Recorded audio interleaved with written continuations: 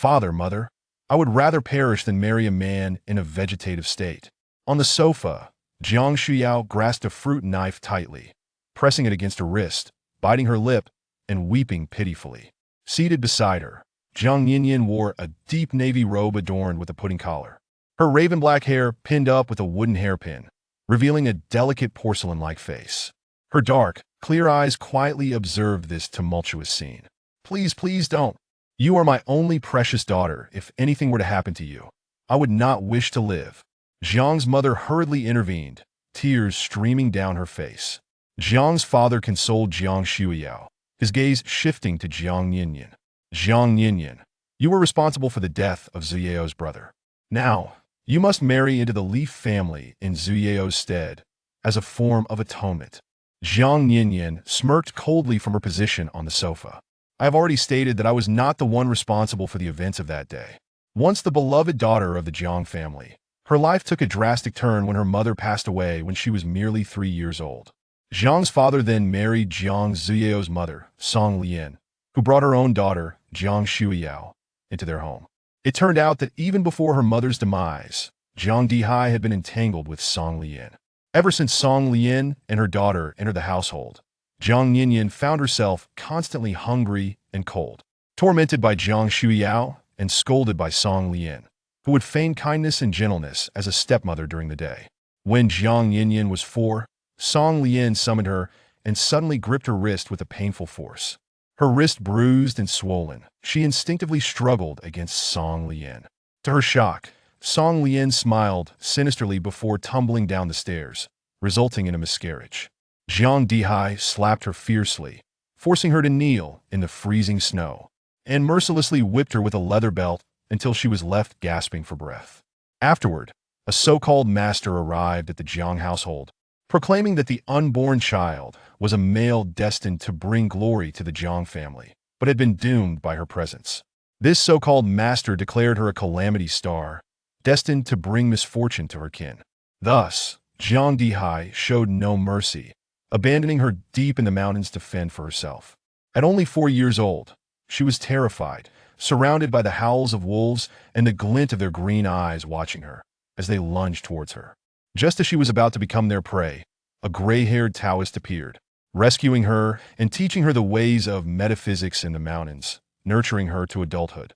On her 19th birthday, her master proclaimed that it was time for her to descend the mountain for experience. He informed her that she was fated to be with the vegetative man, Li Beihan. She was destined for poverty, while Li Beihan was marked by disaster. Only by marrying him could her fortunes flourish, and as a man in a vegetative state, he could only gain longevity through her. Coincidentally, Jiang Dihai discovered she was alive and brought her back to the Jiang family. Initially, she believed he had a change of heart, recalling their father-daughter bond. However, it became clear that he intended for her to replace Jiang Shuyao in her marriage. To be precise, Song Lian was never pregnant. The blood she lost was merely prepared chicken blood. Jiang Yinyan gazed at him with her dark, icy almond eyes. Given the current situation, you still dare to slander my wife. Jiang Dihai, enraged, raised his hand to strike Jiang Yinyan. But Jiang Yinyan swiftly grasped his wrist in return. Jiang Dihai stared at her in disbelief, realizing he could not withdraw his hand. This frail-looking girl possessed astonishing strength. Jiang Yinyan cast a cold glance at him and released her grip. Consequently, Jiang Dihai stumbled backward, landing heavily on the ground, unable to straighten his back due to the pain. How dare you strike me? You ungrateful girl! Do you not fear the wrath of heaven? Father, are you all right? Darling! Song Lian and her daughter rushed over to help Jiang Dihai to his feet. You owe your current standing entirely to my mother's support, yet you are ungrateful, abandoning your wife and daughter. You are blind and heartless. I propose that the true wrath of heaven should fall upon you. Jiang Yinyan rose, her dark, cold eyes fixed on him. At that moment, the previously clear sky abruptly darkened, clouds swirling ominously, and thunder rumbled ominously. Oh my, is it thundering? Jiang Xiao gasped in terror, glancing around. Wasn't it perfectly fine just a moment ago? Song Lian echoed, equally frightened. This Jiang Yinyan seemed to possess an unsettling aura. Suddenly, a bolt of lightning cleaved the night sky, striking towards Jiang Dihai. In an instant, smoke erupted from his hair, his body convulsing violently, and smoke billowing from his mouth, his eyes growing vacant. Jiang Shuiyao, terrified, pushed Jiang Dihai away. My father has really been struck by lightning. Song Lian, fearing the lightning might strike her as well, hurriedly stepped back. Jiang Yinyan, what have you done? I am willing to take Jiang Zuyao's place in marrying into the Li family, but I have one condition, Jiang Yinyan stated. What condition? Song Lian inquired hastily. Jiang Yinyan replied, I wish to sever all ties with Jiang Dihai, this blind and heartless old scoundrel. At that moment, Jiang Dihai lay sprawled on the ground, weakly interjecting, Without me, Jiang family, you are nothing. Song Lian, astonished by Jiang Nianyan's audacity to sever ties, realized that it might work to their advantage, as all of Jiang's family assets would belong to Shuiyao. Indeed, I am certain, Jiang Yinyan affirmed. From this day forth, whether you, Jiang Dihai, live or die, the decline and bankruptcy of the Jiang family are of no concern to me. I will rise to great heights, and you shall not come near me. Her words drew a laugh from Song Lian. Surely you jest. Are you feverish? What nonsense is this? The Jiang family is flourishing. How could we possibly go bankrupt? Jiang Dihai sneered at Jiang Yinyan. Fine, from now on, do not expect a single penny from me. What future could she possibly have marrying that vegetative man? Just as well, he had always found this wild girl distasteful. Sign this. Jiang Yinyan produced a severance agreement and a carbon pen from her bag. Remember, you said this, do not regret it. Jiang Dihai scrawled his signature. Upon pressing his fingerprint onto the document, Jiang Yinyan felt the bond with Jiang Dihai severed. She carefully stored the severance agreement and rose to leave the Jiang family. An unseen shroud of dark gray enveloped the entire Jiang household, signifying its decline. As Jiang Yinyan departed, her phone buzzed. She answered, receiving a call from her master. My dear disciple, how could you strike your own father? Chapter 2, Accidentally Brushing Against the Man's. My master is the head of the Xinqing Temple.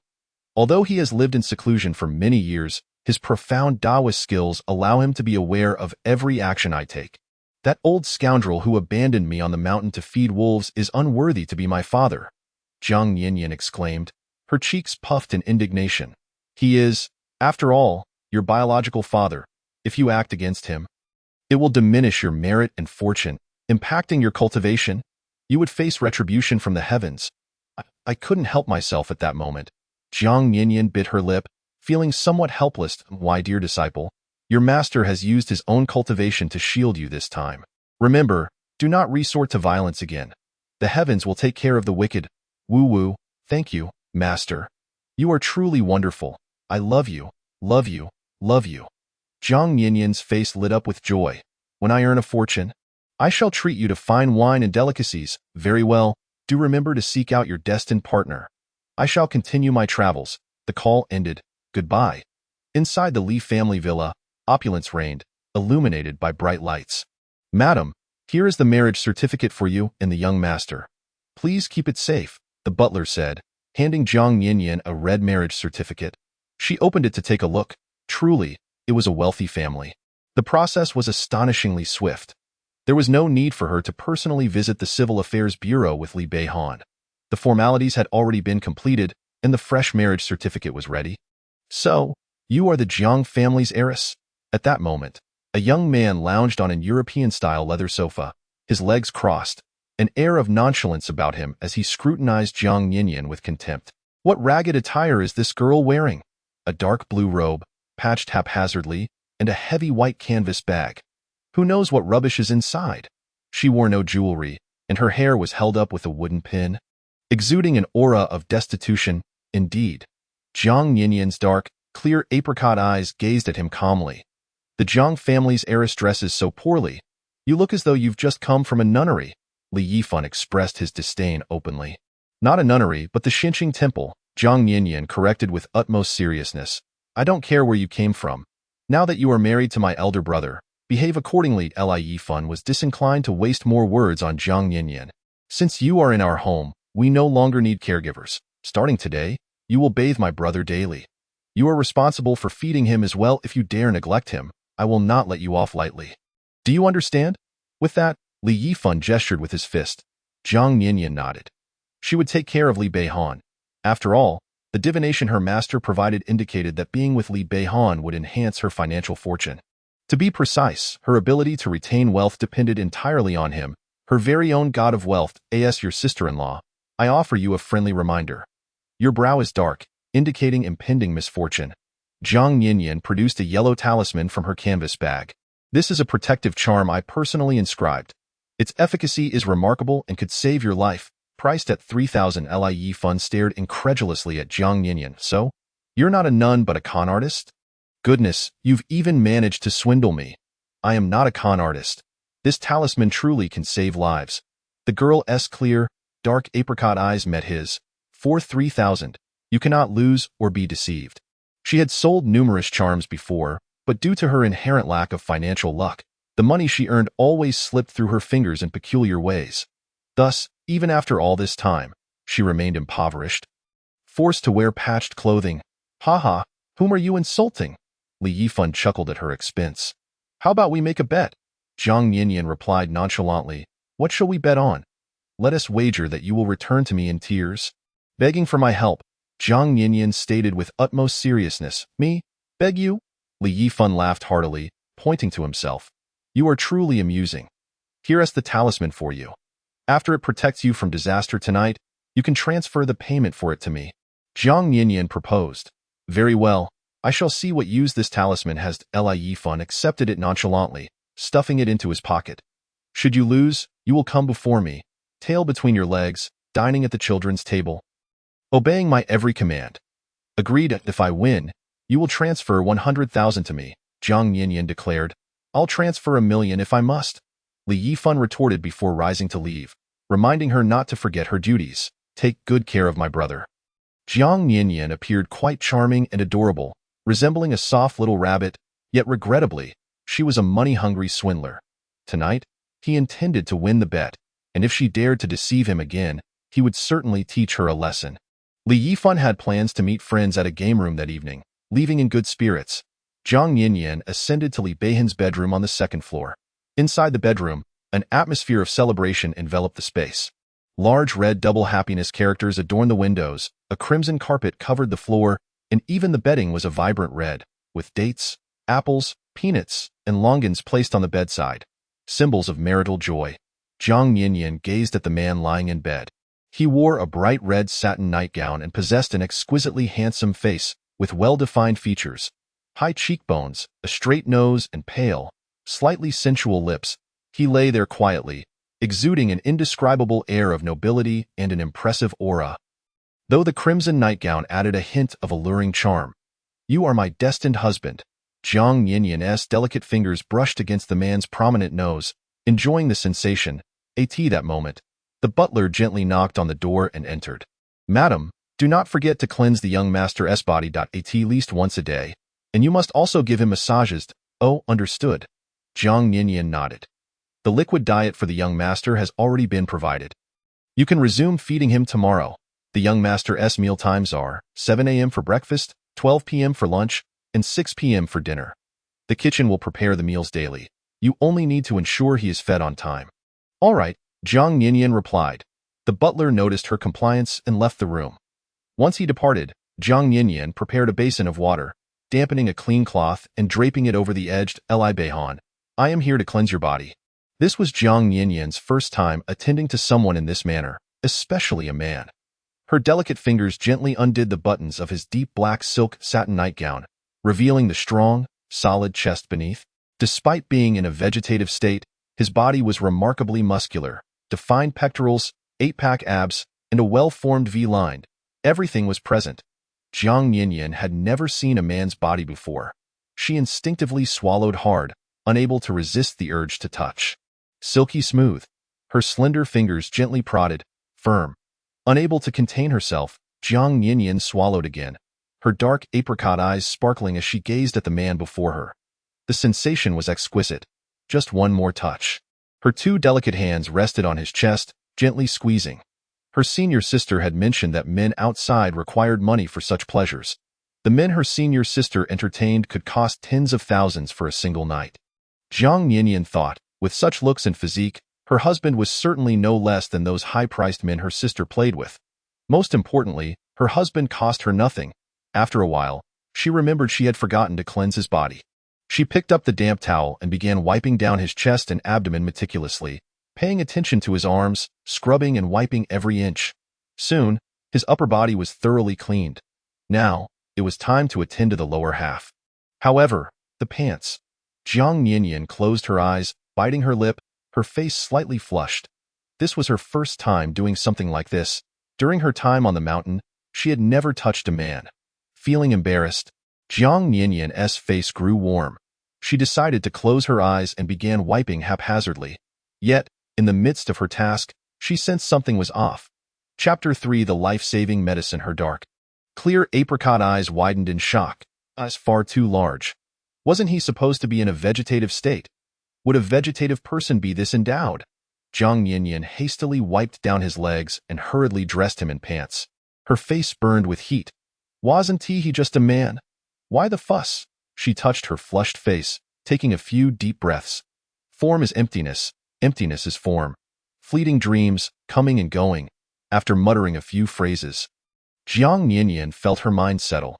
After cleansing Li Beihan's body, she stood before him, admiring his peaceful visage. She couldn't help but admit that the more she looked at this man, the more handsome he appeared. Moreover, he radiated the purple aura she adored. A remarkably dense purple aura. The purple aura was highly beneficial for cultivation. A single breath could greatly enhance one's merit and cultivation. Unable to resist, Jiang Nianyan leaned in closer to his chest and took a gentle breath. Her dark, clear apricot eyes sparkled with excitement. That single breath invigorated her. Her merit and cultivation had improved slightly. Considering this purple aura and his fate being advantageous for her financial luck, she had to save him. Before encountering me, you were destined for an untimely demise, perhaps only 3 days left to live. Yet, now that I am by your side, you shall not perish. Jiang Nianyan surveyed the man before her, noting that fortune was still to come. The man was shrouded in a heavy aura of dark energy, a harbinger of premature aging. However, he was her benefactor, and she would not allow him to slip away so easily. Jiang Nianyan retrieved a small black pill from her bag, delicately prying open the man's sharply defined jaw with her slender, elegant fingers, and placed the pill in his mouth. This was a remedy of her own concoction, unattainable for the average person. She would grant him this favor. At that moment, the butler, who had returned from outside and was observing Jiang Nianyan, was struck with alarm and rushed over, demanding, "What have you given our young master?" Initially, the Jiang family had sent Jiang Nianyan here, and the butler had harbored concerns. He never anticipated that this woman would reveal her true intentions upon entering. He seized Jiang Nianyan's wrist, scrutinizing her intently. "A medicine," she replied, her dark almond eyes reflecting calmness, her porcelain face displaying a hint of innocence. "Why are you so agitated?" "Medicine?"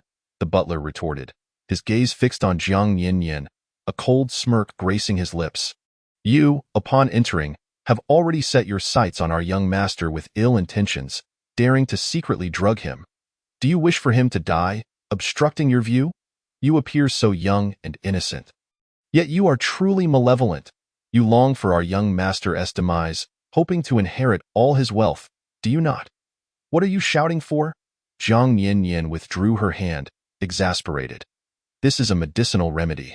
With my pill, your young master will awaken. Heal him? What does a country girl like you know of healing? I see you intend to harm the young master." The butler glared at Jiang Nianyan, swiftly pulling out his phone.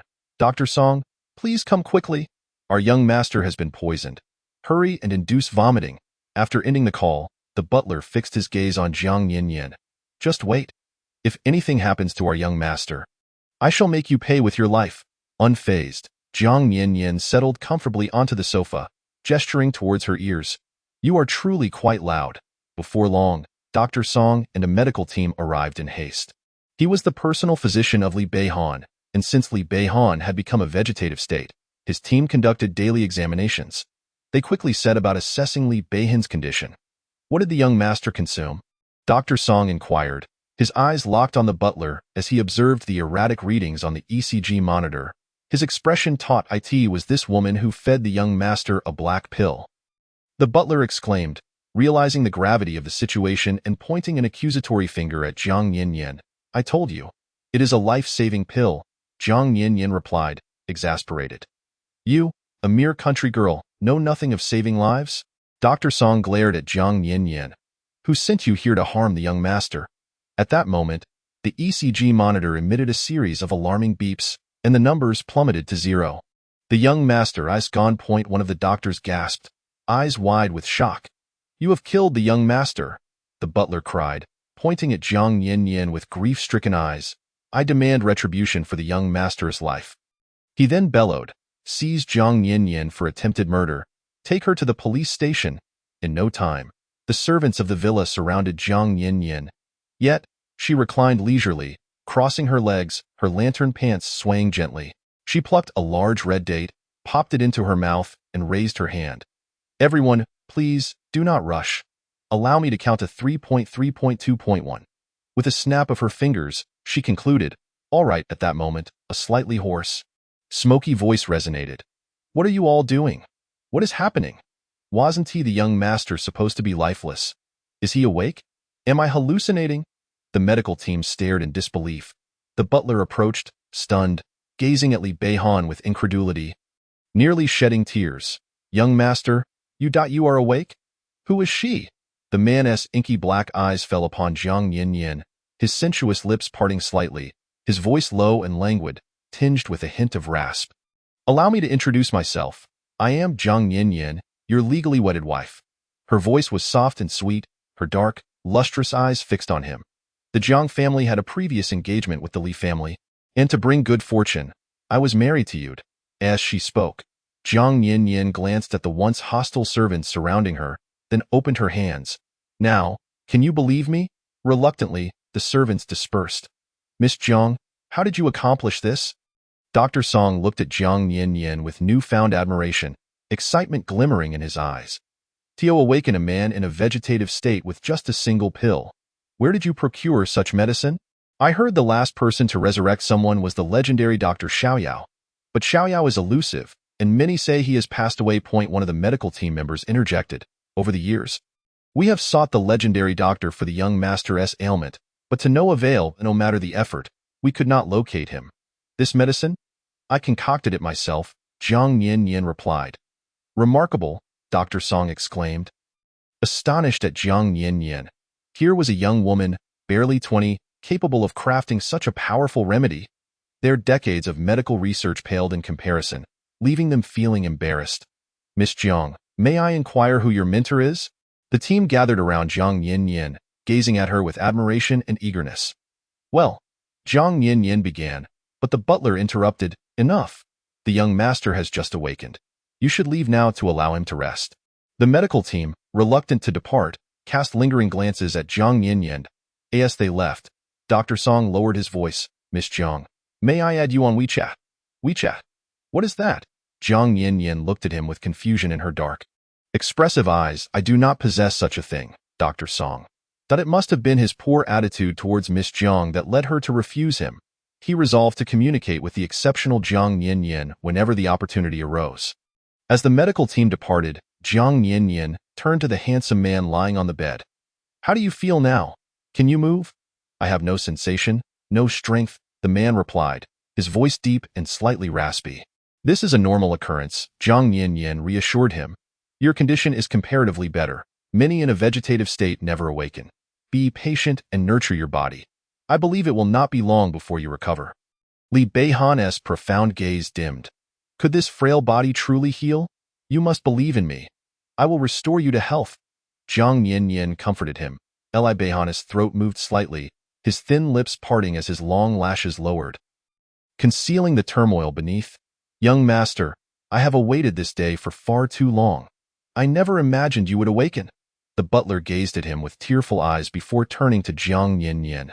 Miss Jiang, oh no, I mean, young mistress, I apologize for my earlier offense. I failed to recognize your significance and offer my sincerest apologies. Having watched Li Beihan grow since childhood, the butler had been heartbroken to see him become a vegetative state after an accident. The doctors had given little hope, believing he would never awaken. Yet, against all odds, the young master had returned. It seemed the practice of bringing good fortune truly worked. Jiang Yanyan was indeed a blessing for their family.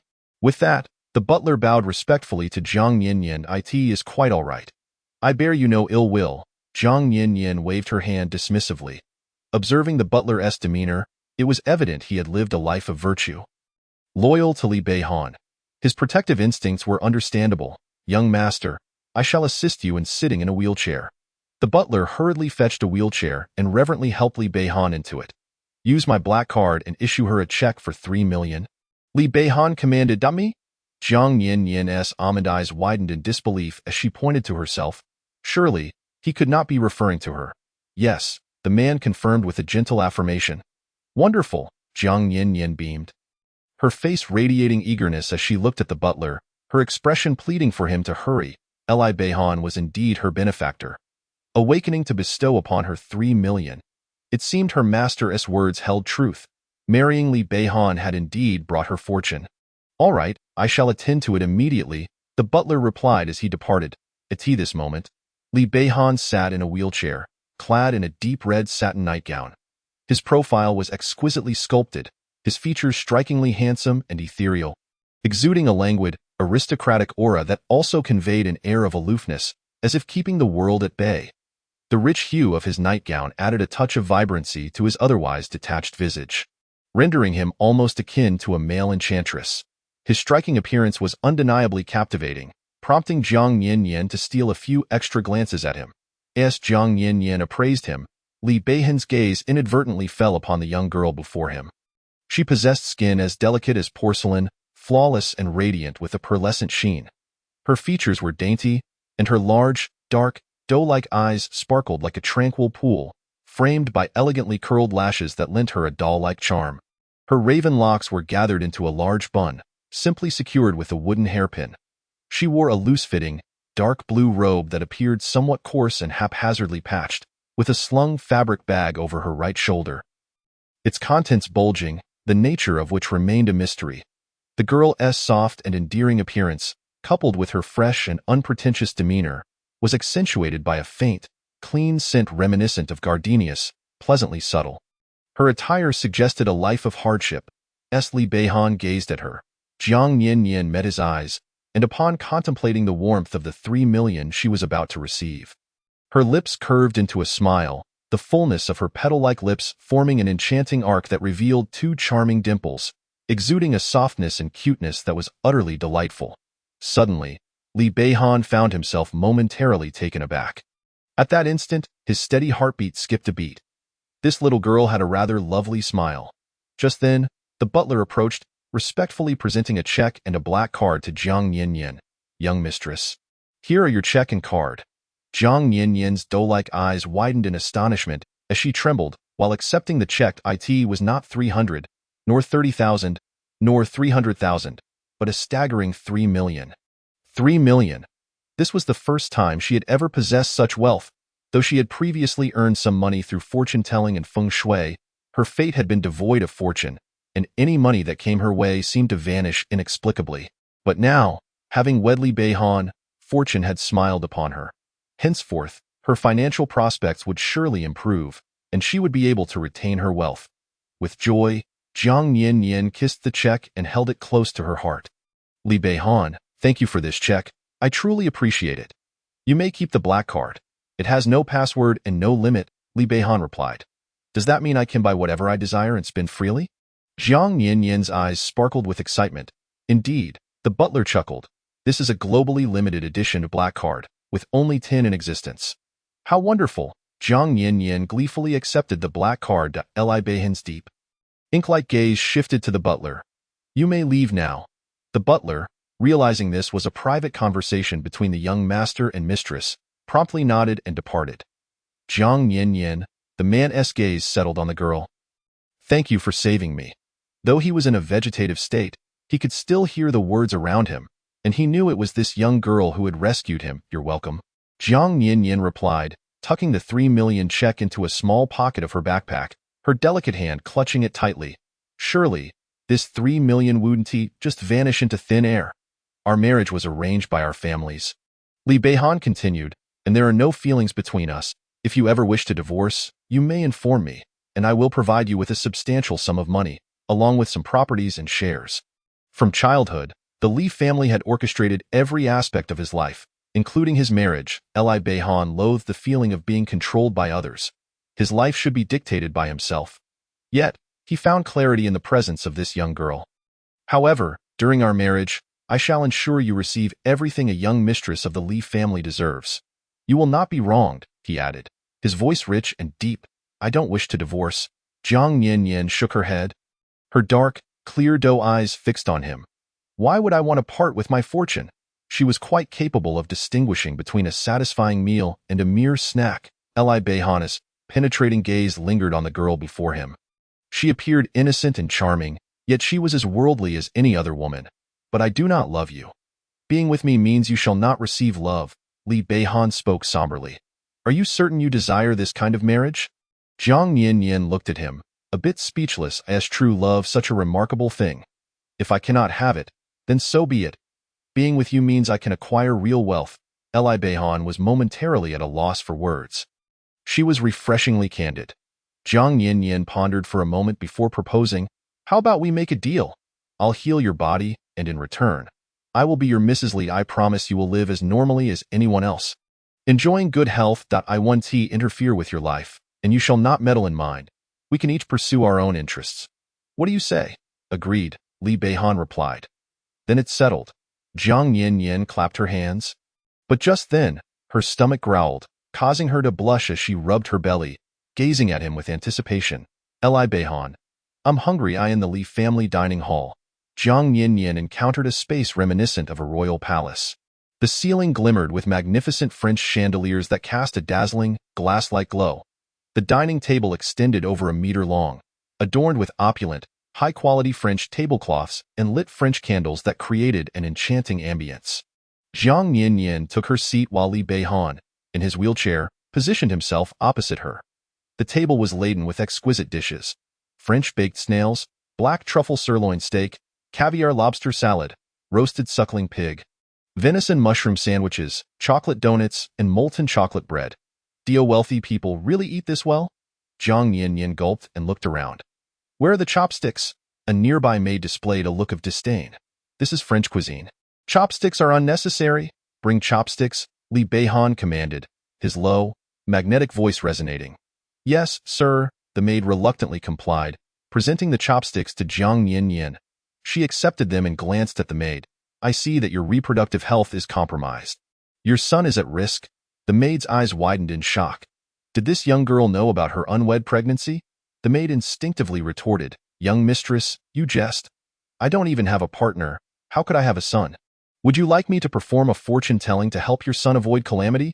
It's 3,000 for a reading, Jiang Yanyan continued. Ignoring the maid's denial, the maid's lips twitched. Thank you, but that won't be necessary. Was this woman out of her mind? Always trying to sell charms and tricks, even targeting her. It was utterly absurd. The maid likely believed that the young master would soon tire of this girl. No need for divination, Jiang Yanyan shrugged. I'm sure before long, you'll be seeking my services. The maid, Xiao Wei. Jiang Yanyan disregarded her, focusing on her meal. These dishes were absolutely delectable. Jiang Yanyan savored each bite. Thoroughly satisfied, Li Beihan, typically indifferent to culinary pleasures, found himself intrigued by the way the girl voraciously enjoyed her food. He tentatively attempted to move his arm and discovered he could slowly shift it. Although still somewhat stiff, it was a significant improvement from before, igniting a flicker of hope within him. Did this imply that his other limbs might also gradually recover? Meanwhile, in the shopping mall, hey guys, why did you take so long? We've been waiting for you for half an hour. Li Yifan leaned against the glass railing on the 4th floor of the mall, observing his approaching friends with impatience. Let us go. Let us enjoy a good game at the card room today. As his friends reached his side, Li Yifan leaned against the glass railing, prepared to push himself up, when suddenly, the very railing he was leaning against gave way. Crashing down with a loud snap, Li Yifan, caught off guard, plummeted alongside the shattered railing. The surrounding crowd erupted in gasps. My heavens, what just happened? Oh my gosh, how could the glass railing just collapse? What kind of security does this mall have? This guy is so unlucky. A disaster waiting to happen. It's over. He has done for. Many onlookers witnessed the shocking scene. Li Yifan himself was taken aback by his misfortune. The moment he fell from the fourth floor, a wave of weightlessness washed over him. His mind was consumed with a singular thought. It's over. He was doomed. He remembered Jiang Yanyan's ominous words about impending bloodshed. Wasn't he this precisely that calamity? That cursed girl's prophecy had come true. As he hit the ground, Li Yifan squeezed his eyes shut, his pocket containing a yellow talisman glowing with a golden light. Surprisingly, the anticipated pain of shattering bones and a fractured skull never came. Instead, he felt nothing at all. Li Yifan lay amidst the shards of glass beneath him, his eyes opening in bewilderment, momentarily dazed. Meanwhile, the crowd on the fourth floor gazed down in astonishment. Is this person Iron Man? To have fallen from such a height and emerged unscathed? This defies all scientific reasoning. How can it be possible that he did not perish? Surely, my eyes must be deceiving me. Everyone stared in amazement at Li Yifan. His friends were particularly vocal, exclaiming, "Wow, you're incredible, Yifan." Still dazed, Li Yifan sat up from the ground. Just moments ago, he felt as though an unseen force had shielded him. He suddenly recalled Jiang Yanyan's words about a talisman. Yes, it was the talisman. In a flurry, Li Yifan searched his pockets, only to find that the talisman had vanished, leaving behind only a handful of black ashes, remnants of something that had burned away. So, Jiang Yanyan is not a charlatan? She possesses genuine abilities, a true master. Rising from the ground, Li Yifan scrambled toward the exit, eager to find Jiang Yanyan, his savior. Chapter 6. She has become a little wealthy lady at that moment. Within the opulent dining hall of the Li family, Li Beihan raised his stiff elbow to grasp a piece of bread, taking a few bites. His arm had regained some mobility, though it remained rigid, making movement somewhat challenging. Yet, this was a positive development for him. In a short span, he had awakened from a state akin to a coma, and his arm's functionality had begun to return. All of this was thanks to the young girl sitting opposite him. At that moment, Jiang Yanyan was enthusiastically devouring a crab roe soup bun, reveling in the delightful taste of such exquisite food for the first time. Every dish here was delectable, perfectly suited to her palate. The young girl's fair cheeks were puffed up, and with each bite, her bright, dark eyes sparkled like lit bulbs, their roundness curving into crescent shapes, radiating bliss and contentment, resembling a greedy little squirrel. The empty plates before her had accumulated into a small mountain. Li Beihan had never encountered anyone, especially a woman, who could consume so much food. The women he had known typically belonged to the elite, their demeanor refined, each bite savored with utmost elegance. Yet, this young girl before him seemed as though she hadn't eaten in centuries. Can one truly eat like this without feeling overstuffed? Burp. After finishing her last crab roe bun, Jiang Yanyan gulped down a generous sip of watermelon juice and let out a satisfied burp. If anyone else had made such a gesture, Li Beihan would have found it vulgar, even repulsive. Yet, this soft and adorable young girl, he found her behavior endearing. Feeling full, Jiang Yanyan rubbed her round belly, utterly content. Marrying Li Beihan would be such a blessing.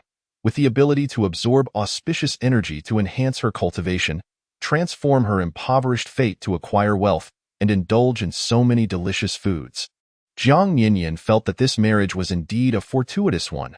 Li Beihan's sensuous lips parted, ready to speak when suddenly, the boisterous voice of Li Yifan, akin to a roaring lion or a wailing ghost, echoed through the air. Master Jiang. Li Beihan's deep, penetrating gaze fell upon the figure rushing toward them from a distance. Li Yifan sprinted toward them with the swiftness of an Olympic sprinter. Leaving only a blur in his wake, he seemingly glided across the ground, coming to an abrupt halt in a sliding kneel at Jiang Yanyan's feet. Li Yifan fervently grasped Jiang Yanyan's leg, gazing up at her with admiration and excitement. Master, my true master. You truly are a master, he panted, having run so swiftly that beads of sweat glistened on his forehead. Li Beihan. That he recalled that his younger brother had always been arrogant and dismissive of others. I truly faced death. Just moments ago, the glass railing I was leaning against at the mall shattered, and I fell. Everyone, including myself, believed I was doomed, yet unexpectedly, I survived. It was your talisman that saved me. As he spoke, Li Yifan produced the burned remnants of the talisman from his pocket. Master, you are indeed a true master. Grateful for your salvation? Li Yifan was still shivering with cold sweat, the chill of having narrowly escaped death coursing through him. So, where's my money? Zhang Yinyan inquired, extending her fair palm out. Oh, right? The money. Li Yifan quickly recollected, retrieving his phone, nearly forgetting this matter. However, when he took out his phone, he found the screen shattered beyond recognition, twisted and deformed.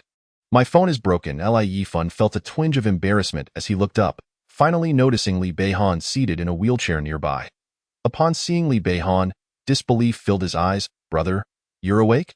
Before leaving the villa, his brother had been in a comatose state, yet upon returning, he had awakened.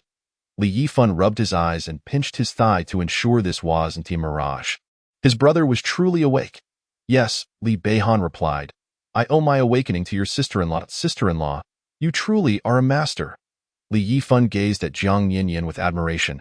Not only did you save my life, but you also saved my brother. Brother, you should consider yourself fortunate to have such a wonderful wife, Li Beihan. Thank you, but I don't need to hide my happiness. I can openly rejoice. Li Yifan suddenly had a thought. Brother, lend me some money. I'll pay you back. Lend me 100,000.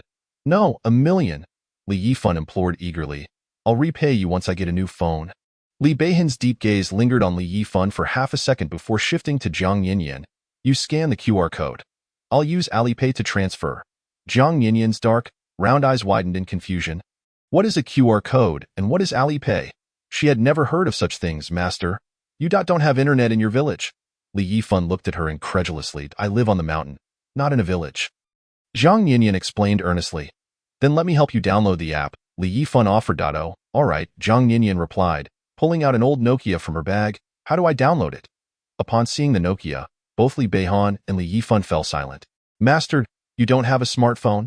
If he hadn't witnessed it himself, Li Yifan wouldn't have believed that there were still people so primitive, and my phone is quite smart.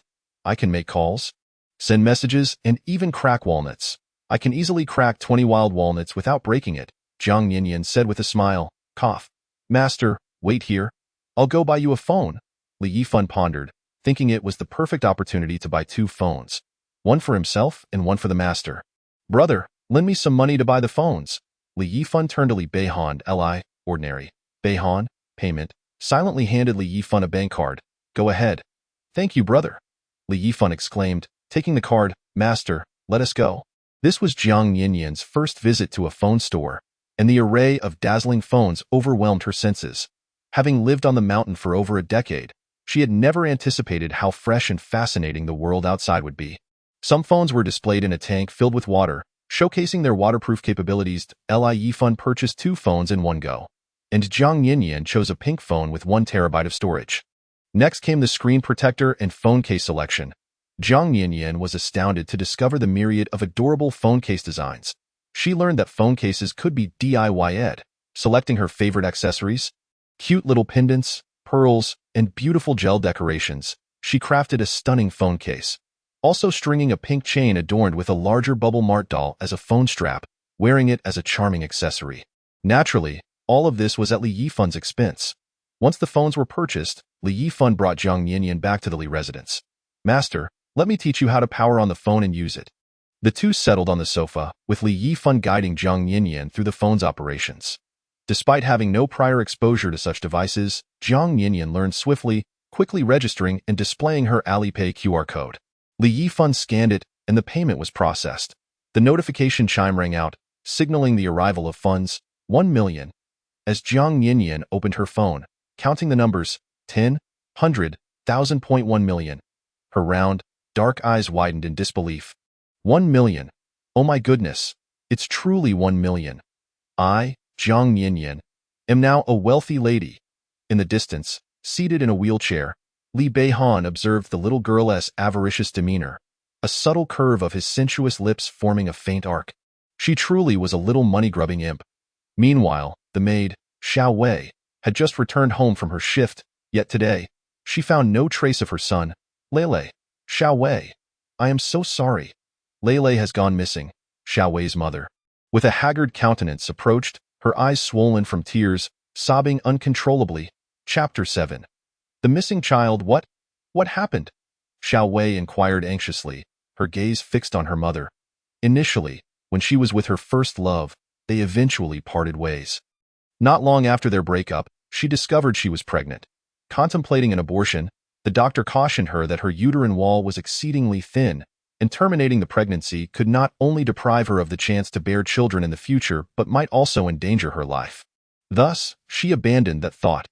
However, as her pregnancy progressed, the symptoms intensified, causing her to vomit everything she consumed, nearly costing her half her life. For the sake of her child, she endured. The expenses incurred merely for the preservation of the fetus drained her savings. The childbirth itself was fraught with peril, involving an episiotomy and tearing, a near brush with death before she finally brought the child into the world. She poured all her heart and soul into Lele. He was her lifeblood, and now, he had vanished? It's all my fault, Xiao Wei's mother lamented, her eyes swollen like walnuts, her voice hoarse as she cried out, I was playing mahjong with my friends. And Lele was playing with other children. I didn't pay attention, and by the time I finished a round, Lele had disappeared. I later reviewed the surveillance footage and discovered the child Lele was playing with wasn't Ivan from our neighborhood. Once Lele followed her out of the complex, he entered a blind spot in the cameras, and I have no idea where he went. I searched for a whole day, but no matter how hard I looked, I couldn't find him. Xiao Wei's mother, in utter despair, slapped her own face, exclaiming, It's all my fault. I lost your child. I told you not to play mahjong, but you wouldn't listen. Xiao Wei, her mind buzzing with anxiety, stomped her foot in frustration and cried out, Did you report it to the police? I did, but there hasn't been any news from them yet. Xiao Wei's mother wiped her tears, her voice trembling. Xiao Wei felt as though every ounce of strength had been drained from her body, collapsing to the ground. The critical window for finding a missing person is within 24 hours.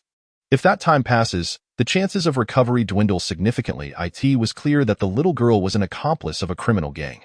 Xiao Wei's thoughts turned to the tragic fates of children who had been abducted, their organs harvested, limbs severed and discarded on the streets to beg, their faces mutilated, tongues cut out, eyes gouged, forever unrecognizable, leaving their families in eternal despair. Tears streamed down Xiao Wei's face as she thought of those cases. If anything were to happen to Lele, she would not wish to live anymore. Just when she felt most overwhelmed and helpless, she suddenly recalled what Jiang Yanyan had said to her. Jiang Yanyan had foreseen danger for her son, and it had come true. Could she not also discern where her son had been sold? Wiping her tears, Xiao Wei resolved to seek out the young mistress. Within the Li family villa, the lights shone brightly. Jiang Yanyan sat side by side with Li Yifan on the sofa, both displaying a relaxed posture, their legs crossed, engrossed in their phones, fingers frantically tapping the screens. Li Yifan, hide behind me. The sound of gunfire echoed incessantly. What the hell, master? How did you see that person in the green camouflage suit hiding in the tree? Li Yifan exclaimed, astonished as he watched Jiang Yanyan take down the enemy, seamlessly blending in with the foliage. The master's keen eyesight is truly remarkable. Moreover, the gun in her hand lacked even a basic scope, let alone a 2 or 8 times magnification. How could she have seen that? I didn't see. Jiang Yanyan replied calmly. Huh? Li Yifan was puzzled. Jiang Yanyan smiled gently. I calculated it. Li Yifan. Awesome. In that case, playing games with the master is a guaranteed win. We can easily coast into the finals. At that moment, Xiao Wei rushed in, collapsing to her knees at Jiang Yanyan's feet. Young mistress, please, I beg you, save my son, she cried, her face drenched in tears. What happened to your son? Li Yifan straightened, his character in the game taking cover as he turned to Xiao Wei. Today, the master said my son was in danger, and I didn't believe it, but then when I got home, he was abducted by human traffickers. Xiao Wei sobbed. It's all my fault. If I had listened to the master, my son might have been safe. With her eyes reddened from crying, Xiao Wei hurriedly retrieved her phone. Young mistress, I'll pay you. I'll send you money. Please, save my son's life if anything happens to him. I cannot go on living. The master is truly a master. Today, she predicted my misfortune and even gave me a talisman. At first, I didn't believe her, but it truly saved my life. Li Yifan gazed at Jiang Yanyan with admiration, his eyes filled with worship. So, everything the master says is golden. At that moment, Jiang Yanyan eliminated the last enemy, and the game screen displayed the victory results. She set her phone down, her delicate fingers calculating. Dio, you have the phone number of the officer you reported to? Yes, I do. Xiao Wei hastily searched her phone, pulling up a number. I'll dial it now. Good, Jiang Yinyan instructed. With trembling fingers, Xiao Wei called, and soon the voice of an officer crackled over the line. Hello, the missing child, Lele, has been located in a factory in the eastern outskirts of the city, along with a group of other abducted children. You must arrive before 8 p.m. tonight. Otherwise, they will be transported out of the country to Maine. Jiang Yinyan's voice was clear, sweet, yet resolute. Who are you?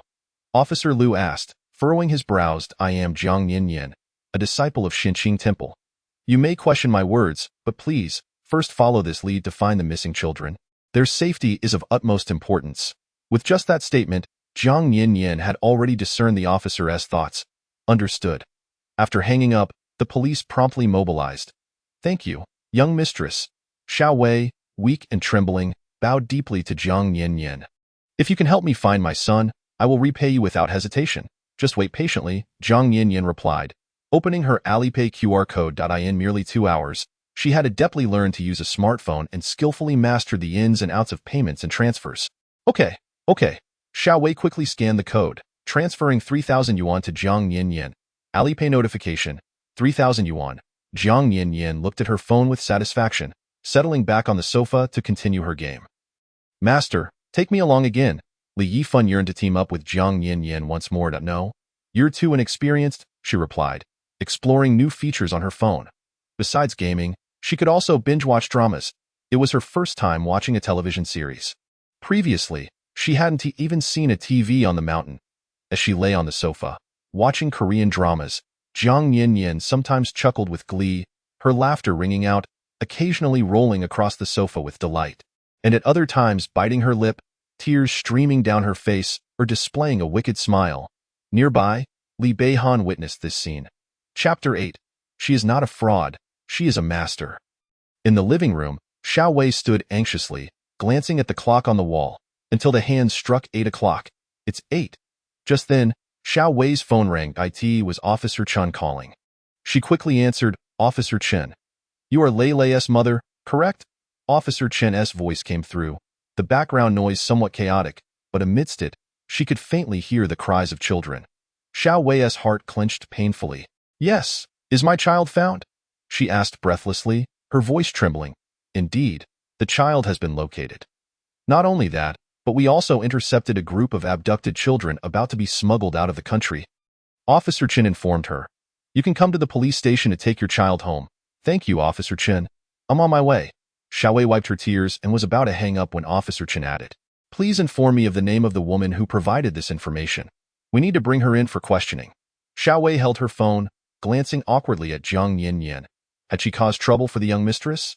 My name is Jiang Yinyan, she said, having just finished the latest episode. Setting her phone down, she added, You can find me at Tianxi number 1, building 6. It's the first building. All right, our team will be there shortly. With that, the call ended. Xiao Wei approached Jiang Yinyan. Thank you, young mistress, for helping me find my child. From now on, I will repay you with all my might. I didn't mean to trouble you today. It's no trouble, Jiang Yinyan replied with a gentle smile. That Officer Chen is also a fated connection of mine. Half an hour later, the police arrived to escort Jiang Yinyan to the station for a statement. Li Beihan, turning his wheelchair, let his deep, penetrating gaze rest upon Jiang Yinyan. I will accompany you. No need. I'll be back shortly. Jiang Yinyan waved her hand. Your health has just begun to recover. You should rest well and maintain a proper routine. Li Beihan had intended to say something further, but Jiang Yinyan had already slung her canvas bag over her shoulder and risen. Phone in hand, to exit. Li Yifan slapped his thigh in dismay. It was a grave error. His sister-in-law's fortune-telling was alarmingly accurate, leading the police to mistakenly associate her with a child trafficking case. Young madam, I shall accompany you. I need to pick up my son, Xiao Wei exclaimed eagerly, following closely behind. Watching Jiang Yinyan's departing figure, Li Beihan's gaze deepened. Inside the police station, the situation was as such. Jiang Yinyan shrugged her shoulders, speaking in a calm tone. Officer Chen regarded the young girl before him, appearing no older than 19, dressed in an attire reminiscent of a Taoist priestess, cloaked in an air of mystery. You mean to say all of this was divined by you? Previously, He had been a staunch believer in science, considering fortune-telling and feng shui as mere charlatanry aimed at deceiving the gullible. Yet this girl hardly resembled a master. Indeed, Jiang Yin replied. You are 31 years of age, the second child in your family, with a lineage of 3 generations of police officers. Your elder brother was an undercover narcotics officer in Maine, captured and tortured to death by drug lords, and your younger brother is currently studying at the police academy. Officer Chun stared at her in astonishment. The age was discernible, but how could this young girl possibly know the details of her elder brother's narcotics case? It's worth noting that narcotics officers operate under strict confidentiality. During missions, all personal information is revoked by the organization, leaving only the officer and their contact within the department aware of the situation. Yet this girl before him, could she truly possess such divine insight? I observe a depression in your marriage palace, marked by a cross pattern. This portends great misfortune. Within 3 days, you and your wife will face a significant calamity involving life and death. Jiang Yin stated. Would you like to know how to avert this fate? For 3,000 yuan, you won't regret it. You are quite the amusing girl, managing to con the police right here. An incredulous auxiliary officer approached, having overheard. Officer Chun contemplated this. Just then, his subordinate arrived, whispering urgently in his ear.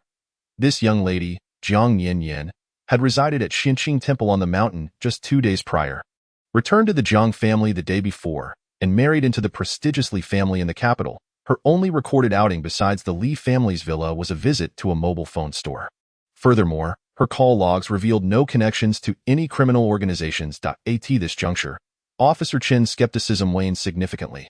Very well, I understand now, he said, his expression turning serious. I have thoroughly investigated the child trafficking case and can confirm it has no ties to Miss Jiang. We appreciate your assistance in this matter. You may leave now.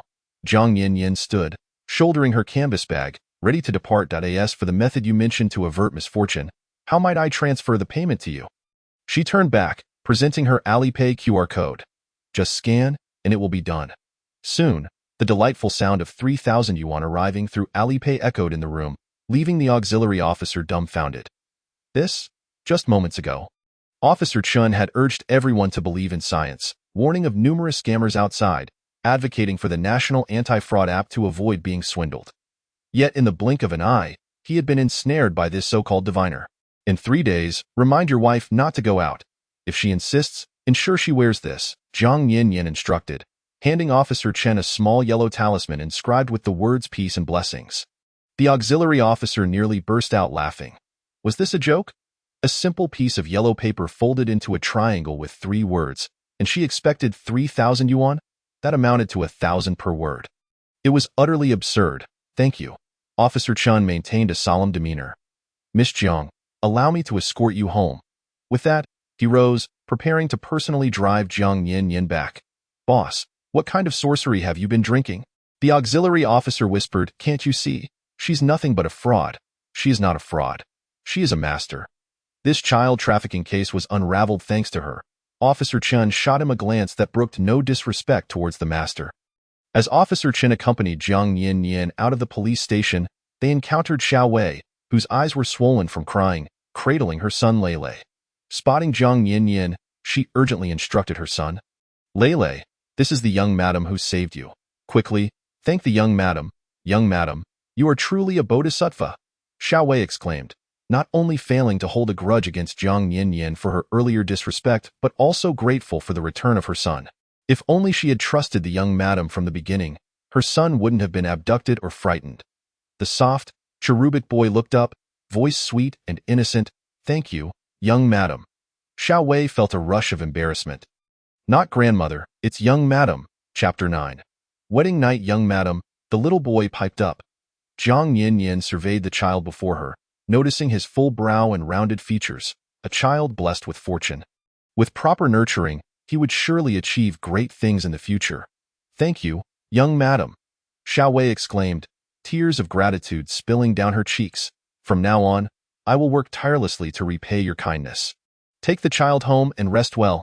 A good sleep will ease his fears. Jiang Yin smiled gently, then followed Officer Chen to the car.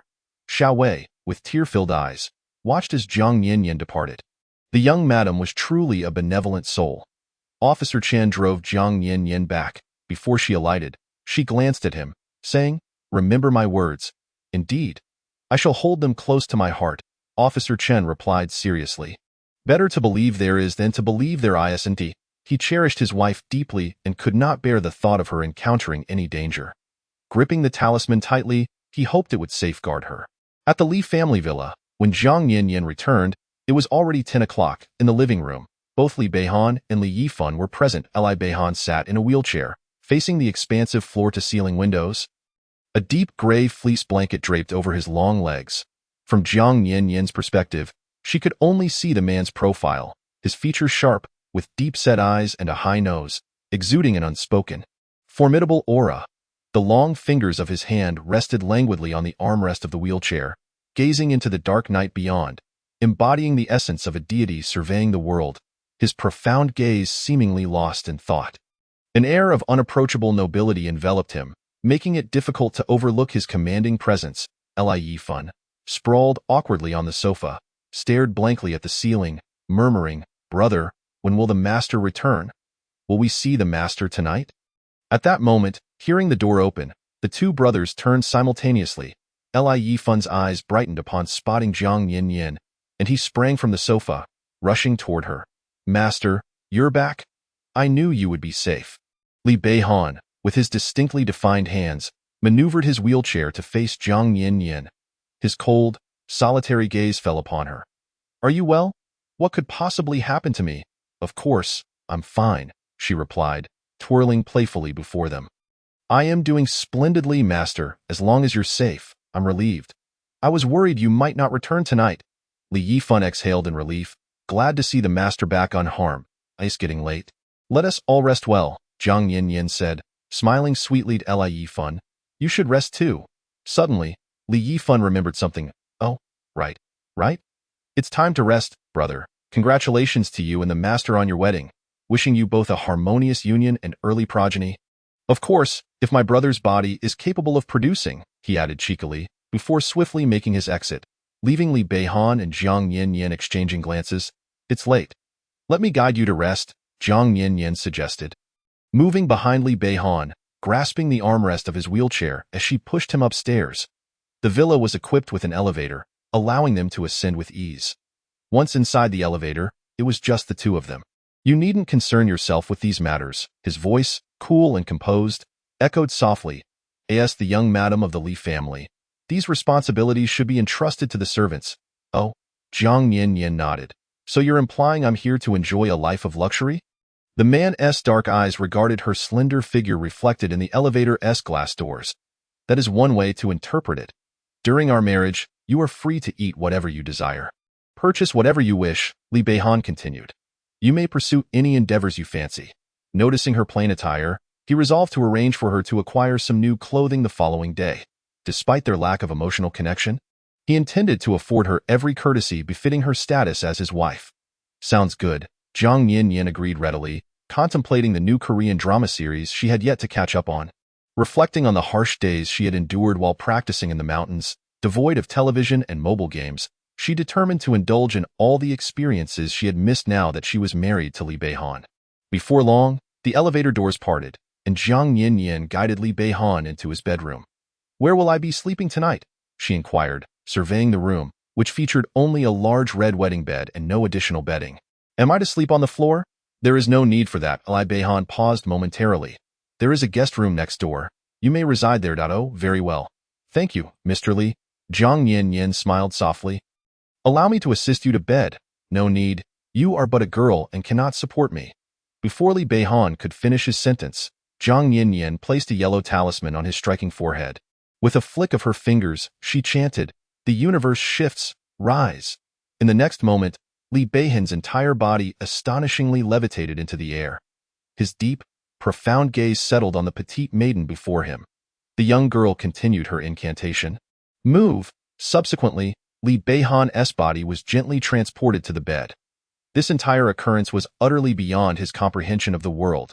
It was only through first-hand observation and experience that he realized supernatural forces truly existed in the realm of reality. Jiang Yanyan looked at the handsome man lying gracefully on the bed, approached him, covered him with a blanket, and with a sweet smile, said, Mr. Li, do rest well. Good night. As she stood to leave, she glanced back, tilting her head, her dark, glistening almond eyes gazing at Li Beihan. Mr. Li, should you feel unwell at all, do speak. I shall be sleeping next door, and if there is any commotion, I will swiftly come to your aid. Li Beihan swallowed hard. All right, good night. The girl departed with a light step, not glancing back. Not long after, Li Beihan deeply regretted his decision to have Jiang Yin sleep separately. Of course, that was a matter for another time.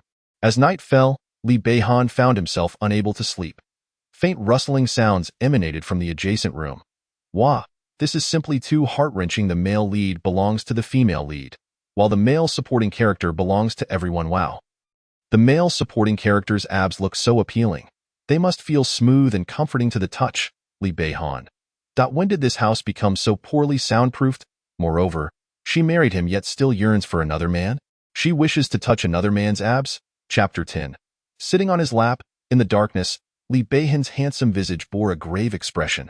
That night, he found it exceedingly difficult to sleep, for the young girl next door had spent the entire night engrossed in Korean dramas, her murmurs severely disrupting his rest. The following morning, Jiang Yin awoke feeling slightly dazed. During her time living in the mountains, she would retire at 9 in the evening and rise at 5 in the morning, maintaining a very regular schedule. After an entire night of watching dramas, she felt utterly drained. As she descended the stairs, she beheld the strikingly handsome man seated in a wheelchair, exuding an otherworldly aura. At that moment, he wore a pure white shirt, meticulously handcrafted in Italy, layered with a tailored, deep black British-style waistcoat that elegantly accentuated his broad shoulders and narrow waist. His trousers were exquisitely tailored suit pants, and he wore deep black leather shoes. Seated in the wheelchair, his long, slender fingers clasped a tablet, his chiseled features slightly lowered as he reviewed financial reports displayed on the screen. The exquisite crystal chandelier in the living room cast a radiant glow upon him. Enveloping him in an aura of opulence and sanctity, he sat there, exuding an elegant and dignified demeanor, a powerful presence that commanded respect. Hello, good morning, Mr. Li, Jiang Yin greeted, extending her hand in a friendly gesture as she settled onto the sofa. The man glanced at her with indifference, his deep gaze returning to the tablet, skimming through the information. He had been in a prolonged slumber, and it was imperative to reacquaint himself with the financial world. Jiang Yin busied herself with the teapot, discovering that the tea leaves had already been steeped. The scent was far from pleasant. She thought it strange that the affluent Li family would use such inferior tea. At that moment, the butler approached, smiling. Madam, this is not inferior tea. It is called 97 Water Blueprint, produced in 1997, exceptionally rare, and a single piece costs over 20,000. Is it truly that expensive? Jiang Yin frowned. But I believe the tea I picked in the mountains is far superior. Saying this, she retrieved a small pouch from her canvas bag. With a snap of her fingers, she exclaimed, "The universe shifts. Open!" In the next moment, she produced a flower, pure white and larger than her own face. Madam, is this a snow lotus? The butler's eyes widened in astonishment. Having witnessed many fine things in the upper echelons of society, he immediately recognized the rarity of this flower. Indeed, Jiang Yin delicately plucked the petals from the snow lotus, casting them into the teapot. The butler hastily approached, inhaling the fragrance of the snow lotus. Even with a mere whiff, an overwhelming surge of vitality washed over him, invigorating his senses. This was undoubtedly a highly pure snow lotus, and such a large one at that. Madam, this snow lotus must be over 100 years old. The butler exclaimed in shock. Jiang Yin shook her finger. 300 years. As she crushed the petals and added them to the teapot, pouring in hot water to brew the tea. The butler could hardly believe his eyes. 300-year-old snow lotus, a globally rare treasure. Madam, you are simply brewing tea with it. His astonishment was palpable. Is it not a rare item? Jiang Yin smoothly poured herself a cup, the aroma of the snow lotus wafting into her nostrils. She smiled sweetly. I have plenty of these in my backyard. The butler was left speechless. After sipping the snow lotus tea, Jiang Yin felt revitalized, as though she could endure another 3 days and nights. Staying up late to watch dramas was simply delightful. Her gaze fell upon the distant Li Beihan. Mr. Li, would you care for a cup? Saying this, she retrieved a ginseng root, larger and thicker than a child's arm. If she hadn't seen it with her own eyes, she would scarcely believe such a large and robust ginseng could exist. The butler stood agape. Is it truly that surprising? Jiang Yin inquired. Her clear almond eyes meeting his. We have a vast expanse on the back mountain. Harvesting ginseng is quite the labor-intensive task. Many roots end up rotting in the ground as fertilizer, occasionally benefiting the birds and sparrows that flit by. The butler. Is the Jiang family truly that wealthy? It seems the elite circles of the capital are indeed teeming with hidden talents. Jiang Yin examined the plump ginseng, which was 500 years old. A few roots added to the teapot would yield excellent health benefits. Li Beihan set aside the tablet, maneuvering his wheelchair towards Jiang Yin. She plucked several roots from the ginseng and tossed them into the teapot, then took a small dagger from her pouch to slice a generous piece of the root to steep. She had to be cautious, as too much would be excessive nourishment for him. After completing her preparations, she returned the ginseng and dagger to her Biaji. Li Beihan approached her.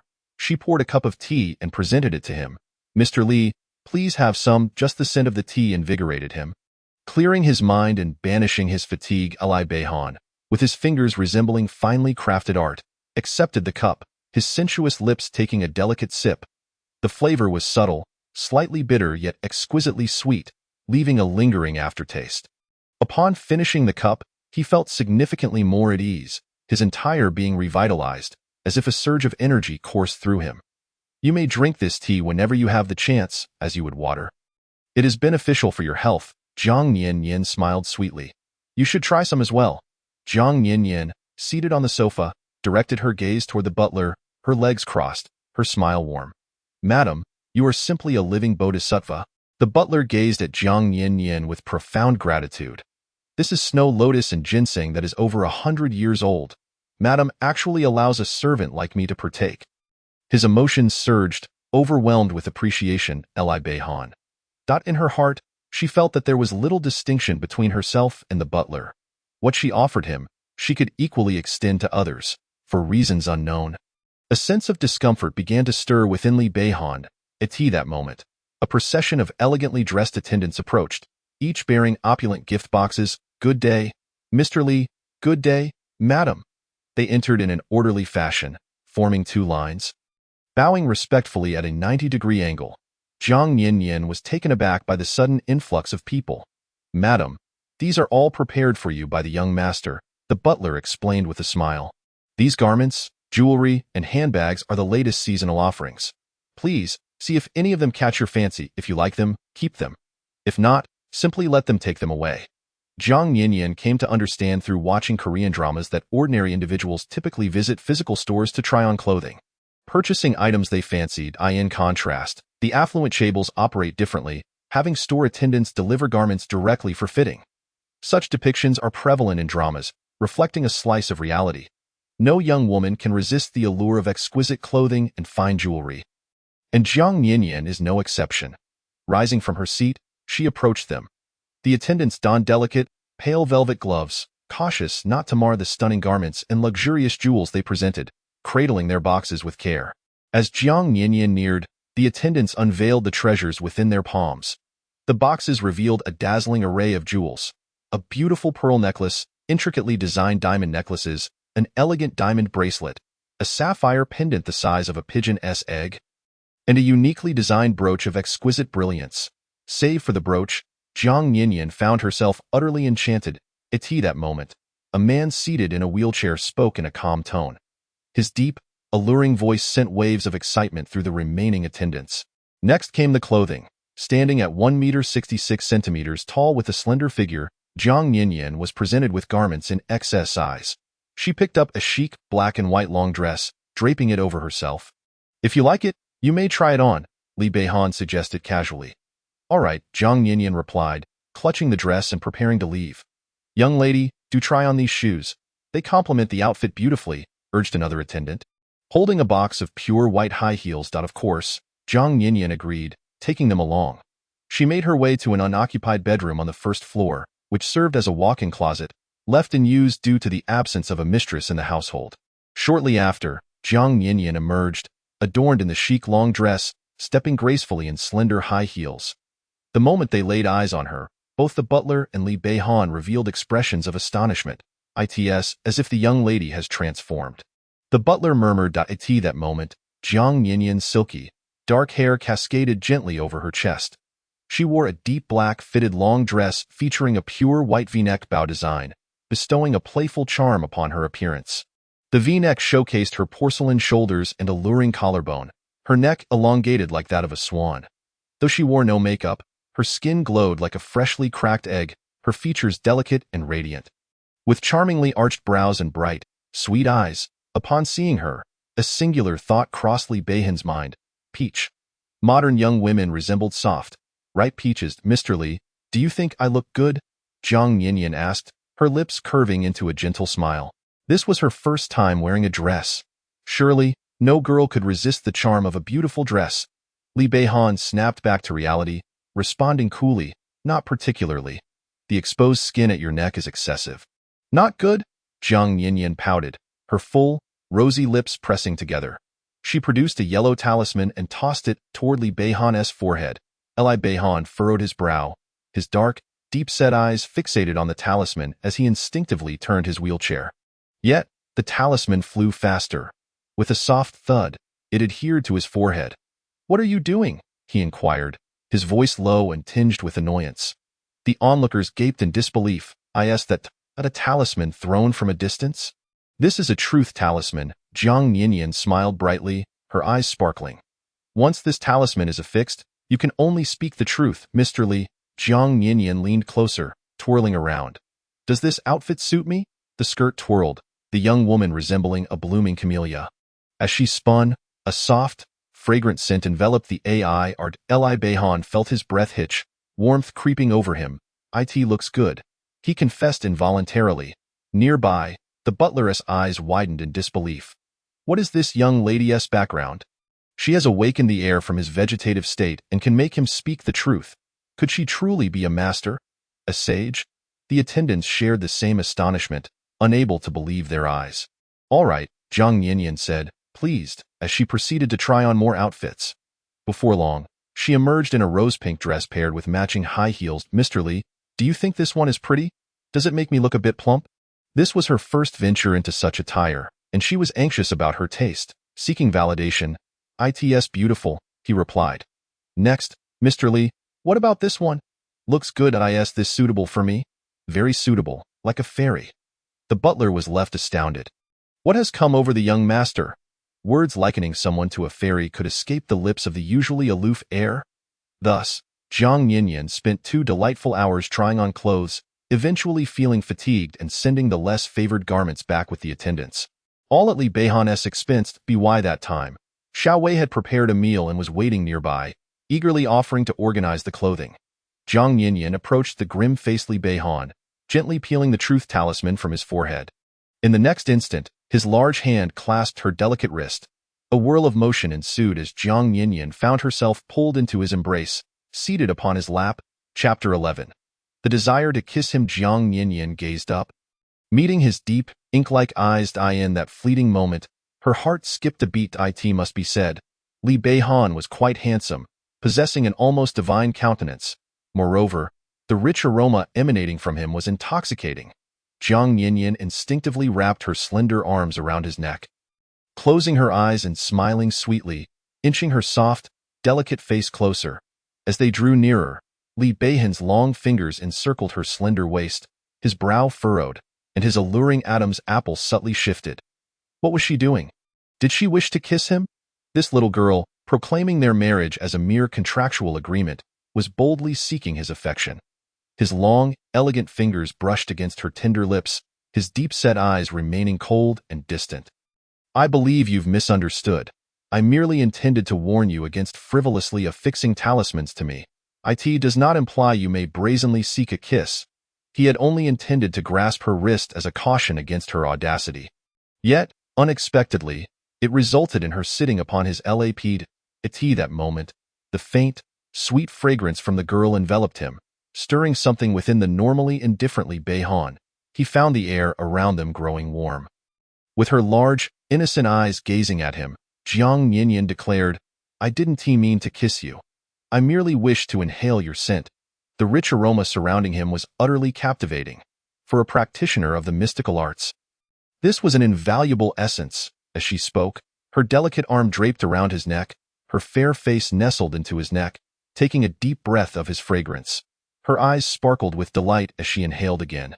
Li Beihan felt the girl's restlessness upon his lap, her affectionate presence akin to a playful kitten nuzzling against him, her soft breaths brushing against his neck, akin to the gentlest feather grazing his heart, evoking a ticklish sensation. His calm demeanor was disrupted, the still waters of his heart rippling with unexpected emotion. Li Beihan's chiseled profile tightened slightly, his breath quickening as his hand pressed against her smooth forehead. Gently pushing her away, Jiang Yanyan felt a pang of regret. She had not yet had her fill. Observing her reluctance, a faint smile tugged at Li Beihan's lips. She clearly harbored feelings for him, intensely so. Jiang Yanyan, he spoke, his deep voice taking on a serious tone. I advise you not to continue harboring affection for me. Jiang Yanyan, reluctantly rising from his lap, looked at him with puzzled, glistening eyes. What do you mean by not continuing to like you? I've told you before. We share no feelings. Li Beihan's voice turned grave, cold and detached. We are merely contractual spouses. Thus, refrain from developing inappropriate feelings. They had only spent a day and a half together, barely familiar with one another. Moreover, he was 6 years her senior.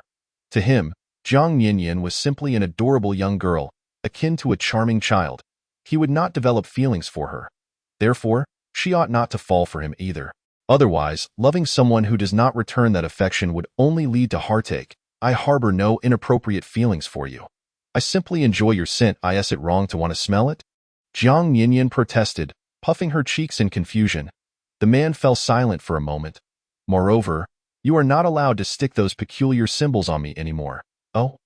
Jiang Yanyan obediently nodded. It seemed that Mr. Li was not fond of the scent that lingered around him. Perhaps once he fell asleep, she could discreetly take a few inhales, right? However, such an act would make her appear somewhat like a thief. If he forbade her from inhaling, then so be it. After all, they were already married, and her fate of poverty had shifted. She would soon earn a great deal of money and even revitalize the Xinqing Taoist temple. Li Beihan noticed the young girl before him looking somewhat downcast. Could it be that his words had been too harsh? Just yesterday, she had adamantly declared she did not care for his love. Yet today she seemed troubled by his few remarks. Would she cry in distress? Li Beihan raised his hand, intending to comfort Jiang Yanyan by gently patting her head, but the next moment, young madam, it's time for breakfast, Xiao Wei called out respectfully and enthusiastically from the side. Coming, Jiang Yanyan suddenly remembered that in her haste to try on clothes and shoes, she had forgotten to eat. She quickly made her way to the dining room with a light step. In the grand scheme of things, nothing was more important than a meal. Li Beihan's hand grasped at empty air as he silently withdrew it.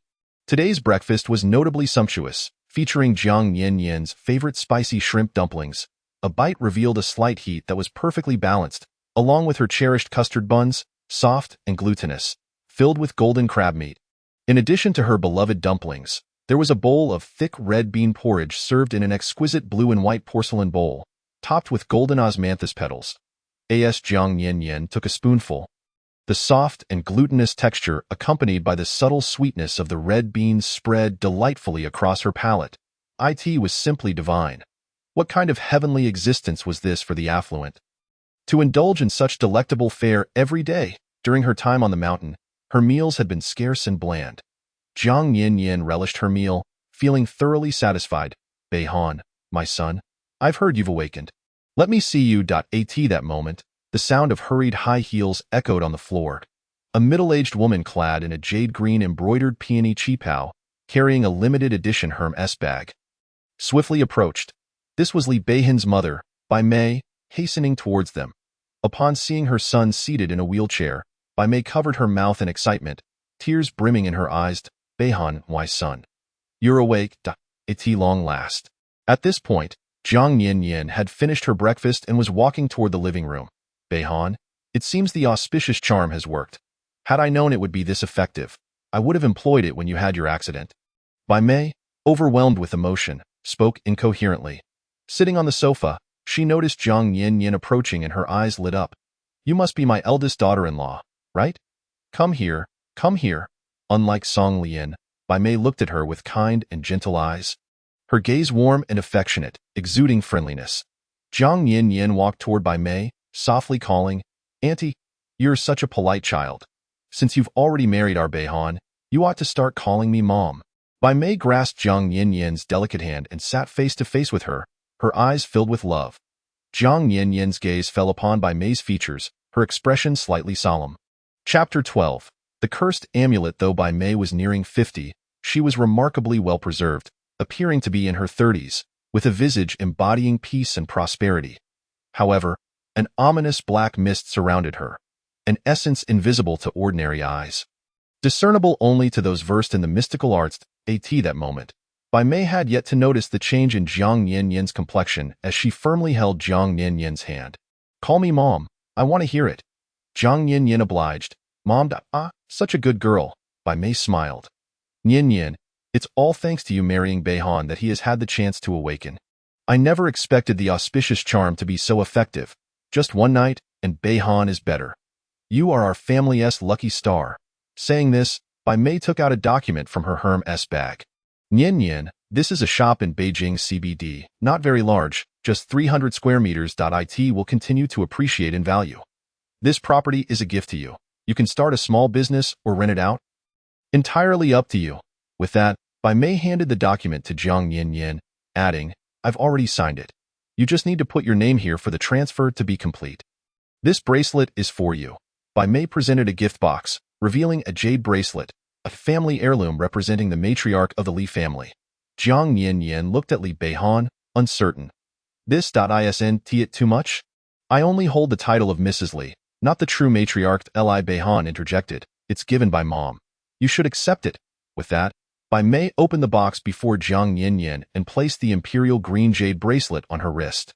It fits perfectly. Bai Mei admired Jiang Yin Yin's wrist, clearly pleased. It looks beautiful. Thank you, Mom. Jiang Yin Yin replied dutifully. These two gifts are my welcoming presents as your mother-in-law. I hope you like them. Bai Mei smiled at the young woman before her. She was aware of Jiang Yin Yin's situation. Abandoned by her biological father in the wilderness, she had miraculously survived and been raised by an old man on the mountain. That child had endured a harsh fate. Providing her with some property would offer her a sense of security. Thank you, Mom. Jiang Yin Yin signed her name on the document. Mom, have you interacted with anyone unusual recently? I've met quite a few people, mostly wealthy ladies from our circle. We often play cards together. Bai Mei pondered. Mom, has anyone given you a gift lately?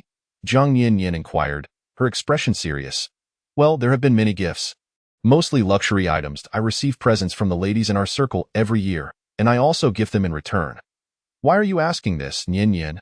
Bai Mei noticed something was off in Jiang Yin Yin's demeanor. Sensing her unusual seriousness. Mom, you're wearing an amulet around your neck, aren't you? Jiang Yin Yin asked directly. Bai Mei looked surprised, pulling the amulet from her neckline. How did you know? Today, she wore a qipao that clashed with the amulet, prompting her to keep it concealed beneath her clothing. You shouldn't wear that amulet, Jiang Yin Yin warned, her dark almond eyes glimmering with a chill. The issue lies with the amulet. Why shouldn't I wear it? Bai Mei asked, puzzled. This amulet was gifted to me by my close friend from Lingyin Temple. It was blessed by a master who only blesses those fated to receive it. My friend climbed the mountain in sincere devotion to obtain this for me. Bai Mei spoke fondly of her friend, who had been her confidant since university. Their bond had lasted 30 years, a rarity among friendships, and she cherished it greatly, often gifting her friend luxury items. That amulet is cursed, Jiang Yin Yin stated firmly. Ordinary people could not perceive the hidden dangers of the amulet. Yet Jiang Yin Yin could see the swirling black mist enveloping it, a malevolent presence. Li Beihan's gaze turned cold, his deep eyes fixated on Jiang Yin Yin. Cursed? Bai Mei was taken aback. Yin Yin, you must be mistaken. This amulet is meant for protection. Fang Yun told me to wear it at all times for it to be effective. But since you've worn this amulet, your ventures have suffered continuous losses. Every endeavor has ended in failure, even your mahjong games, losing 9 out of 10, with the one win being granted to you by Fang Yun to spare you from despair. Jiang Yin Yin replied coolly. Bai Mei fell silent, acknowledging the truth but attributing it to mere bad luck. Beyond your own misfortune, have you not noticed that your two sons' fortunes have also been adversely affected? Jiang Yin Yin pressed on, Ever since you donned that amulet, your once promising eldest son has suffered a grave car accident and become a vegetative state. Li Beihan's long, bony fingers tightened around the armrest of the wheelchair. His expression frostbitten. That accident had irrevocably altered his life. Although the Li family had conducted extensive investigations, the conclusion was merely that it had been an accident, leaving them to accept their misfortune. As it stands now, this is not an accident. However, that car crash was indeed an accident. Bai Mei's voice lowered significantly, as she found it hard to believe that her closest friend could do such a thing to her. Your younger son, Li Yifan, fell from the 4th floor of the mall and nearly lost his life. Jiang Yanyan continued. What? Bai Mei was taken aback. I had no knowledge of this. Yifan didn't mention it to me. Once or twice could be considered an accident, but when it happens repeatedly, it becomes something strange. Jiang Yanyan remarked, haven't you noticed that since the fortune on your side has diminished, Fang Yun and her 2 sons have experienced a surge in their luck? While your company has faced consecutive losses, Fang Yun's husband's business seems to thrive, investing in ventures that yield profits, and their wealth is steadily increasing. They have even gone public.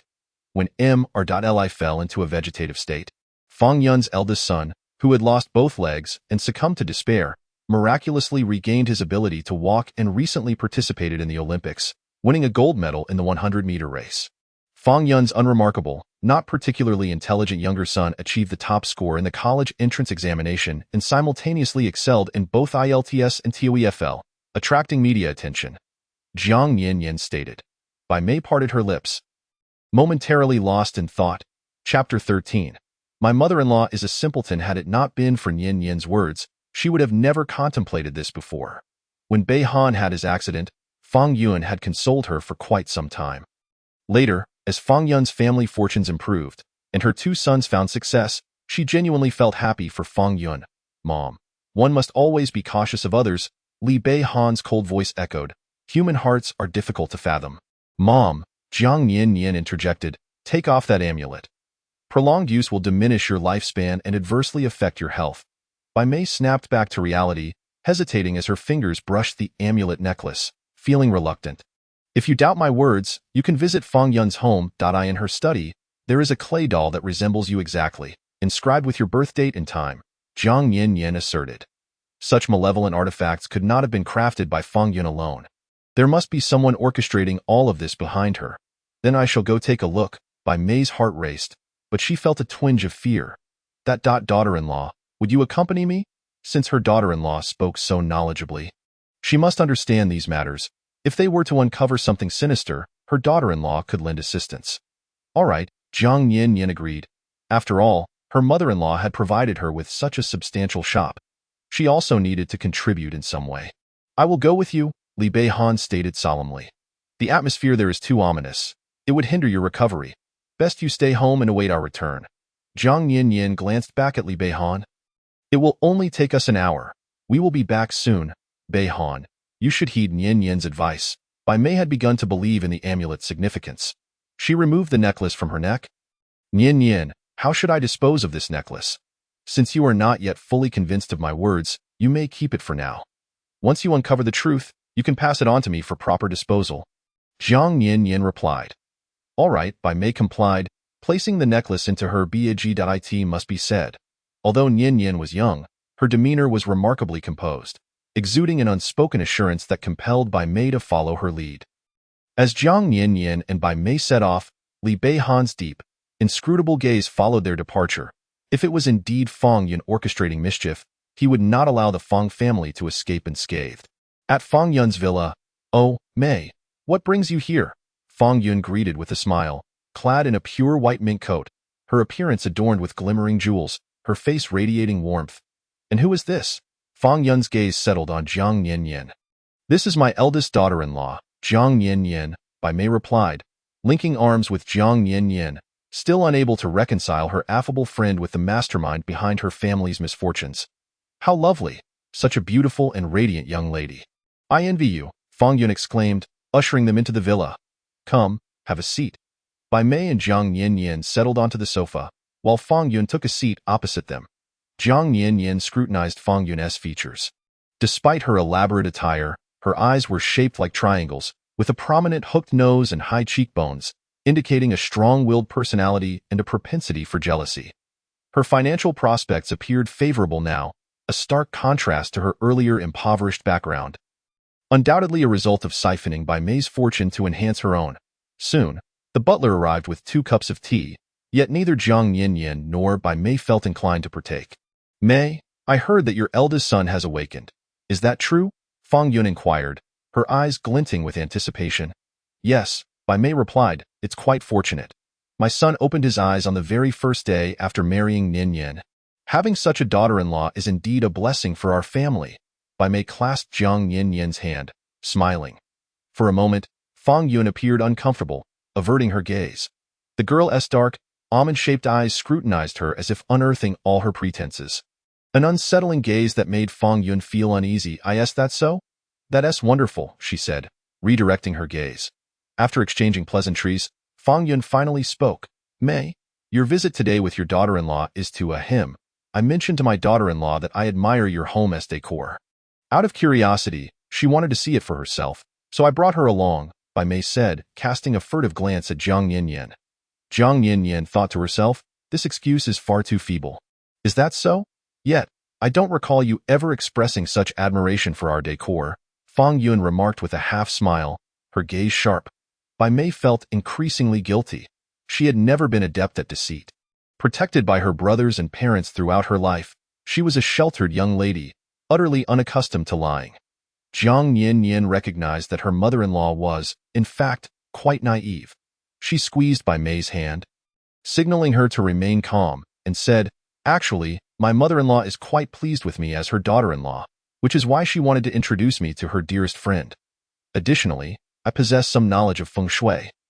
And my mother-in-law asked me to assess the feng shui of your home." Upon hearing this last statement, Fang Yun's expression shifted slightly, but she quickly regained her composure. "Our home's feng shui has been advised by a master. It is quite favorable and we don't require further assessments. Is that so? Yet, I can't shake the feeling that there might be an issue with the feng shui in this room," Jiang Yinyan said, playfully pointing toward a bedroom with a gentle smile. Bai Mei recognized that this bedroom was Fang Yun's study, the one she had previously been forbidden from entering. She had never thought much of it before. But now, Bai Mei felt as if a bucket of cold water had been splashed over her, and upon glancing at Fang Yun's briefly stiffened expression, her heart felt as though it had been plunged into icy water. It seemed evident that the study indeed harbored something peculiar. Could it be that what Nian Yin said was true? Bai Mei sincerely hoped that Nian Yin was mistaken, fervently wishing for this to be a misunderstanding. "You re so young. What do you know about feng shui?" "Nian Yin, don't think that just because you've learned a little, you can grasp feng shui. This field is quite profound," Fang Yun smiled. Yet her words dripped with condescension. "You're being so evasive. Could it be that there truly is something scandalous hidden within?" Jiang Yinyan smiled, her dark, sparkling eyes cool and observant. "Mom, what are you waiting for? Why not go take a look?" Bai Mei snapped back to reality, casting one last scrutinizing glance at Fang Yun before rising to head towards the study. If she could just take a peek, the truth would soon reveal itself. Chapter 14. The truth charm. Stop. Fang Yun suddenly blocked Bai Mei's path, anger evident on her face. "Bai Mei, what do you think you're doing? You can't just barge into my study without my permission. How could you treat me this way when I consider you a good friend?" Bai Mei felt a surge of guilt. Jiang Yinyan interjected, "Isn't it Fang Yun who should be feeling guilty? Moreover, isn't this language you're using what people online refer to as PUA?" She stood up and approached Fang Yun. "Your evasiveness only betrays your own guilt. Besides, my mother-in-law has cherished a 30-year friendship with you. What's wrong with her wanting to see your study? If you refuse her and speak so harshly, what if you frighten her?" Fang Yun was momentarily speechless. Bai Mei gazed at Fang Yun with gratitude. Realizing just how astute her daughter-in-law was. "My mother-in-law considers you a dear friend, yet you treat her this way?" The words left Fang Yun at a loss. "You blocking my way only makes you seem suspicious," Bai Mei said, her tone growing colder. With her daughter-in-law by her side, she felt emboldened. "Speak as you wish, but my study is not a place you can intrude upon at will. This is my sanctuary." Fang Yun gritted her teeth, declaring, "This is my home, not the Li family's. You cannot act as you please here. Someone, please escort them out," she commanded coldly. Soon, The butler and servants of the villa hurried over. Surrounding Bai Mei and Jiang Yanyan, witnessing this scene, Bai Mei felt a surge of fear. She had not anticipated Fang Yun would be so unyielding today. It was her own fault for not being cautious around Fang Yun. She should have brought bodyguards when she went out. Yan, perhaps we should let this go. Bai Mei tugged at Jiang Yan's sleeve, her voice low and hesitant. A wise man does not fight when the odds are against him. Let us leave. Jiang Yan replied. What is there to fear? Channel your inner tycoon. In dramas, the wealthy matriarchs are decisive and authoritative. Upon seeing their sons with less fortunate girls, they would readily spend millions to separate them. Yet here, in front of my mother-in-law, why does she appear as a frail and innocent flower? This is not how it is portrayed on screen. Yan. Bai Mei was somewhat intimidated by the fierce group before them. Do not fear. I am here, Jiang Yan reassured her. With delicate fingers, she reached into her bag and withdrew several talismans, tossing them towards the group. The yellow talismans swiftly soared through the air. And before the group could react, they found the papers adhered to their foreheads. Freeze! Accompanied by Jiang Yan's sweet and clear voice, the group soon realized they were immobilized. Their eyes widened in horror as they struggled to move, only to find every part of their bodies unresponsive. Fang Yun's eyes widened in terror, glaring at Bai Mei. Look, this is your daughter-in-law. I do not know what sorcery she has employed, but now I am utterly unable to move. Remove this talisman at once. Fang Yun glared at Bai Mei. I can act as if nothing has happened. Let us return to how things were, otherwise, this friendship will be irreparably broken. Bai Mei was momentarily at a loss. Gazing at Jiang Yan sighed. Mother, do you value this false friendship more than your health and the fate of your two sons? These words struck a chord in Bai Mei. Resolutely, she stated, I will go to your study and take a look. If everything there is in order, I will apologize to you. With that, she rose and walked towards the study. Fang Yun's eyes widened in desperation. Yet she remained utterly paralyzed. Who exactly is this Jiang Yan? How could she possess such power? At that moment, Bai Mei entered the office. This was no ordinary office. It was clearly a shrine. Inside stood merely a table, beneath which lay a yellow cushion resembling a mat.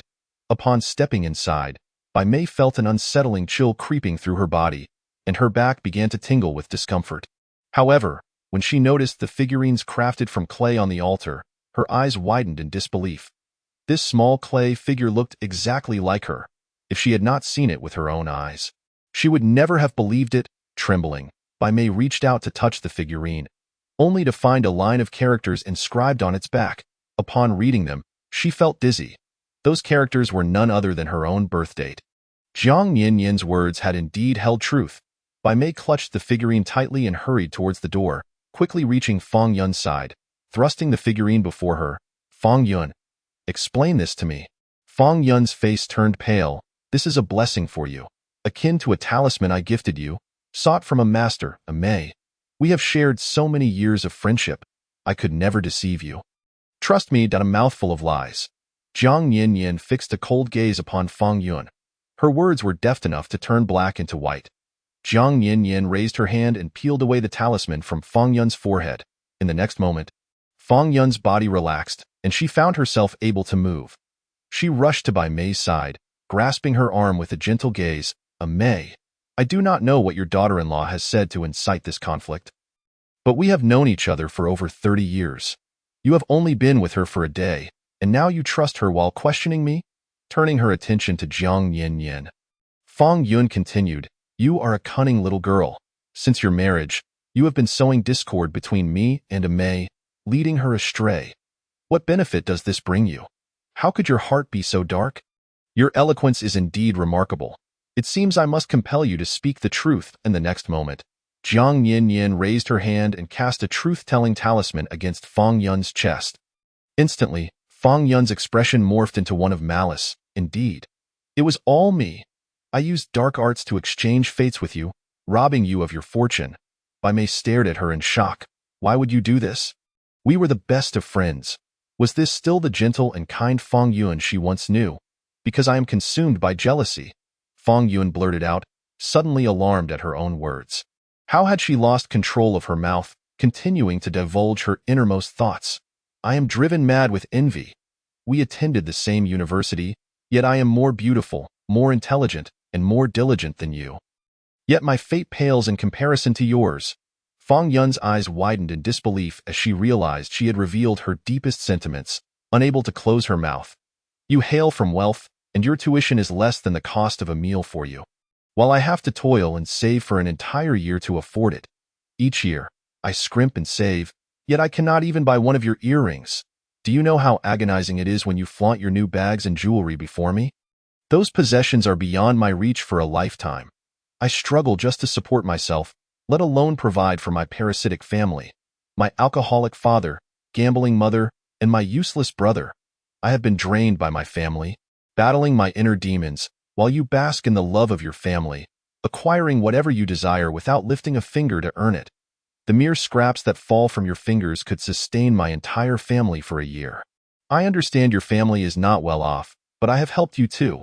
On holidays and birthdays, I have gifted you bags and clothes." Bai Mei was incredulous. "Those were gifts? That was nothing but condescending charity. You bestowed upon me your discarded items, as if I were a beggar. Do you know how crushed my dignity felt each time you loftily presented me with expensive gifts when I had to feign delight? My heart bled." Fang Yun scoffed. "So it was my kindness that you twisted." Bai Mei felt a profound ache in her heart. Her goodwill had been misconstrued as charity. "I have often brought you to business banquets, helping you networked. If it weren't for me, you wouldn't have met your husband or enjoy such a blissful marriage." Bai Mei murmured, "Aha. You took me along merely to showcase me as your country bumpkin. You sought validation through me," Fang Yun retorted coldly. "Yet even so, I am still not as fortunate as you Dai husband, whom I struggled to find, cannot compare to yours in wealth. He bows low before your husband. You merely need to live as a wealthy lady, indulging in beauty treatments and traveling the world, buying whatever you desire, while I must toil alongside my husband, exhausted from the grind of our business, sacrificing sleep to keep the company afloat, only to find myself still outmatched by your wealth. Even your children surpass mine. Your eldest son is a prodigy, a business genius, relieving you of any burdens regarding the company, while my eldest son suffers from polio, confined to a wheelchair, yearning to stand and run like his peers, each day filled with sorrow and a deepening introversion. And my youngest, Fang Yun's tears flowed freely. He was born with a dull mind. Despite his hard work, he struggles to comprehend anything. Why must fate be so cruel to me?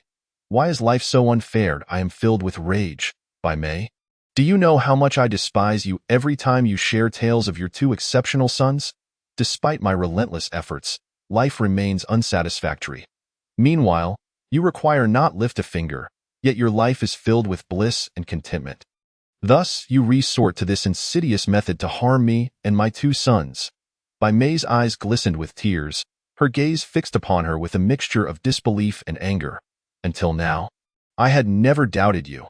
I merely thought our family was experiencing a streak of bad luck, believing it to be mere coincidence, only to discover that you were the one orchestrating this chaos. For all these years, I have genuinely treated you as a friend. How could you betray me in such a manner? A true friend? Nonsense. You have simply exploited me to elevate your own sense of superiority." Fang Yun scoffed. "How laughable it is that over the years, our Li family has provided you with countless resources, projects, and opportunities for collaboration. These are all tangible assets, yet you perceive them as my way of flaunting superiority." Bai Mei's heart felt as if it were submerged in icy water, cold and desolate. She retrieved a talisman from her bag and handed it to Jiang Yanyan. "Yanyan, how should we deal with this?" "Smash it, and I shall purify your malevolent spirits," Jiang Yanyan replied. Bai Mei gazed at Fang Yun with tear-filled eyes, declaring, "From this day forth, we shall be akin to this talisman." With that, she raised her hand and forcefully smashed the talisman onto the ground. With a resounding crack, the talisman shattered into countless pieces. The dark energy within began to escape, attempting to flee. Jiang Yanyan swiftly performed a gesture, declaring, "Qian Kuan Lang Yu, Tian Qing Di Ming." In an instant, a yellow talisman soared upwards, enveloping the dark energy. The characters on the talisman radiated golden light, ultimately consuming the malevolent aura entirely. Jiang Yanyan performed another gesture, and a golden flame engulfed the clay doll. Incinerating it completely, Fang Yun's complexion turned ashen.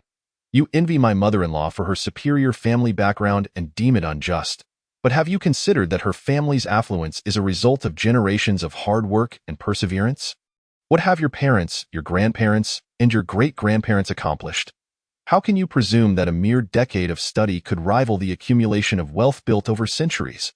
Jiang Nian spoke with a frigid gaze. If your education could surpass the efforts of generations, would that truly be fair? You are destined for financial misfortune, and your marital prospects are dim. The fact that you were able to marry your current husband is already a deviation from fate. Thanks to my mother-in-law.as for the deficiencies in your children, they stem from hereditary issues within your husband's family. Do not blame the heavens for your misfortunes, thinking that fate is unjust towards you. Jiang Nian continued, had you adhered to a path of diligence and integrity, your later years could have been prosperous, yet by resorting to such devious means, you have squandered your blessings. Your twilight years will undoubtedly be filled with suffering and betrayal. Chapter 16. The stripping of fortune. No.it cannot be. Do not curse me, you little brat. Fang Yun's eyes reddened, fiercely glaring at Jiang Nian. I do not curse you. This is your destiny, Jiang Nian replied. From this moment on, your devious tricks have dissipated, and your fortune, along with your sons, will revert to its original state. If you engage in good deeds henceforth, perhaps your later years may improve. Afterward, Jiang Nian turned to Bai Mei, saying, Mother, let us depart.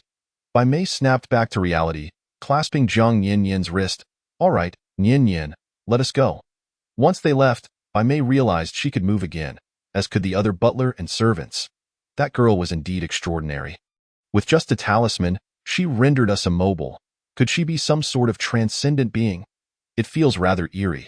She should not be allowed here again. A sense of dread began to envelop Fang Yun. Could what that girl said truly be accurate? Losing her own fortune was inconsequential, but if her child's fortune was lost, that would be catastrophic. Surely, she must be trying to scare me. It has to be a mere intimidation tactic. That girl looks no older than 19.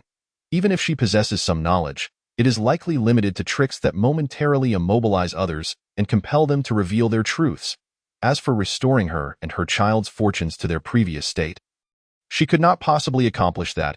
Realizing this, Fang Yun felt a sense of relief. Meanwhile, Fang Yun's eldest son, Lu Feng, was engaged in a new international competition. If he could secure victory in this 100-meter race, his dreams would finally be realized. Winning this championship would guarantee a minimum prize of 500,000 yuan, accompanied by a medal. The local government and sports foundations would also reward him with a substantial sum, far exceeding the prize money, and he would appear on global television, ensuring that his face and name would be etched in the memories of people worldwide.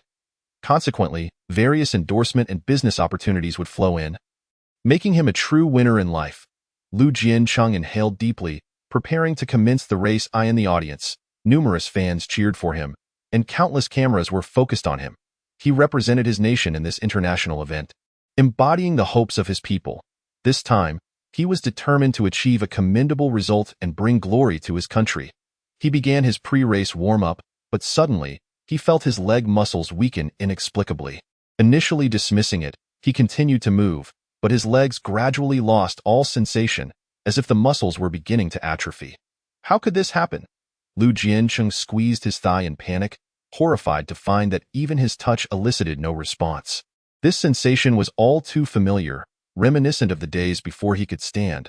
When he was confined to a wheelchair, he felt as if he were regressing to those dark days. Anxiety gripped him as he nervously swallowed.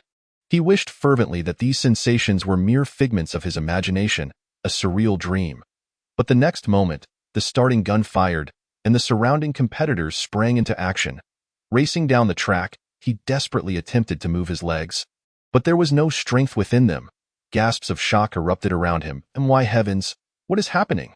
Why isn't Lu Jiancheng running? This is an international event. How could he make such a rookie mistake? Hurry, run. If you don't, it'll all be over. What is going on with Lu Jiancheng?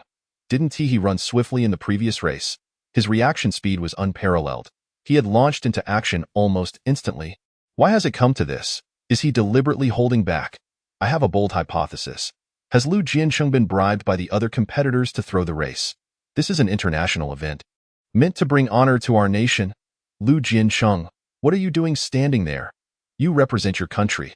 This is a disgrace to our nation. The The surrounding gasps and murmurs pierced through him like daggers.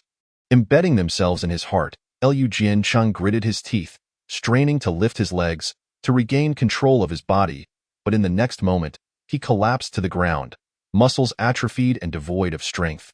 Despair washed over him as he lay on the ground, akin to a lifeless heap, stripped of any semblance of control, rendered utterly powerless. He caught sight of the audience, their expressions a mix of disbelief, fear, disdain, and disappointment as they regarded him. Those gazes felt like venomous barbs, piercing through his heart with excruciating pain. Furthermore, the flashing cameras converged upon him, capturing his disgraceful state. He could envision the mortifying images that would be broadcasted by the media. The competition concluded, and Liu Jiancheng realized his fate was sealed. In the immediate aftermath, news of his failure surged to the top of trending searches. He was swiftly transported to the hospital, where the doctors diagnosed him with muscle necrosis in his legs, declaring that they would no longer function, and he would henceforth live in a wheelchair. The doctor's words felt like a death sentence to Liu Jiancheng. Lying in the hospital bed, his gaze vacant and numb, he recalled a time in his childhood when his leg muscles had atrophied. While other children frolicked joyously on the grass, he could only sit in his wheelchair, gazing through the window at the children playing outside, separated from them by a pane of glass that seemed to divide two entirely different worlds. Back then, Liu Jiancheng's dream was simply to stand, to run and jump like the other children. He thought that his life would remain confined to that wheelchair, but unexpectedly, a year ago, his legs began to regain sensation, allowing him to run and jump, even surpassing the speed of ordinary individuals. His passion for running, coupled with rigorous training, led him to represent his country in the Olympics. He cherished the opportunity to run, jump, and stand, dedicating himself to daily training. Gradually, he progressed from local competitions to provincial events, then to national contests, ultimately reaching the international stage, where he recently clinched a championship title. He believed that his life was a journey from suffering to sweetness. A moment of clarity after the fog had lifted, convinced that his future would only improve. However, he was unprepared for the harsh reality that awaited him at this pivotal international event, where his legs were suddenly brought back to their original state. Why was fate so cruel to him? Why must he rise to the pinnacle only to plummet? Had he never seen the sun, he might have grown accustomed to the darkness. Liu Jiancheng tightly shut his eyes, tears streaming down his face in anguish. At the same time, Lu Feng, Liu Jiancheng's brother, was undergoing a television interview on a children's channel. Previously, your academic performance was rather poor, but now you have swiftly turned your fortunes around and achieved the highest score in the city's college entrance examination. What is your secret to success? The host inquired, admiration evident in their gaze. Liu Feng had prepared a plethora of notes for his speech, yet at that moment, his mind became clouded, his memory faltering, rendering the once familiar words completely inaccessible. How could this happen? Why had his brain suddenly become so sluggish? Chapter 17. Cherishing her like a daughter, all eyes were now on Lu Feng, the spotlight illuminating him, while cameras surrounded him, eagerly awaiting his response. The television station intended to showcase Lu Feng as an exemplary figure of inspiration, hoping he would share his successful learning experiences. Yet, Lu Feng appeared increasingly flustered, stammering, "Study hard, learn more, make good use of your time." After much contemplation, his mind could only muster these meager phrases. The host had anticipated profound insights, but instead, he spoke like a primary school student, devoid of any sophistication. The host continued, "I recall your English essay received a perfect score, filled with intricate grammar and varied sentence structures, becoming a sensation online. Could you share that essay with us here today?" This request effectively asked Lu Feng to verbally recount his own composition. At that moment, however, Lu Feng's mind was a blank slate. He had previously crafted a flowing essay, fueled by his sharp memory and extensive vocabulary, but now he could recall nothing. How had it come to this? Liu Feng stammered, anxiety coursing through him as he felt every muscle tense, his complexion paling, beads of sweat forming on his brow. Observers quietly watched this scene unfold, while reporters frantically snapped photos. What was happening? Why did he seem so nervous? This was his own essay. Why was it so difficult to recite? Lu Feng had been struggling to articulate his thoughts throughout the interview, exuding an air of guilt, unable to even recall a simple English word. Could it be that his exam results were obtained through deceit? Doubts began to circulate among the crowd, their whispers a cacophony that only heightened Lu Feng's pallor, leaving him feeling utterly rigid. The host, now furrowing their brow, questioned, "Lu, is there truly something suspicious about your results?" Lu Feng's face drained of color, his eyes vacant. He wanted to speak, but found himself at a loss for words. His mind a chaotic fog, he was acutely aware of his current predicament, trapped in a muddled state reminiscent of his earlier struggles. Throughout his life, many had remarked upon his apparent lack of intelligence, claiming he was slow to understand, despite his relentless efforts. Yet, he had eventually transformed, his memory improving, his focus sharpening, and previously incomprehensible challenges suddenly becoming clear. He had risen from the bottom ranks to achieve remarkable success in the college entrance examination. But now, it felt as if he had regressed to that foggy, dazed state. Faced with the barrage of accusations, Lu Feng felt his breath quicken, sweat pouring down his back as he became increasingly tense under the immense pressure. Unable to withstand it any longer, his vision darkened, and he collapsed to the ground. A gasp rippled through the crowd, an uproar of exclamations rising. The academic prodigy had fainted. Could it be that he was exposed? His guilt overwhelming him? "I thought this child was a genius, able to transform from a poor student to a top achiever in such a short time. It seems it was all a facade. His exam results must have been obtained through cheating." At that moment, Jiang Yin found herself seated in the dazzling crimson Ferrari alongside Bai Mei. "Had I not witnessed it with my own eyes, I would scarcely believe it," Bai Mei murmured. "I regarded her as my best friend, my lifelong confidant. I even treated her as family, only to be met with betrayal. This isn't mere jealousy. She clearly wishes for my family to meet disaster." As she spoke, tears streamed down Bai Mei's cheeks. "Everything will be all right," Jiang Yin gently reassured, softly patting Bai Mei's back. "It's all in the past now." Bai Mei retrieved a tissue from her Hermes bag. Dabbing at her eyes, her voice choked with emotion. Yin, it feels as if I have met you too late. If only I had encountered you sooner, Bei Han would not have become a vegetable, and Yi Fan would not have faced danger. Our family owes you a debt of gratitude. Although the formation has been dismantled and the malevolence within has been purified, the harm inflicted upon Li Bei Han still requires time to heal." Jiang Yin's sweet voice resonated. "What? Bei Han can recover?" Bai Mei's eyes widened, her beautifully maintained visage now gazing at Jiang Yin with astonishment. For Bai Mei, the mere prospect of her son regaining consciousness, of being able to eat and speak normally, was a monumental relief. She could scarcely dare to hope that he might stand again. Holding her breath, she awaited Jiang Yin's response. "Indeed, as long as he adheres to the medication I provide and undergoes acupuncture, he will gradually recover. It simply requires time. Do not rush." Jiang Yin smiled gently. Bai Mei, unable to contain her disbelief, covered her mouth in astonishment, gazing at Jiang Yin with joy before embracing her tightly. "Oh, Yin, you are truly our family's lucky star. Yin, let me take you shopping," Bai Mei exclaimed, her excitement palpable as she embraced Jiang Yin, now a devoted admirer. "Of course," Jiang Yin replied. "I have yet to visit a mall since coming down the mountain. Let's go. We'll first buy you something you like, and then we can head to the beauty salon. I am a VIP member there, and the funds and points are limitless. We can indulge in some beauty treatments and a spa together." "Sounds wonderful." Jiang Yin's eyes sparkled with delight. As they traveled, Bai Mei animatedly chatted with Jiang Yin, and they discovered a growing rapport. "Yin, how is it that you, at such a young age, possess such knowledge? Who taught you these mystical things?" "My master," Jiang Yin replied, her lips curling into a smile. "When I was little, my master took me in, and thereafter, he brought me to the mountains to cultivate at our Xinqing temple. In truth, I have been practicing for 15 years. Recalling the information she had previously uncovered about Jiang Yin, Bai Mei realized she, too, was a child of unfortunate fate, having endured considerable hardship within her original family. Now that she had married into her family, she resolved to treat Jiang Yin as her own daughter. "I heard your mother passed away when you were very young. Since you have joined our family, I shall love and care for you as if you were my own daughter," Bai Mei declared. Grasping Jiang Yin's hand with tenderness, her gaze filled with affection.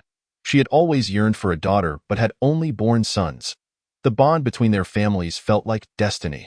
From this moment forward, She would cherish Jiang Yinyan as her own daughter. Chapter 18. The daily life of the beloved daughter-in-law. Soon, the Ferrari came to a halt at a nearby mall. Bai Mei exited the vehicle, taking Jiang Yinyan's hand as they entered the shopping center. Jiang Yinyan stood amidst the opulent surroundings, gazing at the grand spiral staircase, the dazzling architecture, and the unfamiliar brand boutiques filled with a myriad of exquisite products. Her heart swelled with joy, her curiosity piqued. First, let's buy you some jewelry, Bai Mei suggested, linking her arm with Jiang Yinyan's as they approached the Cartier counter. Yinyan, do you see anything you like? Bai Mei inquired with a smile. Jiang Yinyan's eyes sparkled as she admired the luxurious jewelry displayed in the glass case. No girl could resist the allure of beautiful adornments, especially those that sparkled and shone. She pointed to a bracelet, saying, I would like to try this one. Of course, the sales associate beamed, retrieving the bracelet with gloved hands and presenting it to Jiang Yinyan with utmost respect. Jiang Yinyan adorned her slender, porcelain-like wrist, reminiscent of a lotus root, with a resplendent Cartier bracelet. At that moment, her hand appeared as exquisite as a finely crafted work of art. Bai Mei gazed at Jiang Yinyan with unbridled joy. Indeed, this lady possesses an undeniable elegance. Her wrist and hands are strikingly beautiful, and this bracelet seems as though it was custom-made for her. The sales associate extolled her praises tirelessly. Wrap this up, Bai Mei commanded with a grand wave of her hand. Very well, this bracelet is priced at 66,800. The sales associate replied with a respectful smile. 66,800. Jiang Yinyan's dark almond eyes widened slightly. Indeed, esteemed madam, the sales associate maintained her polite demeanor, confident that Jiang Yinyan could afford it. Knowing that Bai Mei was a frequent patron, well known for her purchasing power, I think I'll pass. Jiang Yinyan hurriedly removed the bracelet from her wrist. Spending such an exorbitant sum on a single bracelet feels like robbery. How can you refuse? You are my daughter-in-law. You must have the rightful splendor. Bai Mei beamed as she presented her black card to the sales associate. Charge it. Yinyan, do you see anything else you fancy? Bai Mei inquired with a smile. Jiang Yinyan longingly eyed a beautiful hairpin and a necklace displayed in the glass case, both of which she adored, yet their prices were steep. Li Beihan had already procured numerous garments and accessories for himself, and since their wedding was merely 2 months prior, she felt reluctant to accept further gifts from Bai Mei. I don't wish for anything else. Jiang Yinyan averted her gaze, her voice soft and obedient. Don't even think about saving money, Bai Mei chided. I have plenty of it. Her eyes fell upon the counter, pointing at the necklace and hairpin Jiang Yinyan had admired. These, and those. Wrap them all up. Charge it. Soon, the card machine churned out receipt after receipt, each amounting to staggering sums. Although it wasn't her own money being spent, Jiang Yinyan felt a pang of guilt at the sight of the mountain of bills. Subsequently, Bai Mei took Jiang Yinyan to a clothing store. Mom, Li Beihan has already bought me plenty of clothes, all hanging in my wardrobe. There's no need to shop for more. If he were to change daily, wouldn't exhaust his collection in a year? What he buys is for him. What I buy is my sentiment, Bai Mei exclaimed excitedly, pulling Jiang Yinyan into the shop. A girl should have an abundance of beautiful attire. You are young and lovely. You ought to adorn yourself like the flower you are, and attend more gatherings in high society, allowing others to see just how charming and beautiful the daughter-in-law of the Li family truly is. When you look splendid, it reflects well on your husband. Thus, Bai Mei led Jiang Yinyan into the Chanel boutique. This time, Bai Mei didn't allow Jiang Yinyan to choose. She browsed through the store and pointed at several garments with her hand adorned with a sapphire ring resembling a pigeon's egg. This one, and this one, the sales associate respectfully asked. Madam, shall I wrap these for you? Exclude these few. Everything else, wrap it all up according to my daughter-in-law's size. Bai Mei waved her hand grandly. Very well. The sales associate's eyes sparkled with delight, unable to contain her smile, and upon assessing Jiang Yinyan's figure, she remarked, this esteemed lady should fit perfectly in size XS. Mom, please don't buy so many clothes. I could never wear them all. Jiang Yinyan glanced at the price tag of a single garment, the least expensive being several tens of thousands. If I take all these, won't it cost hundreds of thousands? Having married Li Beihan for less than 2 days, she felt a twinge of guilt at spending so much of their family's wealth. Jiang Yinyan believed she should present Bai Mei with a token of gratitude. Even if you can't wear them all, displaying them in the wardrobe is still delightful. Bai Mei dismissed her concerns. "I didn't expect you to wear them all. A girl's wardrobe should be brimming. Simply seeing it brings happiness." That moment, the sales associates began bustling about, assisting Jiang Yin with packing her numerous garments, while another associate looked on enviously. "You are truly fortunate to have such a wonderful mother-in-law. Isn't this just like a scene out of a Korean drama? Such immense wealth." She couldn't help but wonder why she wasn't as fortunate as Jiang Yin. Given the extensive purchases, the packing took some time, during which Bai Mei pulled Jiang Yin into a nearby beauty and wellness store. A girl must take good care of herself. Bai Mei reclined in the salon, allowing the beautician to pamper her with facial massages. Meanwhile, Jiang Yin lay beside her, receiving hair treatments, hydrating serums for her face, and a soothing mask. The gentle massage of her head and neck felt heavenly, making Jiang Yin appreciate the luxury of wealth. Her mother-in-law was exceedingly kind. She felt compelled to repay her generosity. An hour later, their treatments concluded, and the Chanel boutique's associates had carefully packed all the garments, preparing to deliver them to the address Bai Mei provided. On the way back, Jiang Yin felt a pang of guilt. She retrieved her storage pouch from her bag. Finally, she reached into the pouch. "Mom, I don't have much to give you, but how about 1,000-year-old ginseng?" As she spoke, Jiang Yin produced a ginseng root larger than a child's thigh from the small pouch. Bai Mei was astounded. How could such a large item fit into such a tiny pouch? "This is a spatial storage pouch, crafted with my magical skills. I've also stored many local specialties from the mountains inside." Jiang Yin replied with a bright smile. "Are the specialties from your mountains truly so remarkable? This ginseng appears to be at least several thousand years old." Bai Mei gazed in disbelief at the ginseng in Jiang Yin's hands. "Indeed, our mountains are blessed with abundant resources, and the medicinal herbs thrive in the rich spiritual energy." Jiang Yin had little else of value to offer, so she presented the ginseng to Bai Mei. "Mom, please accept this." Having grown up in a wealthy family, Bai Mei had seen many fine things, yet this was her first encounter with such a robust ginseng. Its medicinal value was undoubtedly significant, and it was a priceless treasure in its own right. Bai Mei felt deeply touched by her daughter-in-law's generosity. "Thank you, my precious daughter-in-law." Bai Mei accepted the hefty ginseng, finding it too large to hold with one hand. Thus, using both to place it into her hermsbiage, he barely fit, having to be angled to accommodate. While she had spent a modest sum on Jiang Yin, she had received such a valuable gift in return.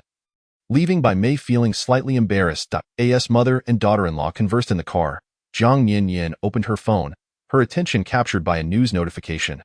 "Mom, look at this news," she said, presenting her phone screen to Bai Mei. Bai Mei lowered her gaze to read the headline. "Shocking. Olympic champion faints during international competition, diagnosed after hospitalization." Bai Mei, with her elegantly manicured fingers, tapped the article to discover it was a report about Fang Yun's eldest son, Lu Jiancheng. The article was richly illustrated and included a video. Upon viewing, Bai Mei saw Lu Jiancheng standing motionless, his body rigid and paled. As the starting gun fired, the other competitors surged forward. Yet he remained still, as if glued to the ground. Suddenly, with great effort, he collapsed to his knees and fainted. The report stated that his leg muscles had atrophied, leaving him destined for a wheelchair. Akin to being rendered useless, the news ignited a firestorm of discussion online. Alongside this, another trending topic emerged, also concerning Fang Yun's children, this time focusing on her younger son. "Shocking. 2025 liberal arts college entrance exam top scorer suspected of cheating." The article detailed how Lu Feng stammered during a television interview, struggling to answer the host's questions, even failing to recall his own essay, unable to articulate a single correct English word. This incident quickly sparked widespread outrage, with many believing his exam results were fraudulent. The Education Bureau promptly launched an investigation. The public outcry against Lu Feng was deafening. Fang Yun had recently boasted about her son's achievements, reveling in the admiration of other mothers across various social media platforms, even earning the title of parenting queen. With the scandals surrounding her son's misdeeds, her social media accounts experienced a massive unfollowing. Transforming into a stage for public ridicule, Fang Yun became the subject of scorn, labeled a fraud by the masses. Everyone unanimously believes that Fang Yun's persona is entirely fabricated. In fact, many have begun to launch online harassment against Fang Yun and her two children. The national games have already announced Lu Jiancheng's disqualification. Even Fang Yun's husband's business interests have been affected, with numerous partners shying away from collaboration due to the recent scandals that have surfaced. All of Fang Yun's recent investments have also seen a sharp decline, with assets evaporating by millions daily. Observing these news reports and the overwhelming negative comments from netizens, Bai Mei couldn't help but feel a sense of pity. The current predicament is entirely of her own making. Jiang Yan spoke up, asserting that such a person is not deserving of sympathy. The fortune that Fang Yun previously siphoned from you will be returned to her tenfold. Her future will only deteriorate day by day, a fitting consequence for her actions. Jiang Yan remarked, I do not pity her. I merely feel a twinge of regret. Bai Mei sighed, reflecting that had Fang Yun not resorted to such underhanded tactics to harm them, she would not be in this situation now. At this point, with matters having escalated to this extent, there is no turning back for them. Soon, the car arrived at the Li family mansion. After disembarking, Bai Mei eagerly linked arms with Jiang Yan, leading her toward the villa. Upon entering the grand entrance, they were greeted by a row of maids clad in uniforms, all perfectly aligned, bowing at a 90-degree angle while respectfully exclaiming, Good evening, madam, good evening, young mistress. Their voices harmonized in a resounding chorus. Jiang Yan felt somewhat uneasy at this display. It felt as though a scene from a Korean drama had materialized in reality. You will get used to it. There will be many such occasions in the future, Bai Mei reassured her, gently patting Jiang Yan's hand with a smile as they walked inside. Once inside the villa, the living room was filled to the brim with clothing and jewelry from various luxury brands, a dazzling array of goods. Bei Han, these are the new clothes and accessories I bought for Yan. Aren't they splendid? Bai Mei exclaimed proudly, gesturing to the room overflowing with treasures. At that moment, Li Bei Han sat regally in his wheelchair, exuding an air of noble elegance, his presence almost divine against the backdrop of the opulent villa. They are indeed quite impressive, he remarked, his deep gaze resting on Jiang Yan. Jiang Yan was taken aback by the generosity shown by both Li Bei Han and his mother so soon after their marriage. It made her feel somewhat bashful. Bai Mei seemed to read her thoughts and smiled, saying, Yan, you must never feel guilty about spending money. You are the grand mistress of this household, and it is only right that we indulge you. We are not lacking in wealth. Chapter 20. The burden of consequences perfectly, for Jiang Yan, money is what she needed most. She nodded obediently, responding, All right, then I shall not hold back. Mother, have you investigated Fang Yun's situation thoroughly? Li Bei Han inquired, his deep, penetrating gaze fixed on Bai Mei. Bai Mei, aware of the gravity of his question, felt a twinge of discomfort and hesitated momentarily. It is indeed Fang Yun who has been scheming behind our backs. Yan was correct. She tampered with the talismans and employed underhanded tactics against us, which is why we have been so unfortunate lately. As the words left her lips, Li Bei Han's handsome features instantly turned frosty. An air of chilling intensity enveloping him, as if the very temperature in the room had dropped dramatically. Although Jiang Yan was a distance away, she could still feel the icy aura emanating from him. It seemed Li Bei Han was genuinely furious. Yet, even in his anger, his visage remained strikingly handsome, causing Jiang Yan to admire him even more. How audacious of her, he said, gripping the armrests of his wheelchair so tightly that the veins on the back of his hands bulged. Indeed, I never expected that someone I considered my closest confidant would betray me so treacherously, endangering our family. Bai Mei sighed. But thankfully, we have Yan. Do not worry, son. Yan has purified the harmful elements, and they will no longer affect our family's fortune. However, she mentioned that your legs could potentially heal, but it will require time and diligent care. The mention of this prospect filled Bai Mei with renewed hope. Li Bei Han's profound gaze rested on Jiang Yan's adorable face. Despite her youth, she had indeed demonstrated considerable capability, having resolved 2 troublesome issues shortly after arriving in their home. It was certainly time to express gratitude. Thank you for today, he said, his deep, resonant voice reminiscent of a cello, resonating warmly, and no need for thanks. This is merely what I ought to do. Jiang Yan replied with a sweet smile, feeling a sense of obligation after receiving such generous gifts. Yan is indeed our family's lucky star. I feel as though I have met her too late, Bai Mei said, holding Jiang Yan's hand affectionately. Oh, you may not know this yet, but Yan gifted me a remarkably thick ginseng root. With that, Bai Mei produced a ginseng root from her Hermes bag, one that was thicker than a baby's thigh. Upon seeing it, Li Bei-han fell silent for a moment. Such a prized ginseng root was worth a fortune, and Jiang Nian had gifted two of them, one for herself and one for Bai Mei. Clearly, she was not the kind of girl he had initially perceived, one solely interested in wealth and status. After all, if she were truly motivated by money, she would never have bestowed such a valuable gift upon them. It appeared he had misjudged her intentions. If her motives were not monetary, then perhaps it was something deeper. Li Bei-han's gaze darkened as he regarded Jiang Nian. Unfortunately, she seemed merely a young girl. He had little interest in someone so innocent and cute. Jiang Nian's affection for him would inevitably lead to disappointment. As the three conversed, Bai Mei joined her son and daughter-in-law for dinner that evening. Meanwhile, in a nearby apartment, Lu Feng expressed her discontent. "Darling, why won't you let me go out?" Officer Chun leaned in to kiss her radiant face. "The fortune teller advised that tonight is not a suitable time for you to venture outside. You are a police officer, yet you believe in such nonsense? That's just superstitious drivel, meant to exploit the anxious for profit." Lu Feng frowned, staring incredulously at Officer Chen. "This situation is different," he replied earnestly. "Although the fortune teller is young, she possesses remarkable insight. The recent human trafficking case was solved with her assistance. You are being utterly ridiculous. Perhaps that individual simply had some insider information and provided a clue. There are so many scammers out there. How can you believe anything?" Lu Feng sighed, exasperated. "This is not a scam, I assure you. Just bear with me for a bit longer. Once today passes into tomorrow, you will be free to go out," Officer Chen urged, his tone sincere. Lu Feng understood his stubbornness and eventually nodded. "All right then." Officer Chen, relieved, relaxed after believing she had truly acquiesced. After finishing dinner, he glanced at his watch. "I have to work the night shift tonight. Stay home and keep yourself entertained. Watch some television or read a book.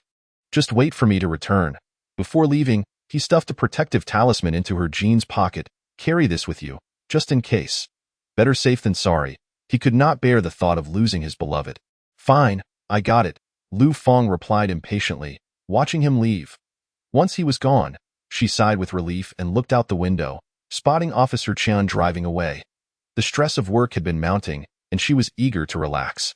She had planned a night out with friends for manicures, eyelash extensions, and shopping. Far more enjoyable than staying cooped up at home. Feeling satisfied, Lu Feng applied her makeup and cheerfully set off, however, as she descended the elevator. An unsettling feeling crept over her that someone was following her. Each time she turned to look, there was nothing but empty space. Shaking her head, she laughed at herself. Surely, it was just her husband's warnings affecting her psyche. This was a lawful society. Surely, there weren't so many dangers lurking about. Lu Feng, dismissive of her surroundings, continued her forward march. However, as she entered a narrow alley, a figure resembling a hulking brute suddenly lunged at her. The stranger, clad in a black cap and a face mask that concealed all but a pair of menacing, sharp eyes, advanced menacingly. Chapter 21. Crime scene. Upon witnessing this scene, Lu Feng was startled, instinctively retreating. Yet the man before her withdrew a gleaming knife from his pocket, his expression twisted with malice as he approached her step by step. "What do you want?" "Don't do anything reckless," Lu Feng said. Her gaze fixed on him, her throat dry with trepidation. "What do I want?" "I intend to kill you." The corpulent man sneered coldly. "I have no grievances against you. Why would you wish me harm?" Lu Feng queried, nervously backing away, only to find her back pressed against the icy wall, with no further retreat possible, as the man continued his relentless advance, knife in hand. "No grievances? You can only blame your husband." He scoffed, his laughter chilling. The blade in his hand glinted ominously in the darkness, instilling a sense of dread. "Your husband shot my best friend and ruined my life, turning me into a hunted outcast. I cannot enjoy a moment's peace, hiding day and night. Because of your husband, I lost everything. My wife, my family, leaving me utterly alone. He destroyed my life. Do you not think I should hold you accountable?" As he spoke, he drew closer, knife poised threateningly. With nowhere left to retreat, Lu Feng felt an icy terror envelop her, her body trembling as fear coursed through her veins. After marrying her husband, she had been shielded so well that she believed the world outside was safe. Never anticipating such a horrific encounter, at that moment, she regretted not heeding her husband's advice to stay at home. realizing too late that the so-called fortune teller he had consulted had foreseen this calamity, not as she had imagined, but as a charlatan. You cannot blame him. He is a police officer, and all his actions stem from his duty. If you must assign blame, it lies with your brother for his criminal actions or for assaulting an officer, which necessitated your husband's response to AS for you. If you had not engaged in wrongdoing, how could he have pursued you? You have unraveled your own life. How can you attribute all your failures to my husband? Lu Feng instinctively defended her spouse, yet her words only enraged the man further, his eyes aflame with hatred. I wish death upon both you and your husband. In that instant, the man raised his knife high, aiming a brutal stab at Lu Feng's shoulder. He was not in haste to end her life swiftly. Rather, he intended to inflict pain, tormenting her until she suffered a slow, agonizing demise. Thus, the first strike was not lethal. Lu Feng's eyes widened in disbelief as she felt the blade pierce her shoulder, the sound of tearing flesh echoing, warm blood splattering across her face. Help! Somebody, please! She screamed, her voice breaking, struggling in vain against the overpowering force of the man before her. In the next moment, he swiftly covered her mouth, and with terror etched on her face, he withdrew a dagger from her chest, raising it once more to plunge it into her heart. Just as the knife descended, a golden light emanated from the yellow talisman in her jeans pocket. In an instant, the man wielding the knife was propelled backward as if struck by an unseen force, crashing heavily to the ground with a resounding thud. Lu Feng stared in disbelief. She had anticipated her demise, yet the man seemed to be repelled by some unseen force, affording her a chance to escape. Instinctively, she surged forward, desperately maneuvering around him and sprinting for her life. Bloodied and crying for help, help, somebody, please. As her cries echoed, a crowd began to gather, covered in blood. Her eyes wide with terror, she shouted, arrest that man. He intends to kill me. He is a murderer. Witnessing the scene, the onlookers quickly encircled the assailant, ensuring he could not flee. Someone in the crowd called for the police. Having momentarily escaped danger, Lu Feng fumbled through her bag, dialing her husband's number. Honey, hurry, I'm in trouble. She sobbed, tears streaming down her cheeks, her voice choked with despair. Are you outside? Came the anxious voice of Officer Chen from the other end. I thought you were deceived by that charlatan. I didn't take it seriously. I just wanted to have fun with friends, but I never expected to be hunted down by your enemies. Please, come quickly, I'm so scared. Recalling the harrowing ordeal, her voice trembled, her teeth chattering. Send me your location, Officer Chen urged, and with shaking fingers, Lu Feng sent her coordinates.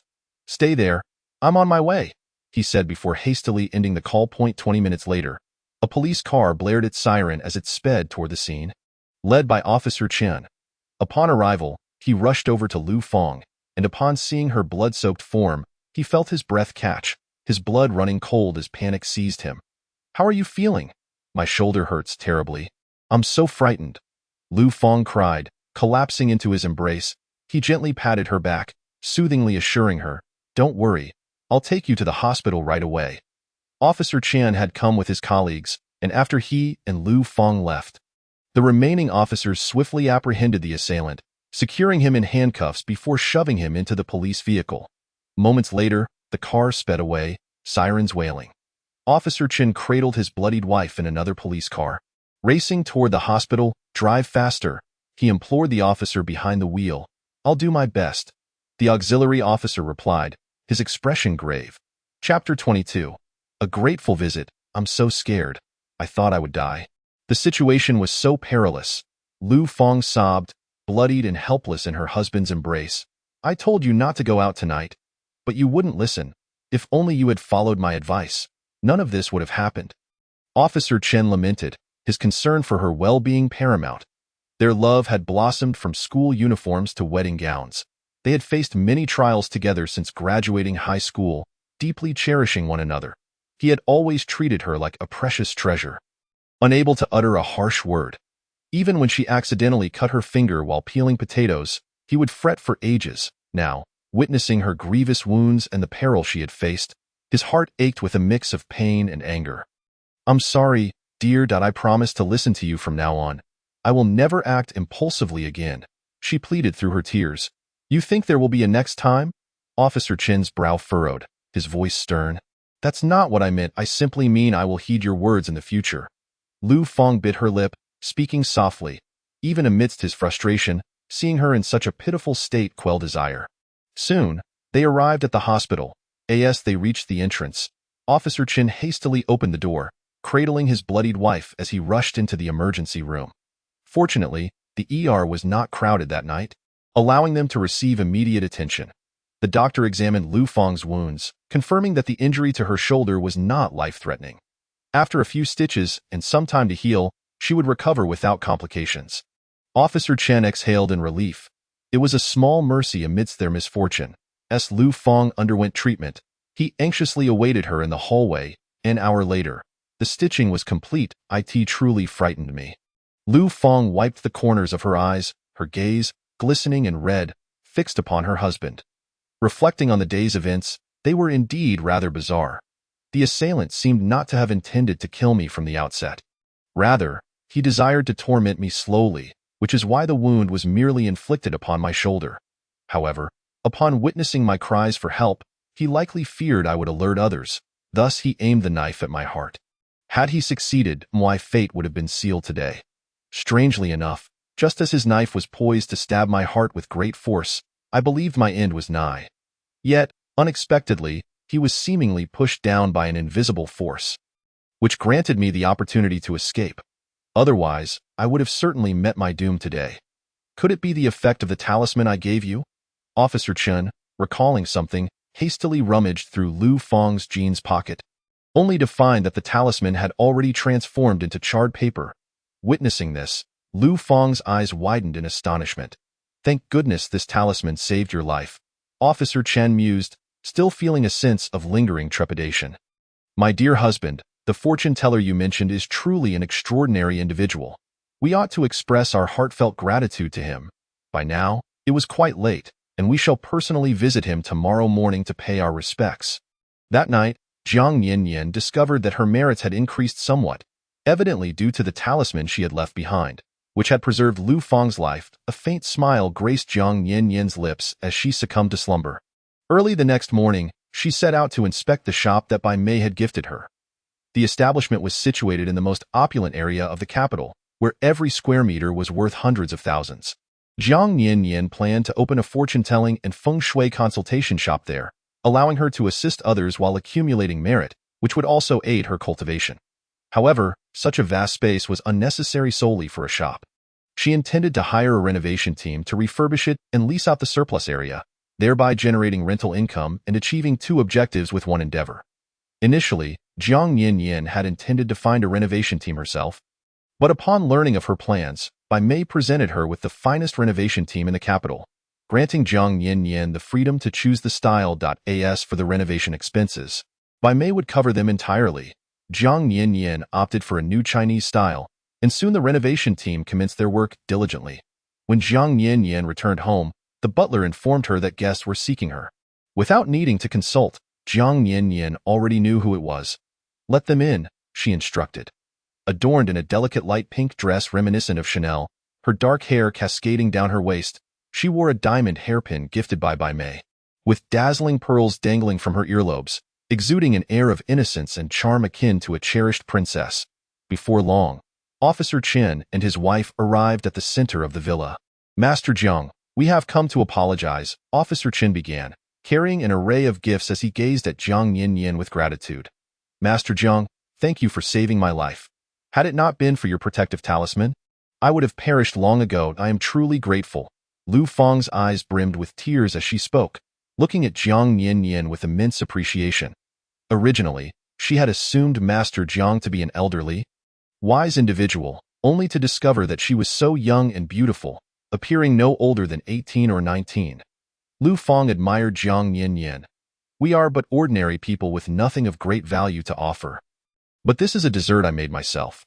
I hope you will enjoy it. With that, Lu Fang took a dessert from Officer Chen's hands and presented it to Jiang Yanyan. Lu Fang owned a dessert shop, renowned as the most successful in the capital, frequented by numerous social media influencers and celebrities.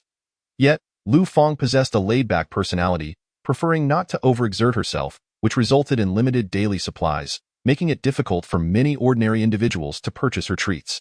Jiang Yanyan unwrapped the transparent box containing a fluffy souffle and a plump cream puff. The souffle was soft and sweet, while the puff's exterior appeared delightfully crispy, with a variety of colors. The rich aroma of milk wafted through the air, stimulating the appetite. Jiang Yanyan's eyes lit up. Lu Feng quickly offered a fork, urging her to taste it and see if she liked the flavor. "Please, do not stand there. Have a seat first," Jiang Yanyan said with a gentle smile. The couple settled onto another sofa. "I am immensely grateful for your saving my beloved's life.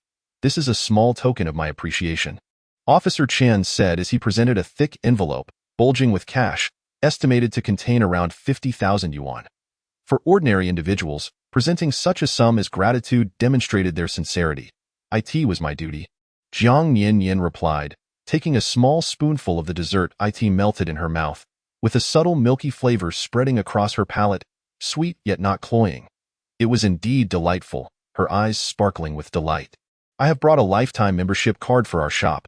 Since you enjoy our desserts, you may visit any time for complimentary treats. Moreover, there is no need to queue. Simply let me know what you wish to eat, and I will deliver it to your home." Lu Feng gazed at Jiang Yanyan earnestly. Chapter 23. She nestled in his embrace like a little kitten. "All right." Jiang Yanyan's eyes curved into crescent moons as she beamed at her. "This dessert is truly exquisite.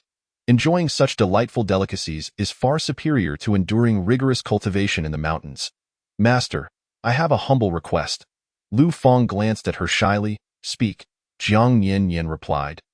Her lips a rosy hue as she bit into the cream puff. The puff's exterior was incredibly crispy, encasing an Oreo cream that was sweet but not overly so, reminiscent of ice cream with its cooling sensation, making it incredibly enjoyable. The puff also contained numerous chocolate chips, which, when bitten into, provided a delightful crunch with a subtle bitterness that perfectly balanced the sweetness of the cream, resulting in an exquisite flavor and texture. Each puff was substantial, and as she bit into one, the creamy filling oozed out, overwhelming her with happiness. "My husband and I have been married for 5 years, yet I have been unable to conceive. Master, may I trouble you to divine the matter of children?" Lu Feng shyly glanced at Officer Chen as she spoke. "Please wait," Jiang Yanyan said, rummaging through her bag to retrieve a yellow paper talisman. "This is a talisman for fertility. Carry it with you, and within 3 months, you shall conceive." Lu Feng looked at Jiang Yanyan in delight. "Really? That is wonderful." She excitedly took the yellow talisman, treating it like a treasure, and pressed it against her chest. Over the years, she had sought both Western and traditional medicine, trying various remedies, yet her womb remained unresponsive. "Relax and await the outcome," Jiang Yanyan said, savoring another cream puff and smiling gently. "Thank you, Master Jiang. If my wife conceives, I will surely pay you a proper visit." Officer Chen expressed his gratitude. After exchanging words of appreciation, the couple departed, leaving Jiang Yanyan undisturbed. The butler escorted them out. Jiang Yanyan sat on the sofa, enjoying her cream puffs while watching a show.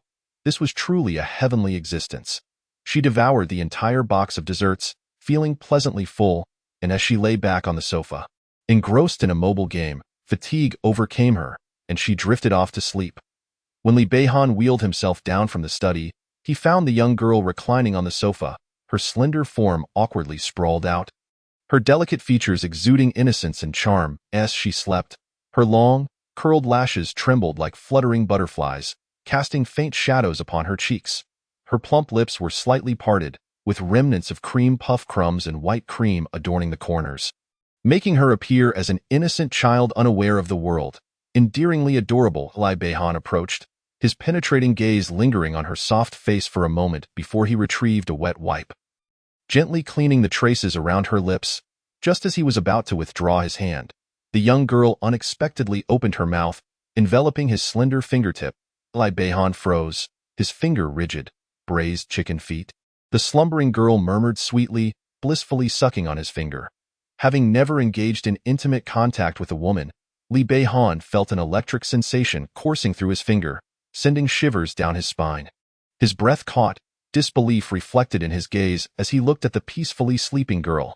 Yet, she remained oblivious to her actions, continuing to nibble and suck on his finger.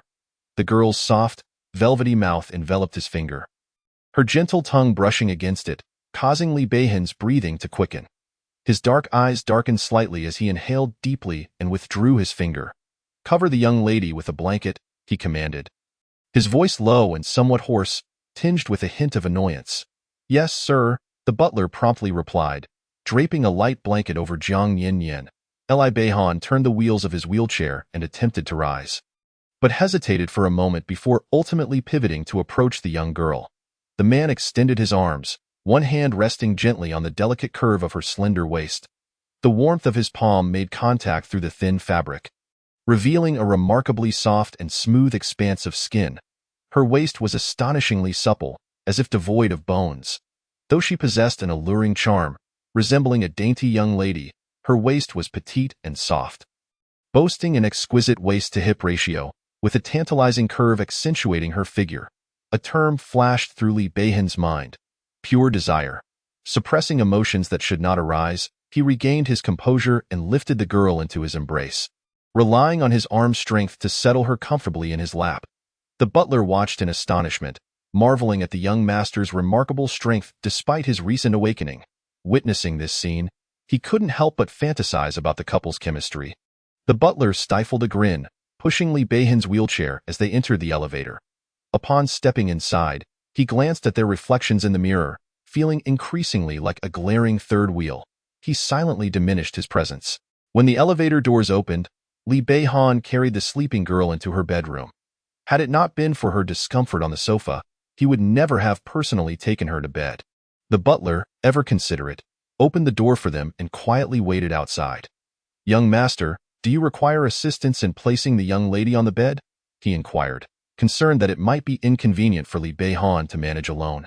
The man's cool, penetrating gaze fell upon the butler, a frigid intensity in his eyes, as if to say, "Is it appropriate for a grown man to suggest such?" The butler instantly realized his faux pas and hurriedly clarified. "I meant no offense, merely that I thought it might be inconvenient for you to carry the young lady to bed, so I offered to lend a hand out of course. I now see that your strength is extraordinary and you require no assistance." Li Beihan cast a fleeting glance at him before carrying Jiang Yan into the bedroom. The contours of his muscular arms, visible beneath the white shirt, were both powerful and fluid as his warm palm settled on the girl's remarkably delicate waist. Intending to lay her down on the large bed, however, in the next moment, the sleeping girl wrapped her soft arms around his neck, nuzzling her small face against his chest as she shifted into a more comfortable position. Continuing her slumber there. Chapter 24. She took the initiative to kiss him at this moment. The two were in close proximity, their breaths intertwining. The sweet fragrance emanating from the girl enveloped Li Beihan, reminiscent of the most enticing cherry wine, sweet and fragrant.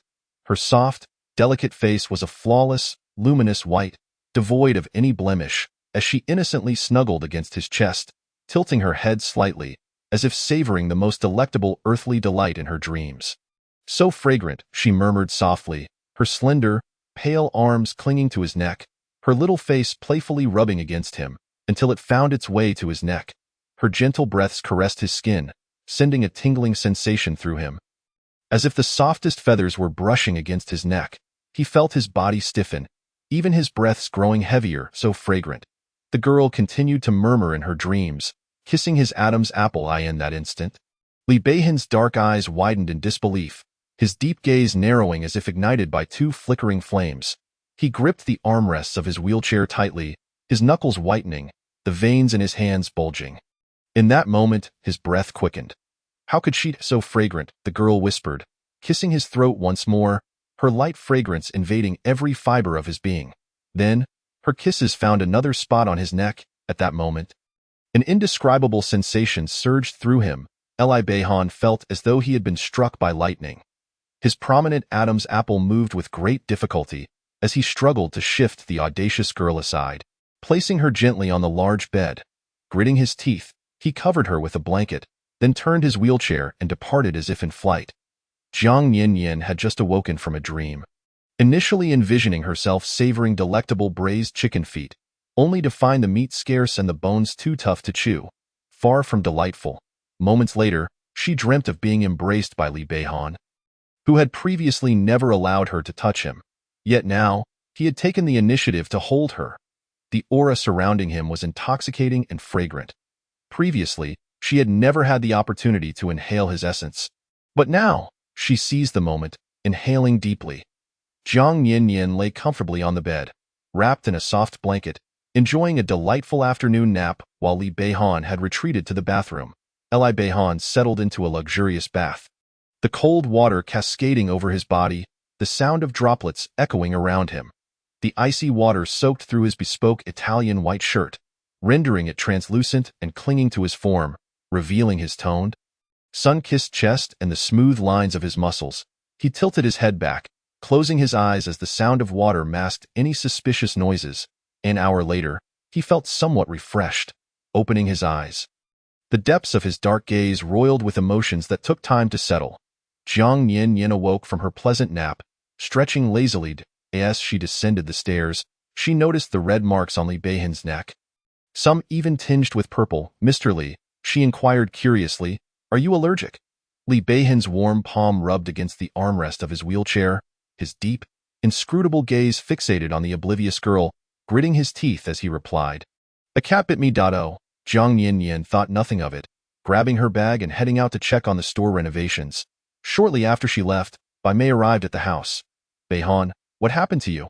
Bai Mei exclaimed, noticing the marks on his neck. "Did you and Yin?" Li Beihan shot her a cool glance, denying it. There was no shame in acknowledging it. Bai Mei felt her son's modesty was excessive. Surprised by his prowess, even while seated in a wheelchair, she increasingly regarded him as the epitome of masculinity. If Yin were to conceive, giving birth to a great-grandchild would be delightful. She would personally cook for Beihan to nourish him. Li Beihan sat in his wheelchair, perusing financial reports. Since regaining consciousness, he had swiftly grasped industry dynamics, adeptly steering the company and managing its affairs, ensuring he retained control. Under his guidance, the company was thriving. "Son, come have some soup," Bai Mei called, approaching with a steaming bowl. "Don't work for now. Focus on recuperating." "Thank you, Mom," Li Beihan replied, taking a spoonful of soup. "How is it? Tasty?" Bai Mei's eyes sparkled with anticipation as she gazed at him. "Quite good, if you like it. Have some more," she urged, her face radiating maternal warmth. Such a smile struck Li Beihan as peculiar. As night fell, Jiang Yin returned home. She settled into the luxurious bathtub, filled with milk and rose petals, happily splashing the petals around, feeling utterly relaxed. Just then, the bathroom door swung open. Li Beihan appeared in his wheelchair, momentarily frozen at the sight before him, his pulse racing. The young girl, her skin as white as jade, soaked in the tub, her dark hair flowing like seaweed in the water, her slender neck and alluring collarbone creating a stunning silhouette at that moment. She resembled a captivating enchantress from the mountains, both pure and seductive. Li Beihan's breath hitched, his prominent Adam's apple moving silently in that instant. Their eyes met, and Jiang Yin's face flushed crimson. "You get out?" "I'm sorry, I didn't know you were in here," Li Beihan replied, turning his wheelchair, gripping the armrests tightly, his knuckles turning pale. A warm stream trickled down his well-defined nose. Blood. He had actually bled at the sight of a young girl. Thankfully, she hadn't noticed. Otherwise, Li Beihan sought a private doctor for a checkup, discovering that Bai Mei's nourishing soup had caused the issue. An invigorating concoction. In a wonder, he had felt an unprecedented desire upon seeing Jiang Yin. Chapter 25. She has such great abilities.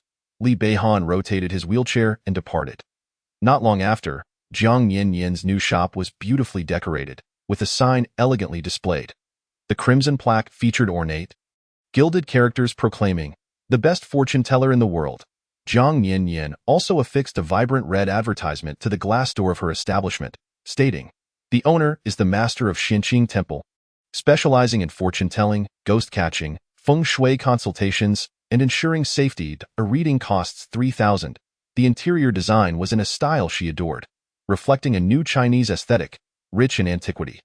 The tables, cabinets, and chairs were crafted from precious gold and silk Nanmu wood, exuding exceptional quality and a remarkably smooth touch. Each seat featured a soft cushion, ensuring utmost comfort. Seated in her shop, Jiang Yin brewed herself a pot of ginseng tea and lit her meticulously crafted agarwood incense. As the fragrant smoke wafted gently through the air, she awaited the arrival of customers. Having consumed half of her tea, she noticed that not a single patron had graced her establishment. Passers-by merely glanced in, shook their heads, and continued on their way. Was it because her shop appeared too new and she too youthful, causing doubt in her abilities? With her elbow resting on the table, her delicate hand propped against her cheek, she scrolled through short videos, patiently anticipating a fated visitor. I tell you, if you trust me, my brother, Master Zhang's readings are remarkably accurate. At that moment, Li Yifan was ushering a man of similar age towards the entrance of the shop. Master Zhang, oh no, I mean sister-in-law, this is my brother, Li Yifan exclaimed as he brought the man into Jiang Yanyan's shop. Why not give him a reading? I have nothing to predict. I've already said I wouldn't come. Yifeng frowned, lowering his voice with evident reluctance. Remember when I told you I almost fell to my death from above? It was my sister-in-law who saved me. That yellow talisman shielded me from disaster and saved my life. I assure you, her readings are spot on, don't doubt it. Li Yifan insisted, lowering his voice further. Just consider it a favor for a brother. Regrettably, when Yifeng's incident occurred, he had not yet arrived at the mall and therefore did not witness the event firsthand. Otherwise, he would undoubtedly have been convinced of his sister-in-law's capabilities. Observing that his sister-in-law's shop had just opened and lacked customers, Li Yifan felt compelled to bring along a good friend to lend support. Upon hearing his brother's words, Yifeng reluctantly took a seat before Jiang Yanyan. Then go ahead and read for me. Dressed in a relaxed hip-hop style with a red cap, Yifeng lounged in front of Jiang Yanyan. Lacking any semblance of enthusiasm, a reading costs 3,000. Jiang Yanyan gestured towards the QR code on the table. All right. For Yifeng, 3,000 was a trivial sum, barely the cost of a meal. He lazily picked up his phone and completed the payment without hesitation. Jiang Yanyan studied Yifeng's features. Your heavenly palace is full, your nose is prominent, suggesting a life of wealth and ease. You hail from affluence, being the only son in your family, and have enjoyed a smooth journey through life, blessed with intelligence and a lucrative income. Yifeng remained expressionless at her words. These were merely the hollow platitudes of charlatans. Anyone could see from his demeanor that he came from a prosperous background. Was such an observation necessary? However, he couldn't help but think that Li Yifen's sister-in-law was remarkably young, resembling a doll from a display case. With such a sweet and beautiful face, she would surely be better off as an internet celebrity than running a fortune-telling shop. But your fortune shows signs of misfortune ahead, Jiang Yanyan continued. Yifeng, unfazed, scratched his ear. Are you about to sell me a talisman next? Jiang Yanyan shook her head. 3 months ago, you met a girl after a rap performance. She was being harassed, and you gallantly came to her rescue. Ever since then, she has been persistently pursuing you, and eventually, you were moved to become a couple. Yifeng paused, taken aback. He had only confided in his friends about his newfound relationship, never disclosing the details of how he had met his girlfriend. Today, she invited you to celebrate the new year in Thailand, Jiang Yanyan continued. At this, Yifeng straightened in his seat, shedding his previous nonchalance. In truth, just 2 hours prior, his girlfriend had sent him a message about the trip, complete with an elaborate itinerary. Day 1 in Phuket for deep-sea diving, Day 2 in Bangkok. The plans were meticulously crafted, and he could hardly contain his excitement for a romantic getaway in Thailand. He had even formulated a clever caption for his social media post to share during the New Year celebrations. How did this girl know all of this? Could it really be deduced through fortune-telling? Yet, she appeared so young. How could she possess such remarkable insight? I advise you not to go, Jiang Yanyan said calmly. Why? Because it is a road of no return. Jiang Yanyan explained, your girlfriend's true identity is that of a worker in a Myanmar park. She is tasked with recruiting individuals, and if she manages to bring in 100 people within a year, she can secure her freedom, and you are her 100th. Once you arrive in Thailand, someone will be there to pick you up, leading you into the Myanmar park. Once inside, you will find yourself in a living hell, with escape being nearly impossible. Jiang Yanyan stated matter-of-factly. Yifeng gazed at her in shock. No way. I refuse to believe my girlfriend could be involved in something like that. She is so kind and innocent. How could she have any connection to a place like that? The very notion seemed utterly absurd to him. You may choose not to believe me, Jiang Yanyan replied coolly. I have said all I can. Whether you choose to believe or not, that is up to your own fate. I trust that my girlfriend would never do such a thing. Yifeng declared vehemently, standing up to leave, his expression darkening. I assure you, My sister-in-law's readings are incredibly accurate. You must heed her words, Li Yifan urged, following closely beside Yifeng. Brother, I advise you to break things off with that girl. It was out of brotherly concern that he had come here. As a brother, you should wish me well instead of trying to break us apart, Yifeng replied irritably, casting a glance at Li Yifan. I have matters to attend to. I'll take my leave. With that, he strode out with a stern demeanor. Watching his retreating figure, Jiang Yanyan shook her head. Each person has their own fate. All one can do is respect the destinies of others. Chapter 26. The peculiar daughter-in-law, sister-in-law. Please don't be upset. Why, brother has never believed in such mystical matters. Just wait. I'll introduce you to other good friends who can become your customers. Li Yifan hurriedly reassured her, fearing Jiang Yanyan might be displeased. There's no need. It is perfectly normal for a new shop to lack customers, Jiang Yanyan replied, taking a sip of her tea. Regardless, I still appreciate your support. I haven't tea really been of much help, Li Yifan admitted, scratching his head, feeling somewhat embarrassed. Meanwhile, Bai Mei's voice could be heard approaching from outside. This is my daughter-in-law's shop? I tell you, my daughter-in-law is truly remarkable. You should let her take a look for you, Bai Mei exclaimed excitedly as she entered, linking arms with a wealthy-looking woman. The woman, adorned in an elegant black mink coat, exuded opulence but bore a troubled expression as she took a seat opposite Jiang Yanyan. What would you like to know? Jiang Yanyan asked with a smile. I wish for you to help me discern whether my marriage with my husband should continue. The woman said, her face etched with worry. Rather than seeking a fortune, she seemed more in need of guidance. Recently, she had experienced turmoil, leaving her sleepless and mentally exhausted, even on the brink of depression. Your marital palace appears dull. The bond between you and your husband is frail, Jiang Yanyan observed, studying the woman's features. Your husband has encountered numerous temptations. Indeed, just last month, I caught him cheating, the woman sighed. Looking at Jiang Yanyan, you are correct, she confirmed. The one he strayed with is his female secretary. That's right, the woman nodded. After over 20 years of marriage, my husband was once a poor man, and I supported him with our family's resources to pave his way to success. Without me, without the Yang family, he would not have achieved his current status. Yet, he shows no gratitude and even betrays me. Infidelity is not uncommon in the world of the affluent. While it brings sorrow, it does not warrant such a severe blow to one's spirit. I wished to divorce him. One day, I returned home from work only to find him in bed with his mistress, who was wearing my silk nightgown. Enraged, I rushed to slap her, but my husband shielded her and pushed me to the ground. Even my daughter emerged to chastise me, calling me a nagging old woman and claiming I was not as gentle or beautiful as that mistress. Demanding I reflect on myself, I cannot comprehend how the daughter I bore after enduring months of hardship, whom I treasured and supported with all I could give, could turn against me in such a way. Siding with a disloyal man, even allowing that scoundrel into our home. On Mother's Day, I witnessed my daughter purchasing a splendid Bulgari diamond necklace using my family card. The design suited a woman of middle age, rather than someone of her youthful stature. Initially, I assumed the necklace was a gift for me, and I took comfort in the thought that my daughter had finally matured enough to show her affection for me. To my dismay, however, I received no gift or even a single word of blessing from her that day. I could not even catch a glimpse of her throughout the entire day. I felt a profound sense of disappointment. Unexpectedly, I stumbled upon the social media account of the mistress and discovered that on Mother's Day, my daughter, along with my reprehensible husband, was celebrating the mistress's birthday. The very necklace that my daughter had purchased with my card was adorning the neck of that woman. I was utterly devastated. I could hardly fathom that my daughter harbored such affection for that wretched individual. Instead of spending Mother's Day with me, she chose to revel in the company of that mistress. What was even more crushing was the video the mistress posted on Mother's Day, in which my daughter audibly referred to her as Mom.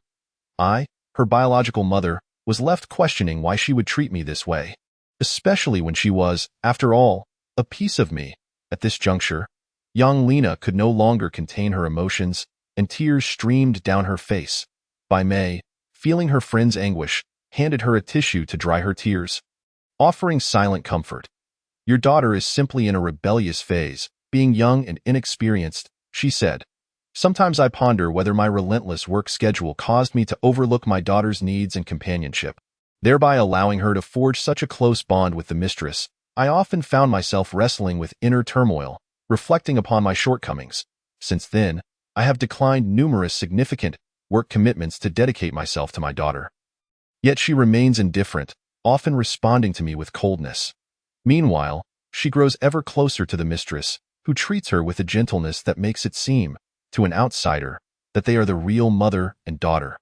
Speaking of this mistress, does she have a daughter as well? Jiang Yin interjected at an opportune moment. Indeed, young Lena nodded, wiping her tear-streaked face. That wretched woman has a daughter too, a frail little girl with a face that appears malnourished. Ironically, the mistress is remarkably selfish.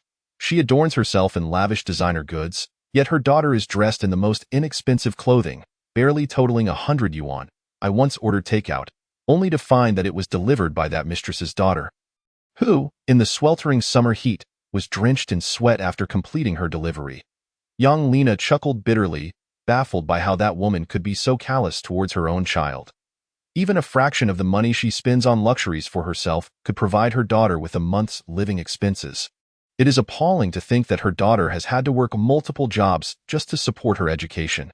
The mistress neglects her daughter while showering my daughter with affection, going to great lengths to win her over. Young Lena sneered. The absurdity reached new heights on one particular occasion. That day was Jenny's birthday, and young Lena intended to bring her daughter Jenny home for a proper celebration. However, after searching everywhere, she discovered that Jenny had gone to the mistress's house. A fire ignited within her as she made her way there. Upon arrival, she was met with a shocking scene. The mistress's daughter, He Xiao Chao, was being mercilessly berated and physically punished by the mistress for allegedly stepping on Jenny's shoes, which were valued at an exorbitant price. "You insolent little wretch," the mistress screamed, demanding He Xiao Chao kneel and apologize to Jenny. Despite Xiao Cao's pleas for mercy, the mistress was relentless, inflicting a brutal punishment. Young Lena, witnessing the horrifying display of cruelty, intervened, exclaiming, "Enough! It's merely a pair of shoes. Cease this madness." Yet, the mistress, seemingly eager to please Jenny, only intensified her aggression, ultimately rendering her own daughter unconscious. It was clear that the mistress's ruthless nature was what had captivated my daughter, leading her to forsake our bond. Young Lena recounted this traumatic experience to Jiang Yin, expressing her frustration at being unable to compete with such underhanded tactics. At times, I contemplate whether I should facilitate a divorce between that woman and my husband. This hollow marriage has become intolerable. Yet, my daughter is so aligned with that mistress that she has even threatened to side with her father should I choose to leave, she lamented, feeling utterly defeated. "Have you ever considered that perhaps your daughter is not truly yours?" Jiang Yin suggested, "and that the mistress's daughter may not be hers either?" Young Lena was taken aback, unable to grasp the implication. Jiang Yin continued, explaining that during young Lena's pregnancy, her husband had engaged with the mistress, and coincidentally, both children were born on the same day, just an hour apart. As the weight of the revelation sank in, young Lena's disbelief was palpable. "If you doubt this, a simple DNA test will confirm the truth," Jiang Yin proposed, while Bai Mei looked on with concern for her friend, urging her to seek clarity. Originally, the blow that my dear friend faced was merely her husband's infidelity, compounded by her daughter's lack of filial piety as she sided with the mistress. However, if it were to be revealed that the daughter she painstakingly raised and nurtured was actually the daughter of that very mistress, the notion of her dedicating her entire life to someone else's benefit would render her previous grievances almost trivial by comparison. Who could endure such a fate? Very well, I shall proceed. Young Lena's lips quivered as she rose swiftly to her feet and departed. Today marked the first day of business, and Jiang Yin did not intend to overexert herself. After calculating the 2 divinations, she felt somewhat fatigued. "Mom, shall we take a stroll through the mall? I'll treat you to bubble tea." "All right," Bai Mei agreed, yet her mind was preoccupied with her friend's plight. Lena's situation was truly lamentable. Such occurrences would be a devastating blow to anyone. Discovering the truth sooner rather than later could be considered a blessing in disguise. Jiang Yin remarked, "It's better to know the truth than to remain in ignorance." "You rewrite. I hope he can quickly gather himself upon realizing the truth." Bai Mei sighed. If she were in young Lena's shoes, she would confront that scoundrel and that shameless woman with fervor. Even if it brought her no satisfaction, she would claw at their flesh until they were both ruined. Young Lena hurriedly returned home, dialing her daughter Annie's number. But it was futile. The call wouldn't connect. During this period of deteriorating mother-daughter relations, Annie had been brazenly distancing herself. Calls went unanswered, messages were ignored, and only when funds ran low each month would Annie reach out for money. Unable to contact Annie, young Lena resorted to reaching out to the mistress's daughter, He Xiaoqiao. Knowing where He Xiaoqiao worked part-time, young Lena gathered her belongings and instructed the driver to take her to the bubble tea shop where He Xiaoqiao was employed. At that moment, He Xiaoqiao was busy pouring coffee for customers, overwhelmed by a mountain of delivery orders, and appeared flustered. Xiaoqiao, young Lena entered the shop, her gaze complex as it fell upon the girl before her. The child was exceedingly thin, standing at 166 centimeters, yet weighing barely over 70 kg, her frame resembling that of a mere skeleton. Her face was tanned and sallow from the sun, her hair dry and split. Looking disheveled, dressed in what seemed to be inexpensive clothes purchased online, she wore an employee uniform as she skillfully prepared bubble tea, dark circles under her eyes betraying her exhaustion. Young Lena observed the girl closely, and the more she looked, the more her heart sank. The child's features bore a striking resemblance to her own from her youth. At that moment, He Xiaoqiao lifted her weary gaze to young Lena. "Auntie, what brings you here?" She was acutely aware that her mother was the mistress who had shattered young Lena's family. Each time she encountered young Lena, guilt washed over her. Yet, she felt powerless. She had once pleaded with her mother, He Fong, to cease her affair, only to be met with harsh words and physical blows that left her bloodied and starving for a day and night. Since then, she had refrained from intervening in her mother's affairs. "I have something to discuss with you." Young Lena's voice thickened with emotion. "Could you spare a moment to talk?" "But I'm currently working, and I have a pile of orders to complete." He Xiaoqiao hesitated. Clearly troubled, young Lena opened her bag, retrieving 2,000 yuan in cash and placing it on the table. "Now, can we talk?" Half an hour later, while conversing with He Xiaoqiao, young Lena managed to obtain a sample of her hair.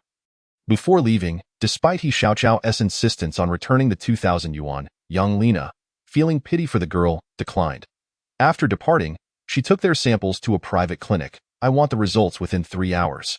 I'll pay any amount." During those agonizing hours, young Lena paced anxiously in the hospital corridor, each minute stretching on like an eternity. Finally, after 3 hours, the results were in.as. She stared at the report. Her eyes reddened, and tears cascaded down her cheeks. "Xiaoqiao is my biological daughter. That wretched woman, He Fong, has stolen my child." No wonder that woman had given her daughter such a demeaning name like grass. No wonder she treated the girl with disdain, leaving her to fend for herself and work odd jobs. And no wonder she had beaten Xiaoqiao mercilessly in front of her. Now, young Lena finally understood the significance of that woman's knowing glance during Xiaoqiao's beating. What a vile creature! How cold-hearted could she be? Young Lena found He Xiaoqiao and, with a fierce determination, brought her to her husband's office. "Auntie, why have you brought me here?" He Xiaoqiao looked both embarrassed and ashamed, tears welling in her eyes. "Auntie, I know my mother shouldn't be a mistress. Shouldn't he ruin your marriage? I feel ashamed of her actions, and I've tried to persuade her, but she wouldn't listen. I can't control her. Please don't involve me in adult matters." She believed young Lena had brought her to the company to exact revenge. Good child. Young Lena gazed at the innocent and pitiful girl before her with a heavy heart.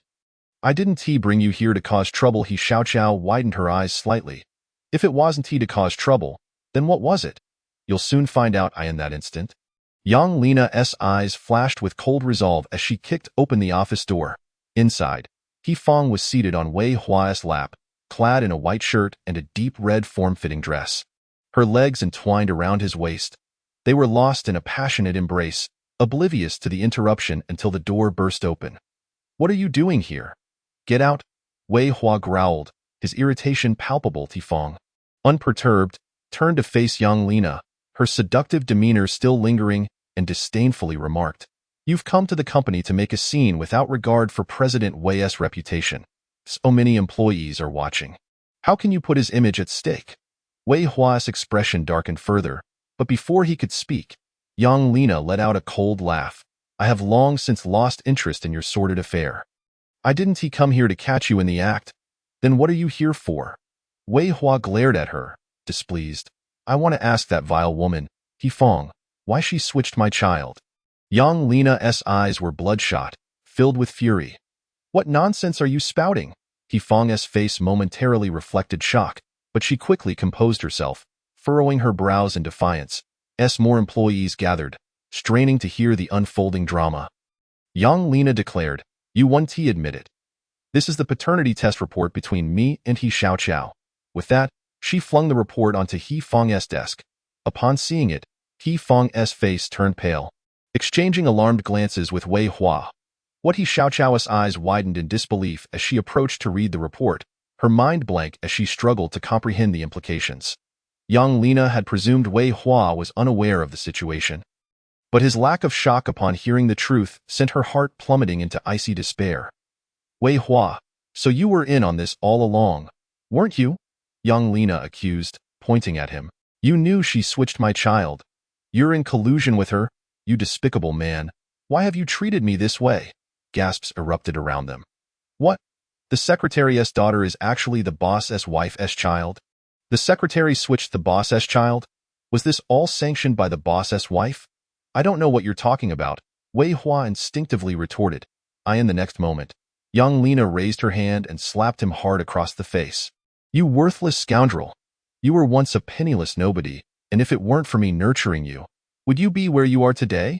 Yet you repay my kindness with betrayal, bringing that wretched woman into my home, frolicking on my bed, and to top it all off, you two switched my child. You kept me in the dark for 18 long years. You two beasts, do you even consider yourselves human?" The revelation sent shockwaves through the crowd. Chapter 28. Are they mother and daughter or enemies? So, our boss is actually a product of a woman's ambition? How utterly revolting. He appears respectable on the outside, yet he climbed the ranks on a woman's coattails. Only to engage in infidelity and swap children? How could a person sink so low? The child beside the boss lady is indeed her biological offspring, raised by the mistress secretary. I had previously pondered why the secretary was adorned from head to toe in designer labels. While her child appeared to be nurtured like a pauper, it turns out that the child is not hers at all. This secretary has been deliberately tormenting and mistreating the boss lady's child all along. The implications are chilling. This truly is the scandal of the year. If I were the boss lady, I would go mad. The employees were utterly shocked, their gazes towards Wei Hua and He Fong brimming with disdain. "I do not know what nonsense you are spouting. This is my company, not a place for your tantrums. Get out," Wei Hua shouted, clutching his swollen face from the beating. "The one who should leave is you." Young Lena's eyes were red and bloodshot, her palms trembling. "My daughter has been tormented by this wretched woman for 18 long years, and you have remained a passive observer. Ironically, while I have poured my heart and soul into raising her daughter. It turns out I have been raising the child of my enemy all these years. Everything that rightfully belonged to Jenny should have belonged to my daughter. It is you, you vile woman, who has destroyed my child and my life. I shall fight you." With that, young Lena seized an ashtray from the table and hurled it at He Fong's head with all her might. He Fong was caught off guard, and blood began to flow from her head, her eyes wide with shock. What madness is this? Wei Hua could not bear to see his beloved being bullied by young Lena. Rushing over to slap her fiercely, "Oh, not bully her." At that moment, He Xiaoqiao, standing behind Wei Hua, shouted furiously, her small frame bursting with incredible strength as she clung to Wei Hua's chest with red eyes.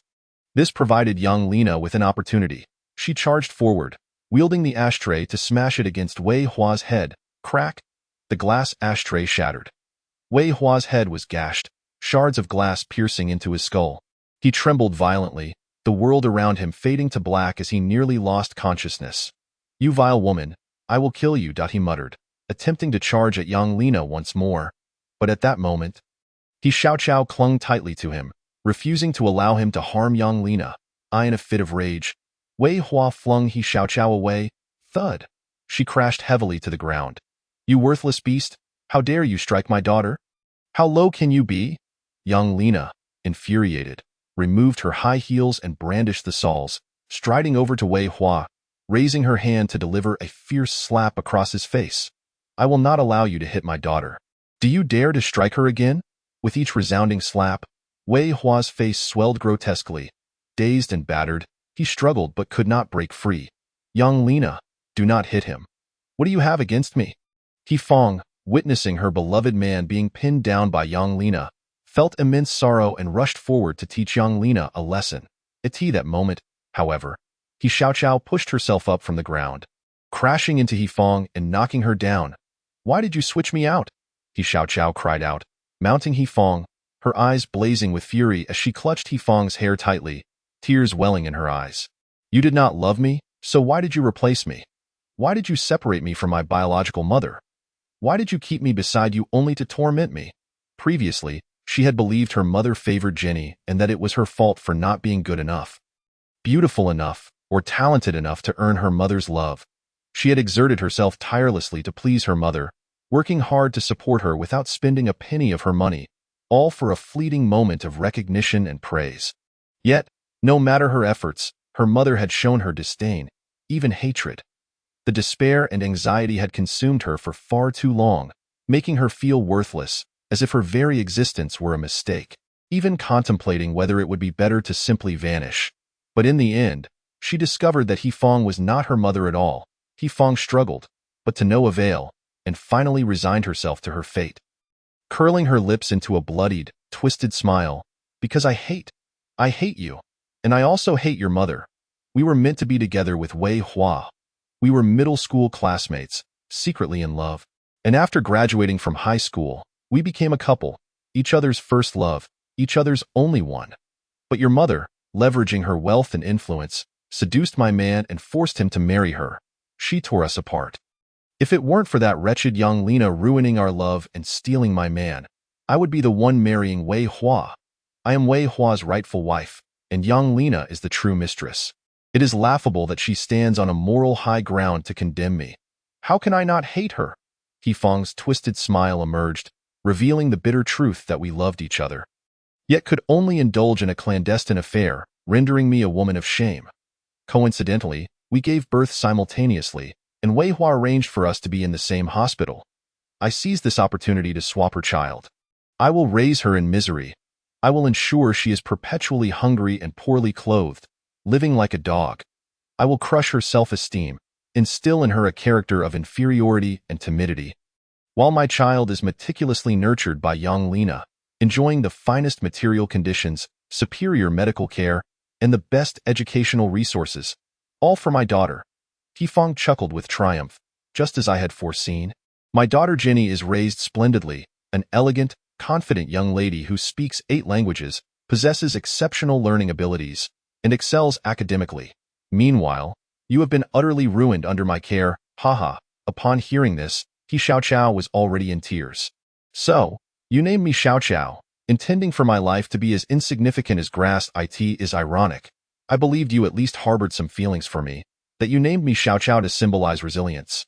That like grass, I would endure through adversity. Chapter 29. The top rapper bound in an electric fraud park. He Xiaoqiao chuckled bitterly, resembling a puppet devoid of a soul. Rising to her feet, her gaze devoid of any spark, rendered numb and hollow. Young Lina, having sufficiently vented her frustration on Wei Hua, cast a cold glance at his bruised visage, before swiftly approaching He Xiaoqiao, embracing her with a choked voice. Child, you have suffered all these years, but I swear, I will make those who have harmed you pay dearly. Just wait and see their downfall. As her words fell, young Lina's bloodshot eyes glared at He Fong, her gaze icy and venomous as she moved closer, straddling He Fong, yanking her hair, and delivering a resounding slap across her face. He Fong cried out in agony, followed by another slap that landed on her other cheek. You wretched harlot, spouting lofty rhetoric while accusing me of being the one who destroyed your relationship. I should tear apart your deceitful mouth. How can a vile woman like you exist in this world? Is it not so? At that moment, He Fong raised her head high, her bloodied and swollen face a mess, yet adorned with a victorious smile. The one unloved is the third party. It is clear that Wei Hua and I share love. Yet you shattered it. How can you not be the mistress? Young Lina raised her hand again, delivering another resounding slap, causing He Fong to wail as the taste of blood filled her mouth. How dare you lay the blame on me? Let me remind you, it was Wei Hua, that shameless man, who pursued me. At that time, I was unaware of your existence. I believed he truly loved me. which is why I gave him a chance. I did not disdain his humble origins. I supported his struggles, investing all my resources into him, pouring countless efforts into this company. Yet, I was deceived by you two shameless lovers. No, that is not true. Yifeng gritted her teeth. Her face flushed crimson as she glared at Yang Lina. I do not believe it.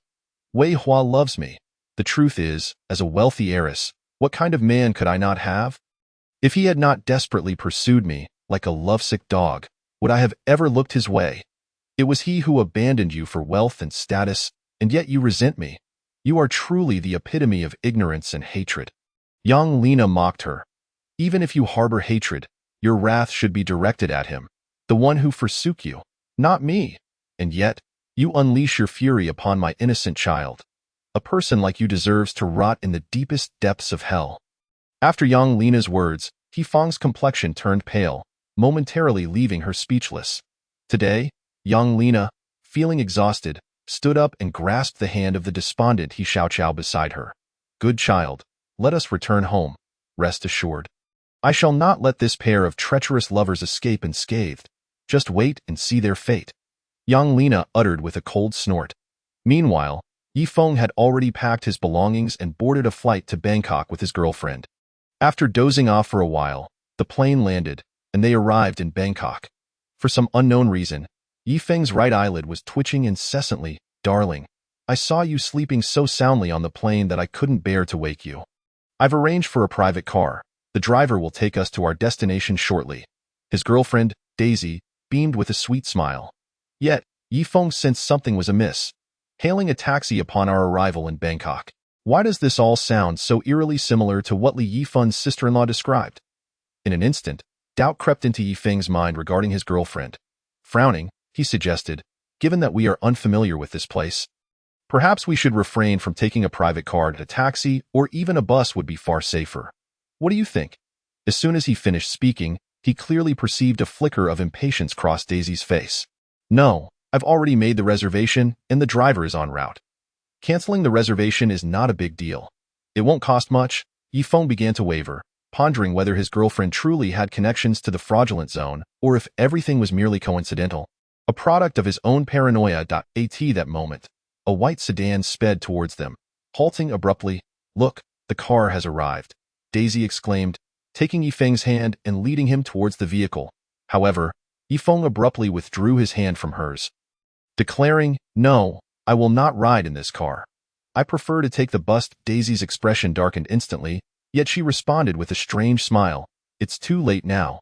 The sight of her unsettling demeanor sent shivers down Yifeng's spine. He felt a prickling fear as goosebumps erupted on his skin. How could his usually gentle girlfriend display such a terrifying expression?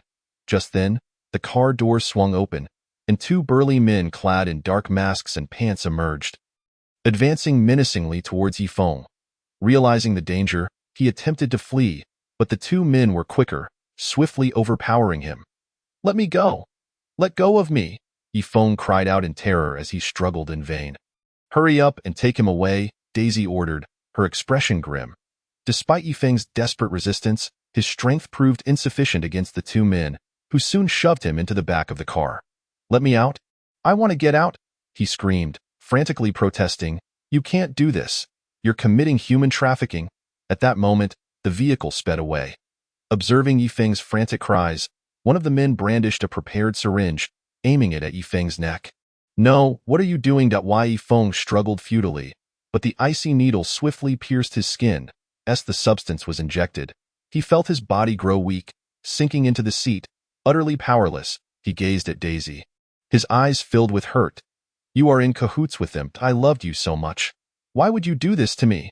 I had no choice, Daisy replied nonchalantly, fiddling with her freshly manicured nails. She caressed Yifeng's face, a serpentine smile gracing her exquisite features. Only by binding you can I complete my task and secure my freedom. I genuinely liked you, but our timing was simply unfortunate. With a sigh, she added, her smile tinged with a hint of mockery. Completely incapacitated, Yifeng's mind remained startlingly clear, his body feeling as though it were crawling with venomous snakes, sending chills coursing through him. He never imagined that his girlfriend was a predatory flower, ready to devour him whole. The fate awaiting him in the fraudulent zone was all too predictable. Chapter 30. The daughter-in-law is truly remarkable. He realized he had been foolish to trust Daisy so easily, and even more so for disregarding the master's warning. Though the master had cautioned him, he had been blinded by love, ignoring the sage advice that was hard to swallow. At that moment, Yifeng wished he could slap himself. Biting down on his tongue, he forced himself to stay alert, seizing the opportunity while his fingers still retained some feeling. He discreetly fumbled for his phone and sent a message to Li Yifeng. Bro, I've been kidnapped. Tell my family to save me. Following that, he sent a location pin. However, Daisy soon discovered the message. You're not actually expecting someone to rescue you, are you? She smirked. Don't be foolish. Once you enter the zone, you'll never escape. What kind of place is the fraudulent zone? Even the mighty bull demon king would be reduced to a mere 3 acres of land here. Even Sun Wukong would have to perform tricks for entertainment.as for him. Escaping was out of the question.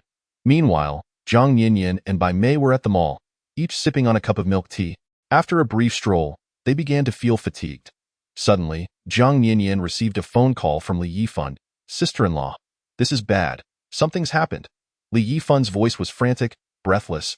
My brother Yifeng has been captured. He just sent me a distress message. And his location is in northern Myanmar. Previously, Zhang Yinyan had warned Yifeng, but he had disregarded her advice and ended up falling victim. Some people are just too stubborn to heed warnings. She remarked, taking a sip of her milk tea. What should we do? He's my childhood friend. I can't just ignore this, Li Yifeng exclaimed, agitated. First, notify his family and mobilize them, Zhang Yinyan instructed. Next, utilize his rap identity and online presence to spread the word on social media.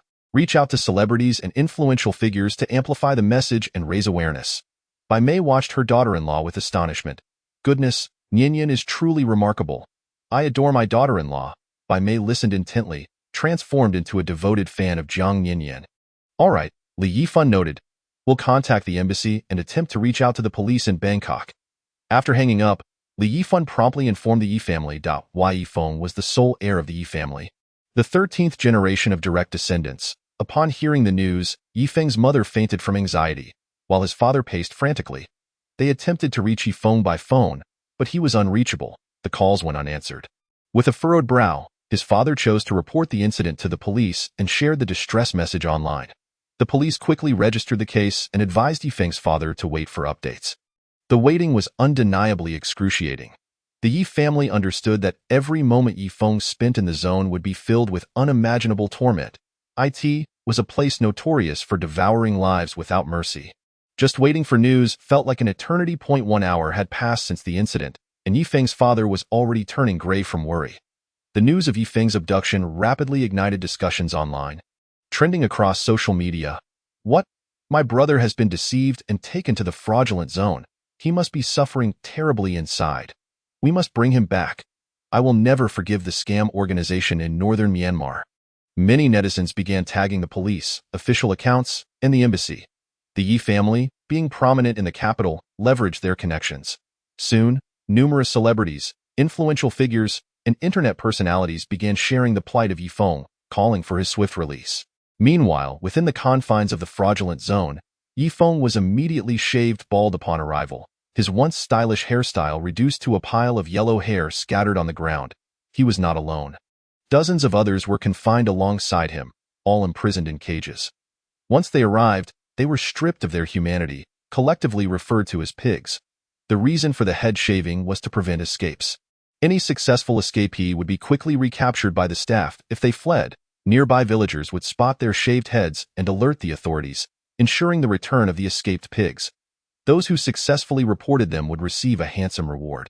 Thus, in this region, every household was in collusion with the fraudulent zone for profit.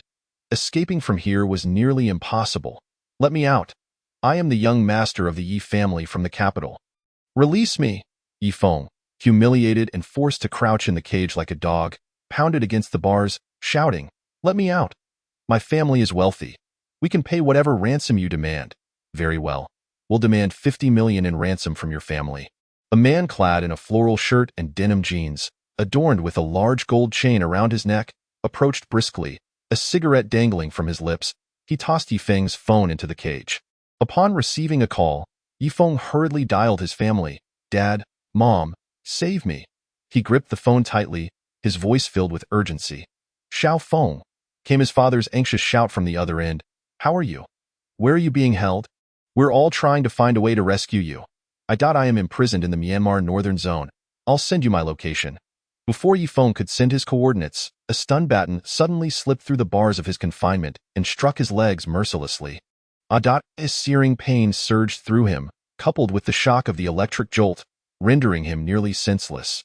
His body convulsed violently as he rolled his eyes back in agony. Son, what happened? Bastards! What have you done to my son? Yifeng's father roared in desperation over the line. $50 million in ransom, transfer it within 3 minutes. Otherwise, don't expect your son's fingers to remain intact. The man, cigarette in hand, slowly exhaled a smoke ring. All right, I'll do it. What's your account number? Yifeng's father, disregarding everything else, hastily agreed. The man then sent over a payment account, instructing, remember this account, 50 million, not a penny less. Understood, Yifeng's father quickly replied. A minute later, the 50 million was received. Teske, you're quite the fat sheep, the man sneered, kicking Yifeng with glee through the bars. Now that you've got your money, can you release my son? Yifeng's father implored anxiously. I suddenly feel that 50 million isn't enough. Given your son's value, it should be at least 100 million. So transfer another 100 million. The man grinned smugly, biting down on the cigarette. How can you go back on your word? Yifeng's father rebuked angrily. You clearly stated 50 million. What was said before is irrelevant now. I've changed my mind. Is that not permissible? The man chuckled wickedly. As for the money, it's either that or your son's life. Choose wisely. Resigned, Yifeng's father had no choice but to transfer the funds. Yet, upon the arrival of the additional 100 million, the other party refused to acknowledge it, demanding further transfers. Yifeng, his face streaked with tears and sweat, gritted his teeth. Don't transfer. Even if it empties our family's coffers, they want to let us go. Think of another way. Pain twisted Yifeng's features as he spoke through clenched teeth. Soen, why poor Soen? Yifeng's father was utterly distraught. The man, uninterested in their familial exchange, impatiently hung up the phone. Subsequently, Yifeng was dragged and confined in an office. Inside were hundreds of captured individuals from all corners of the globe, all sitting before computers, their expressions blank and mechanical, their fingers incessantly tapping away at the keyboards. They resembled mere shells of their former selves. At that moment, another burly man yanked out a bespectacled middle-aged man, and before everyone's eyes, he ruthlessly struck him with a stun baton. Stop hitting me. Stop! The middle-aged man curled up on the ground, his face contorted in agony. You worthless piece of trash. It's been half a year in the zone, and you've only generated 2 million this month. You re the least deceptive here. The hefty man struck the middle-aged man repeatedly with the baton. After a few blows, the man was left so incapacitated that he lost control of his bodily functions. A stream of pale yellow liquid pooled on the floor, the stench of urine permeating the air. The middle-aged man's jeans were stained with excrement. What a disgusting sight! The fat man grimaced in disdain. This useless one types too slowly. He is of no further use. Send him for organ harvesting. With that, others approached and forcibly dragged the middle-aged man away. An atmosphere of terror enveloped the office as everyone watched in horror. Too afraid to utter a word, fearing they might be next. No, don't take my kidneys. I can work. Please, give me another chance. The middle-aged man struggled desperately, eyes wide with terror. Please don't. Since you're already nearsighted. You won't need these corneas. Just take them out while you're at it, the fat man remarked coldly, sending shivers down everyone's spine. Soon after, the middle-aged man was dragged away. No.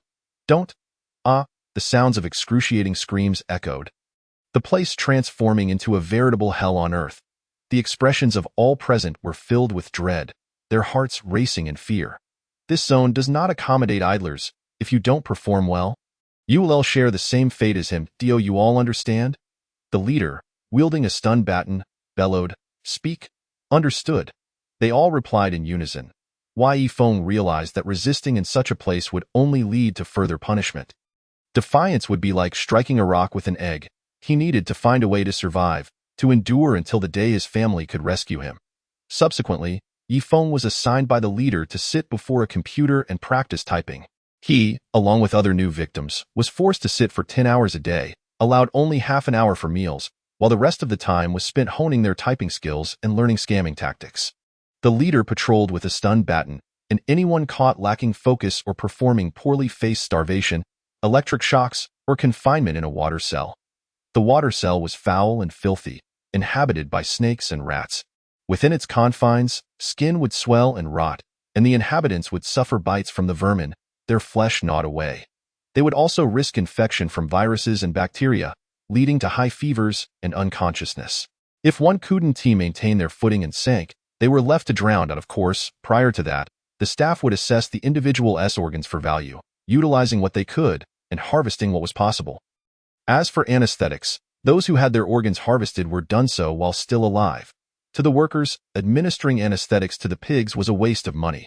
Every moment spent in this place filled Yifeng with regret, questioning why he hadn't heeded the master's warnings. His own arrogance had led him to this fate. After Daisy brought Yifeng back, she approached the zone manager. "Manager, I've brought 100 people. Can I now be set free?" Daisy smiled. "Well done," the manager said, playing with a set of prayer beads. "Next year, bring in 1,000 more, and we'll talk." "What?" Daisy looked at him in disbelief, her heart ignited with fury. They had clearly agreed that bringing in just 100 people would grant her freedom. "You're talking to me about freedom?" The manager sneered. "I'll give you two choices. Either strip and serve me, or go to the red light district to entertain clients." Daisy's face turned pale. She was well aware of what the red light district entailed. There, one would be subjected to the whims of countless men, ultimately succumbing to diseases and a tortured existence. She had previously seen a girl sent to the red light district, forced to entertain hundreds of men daily, eventually contracting AIDS and syphilis, only to have her kidneys, heart, and corneas harvested while still alive, her remains cremated to nourish the flowers of the zone. Daisy trembled, forcing a smile. "Manager, please don't be angry," as she spoke. Her fingers trembled as she undid her buttons. Slowly disrobing, 24 hours had passed since Yifeng's disappearance, and the Yi family remained utterly helpless. Chapter 31. Let him fall from grace. The incident continued to escalate online, garnering widespread attention, even reaching foreign media. The manager in Bangkok publicly stated that he would assist in the search for Yifeng, yet the waiting period was undeniably excruciating. Why Yifeng's mother fell ill, and Yifeng's father aged visibly overnight. The weight of despair heavy upon him. Suddenly, Yifeng's father recalled a person, Li Yifen's sister-in-law, the grand lady of the Li family, Jiang Yinyan. She had accurately predicted Xiao Feng's misfortune. Perhaps she also had a way to rescue him from this predicament? Impatiently, Yifeng's father commanded, "Prepare a generous gift for me." The day after Jiang Yinyan's fortune-telling business opened, Yang Lina brought He Xiaoqiao to the shop. In just a day, He Xiaoqiao appeared transformed. Her previously dry and frizzy hair now flowed in sleek, lustrous black strands, her face adorned with light makeup, her complexion no longer pallid but rather vibrant. Her attire reflected the elegance of a wealthy heiress, exuding style and sophistication. "Jiao Jiao, call the mastered," at that moment. Yang Lina affectionately held He Xiaocao's hand as they stood before Jiang Yinyan. "Master, thank you." He Xiaoqiao, or rather Yang Jiao Jiao, bowed deeply to Jiang Yinyan, her innocent eyes shimmering with tears. "No need for thanks." Jiang Yinyan replied, "Please, have a seat." The mother and daughter settled opposite her. "How can we not express our gratitude, Master? You are our savior." Yang Lina gazed at Jiang Yinyan with profound gratitude. "If it weren't for your assistance in uncovering the truth, I would still be oblivious to the identity of my biological daughter, remaining ensnared in ignorance. This is a token of my appreciation. I humbly request you to accept it." As she spoke, Yang Lina extended a beautifully wrapped gift box towards Jiang Yinyan. Inside the box lay 5 resplendent South Sea pearls, 5 luminous night pearls, and 10 diamonds, each the size of a pigeon's egg, including pink, blue, yellow diamonds, and pristine white diamonds. My family is in the jewelry business. These gems are a small token of my esteem, and I hope you won't find them lacking. Yang Lina looked at Jiang Yinyan with heartfelt appreciation. The jewelry within was of the highest caliber. Even a single diamond, given its quality, brilliance, and size, could fetch no less than 10 million. As Jiang Yinyan beheld the diamonds, her delicate fingers gently caressed them, and her mood lifted considerably. "Thank you." I shall gladly accept it. She placed the gift box aside, a gentle smile gracing her lips. The reunion between you and your daughter is indeed a culmination of hardship and sweetness. Indeed, young Lena's eyes shimmered with unshed tears. I deeply regret not having met you sooner. Had I known you earlier, my child would not have endured such suffering. We would not have been separated for so many years. I have renamed my child Jiao Jiao. And from now on, she shall carry my surname. I will strive to make amends, providing her with everything I can. Her expression darkened with fury as she continued. As for that scoundrel, young Lena's eyes blazed with contempt. I discovered he has transferred substantial assets from the company and has tax issues. I have already submitted the evidence to the police. That wretch built his fortune on his own efforts. If he had the capability to elevate that old scoundrel, he can just as easily bring him crashing down. I will not spare either that scoundrel or that shameless woman. Meanwhile, in Wei Hua's private villa, what should I do? Young Leping discovered I am not her daughter anymore. She refuses to give me any more money and has thrown me out. Dad, what should I do? Jenny anxiously dialed Wei Hua's number. Figure it out yourself. I'm swamped. Wei Hua was currently besieged by a group of shareholders, dealing with a myriad of company crises and a mountain of messes that required his attention. He hardly had the luxury to concern himself with her troubles. Dad, as a student, what can I do? I recently set my sights on a handbag that costs 120,000. Just the accessories alone require 20,000. Please give me the money. I want to buy the bag. What is wrong with you? I'm drowning in problems, and you only think about buying a bag. Wei Hua exploded in frustration. Stop bothering me, Dad. Before Jenny could finish her sentence, he hung up the phone with a decisive click. Infuriated, she reluctantly dialed Hifeng. Mom, what is it? Hifeng's voice sounded utterly fatigued. Ever since young Lena exposed their affair at the company, the scandal surrounding her and Wei Hua had been all over the internet. Attracting relentless scrutiny, Hifeng was facing severe online backlash. Moreover, young Lena had reported her to the police, who were now actively seeking her arrest. Consequently, Hifeng had been on the run, hiding in fear of being apprehended. Mom, please lend me 120,000. I want to buy a bag. Jenny clutched her phone, her dissatisfaction evident. Hifeng could hardly believe her ears. Jenny, what are you saying? I don't have that kind of money. Do you know I'm constantly hiding? Your lack of money is your problem. It's your incompetence, Jenny complained bitterly. Why did you even have children if you couldn't afford it? How can you still call yourself my mother? Hifeng felt as though a sharp knife had pierced her heart. How could you say such things? Do you even understand my situation? Not only do you show no concern for me, but you also utter such hurtful words. Are you trying to stab my heart? Spare me your theatrics. Because of your sordid affairs with Wei Hua, young Lena no longer acknowledges me. She kicked me out of the villa, and everything she bought for me is no longer mine. Now, young Lena dotes on that wretched girl He Xiaoqiao as if she were a treasure. She has become a wealthy young lady, and I am left with nothing. My father disregards me, and you do too. I am being overshadowed by that little vixen, Jenny cried out, feeling utterly wronged. How could you treat me this way? Jenny, Hifeng's voice trembled with emotion. Had I known you would turn out this way, I would never have acknowledged you. I should have treated young Lena better. In a fit of resentment, Jenny reflected. At least young Lena truly cared for her, understanding her needs. When young Lena was her mother, everything she desired was effortlessly presented to her. But now, without young Lena, she had no money, no beautiful clothes or jewelry, and no one to care for or love her. She had lost everything. Meanwhile, He Xiaoqiao thrived. At that moment, Jenny was engulfed by regret. On the other end of the line, Hifeng felt equally distressed. I'm on the brink of being arrested, and you not only show no concern for me but only think about spending money. What else can you do besides waste money? How did I end up with such an ungrateful child? Just then, a series of loud knocks resounded at the door. Police! Open up! Jenny realized it was the police coming to apprehend Hifeng for the child-switching incident years ago. Fearing trouble for herself, she swiftly hung up and blocked Hifeng's number. On the other end, before Hifeng could finish speaking, the police forcibly entered. Hifeng, you are under arrest. They coldly placed handcuffs on her, dragging her away, her face ashen. Meanwhile, another team of officers located Wei Hua, apprehending him for tax evasion and embezzlement. Young Lena spent a considerable time with young Jiao Jiao at Jiang Nianyan's place. Before departing, Jiang Yanyan observed Yang Jiao's features, predicting, in the future, you will endure hardships, but sweet rewards will follow, and your life will be smooth sailing. Thank you, master, Yang Lina exclaimed, tears of joy streaming down her face as she took Yang Jiao's hand and rose to leave. After watching them depart, Jiang Yanyan carefully stored the jewelry and prepared to return home. However, upon arriving at the villa with Yang Jiao, they were met by Jenny. What do you want? I thought I told you to leave. Yang Lina's gaze held no warmth for her former daughter, only ice-cold disdain. The years of deception by the two women weighed heavily on her heart. The thought of having devoted so much effort to raising the daughter of her enemy, only for her own daughter to endure such suffering, filled her with rage. Her heart ached with a deep, bleeding sorrow. Mom, I am your daughter.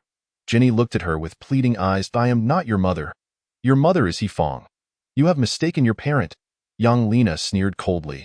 Just then, Yang Jiao descended the stairs and, sensing the tension, approached Yang Lina, asking, Mom, what's wrong? Nothing, my dear.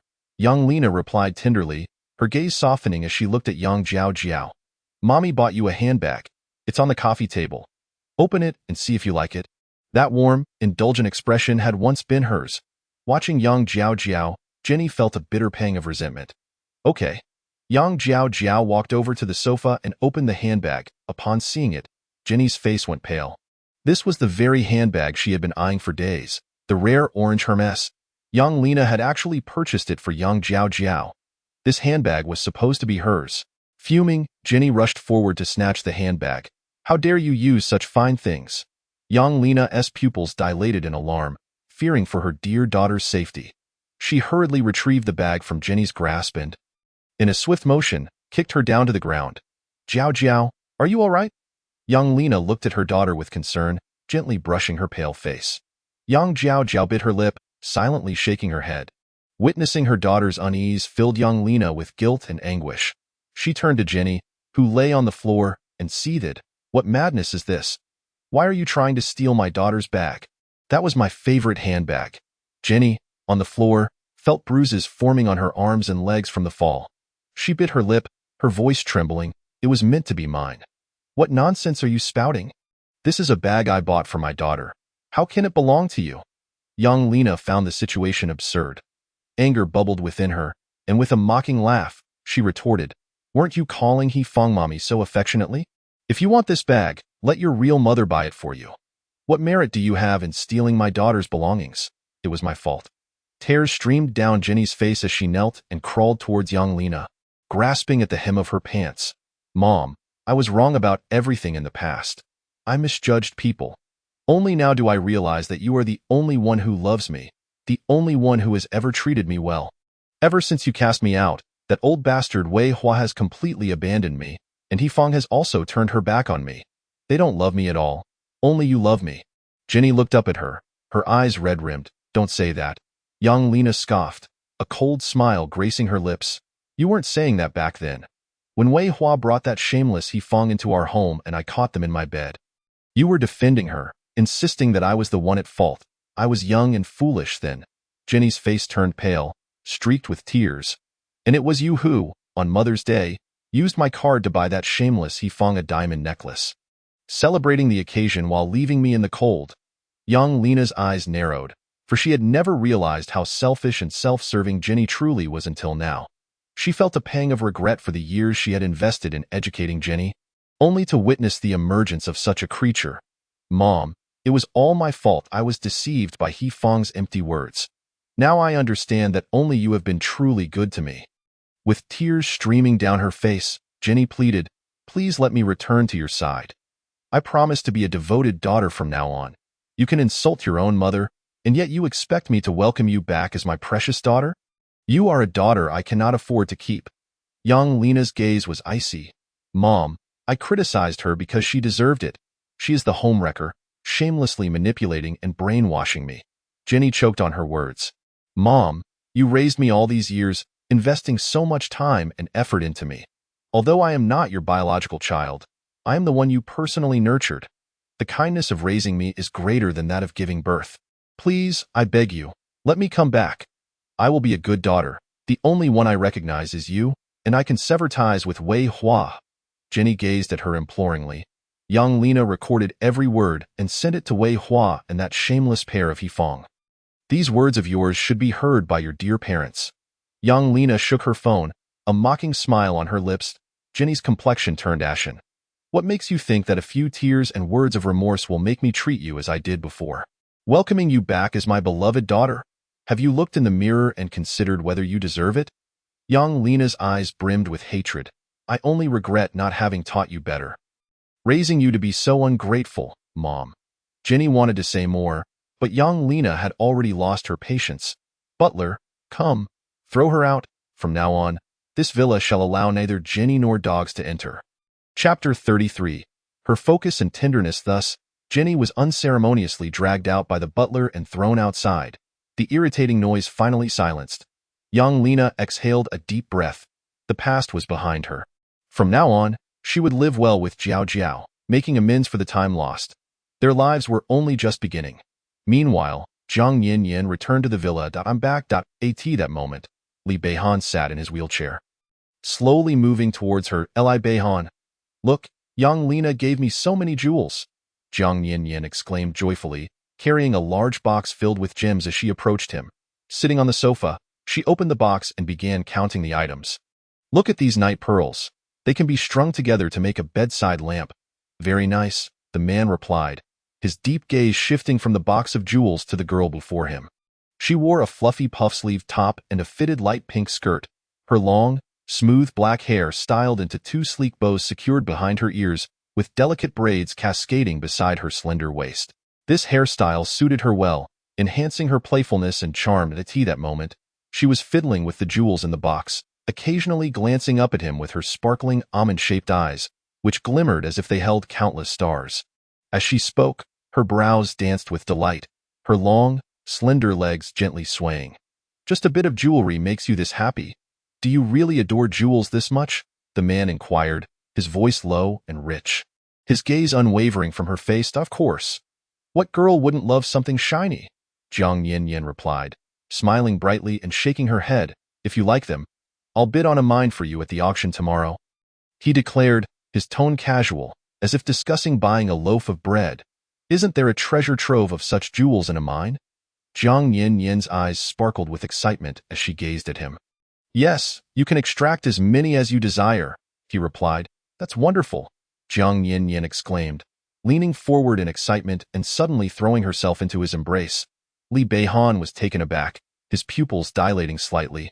He had not expected her to be so forward. Li Beihan, you are so wonderful. The girl wrapped her soft arms tightly around his neck, smiling brightly, her eyes sparkling. The man stiffly raised a hand to stroke her silky hair. Feeling his heart soften a fraction in the afternoon, Zhang Yin continued her treatment for Li Beihan. Remember to take the medicine I prescribed once a day, she instructed, holding a small cloth bag containing a row of fine, sharp silver needles that gleamed in the sunlight. She squatted in front of his wheelchair, gently rolling up the pant leg of his suit to just above his knee. With delicate fingers, she positioned the needle at the acupuncture point on his knee. Her movements tender, earnest, and focused. Li Beihan sat upright in his wheelchair, his gaze fixed on the girl before him. She appeared so gentle and so absorbed in her task. She gently inserted the needle. She occasionally looked up at him, asking softly, "Does it hurt?" It was the first time in his life someone had looked at him with such concern, inquiring about his pain. From a young age, Li Beihan had known he was to be the future heir of his family. He was groomed for this role, learning noble etiquette, horseback riding, foreign languages, and various skills, his schedule packed to the brim. His father had imposed strict demands upon him, leaving him with little time for personal enjoyment. After his father's death, his mother, overly pampered by him, became as clueless as the silly characters seen in dramas. Surrounded by predatory relatives, he had to support his mother and younger brother, shouldering the weight of the family responsibilities at a young age. He had forcefully propelled the Li group to success, intimidating those who coveted it into submission. Through the years, he had grown accustomed to this life. Yet, for the first time, someone was genuinely concerned for him, asking if he was in pain. No, he replied, snapping back to reality, his lips parting slightly. And now, do you feel any sensation? Zhang Yin asked, inserting another needle into a different acupuncture point, her clear, bright eyes observing him intently. A bit, he frowned, a flicker of excitement igniting within him. He felt a slight sting. Your legs are beginning to regain some sensation, Jiang Yanyan said with a soft smile. If I continue the acupuncture daily and you take the medicine as prescribed, you'll recover quickly. All right, he nodded, his gaze lingering on her. As she carefully inserted each needle into the designated points, his attention remained fixed on her delicate, refined face. His dark eyes gradually wandered down to her slender, porcelain-like neck. Her skin was fair and tender, shimmering with a subtle, almost translucent fuzz under the warm golden sunlight. On the right side of her neck, there was a small red mole, resembling a plum blossom trembling on a snow-covered mountain, adding a touch of seductive allure to her otherwise pure and flawless appearance. Unbeknownst to her, as she concentrated on her task, she remained blissfully unaware of the view afforded by her V-neck top. Li Beihan felt a sudden dryness in his throat, his muscles tensing. He inexplicably felt a thirst, as though he had been deprived of the soup sent by Mei for days, yet today it felt as if he had just consumed it. He forced himself to avert his gaze. That night, Li Beihan lay alone in his bedroom, his slumber far from tranquil. He found himself enveloped in a dream. In this dream, his legs had healed, allowing him to move like a fully grown man. He was impeccably dressed, pinning a young girl beneath him, a single hand gripping her slender waist. The girl wept softly, her tear-streaked face gazing helplessly at him, pleading in hushed tones, yet he found himself engaging in despicable acts, repeating them time and time again. Chapter 34. The master of metaphysics intrudes into the fraud zone. The next morning, as Jiang Yanyan awoke, she discovered Li Beihan's long, well-defined hand tugging at the bed sheets. He was seated in a wheelchair, his movements not particularly convenient. "Let me assist you," she offered, without a second thought, hastening towards him. However, the man interposed himself beside her, his usually steady and deep voice tinged with unease. "I can manage on my own. You are at a disadvantage alone. Allow me to help," Jiang Yanyan insisted. "No need," he replied, his tone somewhat hurried, seemingly anxious to conceal something. He swiftly yanked the sheets down, along with his pajama pants, clutching them to his chest before he wheeled himself to the laundry machine, hastily tossing the items inside along with a laundry ball. His movements were quick and efficient. Jiang Yanyan observed him curiously. Does even a wealthy CEO do his own laundry? This is quite different from what one sees in a Korean drama. Noticing her gaze, Li Beihan spoke in a low voice. "Do not overthink it." "I am not overthinking anything," Jiang Yanyan replied, her dark, lustrous almond eyes fixed on him as she smiled gently. Li Beihan swallowed hard, turning his wheelchair to leave. Watching the man's hurried retreat, Jiang Yanyan found him increasingly peculiar, leaving her perplexed. After finishing her breakfast, the butler approached in haste, announcing, "Madam, the head of the Yi family has arrived." "Very well, show him in," Jiang Yanyan replied, taking a sip of freshly squeezed cherry juice. That moment, Yi Fu, the head of the Yi family, appeared before her, carrying an extravagant and expensive gift box. "Mrs. Li." Upon seeing Jiang Yanyan, Yi Fu's eyes reddened instantly. He bent low, pleading, "Please, save my son." The thought of his son's suffering within filled him with anxiety, making meals unappetizing and sleep elusive. His nerves were frayed, almost snapping. He had but one son. Should anything happen, what would he and his wife do? "If you are willing to save my son, I would do anything." The proud Yi Fu, who had held his dignity for most of his life, now bowed before Jiang Yanyan like the most devoted of followers. This moment, she was his son's only lifeline.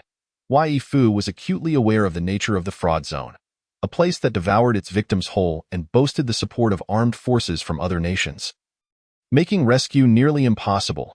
Observing Yi Fu's anxious and haggard demeanor, Jiang Yanyan spoke. "I can assist you, but you must promise me one thing." "What is it?" "Just say it."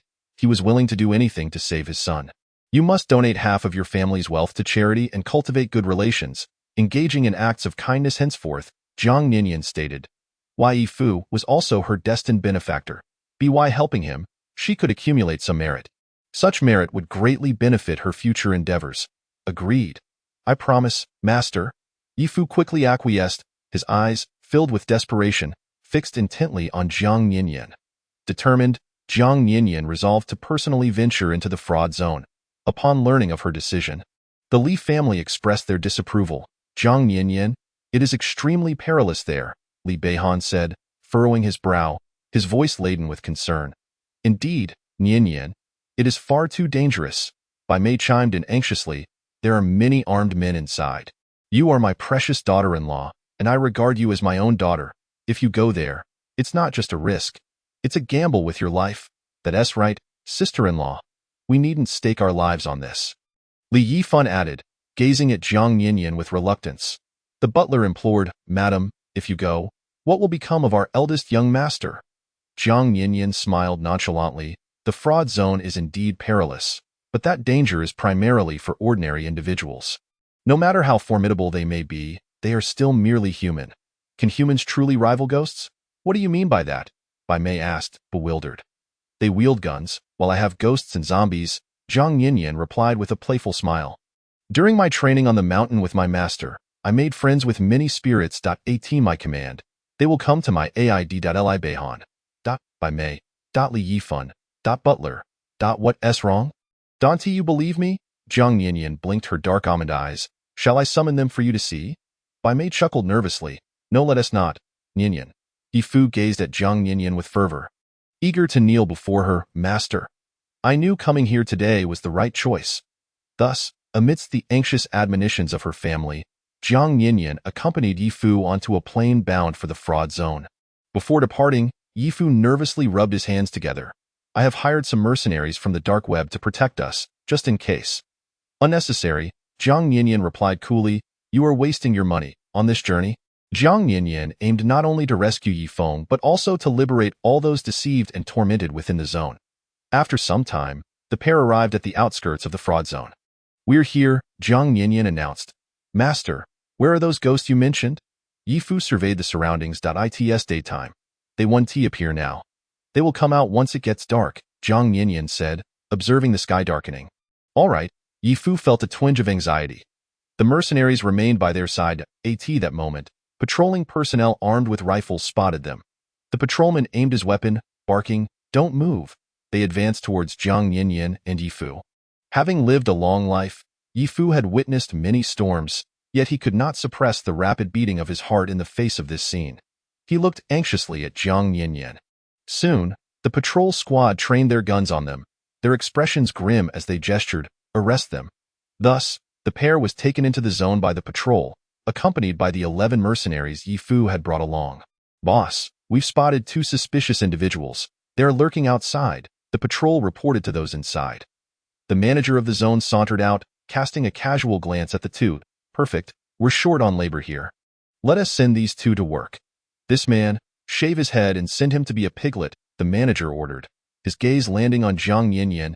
And this girl, SK, she is quite pretty. Send her to be cleaned up and bring her to my office. As soon as he finished speaking, someone rushed forward to seize Jiang Yanyan by the shoulder, attempting to drag her away. The girl stood still, her cool almond eyes observing the manager of the zone. Unflinching, however, the one grasping her found that no matter how hard he strained, he could not budge her an inch. What is going on? What are you doing? The manager snapped irritably. The assailant, now growing desperate and sweating profusely, exerted all his strength, his face turning pale. Jiang Yanyan lifted her leg and easily kicked him half a meter away. Everyone was taken aback by this display. The young girl, seemingly so innocent, was unexpectedly formidable. I didn't realize you were skilled, the manager remarked with a smirk. But that little ability won't serve you here. And no matter how powerful you are, can you rival a gun? As he spoke, the manager picked up a rifle from one of his subordinates, pointing it at Jiang Yanyan, his expression cold and menacing. Jiang Yanyan, however, remained unperturbed, her sweet face devoid of any emotional fluctuation. With her dark almond eyes, she regarded the manager as if he were a mere corpse. I'm giving you a chance. Release everyone held in this zone, and I may spare your life. Her words, silence enveloped the surroundings. Everyone staring at Jiang Yanyan in disbelief, questioning their own hearing. Ha ha ha, what nonsense are you spouting? You think you can free our boss? Who do you think you are? The onlookers scoffed at her audacity. This young girl is quite brazen. Does she think some mediocre skills give her the upper hand here? She underestimates our zone. Another scoffed. Here comes another fool. She is pretty but evidently a dimwit. Ha ha ha. Laughter erupted around them, the crowd viewing Jiang Yinyan as if she were a simpleton. You're quite bold, the manager observed leisurely, then turned to his subordinates. Take this girl to a room, and once I'm done, I'll let the boys have their turn. As for the rest of these men, throw them into the water dungeon. With that command, all the subordinates began to spring into action. Jiang Yinyan gazed at them with an air of indifference, slowly shaking her head and letting out a sigh. Tilting her head slightly, her soft and sweet voice resonated faintly. I have granted you an opportunity, yet regrettably, you failed to seize it. The moment her words fell, Jiang Yinyan retrieved a golden bell from the small bag slung over her shoulder. She gently shook the bell, and the clear, melodious chimes rang out.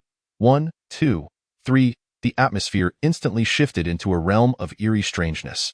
A gust of chilling wind swept through, and the door to the office of the fraud park was suddenly kicked open, causing everyone to turn in terror to witness the unfolding scene. Chapter 35.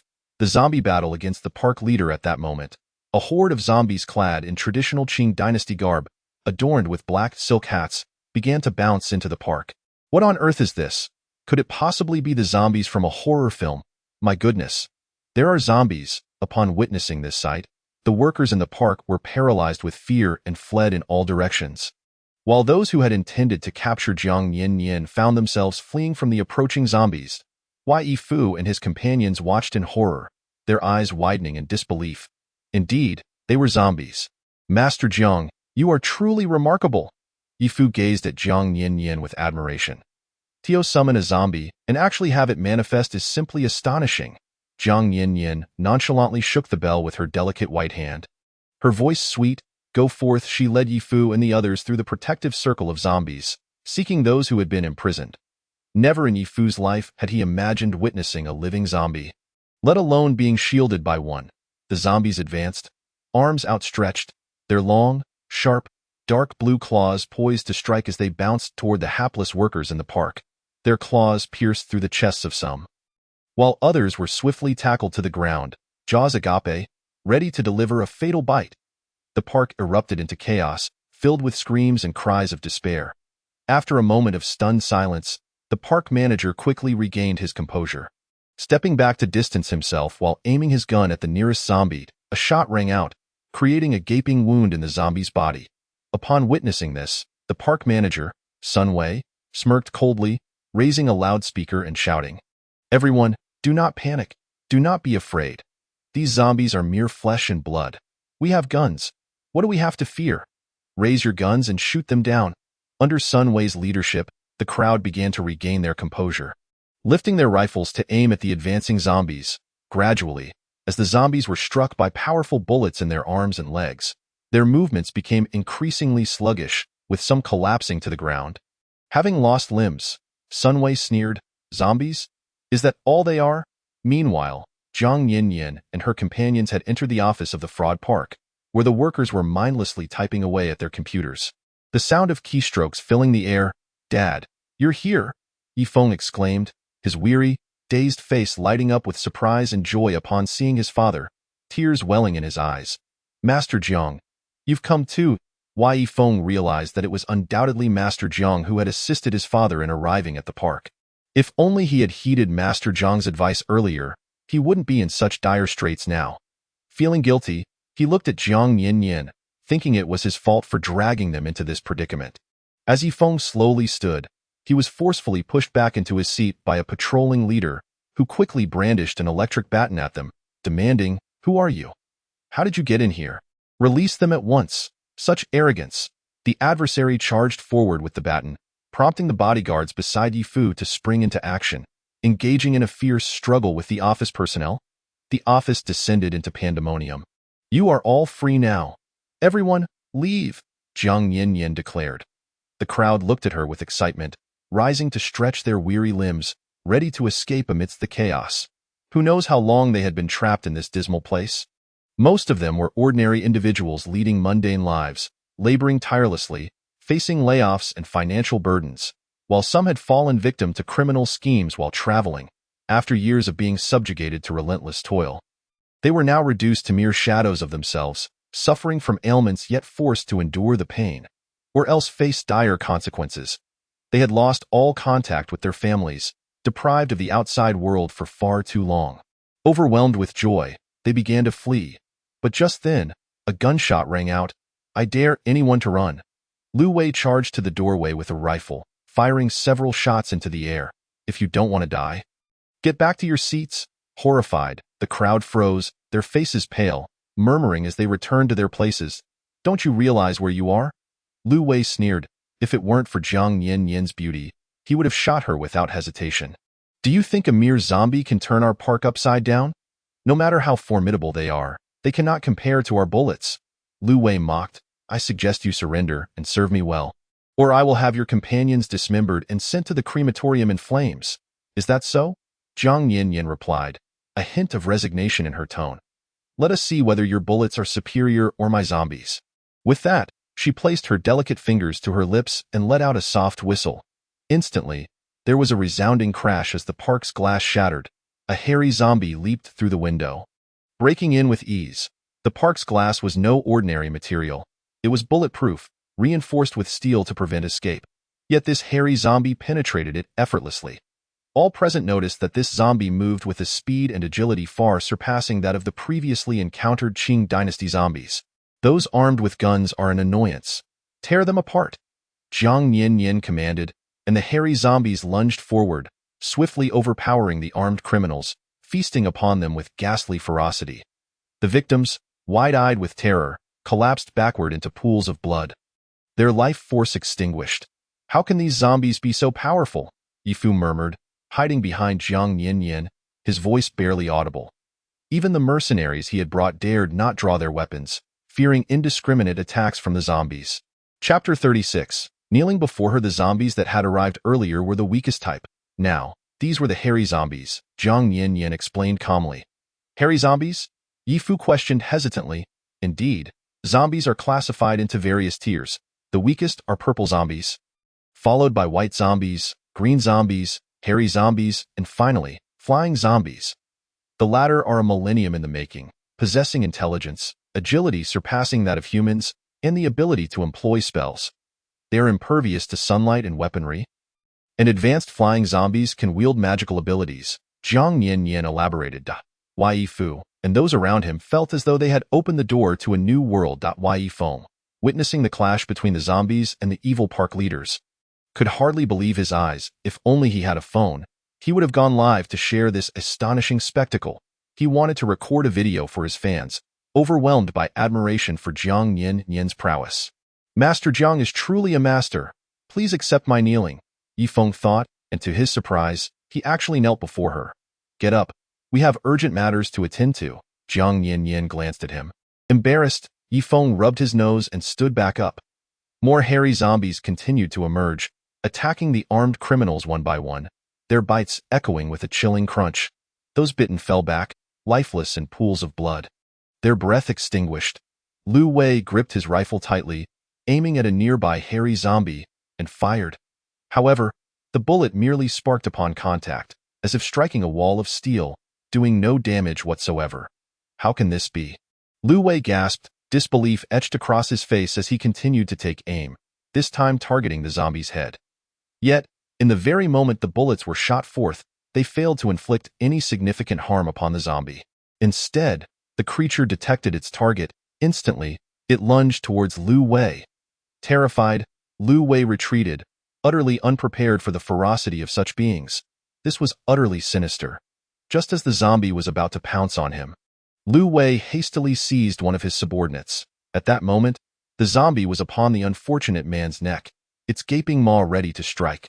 With a single bite, it severed the man's throat, causing his eyes to bulge in terror as he succumbed to death. Lifelessly collapsing to the ground, blood pooling around him, Lu Wei, wide-eyed with horror, grasped his spear tightly and fled with great haste. Upon witnessing the leader's escape, the remaining minions also began to scatter in panic.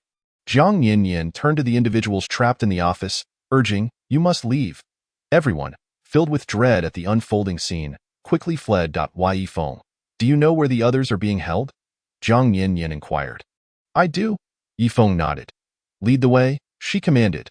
This time, she was determined not only to escort Yifeng back, but to rescue everyone. Why Yifeng guided Jiang Yin to other areas of the compound, which were heavily guarded, with armed sentinels wielding long rifles. As they traversed, zombies cleared the path, allowing Jiang Yin and her companions to save those in captivity. Throughout the chaos, Yifeng couldn't shake the thought that this entire ordeal could easily be the plot of a television drama. Was this not a live-action spectacle of zombies battling against malevolent forces? The thrill was palpable. He gazed at Jiang Yin with admiration, recognizing her as a true powerhouse. From that day forth, she would be his goddess, nay, his savior, his ancestor. With the compound stained by the blood of the undead, Jiang Yin led her companions through various sections, liberating their fellow countrymen. Not only were the captive citizens of Longhua, but also individuals from Paokai Nation and beyond. Jiang Yin indiscriminately rescued them all. Among those trapped were not merely men ensnared in fraudulent schemes, but also numerous beautiful women, some internet celebrities, others budding stars, each possessing striking features and alluring figures. Some were forced to assume the roles of seductive entertainers, while others were relegated to serving high-ranking officials and affluent patrons. Their bodies had been grotesquely altered to conform to the whims of the wealthy, their breasts augmented, waists cinched, and hips enhanced, while some were subjected to horrific modifications to satisfy the perverse desires of the elite. Their faces had undergone repeated surgeries, rendering them unrecognizable from their former selves. In the most tragic cases, the women in the red light district, lacking the beauty to warrant cosmetic alterations, were cast aside to service hundreds of clients daily. Jiang Yin resolved to rescue all these unfortunate souls. "Go now, you are free," she declared. Tears streamed down their faces as they knelt, expressing profound gratitude to Jiang Yin. They had feared endless torment, anticipating a grim fate, but it was Jiang Yin who had delivered them, granting them hope for life. As they ventured into another area of the compound, Jiang Yin encountered women whose beauty paled in comparison to those in the Spring Bloom district. These women were even more pitiable. Confined in cages, their limbs curled tightly, their sole purpose to bear children incessantly as if they were dairy cows. They were subjected to continuous pregnancies, their bodies never granted respite, until they were rendered incapable of further reproduction and subsequently stripped of their usable organs. Cast into incinerators for cremation, their milk was extracted to create nutritional products. Each of them appeared decades older than their actual age. The final area Jiang Yin entered was the children's section. Here, infants, mere months old, awaited a grim fate. At 6 months, they would be stripped of their organs. Many affluent individuals sought the organs of children for transplantation. These innocent souls endured daily blood draws, bone marrow extractions, and collagen extractions for pharmaceuticals, beauty products, and even blood purification for the wealthy.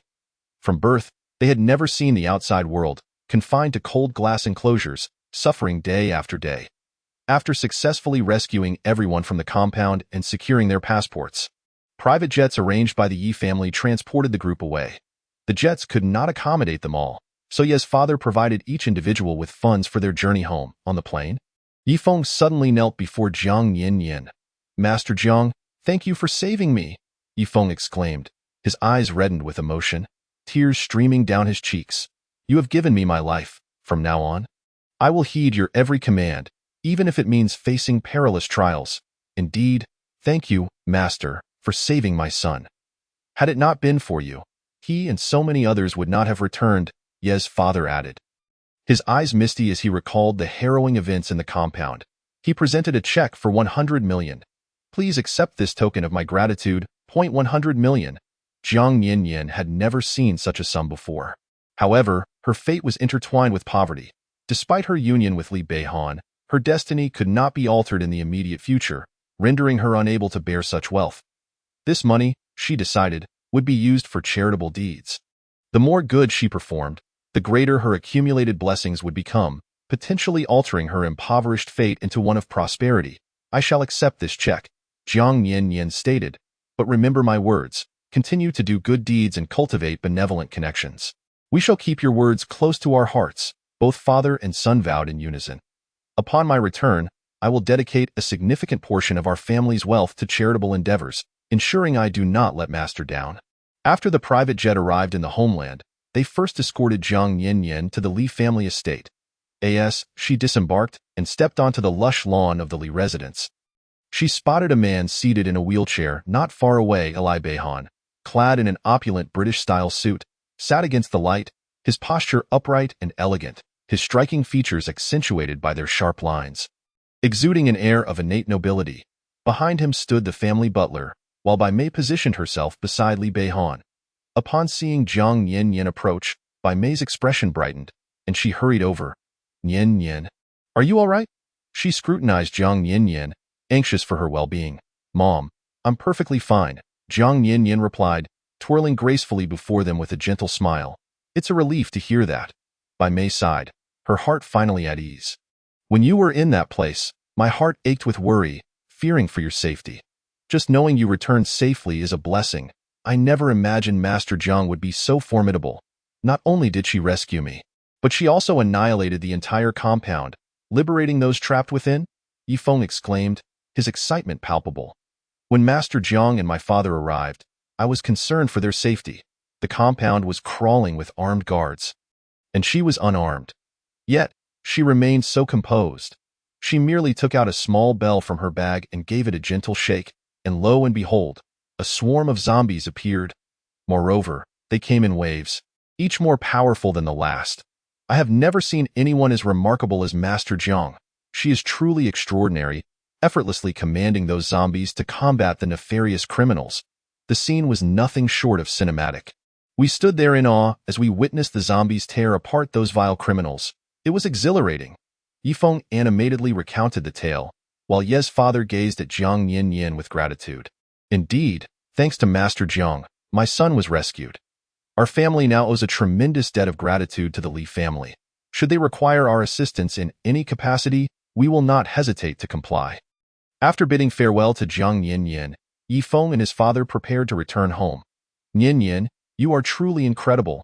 You actually summoned zombies, Bai Mei exclaimed, her excitement palpable, regretting she had not witnessed the event firsthand. Jiang Yan smiled bashfully. I'm just glad you're safe. Li Beihan's deep gaze fell upon her, his obsidian eyes studying her delicate features. Are you hungry? Yes, Jiang Yan replied, placing a hand on her stomach with a playful smile. I am indeed quite hungry. After spending an entire day in the fraudulent compound, she yearned for the delicious food at the villa. Let's go eat, Bai Mei, with a smile, grasped Jiang Yan's hand and said, What would you like to eat? I shall instruct the kitchen to prepare it for you right away. I wish to have crab roe noodles, stir-fried chicken with green peppers, spicy stir-fried crayfish, and charcoal-grilled lamb chops. As the thought of food crossed her mind, Jiang Yan could barely contain her drool. Li Beihan silently observed the young girl before him, a faint smile gracing his lips. Though she had reached adulthood, she was still akin to a child.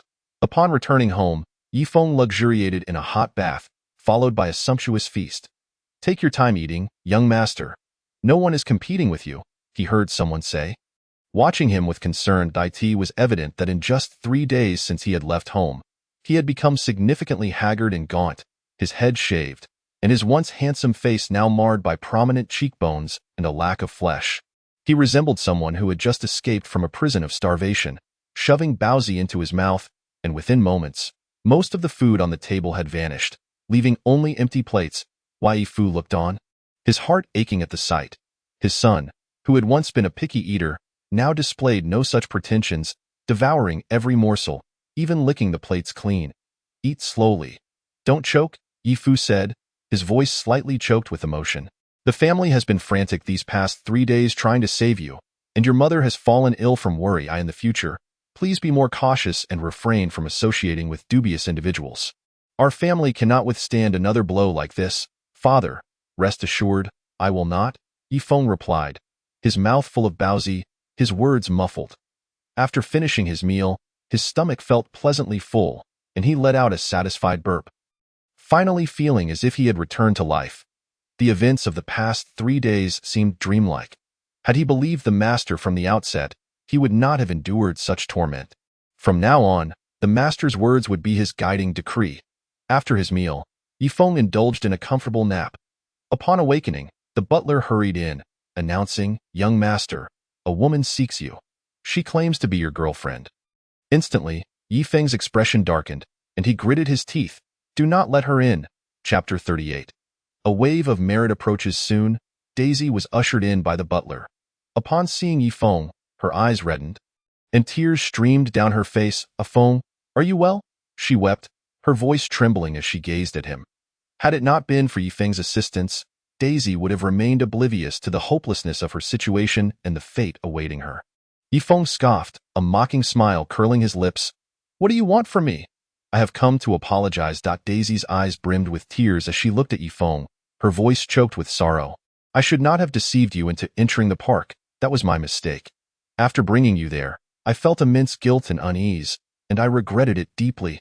However, I was compelled. You know well that within that park, one is not free to act as they wished. My passport and ID were confiscated, and they implanted a tracker in me. I had no choice but to comply with their demands to recover my documents and regain my freedom. I never intended to harm you, but I was left with no alternatives." Daisy sobbed, her face awash with tears, exuding a pitiful demeanor. "Because you lost your freedom, do you think it's justifiable to ensnare others into the same plight?"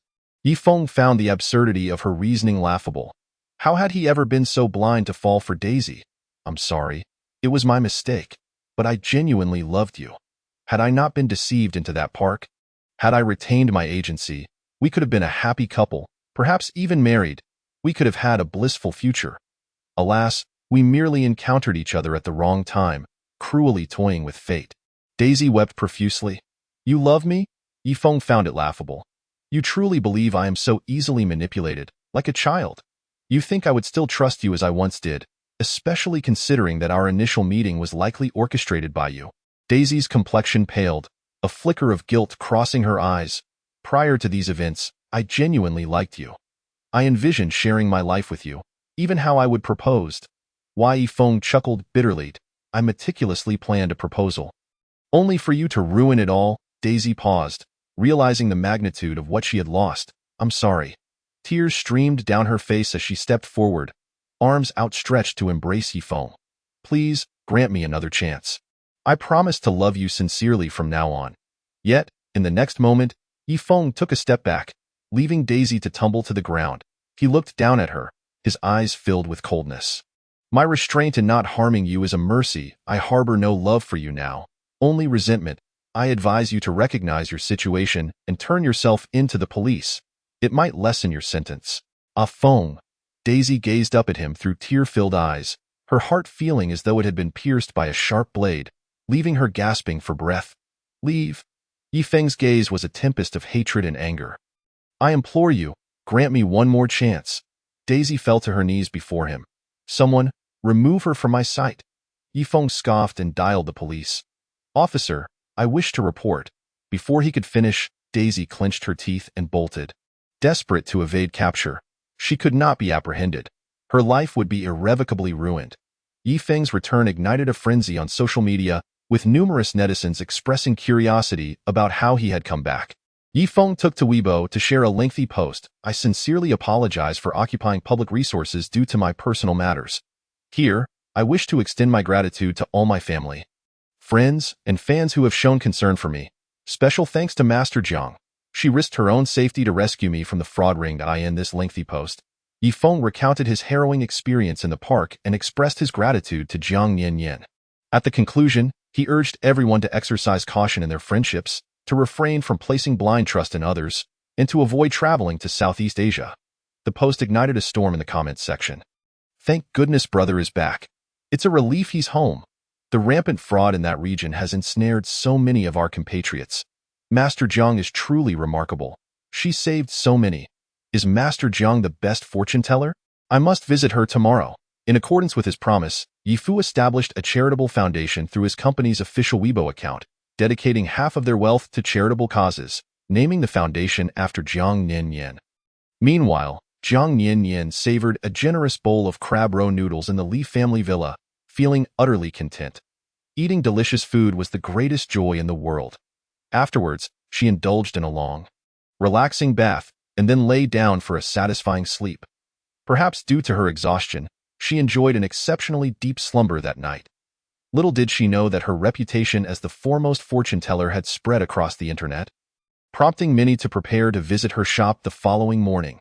Upon awakening, Jiang Yin tidied her belongings, preparing to return to her shop and continue accumulating merit. On her way, she felt a tremendous wave of merit flowing towards her, a result of Yifu's generous donations. With this merit, her cultivation would progress more swiftly, and both father and son would enjoy future blessings, leading to a life of peace and fewer calamities. Upon arriving at her shop, she was greeted by a throng of people. They were lined up, eagerly craning their necks to catch a glimpse inside. Chapter 39. The haunted house. As soon as the crowd spotted Jiang Yin, their faces lit up, and they rushed forward, clamoring for her to read their fortunes. Jiang Yin surveyed the long line, realizing the sheer number of people waiting. Initially, when there were fewer customers, she felt bored. But now, the crowd seemed overwhelming.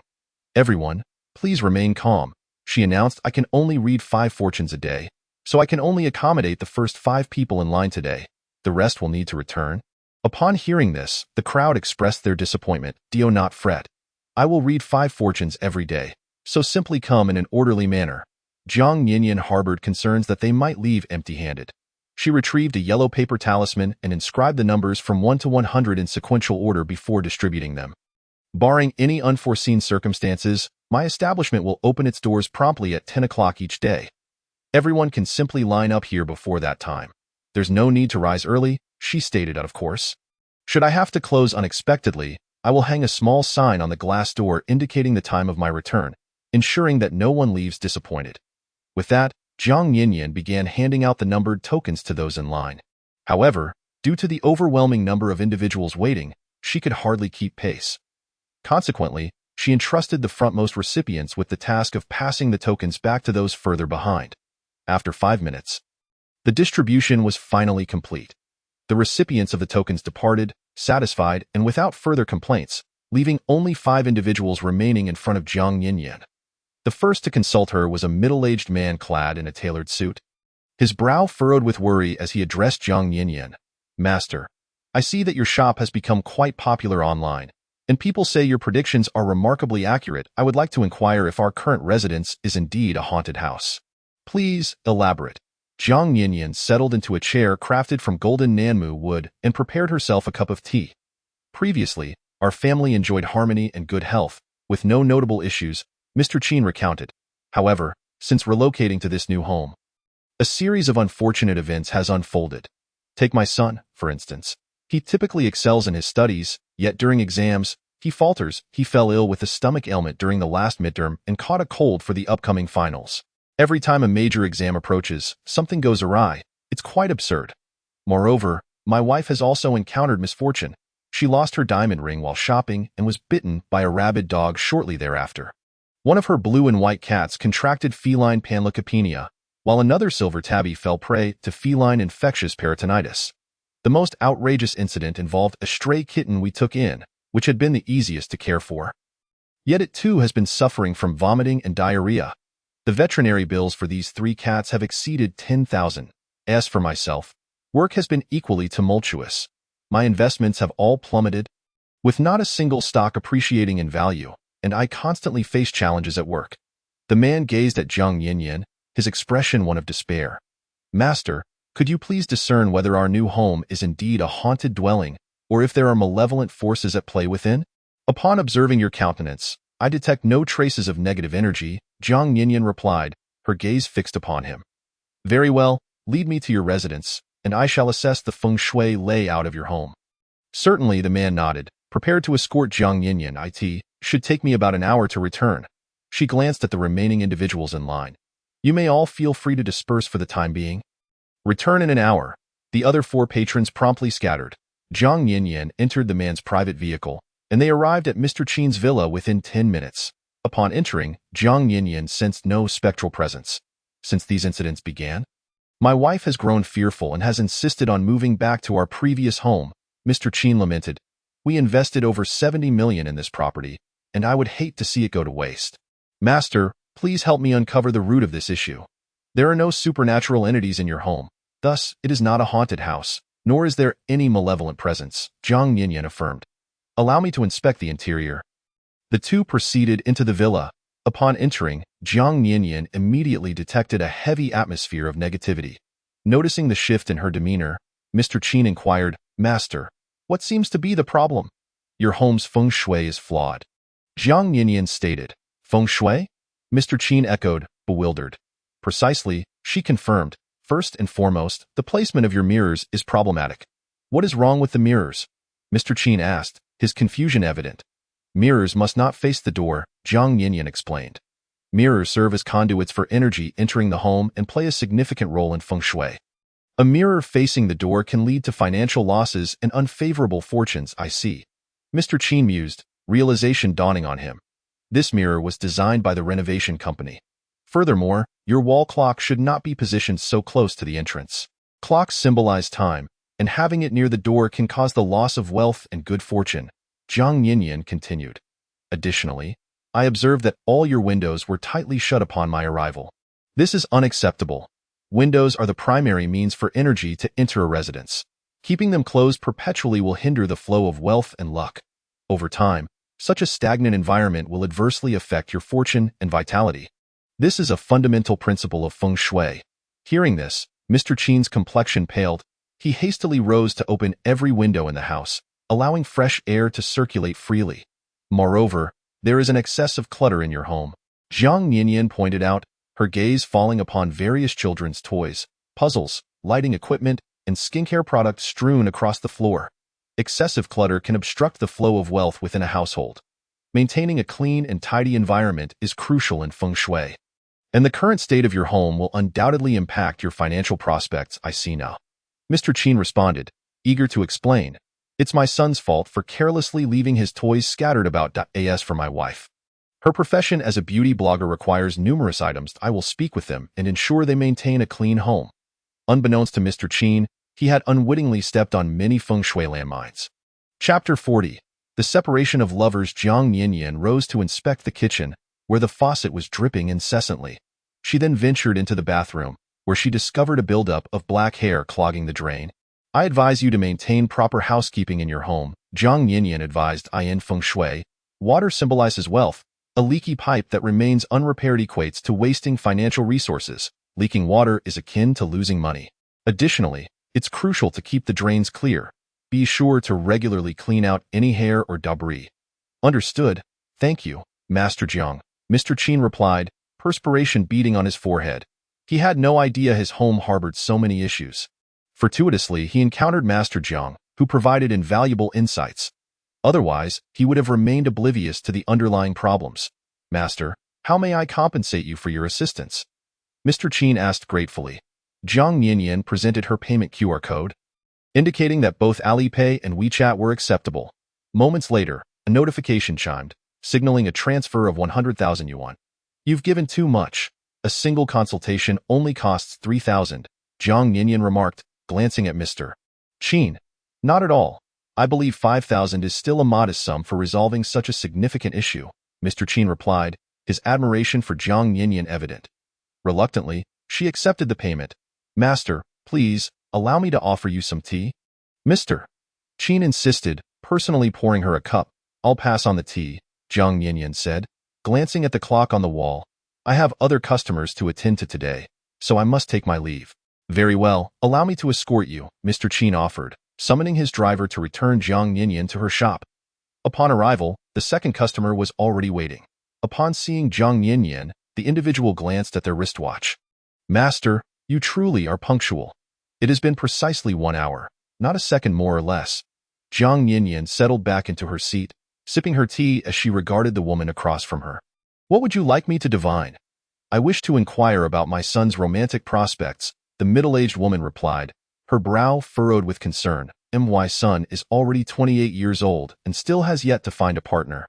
At his age, others have long since married and started families, while I, at my age, have already welcomed a chubby grandchild.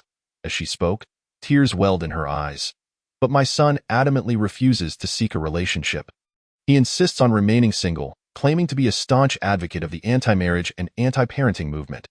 Every time I suggest an arranged meeting, it feels as though I'm trying to force a duck into the water. I've introduced him to numerous lovely young women, yet his heart remains as cold and unyielding as stone, not sparing them a single glance. What am I to do? He's my only son. If this continues, our family name may very well die out. With a heavy heart, Aunt Sun dabbed at her tear-streaked face, her voice tinged with helplessness. Observing her features, Jiang Ninian replied, "Your son does indeed have a partner. It merely depends on whether you can accept it. Could it be that he has a boyfriend?" Aunt Sun's eyes widened, her face etched with disbelief. "Master, are you suggesting that my son prefers men?" Sun Dama felt waves of dizziness wash over her eyes. "In truth, I am not an unreasonable person. If my son genuinely likes men, I could accept it. After all, today's youth are quite open-minded, and there are many homosexuals nowadays, as long as he is not a zero. I wouldn't oppose him being with a man. However, he must ensure that he gives me a grandchild first.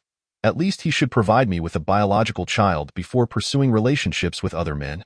He could marry a girl first, have a child, and then get a divorce. I would compensate the girl handsomely, no matter the amount, as long as it guarantees my biological grandson."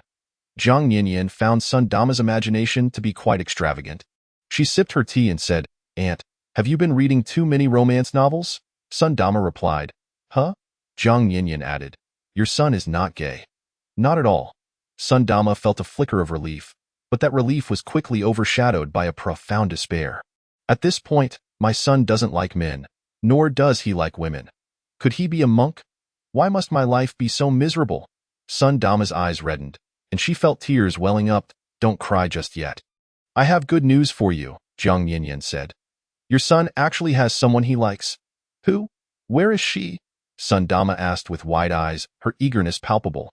Each time she inquired, her son had displayed a look of disdain, even stating that he had no interest in other women. "Far yet near," Jiang Ninian replied. Sun Dama realized something, her eyes widening in disbelief. Could it be that this child has an Oedipal complex? My son likes someone who is actually me. In an instant, Sun Dama's mind raced with thoughts. Her son had always been fond of her, clinging to her affection and showing disinterest in his father. When he was younger, the two often vied for her attention. Even now, he treated her well, frequently purchasing high-end skincare products and luxury bags for her after earning money. "Stop right there," Jiang Ninian interjected, raising her hand to signal a pause. "You should consider who else in your household, besides your son, is a young woman." Jiang Ninian spoke candidly, and Sun Dama's expression shifted dramatically. "There's another girl in the house. She's a student I've been sponsoring." That girl had grown up in a mountainous region, having lost her parents at a young age. Yet, she was humble, diligent, and dedicated to her studies. Moved by her plight, Sun Dama had chosen to support her. After the girl's only remaining grandmother passed away, she enrolled in a university nearby. Feeling pity for her, Sun Dama had allowed her to stay in her home temporarily. "Master, are you suggesting that my son is involved with this sponsored student?" "Yes," Jiang Ninian confirmed. "Because they have mutual feelings for each other, your son has been dismissing the blind dates you arranged for him. I only brought this girl home out of compassion. I never intended for her to seduce my son. This is utterly inappropriate." Sun Dama's expression darkened. "There is a significant age gap between them. 10 whole years. I brought her here to assist her, not to lead her astray." Jiang Ninian sighed in exasperation. "Are you truly willing to break them apart? If you do, the consequences will be unbearable." "What do you mean?" Sun Dama asked, bewildered. Jiang Ninian calculated for a moment. "According to the signs, you will intervene and separate them, causing the girl to leave your home. Why then? She will already be pregnant with your son's child. Twins, in fact." "What?" Sun Dama muttered in disbelief. "So soon? She is pregnant?" All her life, she had yearned for a robust grandson. And now it seemed her wish was coming true. "But right now, my son and that girl are still unaware of the pregnancy." Jiang Ninian continued, "If you force the girl out, she may take drastic measures, leading to her demise. When the authorities investigate, they will discover that she was carrying twins. Your son will be unable to cope with this tragedy and will turn against you, harboring deep resentment. He will choose to settle abroad, never to return, living a life of eternal bachelorhood. As for you, your later years will be spent in loneliness, ultimately leading to a sorrowful demise, with your son never having looked back to see you." After hearing this, Sun Dama felt a chill run down her spine. "No, I cannot ruin my son's life and mine in the process. It seems their love is genuine. I must support them." Moreover, she had longed for a robust grandson. This time, she would have twins. What more could she ask for? "Then, do you think that girl, Xiao Tao, and my son have a future together? Are they suitable for a lifetime?" Sun Dama cautiously inquired. "Dio, you have a photo of the girl?" Jiang Yinyan asked. "Yes, I have her student photo from when she enrolled." Sundama opened her phone and showed Jiang Yinyan the picture. The girl in the photo wore a pure white sweater, with soft bangs framing her delicate face, her fair skin and gentle features giving her an innocent appearance. "She is fated to be with your son," Jiang Yinyan declared. "In the future, they will enjoy a harmonious marriage and a happy family." "Wonderful, wonderful," Sundama sighed in relief. "Master, could you also tell me if my daughter-in-law is having a boy or a girl?" Jiang Yinyan replied. "That will require an additional fee." All right, I will transfer the money immediately." Sundama quickly took out her phone and transferred 20,000 yuan, eagerly awaiting Jiang Yinyan's response. "Twins?" Jiang Yinyan said. "Great. Twins are wonderful, thank you, master." Sundama left, beaming with satisfaction. Next, Jiang Yinyan called out, "At that moment, back at the Sun household." Sundama returned home with a radiant smile. However, upon reaching the doorway, she heard a series of intimate sounds from within. "Tao Tao, did I love you?" A man's husky voice was laced with heat. "No, it's daytime. What if Annie comes back?" She often went out for square dancing and wouldn't return for a while. "But, Tao Tao, don't be afraid." The man's breath intertwined with the woman's soft voice. Standing at the door, Sundama's hand gripping the doorknob froze slightly. It seemed that the master had indeed spoken truthfully. Her son was truly with Xia Tao. They were secretly together right under her nose.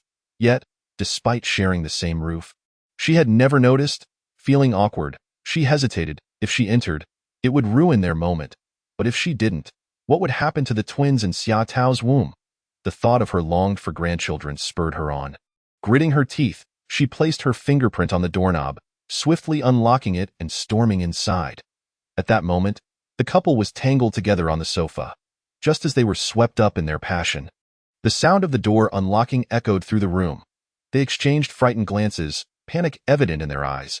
Jiang quickly handed his clothes to Xia Tao, while he hurried to put on his pants. Xia Tao fumbled to adjust her dress. However, Sundama had already burst in, her face a mask of fury. The couple was in disarray, with Jiang standing protectively in front of Xia Tao, who was struggling to dress. Her porcelain-like skin was exposed, adorned with deep red marks of intimacy. Sundama's face flushed with anger and embarrassment. "Jiang, look what you've done." Jiang, now dressed, shielded the girl behind him. "Mom, we intended to be honest with you, and since you found out, we won't hide it any longer. I am with Tao Tao." Jiang took a deep breath, looking directly at Sundama. "I like Tao Tao." Xia Tao, trembling as she finished dressing, looked up at Sundama with soft, dark eyes filled with trepidation. "Auntie, I'm sorry, I truly like him." Sundama's expression remained stern as she regarded the pair. "You both have no sense of restraint, engaging in such behavior in broad daylight." Xia Tao bit her lip and knelt before Sundama. "Auntie, I know my background and that I don't deserve Jiang. I understand that you support me to focus on my studies and change my fate, not to pursue your son. But I genuinely love Jiang. I ask you to bless our relationship." "Tao Tao, stand up," Jiang said, concern etched on his face as he helped her rise. "As for your relationship, I do not oppose it," Sundama said, her brow furrowing. The words hung in the air, and both Jiang and Xia Tao were taken aback. "Mom, what did you just say?" They exchanged astonished glances, unsure if they had heard correctly. "I do not mind you two being together, but I disapprove of your reckless behavior in broad daylight," Sundama reiterated, her frown deepening. After all, Xia Tao is currently expecting her precious little ones, and with these two engaging in such fervent antics, what if something were to happen to the child? It would be quite inappropriate during the daylight hours. Aunt Sun furrowed her brows, observing that the pair appeared somewhat dazed. Her tone softened as she continued, "Today, I consulted a master who read my fortune, and he had already predicted that you two would be together." The couple exchanged a glance, their fingers intertwining tightly. Remembering the pressing matter at hand, Aunt Sun hastily added, "Taozi, Jiang, you both need to accompany me to the hospital." She was genuinely fearful that the much-anticipated grandchildren could be jeopardized by their reckless behavior. They needed to get to the hospital for a checkup without delay. Thus, the bewildered couple was taken to the hospital by Aunt Sunday. In the hospital corridor, Xia Tao anxiously held Jiang's hand, her eyes filled with unease as she gazed at him. Just moments ago, Aunt Sun had insisted on bringing her here for a physical examination. Today, Aunt Sun was behaving most unusually. Do not fear. I am here for you, the man said, his gaze deeply fixed on Xia Tao, squeezing her hand reassuringly. Whatever transpired, he would protect her. Imichim, Xia Tao replied, tightening her grip on his hand. A gentle smile gracing her lips as she looked at him. Soon, the test results were ready. Aunt Sun hurried forward to collect the laboratory report and ultrasound results. Upon seeing the contents, her eyes widened in shock, and tears of joy streamed down her face. Taozi, my son. It's happening, it's happening. Jiang furrowed his brows, sensing that his mother was behaving unusually. What is it? You both are going to be parents, Aunt Sun exclaimed. Trembling as she waved the test results in the air, Taozi is pregnant, and with twins. The couple locked eyes, astonishment reflected in their gazes. They quickly approached to examine the report, their hearts racing as they processed the news. I have children. Xia Tao placed her delicate palm on her flat abdomen, disbelief washing over her at the thought of 2 lives growing within her. Jiang scrutinized the report, reading each word aloud. And upon reaching the conclusion, he swept Xia Tao into his arms, showering her cheek with kisses. Tao Tao, we are going to be parents. Aunt, this child. Xia Tao suddenly realized something, pushing Jiang away, her eyes anxious as she turned to Aunt Sunday. Aunt, I truly love Jiang. Please, allow me to keep this child. Her doe-like eyes were filled with apprehension as she pleaded. You silly child, what nonsense are you thinking, since the child is yours and Jiang's? It must be brought into this world. Aunt Sun's face was alight with joy. Then Jiang and I, Xia Tao hesitated, glancing at her. You two shall be together. We will find an auspicious day to register your marriage. Aunt Sun beamed. Surely, our family's lineage cannot be lost. The couple exchanged a glance, excitement dancing in their eyes. Xia Tao found it hard to believe this was real. Aunt, are you truly willing to accept me? What is there to refuse? The master has foretold that you two are destined for each other. From now on, you shall live happily together. Once the child is born, I will arrange for a premium confinement center and hire a top-notch confinement nanny to care for you around the clock. Aunt Sun exclaimed with fervor, I tell you, the fortune teller I consulted truly possesses remarkable abilities. Who would have thought her predictions would be so accurate? The young couple shared a knowing glance, both feeling the need to express their gratitude to the fortune teller. Mom, where can I find this fortune teller? I want to express my thanks. Jiang held onto Xia Tao's hand, smiling. In the CBD of the capital, on the 6th floor of a shopping mall, the shop is called the Best Fortune Teller. The proprietor is a young lady surnamed Jiang. Though she may appear youthful, she is incredibly skilled. Once the child is born, our entire family must pay her a visit to show our appreciation, Aunt Sun said cheerfully. Now, let us discuss your relationship. When did you two get together? Xia Tao and Jiang exchanged glances. Xia Tao had been living with the Sun family since she was 18. During that time, Aunt Sun frequently went out to play cards, leaving her and Jiang at home together. Jiang was always attentive to her, treating her with kindness and warmth. Whenever she struggled with her studies, he patiently helped her if her light bulb or air conditioner broke. He would fix them for her. He consistently catered to her emotional needs, often surprising her with her favorite snacks and gifts on her birthday. Yet, she regarded him merely as an older brother, never daring to entertain any other thoughts. It wasn't until she received a scholarship that her spirits lifted, prompting her to reward herself with some gaming. She discovered a multiplayer game centered around farming and exploration, which required teamwork. Before long, she found a gaming partner online. Thus began their daily gaming sessions, where he cultivated while she harvested, together transforming a barren island into a thriving farm. They built a villa and an empire, ventured into caves, and he always protected her from danger. Their bond deepened, and they eventually fell in love. One day, while playing, Xia Tao accidentally wandered past Jiang's room only to find him playing the very same game. Using the account of her online boyfriend, Jiang confessed that this was no mere coincidence. He had been enamored with her since she joined the family.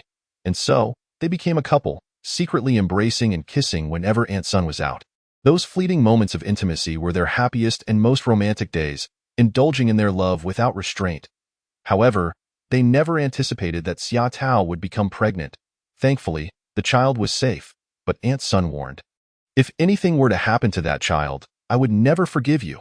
She shot a stern look at Jiang. From now on, you must treat Taozi well. Moreover, since she is in the early stages of pregnancy, You both must exercise restraint. If you dare to act recklessly and jeopardize Taozi and the child, I will not let you off easily. Mom, you need not worry. I will be careful, Jiang replied, his eyes tenderly gazing at Xia Tao. She is my treasure. How could I ever harm her? They had finally come together, and he vowed to cherish and protect her. In the shop of the best fortune teller, Jiang Yin was attending to her last customer of the day when Aunt Sun, accompanied by her daughter-in-law and son, arrived with an array of gifts. Master Jiang, we are here to express our gratitude, Aunt Sun exclaimed, her excitement palpable as she presented the ultrasound results. Your predictions were astonishingly accurate. My daughter-in-law is truly expecting twins. Had it not been for your foresight, I would have never accepted such a wonderful daughter-in-law, nor would I be anticipating a grandson and granddaughter. Had it not been for Master Zhang's words, Aunt Sun would have returned home to find her son entangled with Xia Tao, and she would have angrily accused Xia Tao of being a scheming vixen, ultimately driving her away. Had Master Zhang's predictions not guided her, the consequences could have been dire. This is a small token of my appreciation. I hope you will accept it. As she spoke, Aunt Sun placed the assorted gift boxes before Jiang Yin on the shop's display shelf. Xia Tao's round, dark eyes shimmered with gratitude as she held Jiang's hand tightly, bowing deeply before Jiang Yin. Thank you, Master. Xia Tao understood Aunt Sun well. Had it not been for the Master's intervention, she would never have been allowed to be with Jiang. Their relationship blossomed thanks to Jiang Yin.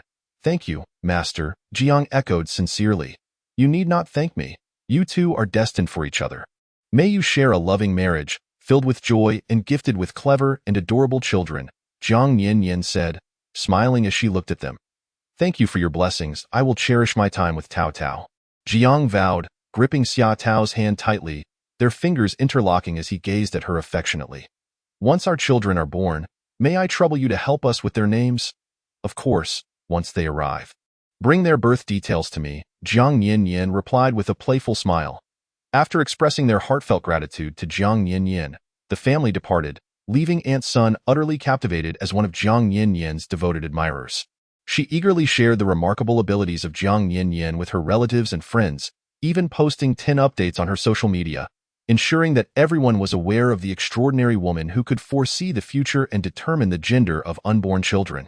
In no time, numerous expectant mothers flocked to Jiang Yin's establishment, seeking her insights on whether their babies would be boys or girls. However, those events were merely a prelude. After completing her divination for the day, a globally limited edition Bugatti Veyron was parked at the entrance of the mall. At that moment, Li Beihan's call came through, and Jiang Yin answered her phone. Are you done with work today? The man's deep, magnetic voice resonated through the receiver, sending a pleasant shiver through her ears. Jiang Yin couldn't help but feel a delightful tingling sensation. She had to admit that Li Beihan's voice was rather alluring. Yes, I'm finished, she replied softly with a smile. Come downstairs, I'm waiting for you, he said. All right, I'm on my way. Jiang Yin grabbed her bag and quickly took the elevator down to the first floor. Upon reaching the entrance, she noticed a crowd gathered around a luxury vehicle, many of them snapping photos with their phones. This car is stunning. It's a limited edition Bugatti Veyron, worth over $2 billion. Just the tires alone are worth more than a regular person could earn in a lifetime. Someone exclaimed, my goodness. The owner must be someone from the global billionaire list. Another voice chimed in. I believe this car belongs to the Li family, the top-tier financial magnates. Rumors circulated about the Li family's noble lineage, tracing back to royal blood that made them akin to aristocracy centuries ago. This is truly a family of affluence. They marveled at that moment. The car door swung open, and a chauffeur clad in a deep black suit stepped out respectfully. He approached Jiang Yin with a courteous gesture. Madam, please get in. All eyes turned towards Jiang Yin, and gasps of astonishment erupted from the crowd. And why heavens, this young lady is the mistress of the Li family? How enviable. She's not only stunning but also so young. A true epitome of a high society lady. What a triumph in life. I recognize her. She seems to be the owner of the renowned restaurant Tianxia Dai Swan. Amidst the envious glances, Jiang Yin was graciously escorted into the vehicle by the chauffeur. And as the car drove away, it left a trail of admiration in its wake. Is this the joy of being the wife of a CEO? Jiang Yin thought, basking in the attention directed at her. Feeling a swell of happiness. Did you have a tiring day? The man's deep, piercing gaze fell upon Jiang Yin's radiant face as his velvety voice resonated.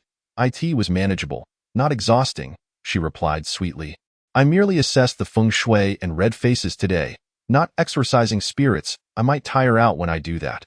Jiang Yin pondered the abundance of auspicious energy surrounding Li Beihan. Considering that before she attempted to exorcise spirits, she could harness some of his energy to ease her burden and conserve her own abilities. The more she thought about it, the more she felt clever. "Li Beihan, where are you taking me today?" Jiang Yin inquired, her almond-shaped eyes sparkling with curiosity. "I promised to take you to the auction. Did you forget?" he replied. Jiang Yin lightly tapped her forehead. "Oh, I remember now. But this doesn't seem like the route to the auction, does it?"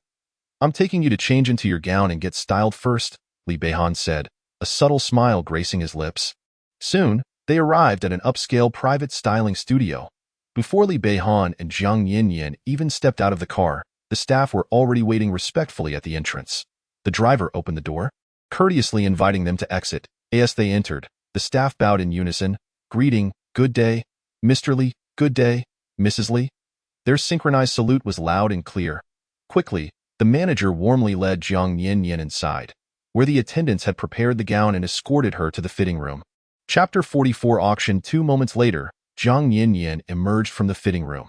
The gown, which had been meticulously chosen by Li Beihan, fit her perfectly. The makeup artist and stylist eagerly surrounded her.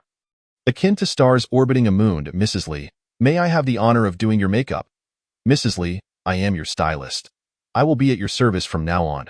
The two of them, filled with respect and enthusiasm, guided Jiang Yin to the makeup area while Li Beihan sat in the waiting room, sipping tea and reviewing company contracts. In the makeup room.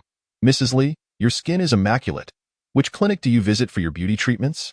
What procedures have you undergone? Your skin is as tender as a peach, and so fair and delicate." "I haven't done any treatments," Jiang Yin replied. "What? How is that possible? Your skin is in better condition than some top-tier celebrities. Honestly, even the most expensive hydrating treatments might not achieve your level of radiance," the makeup artist exclaimed. "You possess the best skin I have ever seen. Foundation hardly shows up on your face. Applying it feels almost unnecessary.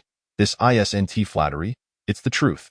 With skin this good, makeup application becomes incredibly simple, eliminating the need for hydration masks, allowing for a streamlined base makeup process. "Mrs. Li, where do you maintain your hair? It's so smooth." The stylist marveled at Jiang Yin's lustrous hair, which felt like silk and glimmered with shine. "I haven't done anything special," Jiang Yin said, her beautiful dark eyes meeting theirs. "It's all natural." The stylist and makeup artist were left speechless, filled with envy. Half an hour later, Jiang Yin gracefully emerged, holding the hem of her gown. "Mr. Li, Mrs. Li's styling is complete," the manager announced enthusiastically. The man lifted his gaze, and upon seeing Jiang Yin, a ripple of astonishment crossed his deep, solemn eyes. That moment, the young lady approached in a stunning silver mermaid gown that accentuated her waist. Her dark, soft hair was styled into voluminous waves cascading over her shoulders, adorned with pearl and diamond hairpieces. A silver diamond necklace adorned her neck, its layers sparkling magnificently. The V-neck design revealed her porcelain collarbone, and delicate silver diamond tassels draped from her shoulders. The gown's fitted waist highlighted her exquisite silhouette, showcasing her alluring curves, while the skirt, designed with a fishtail, was embellished with countless shimmering diamonds, radiating luxury and beauty under the lights. As she walked towards him, her delicate, fair legs were subtly visible beneath the translucent layers of tulle, pure and enticing. Her skin glowed with an ethereal quality, her features were exquisitely defined, and her full, petal-like lips were a soft pink. In that moment, Jiang Yin appeared as a radiant, enchanting fairy. Li Beihan had always perceived Jiang Yin as a sweet, innocent girl with a penchant for metaphysics, viewing her through the lens of childhood. However, witnessing her in this glamorous gown, he suddenly realized that his little wife was no longer a child. Rather, she was a stunning, sensual adult. He had only seen her playful, charming side before, never this captivating, ethereal version of her. Li Beihan, do I look beautiful? She asked, her eyes sparkling with joy. The man swallowed hard. You look beautiful. I think I look wonderful too, Jiang Yin said with a bright smile. I adore things that sparkle. He knew her fondness for glittering things, which is why he had commissioned a dress adorned with over 1,000 diamonds for this event. As long as you like it, he replied. Together, Jiang Yanyan and Li Beihan made their way to the auction venue. Located in the heart of a bustling metropolitan area, the auction attracted prominent figures, including business moguls, top celebrities, and renowned entrepreneurs. Alongside antique enthusiasts, A.S. Li Beihan entered the venue with Jiang Yanyan. All eyes turned towards him. Is this the infamous heir of the Li family, Li Beihan? What an imposing presence. I have heard that previously, Li Beihan became a vegetable due to a car accident, and later married a young wife to bring him joy, which led to his awakening. So, is that lady by Li Beihan's side indeed his wife? That seems unlikely. I have heard that his wife hails from the countryside, uncouth and ignorant, quite rude. How could she possibly be as beautiful and graceful as the companion beside Mr. Li? Who is this enchanting companion? She must be from a prestigious family. I have never seen such beauty in the high society circle before. Could she possibly be a newly debuted star? The moment Li Beihan made his entrance, he instantly became the focal point of the event, with numerous affluent and powerful individuals surrounding him, engaged in conversation. Meanwhile, a throng of noblewomen and socialites clustered around Jiang Yanyan, their eyes filled with envy.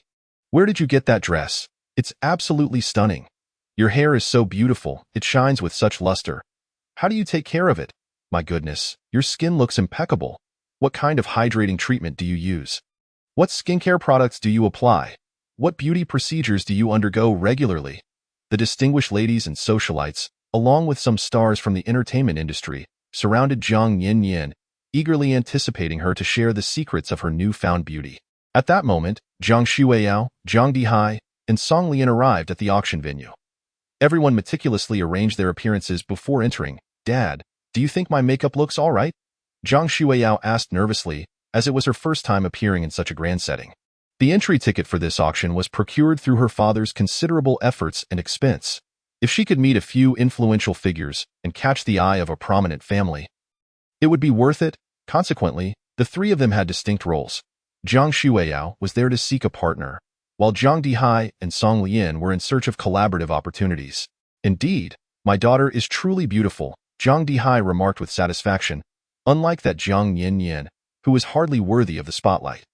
The trio walked in with high spirits, but upon witnessing the scene inside, they were utterly taken aback. Chapter 45. A public humiliation. At that moment, their gazes converged upon the center of the banquet where Jiang Yanyan stood, clad in an exquisite, dazzling mermaid gown.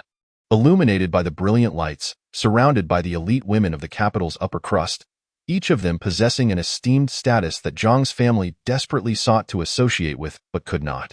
Yet, these illustrious women were eagerly clustered around Jiang Yanyan, as if she were the moon among stars. Witnessing this spectacle, Zhang Shuiyao's autumn-like eyes brimmed with jealousy. How could Jiang Yanyan appear at the auction? Was she not supposed to be at home, grimy and servile, attending to her comatose husband? Moreover, Jiang Yanyan was merely a bumpkin from the countryside. How could she possibly transform into such an elegant figure? The luxury of her gown, adorned with glimmering rhinestones, spoke volumes of its considerable worth, a stark contrast to her own less than impressive attire. Who is that girl? Is it Jiang Yanyan?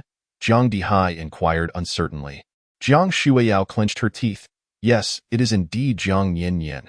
After a few days apart, Jiang Yanyan had become this stunning. It was hard to believe she was once a village girl. Zhang Dihai observed Jiang Yanyan, then glanced at Zhang Shuiyao, who appeared overshadowed by Jiang Yanyan's brilliance. Jiang Yanyan shone like a pearl free of dust, radiating her own charm. Song Lian, consumed by jealousy, thought to herself, what does she have to be proud of? She merely married into the Li family.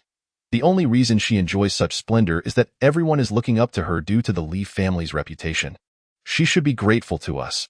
Had we not sent her to substitute for another, she would not be living such a fine life now. This well-deserved life should have belonged to my daughter. Unfortunately, it has been squandered on Jiang Yanyan. Song Lian turned to her daughter Zhang Shuiyao, sensing their shared sentiments. She held Zhang Shuiyao's hand, offering comfort. Shuiyao, she may seem glamorous on the surface, but she is married to a vegetable. Every day, she has to care for him, bringing him water and food, living a life of mourning. The thought provided some solace to Zhang Shuiyao, who nodded and smiled. Perhaps Jiang Yanyan's status in the Li household is even lower than that of a servant. Besides, she is an unsophisticated country bumpkin, lacking education and refinement, unfamiliar with the ways of the world, and likely to be looked down upon by the elite. The Li family, being a prestigious household, surely would not take a liking to her. Perhaps Jiang Yanyan is bullied by a cruel mother-in-law and does not dare to speak out. The three continued their way into the banquet. Along the way, Jiang Dihai greeted every guest with enthusiasm. His face adorned with a servile smile, however, no one paid him any mind, dismissing him as an insignificant figure. Jiang Dihai's expression darkened. A bunch of lowly creatures, he muttered under his breath to Song Lian. His teeth clenched in anger. Once I achieve success, I will step all over these people. Even if they come crawling to curry favor, I will have no interest in them. Dear, do not be anxious. After all, our business is still in its infancy. We must be patient. Song Lian gently reassured him. Mom and Dad, look over there. At that moment, Jiang Shuiyao's gaze fell upon a tall, striking figure not far away. Song Lian and Jiang Dihai followed her gaze as well, and there, at the center of the crowd, a group of the capital's top dignitaries and business moguls surrounded a man. The man sat regally in a wheelchair. Clad in an opulent, vintage black suit, his tall, slender frame and finely chiseled features exuding an air of noble elegance that was both aloof and commanding, radiating an aura that made one shiver. The man, languidly seated in his wheelchair, possessed a presence that seemed to look down upon all, as everyone around him catered to him with deference, bending slightly to maintain eye contact with him. Upon seeing the man, Jiang Shuiyao's heart raced uncontrollably. This man was extraordinarily handsome. He was the epitome of a K-drama character, Li Beihan. His physique, presence, and features were entirely to her taste. Though he sat in a wheelchair, just one glance had left Jiang Shuiyao smitten. Who is this man? He exudes such charisma. Song Lian murmured, I have never seen him before. He must be an influential figure, otherwise, why would everyone treat him with such reverence? Jiang Dihai, filled with eagerness, gazed at Li Beihan with gleaming eyes. If I could make a connection with this big shot, our Jiang family's businesses would prosper. Meanwhile, Jiang Yanyan, with a smile, walked over to Li Beihan. Naturally linking her arm with his, the auction is about to begin. Let us take our seats. Her voice was soft and her smile sweet. Not far away, Jiang Shuiyao watched this scene, her eyes blazing with fury. Rushing towards Jiang Yanyan. Jiang Yanyan, as your sister. I simply cannot stand by. Jiang Shuiyao disapproved, adopting a lecturing tone. You are already married. How can you openly flirt with this gentleman in front of everyone? Are you not publicly humiliating Mr. Li? Jiang Yanyan looked at Jiang Shuiyao, bewildered. What did you eat today? Your words are quite foul. Jiang Shuiyao's expression darkened, and she continued, since you are married to Mr. Li, you should take good care of him at home, rather than flaunting yourself in public and flirting with other men. Such behavior is unbecoming and will only invite scandal upon our family, tarnishing our reputation. After finishing her remarks, Jiang Shuiyao expected the crowd to agree with her and ridicule Jiang Yanyan. However, everyone stared at her as though she were a fool. Who is this dimwit? They thought. Does she not realize that the man in front of her is Mr. Li? Chapter 46. She is just a country bumpkin. Instantly, Jiang Shuiyao's face turned pale, disbelief washing over her. What do you mean? Are you saying this man is Mr. Li Beihan? Jiang Shuiyao's voice trembled. Jiang Yanyan chuckled. How can you, as my sister, claim to know me if you do not even know what my husband looks like? Do you not find that amusing? The crowd echoed her sentiment. Indeed, the couple seems quite affectionate. She is simply making a fool of herself with her sudden lecture. It's utterly laughable, indeed. How audacious of her to claim to be someone's elder sister while failing to recognize her own brother-in-law. In that moment, as Jiang Shuiyao noticed the surrounding individuals pointing and casting disdainful glances her way, a wave of embarrassment washed over her, making her feel as if she were a mere clown. A source of amusement for others, the cold, almost contemptuous gaze emanating from Li Beihan's profound eyes upon seeing her only deepened her humiliation, leaving her desperate to find a place to hide. Yet, more than anything, she was overwhelmed with shock. Wasn't Li Beihan supposed to be in a vegetative state?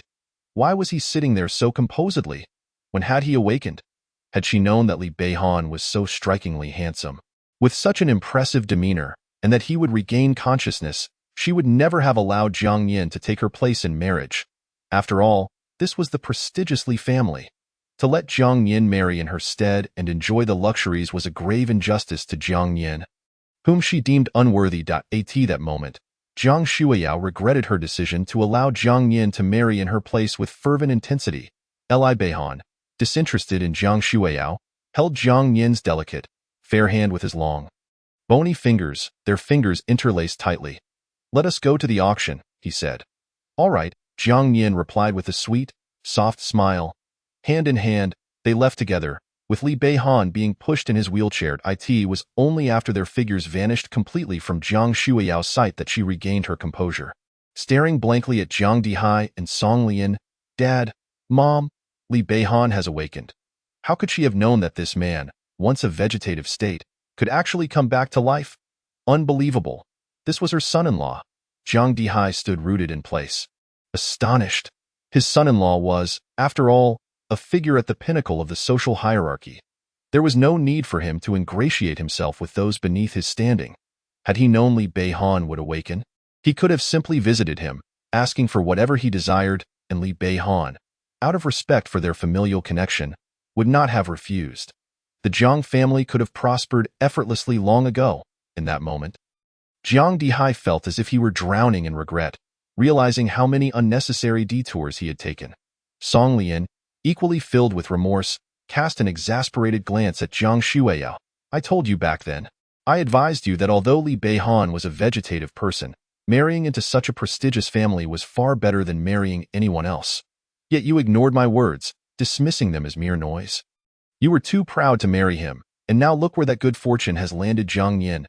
Now you regret it, don't you, mother?" Jiang Shuiyao's eyes brimmed with tears, glaring at Song Lian in dissatisfaction. "How was I to know that a vegetative person could awaken? Spare me your mocking words. I am already feeling miserable enough. Since Li Beihan has awakened, we must discuss this matter with him. After all, the engagement was originally meant for my daughter. We cannot let Jiang Yin, this village girl, take what rightfully belongs to us." Song Lian turned to Jiang Dihai. "You're right." Jiang Dihai agreed. "This marriage must be rectified." He pondered, "That ungrateful girl is nothing but a wolf in sheep's clothing. After all we did to secure her a good marriage, she didn't even express gratitude, let alone kneel to thank us. Instead, she threatened to sever ties. Even after the marriage, she never once inquired about me. It was as if I did not exist in her eyes. Hence, such a fortunate opportunity should not be squandered on her. Once the auction concludes, we shall negotiate the marriage with Li Beihan, ensuring that the engagement that belongs to Shuiyao is restored." Jiang Dihai's mind whirred with possibilities. If the marriage with Li Beihan was indeed meant for Shuiyao, then all the benefits of her being the Li family's young mistress would ultimately benefit the Jiang family. Shuiyao could bring substantial resources and advantages to the Jiang family, unlike Jiang Yin, who would only seek her own pleasures without offering anything in return. The family had reached a consensus. Soon, the auction commenced. The first item up for bid was a collection of jade raw stones. The host announced, "There are a total of 10 stones, with an opening bid of 1 million each. Highest bidder wins." As those words fell, the guests at the auction began to murmur among themselves. The stones appeared rather unremarkable, likely yielding nothing of value. Who says otherwise? The truly valuable raw stones are piled up at the gambling stone venues. They would never end up at an auction like this. I believe the auction is merely a ploy to profit from a few ordinary pieces they've gathered here. Indeed, even at 10,000 each, I would find them overpriced. The attendees, all of considerable wealth, included individuals well versed in the jewelry industry. They collectively dismissed the batch of stones, and no one stepped forward to be at that moment. However, Jiang Yin raised her bidding paddle and declared, 10 million. "I shall take them all." All eyes turned to Jiang Yin. Wasn't she Li Beihan's wife? Just moments ago, they had thought her clever, only to realize she was a mere empty-headed vase. Who would want such worthless goods? Yet here she is, purchasing everything in one go. What a gullible fool. "I heard Li Beihan's wife hails from the countryside and has never seen the world," someone sneered. As the surrounding crowd began to mock Jiang Yin, Jiang Shuiyao felt a surge of triumph. But what if she was married to Li Beihan? Jiang Yin was still a simpleton from the countryside, bound to embarrass herself in front of everyone. Jiang Shuiyao could hardly wait to see Jiang Yin face rejection and humiliation from the upper class. 10 million. Is anyone bidding? Jiang Yin scanned her surroundings. If no one else wants them, they shall belong to me. The derisive voices around her only grew louder. Yet Jiang Yin remained unfazed, surveying the crowd with confidence. The host announced, 10 million once, 10 million twice, 10 million thrice. Anyone bidding? If not, it's sold. Silence enveloped the room. The host then struck the gavel, declaring, now, these jade raw stones belong to this lady. Jiang Yin's heart soared with joy. I am rich. I have struck it big. She could feel the energy emanating from the raw stones. A testament to their quality. The onlookers shook their heads in dismay. How could Li choose such a spendthrift for a wife? Indeed, she may be beautiful, but in reality, she is a mere empty-headed vase. Buying a heap of worthless stones is like throwing money away. To secure her position as a wealthy wife, mere beauty isn't enough. Intelligence is essential to support her husband's endeavors and uphold the family's prosperity. I foresee that Li will soon be cast aside. Whispers rippled through the crowd. At that moment, Jiang Shuiyao maliciously suggested, bringing so many stones home will be troublesome. Why not unveil them here? Only by unveiling them publicly could everyone witness how useless Jiang Yin truly was. Very well, Jiang Yin replied, glancing at Jiang Shuiyao. Since you are so eager to see my treasures, I shall graciously allow you to observe. She was well aware of Jiang Shuiyao's ulterior motives, which were solely to embarrass her. Yet she would grant her that satisfaction. Treasures? Jiang Shuiyao scoffed. I see a pile of worthless stones. Sister, coming from the countryside, you might not understand, but pretending to be knowledgeable will only make you the laughingstock. I assert that there are treasures within these stones. Jiang Yin smiled, her lips curling. Shall we make a wager? A wager? What could you possibly offer? Jiang Shuiyao's disdain was palpable. Let us bet on whether these stones can yield a rare treasure. Jiang Yin's smile widened. If I win, you will pay for today's 10 million, and the dowry the Li family owes the Jiang family will be returned to me. Preposterous. This pile of useless stones couldn't possibly yield a treasure. Not even the most ordinary piece of jade. Very well. And if you lose? Jiang Shuiyao raised an eyebrow, a cold smirk on her face. If I lose, I shall be at your mercy. Jiang Yin shrugged. Let all present bear witness. Jiang Shuiyao smirked. If this heap of worthless stones fails to unveil any so-called treasures, you shall owe me 30 million and agree to one condition. What that condition was, she would not disclose publicly. She intended to discuss it privately with Jiang Yin later, demanding that Jiang Yin return to her original engagement and retreat to her secluded life in the mountains. The man seated in the wheelchair then grasped Jiang Yin's hand, his dark, profound gaze fixed on her. No money is not the issue. However, if Jiang Shuiyao harbors ulterior motives and compels Jiang Yin to accept other conditions. Mr. Li, trust me, the young girl replied, her large, round eyes locking onto his. Just wait and see. Having spoken, Jiang Yin turned around to gaze at Jiang Shuiyao not far away. All right, Jiang Yin said with a smile. Now that so many people are watching, you mustn't go back on your word. How could I possibly back out? I'm more worried you'll change your mind, Jiang Shuiyao replied with a sly grin. Jiang Dihai muttered under his breath, Jiang Yin is truly a fool. How could I have given birth to such an embarrassment? My face is utterly tarnished today. Had I known it would come to this, I should have suffocated her at birth. It would be better than being humiliated in public like this. His face was shrouded in shame, and his expression was grim. Don't say that, Song Lian advised. Though she felt quite pleased inside, Yin appeared so confident. Perhaps there truly was treasure within that moment. The host prepared to find a cutter, and no need to find anyone to cut it, Jiang Yin declared as she confidently approached the auction stage. I will do it myself. You can cut? Jiang Dihai felt his dignity slipping away. What does a village girl like you know about this? Come down quickly. Don't embarrass yourself here. Exactly, Jiang Shuiyao mocked with a smirk. With so many eyes upon us, your actions not only bring disgrace to our family, but also to Mr. Li. The onlookers at the auction began to furrow their brows at the scene unfolding. Was this Li slightly unhinged? Her actions seemed utterly out of character. Indeed, she talks big, claiming that the pile of worthless stones she bought can yield treasures, and now she wants to cut them herself. Does she even comprehend what she is saying? This is hilarious. Could she really think that cutting stones with a knife will reveal anything? There's a whole world of knowledge behind this. I feel embarrassed just watching her. Laughter and sighs of derision filled the air. The host handed the tools to Jiang Yinyan. Mrs. Li, please, I don't need those tools, Jiang Yinyan replied, shaking her head. The host stared at her in disbelief. But how will you cut the stones without tools? Very simply, with my hands, Jiang Yinyan said with a smile. This proclamation. The surrounding mockery grew louder. Is she aware of what she's saying? To cut stones without a knife. Instead, using her hands. Can her hands really split stone? Is Mrs. Lia bit unhinged? As the laughter intensified, a chilling voice broke through the noise. Everyone, be silent. His command. The crowd fell into an uneasy hush. No one dared to utter a word.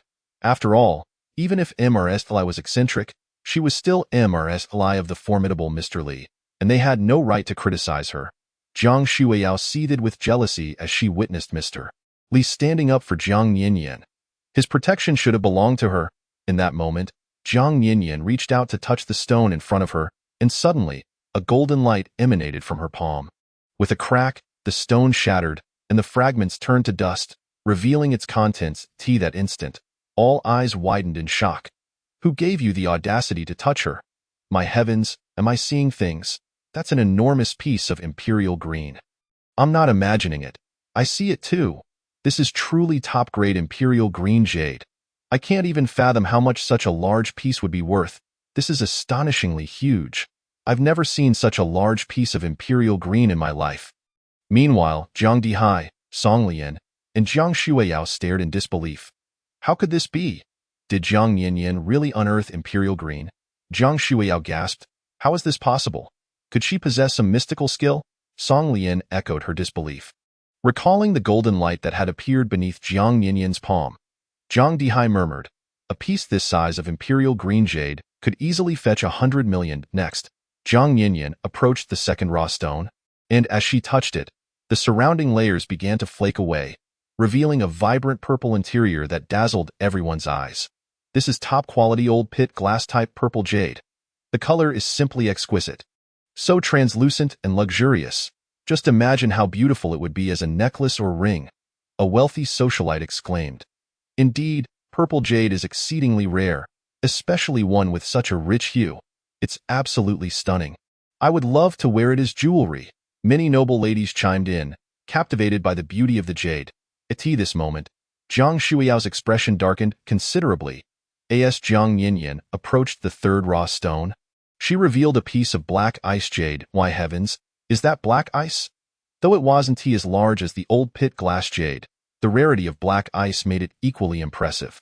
This quality is unparalleled. The contrast of black and white is breathtaking, resembling a landscape painting. I've never seen such a beautiful and perfect piece of black ice jade. Gasps of astonishment filled the air. Finding the process tedious, Jiang Yinyan decided to unveil all the stones at once. With a sweeping gesture, golden light poured from her palm, enveloping the raw stones, and in that moment, they all cracked open, revealing their treasures. Among them were the exceptionally rare yellow-green jade, blood-red ruby, golden silk jade, lotus jade, and snowflake jade. Though each piece varied in size, everyone held immense collectible value. Today has truly opened my eyes. I initially thought Mrs. Li was just a pretty face, but it turns out she is a master. Indeed, she can discern the secrets within just a glance. It's evident she is no ordinary person. This is incredible. To purchase such valuable jade for just 1,000 yuan, it's like striking gold. I thought Mrs. Li had married a vase, but it turns out he wed a fortune. The crowd gazed at Jiang Yinyan with admiration, their eyes practically sparkling with awe. Mr. Li's deep, penetrating gaze fell upon the charming Jiang Yinyan, a subtle smile gracing his lips. His little wife had truly surprised him.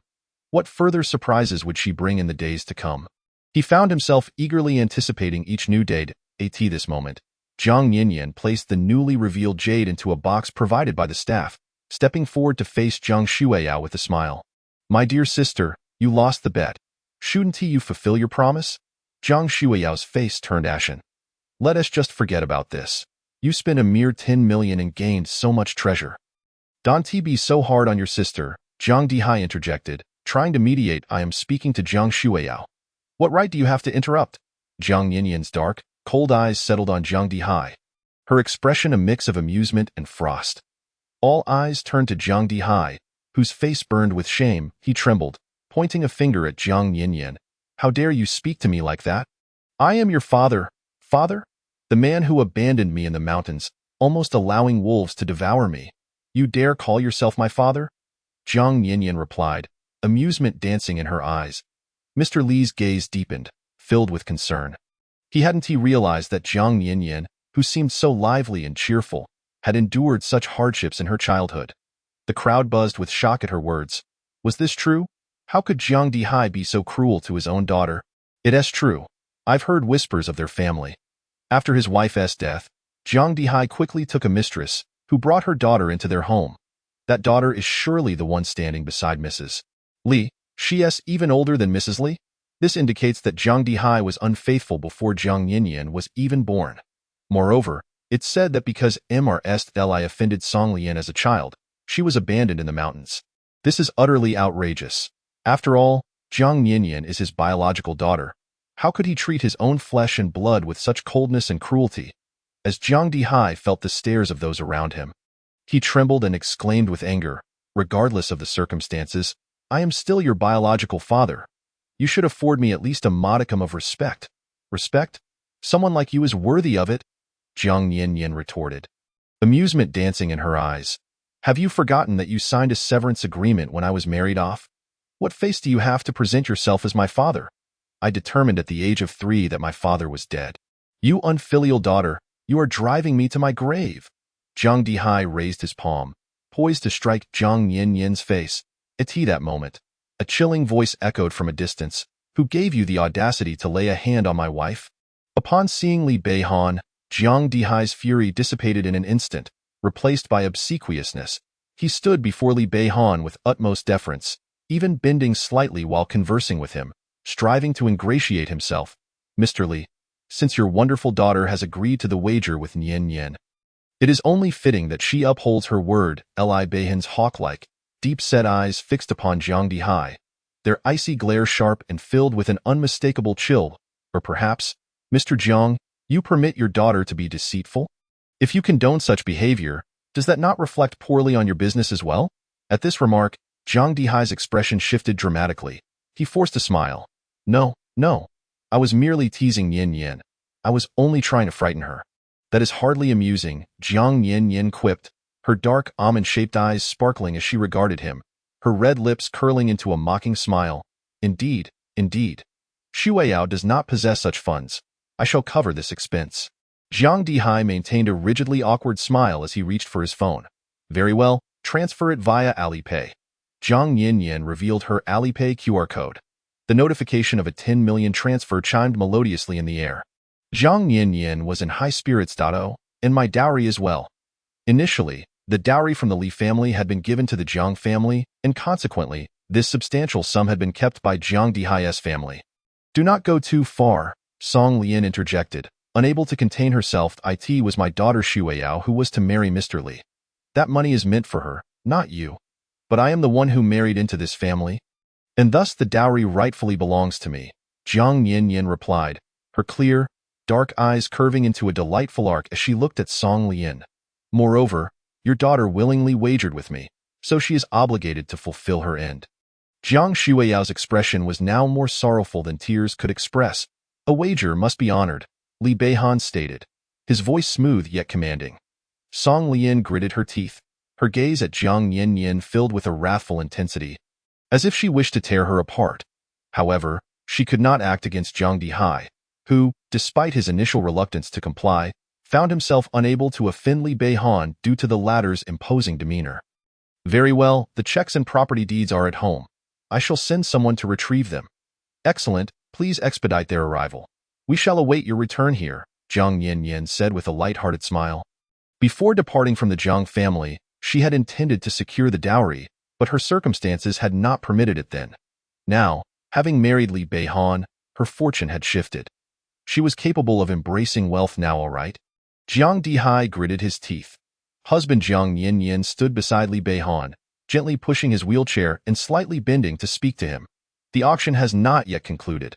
Let us continue to watch." The sweetness of the term husband was like a hook, ensnaring Li Beihan's heart. This was the first time she addressed him as such. Previously, she had only referred to him by his full name.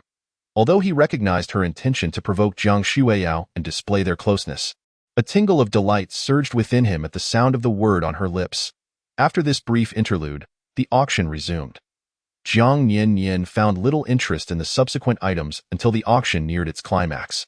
Unveiling a grand finale item, "Next, we shall auction a mine," the host announced excitedly. Behind the host, a large screen displayed a drone-captured panoramic video of the mine. This particular mine, located abroad, had never been exploited and came with detailed certifications and materials. Whoever won the auction would be its rightful owner. The treasures hidden within remained a mystery, their value contingent upon the buyer's fortune. Upon seeing the mine, Jiang Nian's dark almond eyes glimmered with excitement. Li Beihan, there must be valuable treasures within that mine. Though separated by a screen, she could already sense the mine's abundant vitality. Li Beihan regarded her with a bemused smile. "What is it, my dear? Is it husband when you need something, and Li Beihan otherwise?" Husband Jiang Nian's eyes sparkled with delight as she gazed at him, her hands wrapped around his strong arm, her voice soft and sweet. "I adore this mine." His lips curved into a gentle arc. "Indeed, today's mine was intended as a gift for you." He relished her playful demeanor. "Wonderful," Jiang Nian cooed. "Husband, you are so good to me." She felt as if she had struck gold. He was exceedingly generous. All she had to do was act endearingly, and he would procure whatever she desired. She had wed a benevolent god of wealth. The opening bid for the mine was set at 80 million. "Is there a higher bid than 80 million? The host inquired. 85 million. A wealthy businessman raised his bidding paddle. 90 million, Li Beihan countered, raising his own paddle, while another long, elegant hand made a subtle gesture. Upon witnessing this, the surrounding crowd shifted uneasily.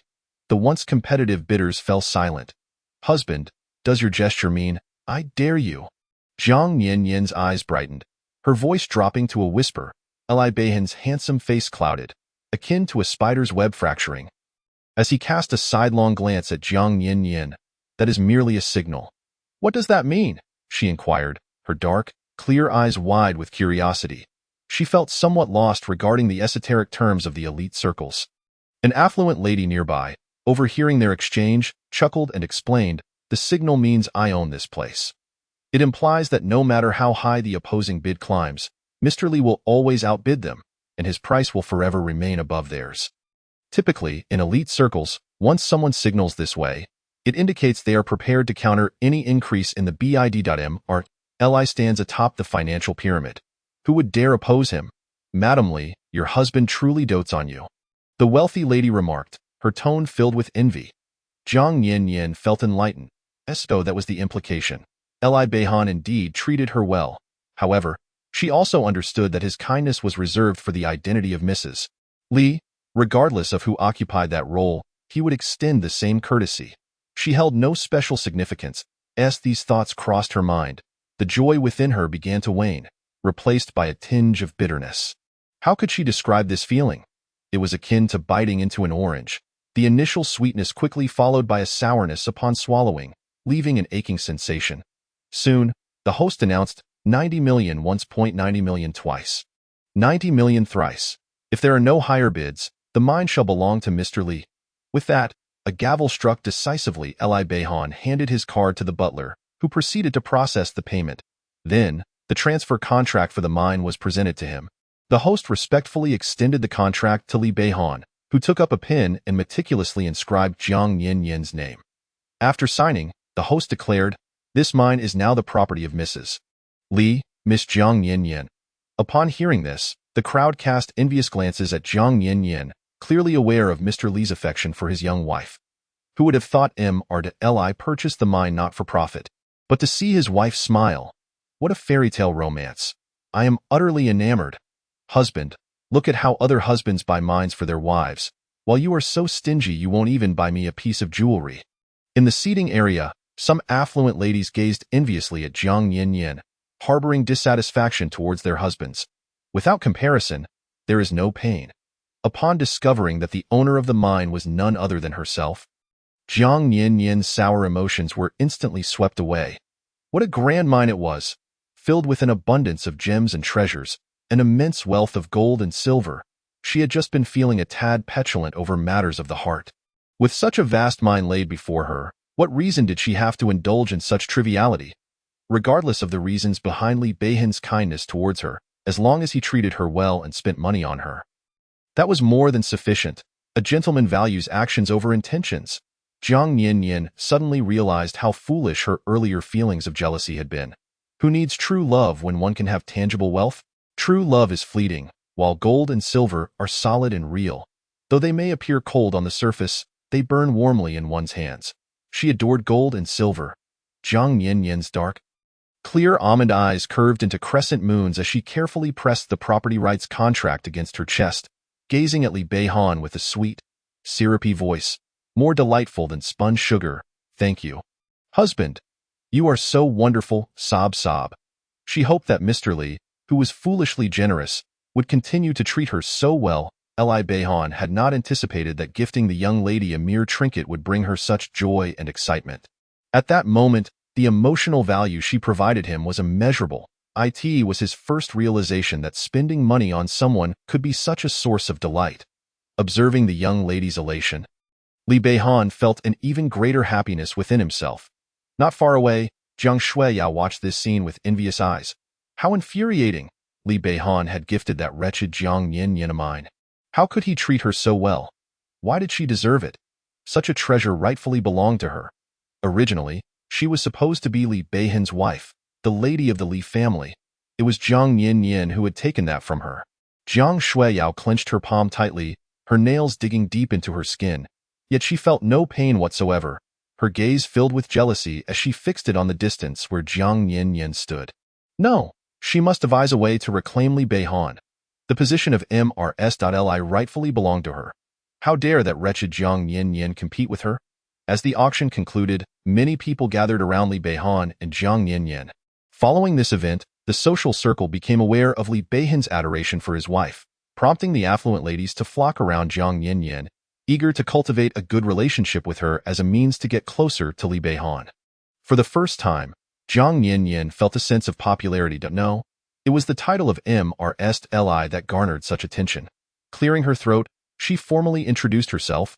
I am Jiang Yanyan, the proprietor of the world's foremost fortune-telling business. Hailing from Xinxing Temple, and the new head of the temple, Lim Master passed down his teachings to me. I am adept at fortune-telling, palmistry, feng shui, and even ghost hunting. Should anyone require my services, feel free to seek me out. She then produced her phone, presenting it to the crowd. The affluent ladies were momentarily taken aback. How peculiar this Mrs.Li was, so wealthy yet still engaging in such dubious practices. Perhaps this was a new hobby of the affluent. They dared only to think such thoughts in their hearts, not utter them aloud. While they may not have believed Jiang Yanyan's claims, they eagerly added her on WeChat. After all, Jiang Yanyan was now a powerful connection. The first to add Jiang Yanyan was a lady known as Mrs. Chiu. Initially, she had no expectations of Jiang Yanyan, but in order to foster a better relationship and find common ground, she asked, Mrs. Li, could you tell me if the child in my womb is a boy or a girl? She thought it would be a simple task for Jiang Yanyan, even if she were to guess. There was a 50-50 chance. Moreover, she already knew the child's gender. Engaging Jiang Yanyan in conversation was merely a way to pass the time. You already know the gender of the child, don't you? Jiang Yanyan's dark, clear almond eyes gazed at her, a gentle smile gracing her lips. Her gaze was so pure that Mrs. Chiu suddenly felt embarrassed, her face flushed. Could it be that she knew about the child's gender? But this was something she had secretly investigated in Hong City, a matter she had not disclosed to anyone. How could Mrs.Li possibly know? Then could Mrs.Li tell me about my child's future? Mrs. Chiu inquired with a smile. Your child has no future, Jiang Yanyan replied. They should not exist in this world. Upon hearing this, Mrs. Chiu's complexion turned pale, quickly followed by anger. Mrs. Li, how could you say such a thing about my child? Her words were incredibly harsh. Was she not cursing her own child? Chapter 51. The marriage arrangement. Mrs. Li, even if you are of noble status, you cannot utter such rude remarks. At that moment, a sharply dressed man approached. His expression displeased. This was Mrs. Chiu's husband. The surrounding crowd chimed in. Indeed, Mrs. Li's words are too harsh. How could she speak such ill of an unborn child? That is simply bad luck. Mrs. Li has gone too far. Jiang Yin turned to Mr. Chiu. Your child's palace is flawed, indicating that you were destined to be childless. Oh, be precise. It is an issue on your part. At this, Mr. Chiu's face turned ashen. How did she know? Mrs. Li, how could you say such a thing? Mrs. Chiu's anger flared, her voice icy. If my husband is incapable, then how could this child exist? That is a question you should direct to your husband. Jiang Yin sighed. Mrs. Chiu had intended to complain to her husband about Jiang Yin's unpleasant words, but when she turned to look, she noticed her husband's expression was one of discomfort. What was going on? You have been married for 5 years yet have not conceived, Jiang Yin continued. You thought it was your problem, undergoing various examinations at the hospital, yet the results showed no issues. Mrs. Chiu's gaze returned to Jiang Yin, her astonishment evident. These matters were private, known only to her. She had kept it well hidden, secretly undergoing examinations and taking supplements. How could Jiang Yin possibly know? Could it be that she truly had divined this? You have never suspected your husband. Jiang Yin leaned closer to Mrs. Chiu, lowering her voice. You might want to check in the car. There's a test report your husband carelessly left inside. It contains his diagnosis. Mrs. Chiu stared at her in shock, momentarily dazed. It's just a glance. I won't lose anything, Jiang Yin encouraged. Mrs. Chiu, possessing a gentle and serene demeanor, was meant for a life of happiness. Yet her current husband was not a suitable match for her. Their actions disregarded moral principles, and the child in her womb was ultimately unacceptable in society. Mrs. Chiu clenched her fists. Indeed, Jiang Yin was right. It was only a look, and she had nothing to lose. After a moment, Mrs. Chiu excused herself under the pretense of needing to use the restroom. Following this brief interruption, the crowd resumed their chatter around Li Beihan. While many affluent ladies continued to gather around Jiang Yin, Mrs. Li, the gems you displayed are truly exquisite. If fashioned into jewelry, they would undoubtedly be stunning. Would you be willing to part with a piece? Mrs. Li, does your mine require collaboration? My family has mining ventures and can assist in the extraction. Mrs. Li, my husband is in the jewelry business and can help turn your gems into beautiful pieces under our brand. Of course, we can discuss profit sharing. Not far away, Zhang Shuiyao, witnessing the throng of people surrounding Jiang Yin, felt a surge of discomfort as she realized how everyone was vying for Jiang Yin's favor while she remained unnoticed. This wretched girl was truly basking in glory today. Song Lian gritted her teeth in frustration. All this splendor rightfully belonged to her precious daughter. How regretful that Shuiyao had once attempted to escape marrying Li Beihan. Surely she regretted her choices now. Zhang Dihai sighed. I must have a serious discussion with Li Beihan about this marriage arrangement. At this moment, Jiang Yin's gaze fell upon Zhang Dihai and his family in the distance. Have you brought what I requested? She tilted her head, smiling. Zhang Dihai's expression was extremely displeased as he clutched a brown paper envelope, hesitant to hand it over. Since you have brought it, just give it to Yin. Li Beihan said softly. Yes, Zhang Yin replied contentedly as she accepted it. She certainly wouldn't let the Zhang family take advantage of her. Mr. Li, I have a few words I wish to discuss with you. Could we step aside? Zhang Dihai addressed Li Beihan with feigned reverence, an ingratiating smile on his face. You may speak here, Li Beihan replied coolly, his presence exuding an undeniable pressure. Its not very convenient here. Zhang Dihai glanced at Zhang Yin, a troubled smile on his face. Might I kindly request Li to step forward and say a few words? Song Lian also chimed in, her face adorned with flattery. You may proceed, Zhang Yin interjected, for she too was eager to engage in conversation with the ladies. Several of them had inquired about various metaphysical matters, clearly intrigued by such topics. Li Beihan.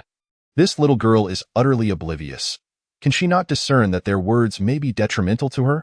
Nevertheless, Li Beihan felt a flicker of curiosity about what they intended to convey. Very well. The sensual curve of his lips parted slightly. Song Lian, Zhang Dihai, and Zhang Shuiyao were filled with uncontainable excitement in their hearts.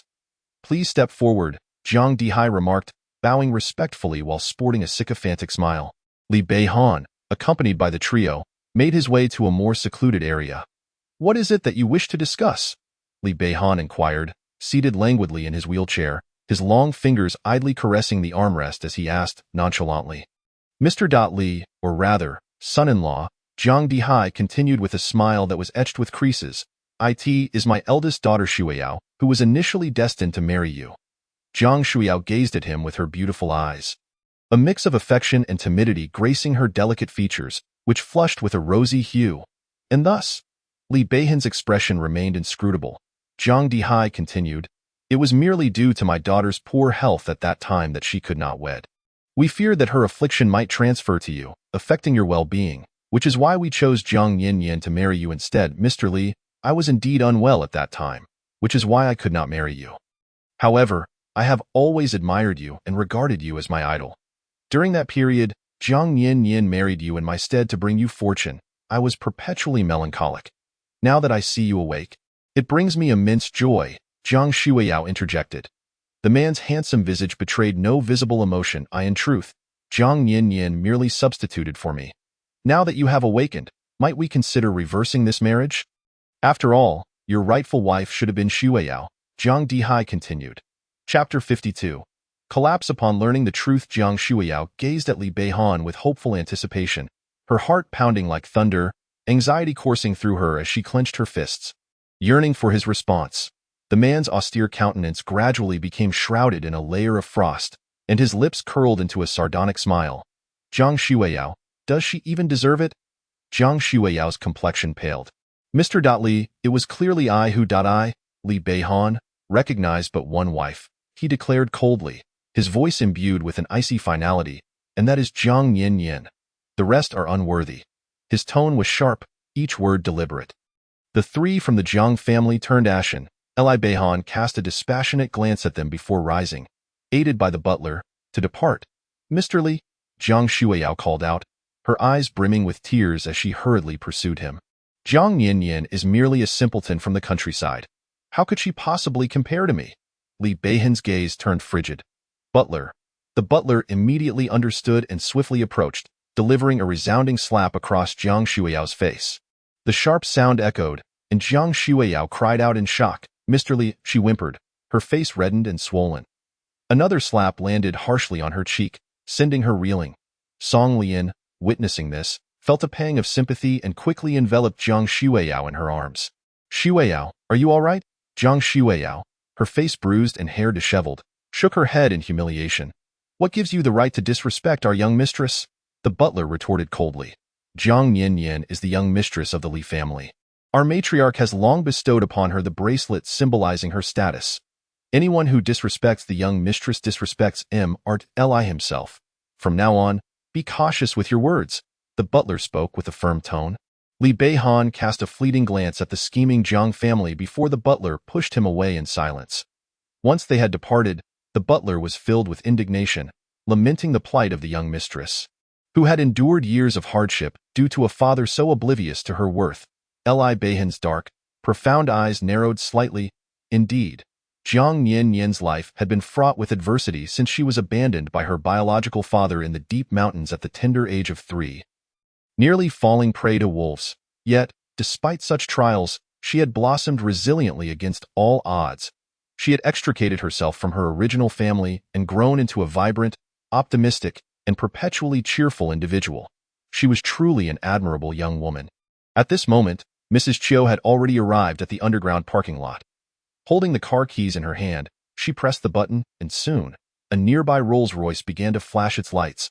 She hurried over. Upon opening the car door, Mrs. Chiu began to search inside. As she sat in the vehicle, she found the situation rather absurd. How had she come to heed Jiang Yanyan's words? It felt utterly ridiculous. She had been married to her husband for 5 years, their relationship flourishing.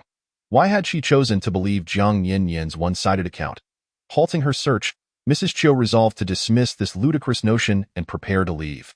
Yet at that moment, her gaze fell upon a medical report from a male fertility clinic. Her fingers froze, and she unfolded the document. There it lay, a stark medical report revealing that her husband, Chiu Shi, suffered from asthenozoospermia, rendering him unable to conceive. To put it plainly, he was indeed infertile.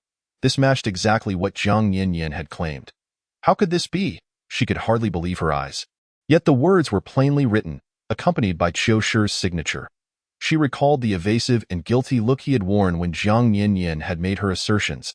If Chiu Shi was incapable of fathering a child, Then whose child was growing within her? Mrs. Cho's fingers trembled, her breath quickening. Clutching the report, she stumbled out of the car and hurried toward the banquet hall. She needed answers. As she stormed into the hall, her pale face collided with Cho Shi's. "Did you not say you were going to the restroom? Why are you here?" Cho Shi inquired with concern. Mrs. Cho's breath trembled as she thrust the test report into Cho Shi's hands. Her eyes reddened. Jiang Yin was right. "You cannot have children, darling." Cho Shi immediately panicked. "I ask you, who is the father of the child in my womb?" Mrs. Cho gripped his tie tightly, drawing closer, her reddened eyes brimming with tears. "Darling, please don't be agitated. We should discuss this calmly. We can talk over there." Cho Shi hastily reassured her, guiding her to a nearby artificial hill. "I demand to know, whose child is this?" Mrs. Cho glared at him fiercely. "This child is actually from the Cho family lineage," Cho Shi hesitantly confessed. "Speak plainly," he continued, feeling embarrassed. "Previously, when we struggled to conceive, you underwent numerous tests and remedies to no avail. I secretly sought testing as well.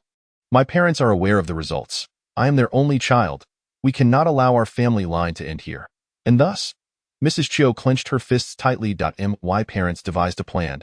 We underwent in vitro fertilization. The embryos used were not mine. They were my father's.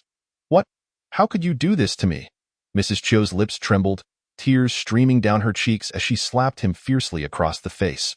"What gives you the right to swap out the embryos without my knowledge? How dare you make such decisions for me without consulting me?"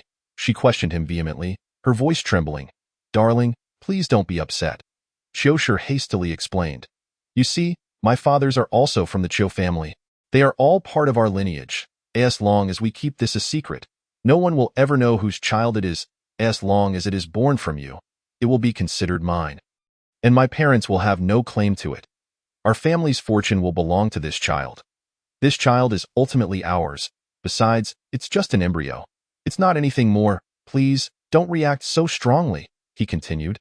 Desperation seeping through his words, Mrs. Cho suddenly understood the implications of Jiang Yin's words about having no future. This child was never meant to exist in this world. They had all treated her as a fool, leading her in circles. With a self-deprecating smile, tears cascaded down her face as she slapped Cho Shi once more. "How could you do this to me?" Chapter 53. His true nature. "Darling, please, let's remain calm and discuss this." Cho Shi's eyes were wide with anxiety, fearing that Mrs. Cho's emotional turmoil might adversely affect their unborn child. "How could I not be agitated in light of such a revelation?" Mrs. Cho's eyes burned with unshed tears as she glared at Cho Shi and raised her hand back. The bag struck Cho Shi's head with force. "Did you even consider my opinion when you made this decision? What gives you the right to act without my consent?" She interrogated him repeatedly, her voice hoarse, nearly hysterical. "What do you think of me, that you could implant someone else's seed within my body? Am I merely a vessel for your family's lineage, a tool for bearing children? Is my body nothing more than a mere container?" Bai Ji, in utter despair, screamed hoarsely. She once believed her family life was blissful, her marriage fulfilling, and her in-laws treated her with kindness, leading her to perceive her life as smooth sailing. Now, she discovered that her entire family had been deceiving her, keeping her in the dark. Had she not encountered Jiang Yin, had she not received Jiang Yin's guidance, she would have foolishly believed that this child was Cho Shi's. Naively giving birth to this child, disregarding morality, and treating it as her own. In hindsight, it is truly absurd and laughable. Bai Ji should be grateful to Jiang Yin for helping her see the truth. The bottom of Bai Ji's bag was designed with rivets, and thus, when she swung it heavily onto Cho Shi's head in her fury, his head bore the marks of bruises and swelling. At that moment, onlookers began to gather, drawn by the commotion, as the crowd grew larger. Cho Shi, unable to tolerate it any longer, pointed an accusatory finger at Bai Ji and shouted, "Let me tell you, Bai Ji, I have tolerated you for far too long. Do not test my patience. I advise you to know when to back down." "You've tolerated me?" Bai Ji scoffed, as if hearing the greatest joke. A self-deprecating smile gracing her lips, her eyes brimming with tears. "Cho Shi, you are truly a scoundrel. What more could you possibly want? You live a life of luxury as a wealthy madam. You have everything you could desire, and you never need to worry about money. The burdens of life rest solely upon my shoulders. All you need to do is stay home and bear children. What more could you possibly be dissatisfied with? To cause such a ruckus over such trivial matters? Qiushi sneered. I have been kind and gentle with you, yet you take it for granted. Patience has its limits. Do not overstep, at the very least. He deserved some semblance of dignity as a man. With so many spectators around, how could he allow himself to be so humiliated by Baiji's antics? At that moment, Baiji seemed no different from a shrew, utterly ruining his reputation. Ah, so this is your true sentiment. In your eyes, I am nothing but a parasite supported by your family, or rather, a mere incubator. My sole purpose is to bear children for your family. Baiji chuckled bitterly, her tears receding, her gaze growing cold and distant. This man before her was not worth her sorrow, not worthy of a single tear. I want a divorce. What did you say? Have the courage to say that again. Qiushi stared at Baiji in disbelief. Qiushi, I want a divorce. This time, Baiji's voice was firmer, each word dripping with determination. As for this child, I will not carry it to term. I am going to terminate the pregnancy. On what grounds will you terminate my child? How dare you? As Baiji turned to leave, Qiushi hurriedly followed, exclaiming, This child is precious, our family's hope. How can you justify terminating it? Simply because I am the child's mother, and I refuse to bear this child. Simply because women have the right to choose. Baiji shouted, her eyes fixed on Qiushi with icy resolve. In a way, you will bear this child. Qiushi lunged forward, forcefully embracing Baiji, dragging her away against her will. Let go of me. Release me, Baiji struggled fiercely, slapping his face with all her might. Yet, no matter how many times her hands struck his handsome face, Qiushi remained unfazed, his expression cold as he carried her toward the underground parking lot. Upon reaching their vehicle, he opened the door and shoved Baiji inside. Locking her in, he then entered the car and drove away swiftly. Where are you taking me? Let me out. You must release me. Baiji screamed in desperation. From now on, you will stay at home and give birth to this child. Qiushi's face was a mask of grim determination. Soon, they arrived at the villa. Qiushi forcibly carried Baiji inside, locking the door behind them. You cannot do this to me. Let me go. Baiji pounded on the door and windows. On what grounds do you imprison me? I will keep you locked up until you give birth to this child. Qiushi replied, his tone cold and resolute. Butler, from today on, keep a close watch on the young mistress. Ensure she has 3 meals daily, and no sharp objects are allowed in her room to prevent her from harming the baby. Seal the doors and windows to eliminate any chance of escape. Install 10 360-degree cameras in the room. I must monitor her every move to prevent her from causing harm to the child. From that moment on, Baiji found herself confined within the room, incredulous as she listened to his words. Was this truly the same Qiushi who had once shown her such tenderness? She realized she had never truly known him. In fact, she understood nothing about him. All those moments of sweetness and gentleness were mere facades. Perhaps this was Qiushi's true nature. You cannot treat me this way. You have no right to disregard my will and force me to stay here. This is a legal confinement, Baiji yelled, her voice hoarse. You are my wife. If you disobey, I will keep you locked in this room. This is merely a playful dynamic in our marriage, not a crime, Qiushi replied with a smirk. Outside the bedroom, he smiled faintly, casually saying, just stay here and give birth to the child. Once the baby is born, you will still be my wife, and I will treat you just as I did before. No, I will call the police, Baiji declared, reaching for her phone to make the call. But before she could dial, Qiushi stormed in, forcibly seizing her phone. From now on, you will stay here quietly. Without my permission, you are not to leave, he commanded coldly. Chapter 54.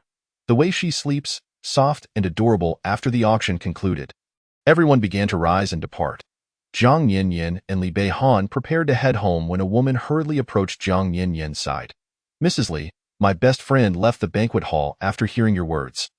And she hasn't returned since that I called her, but her phone is off, and I can't reach her.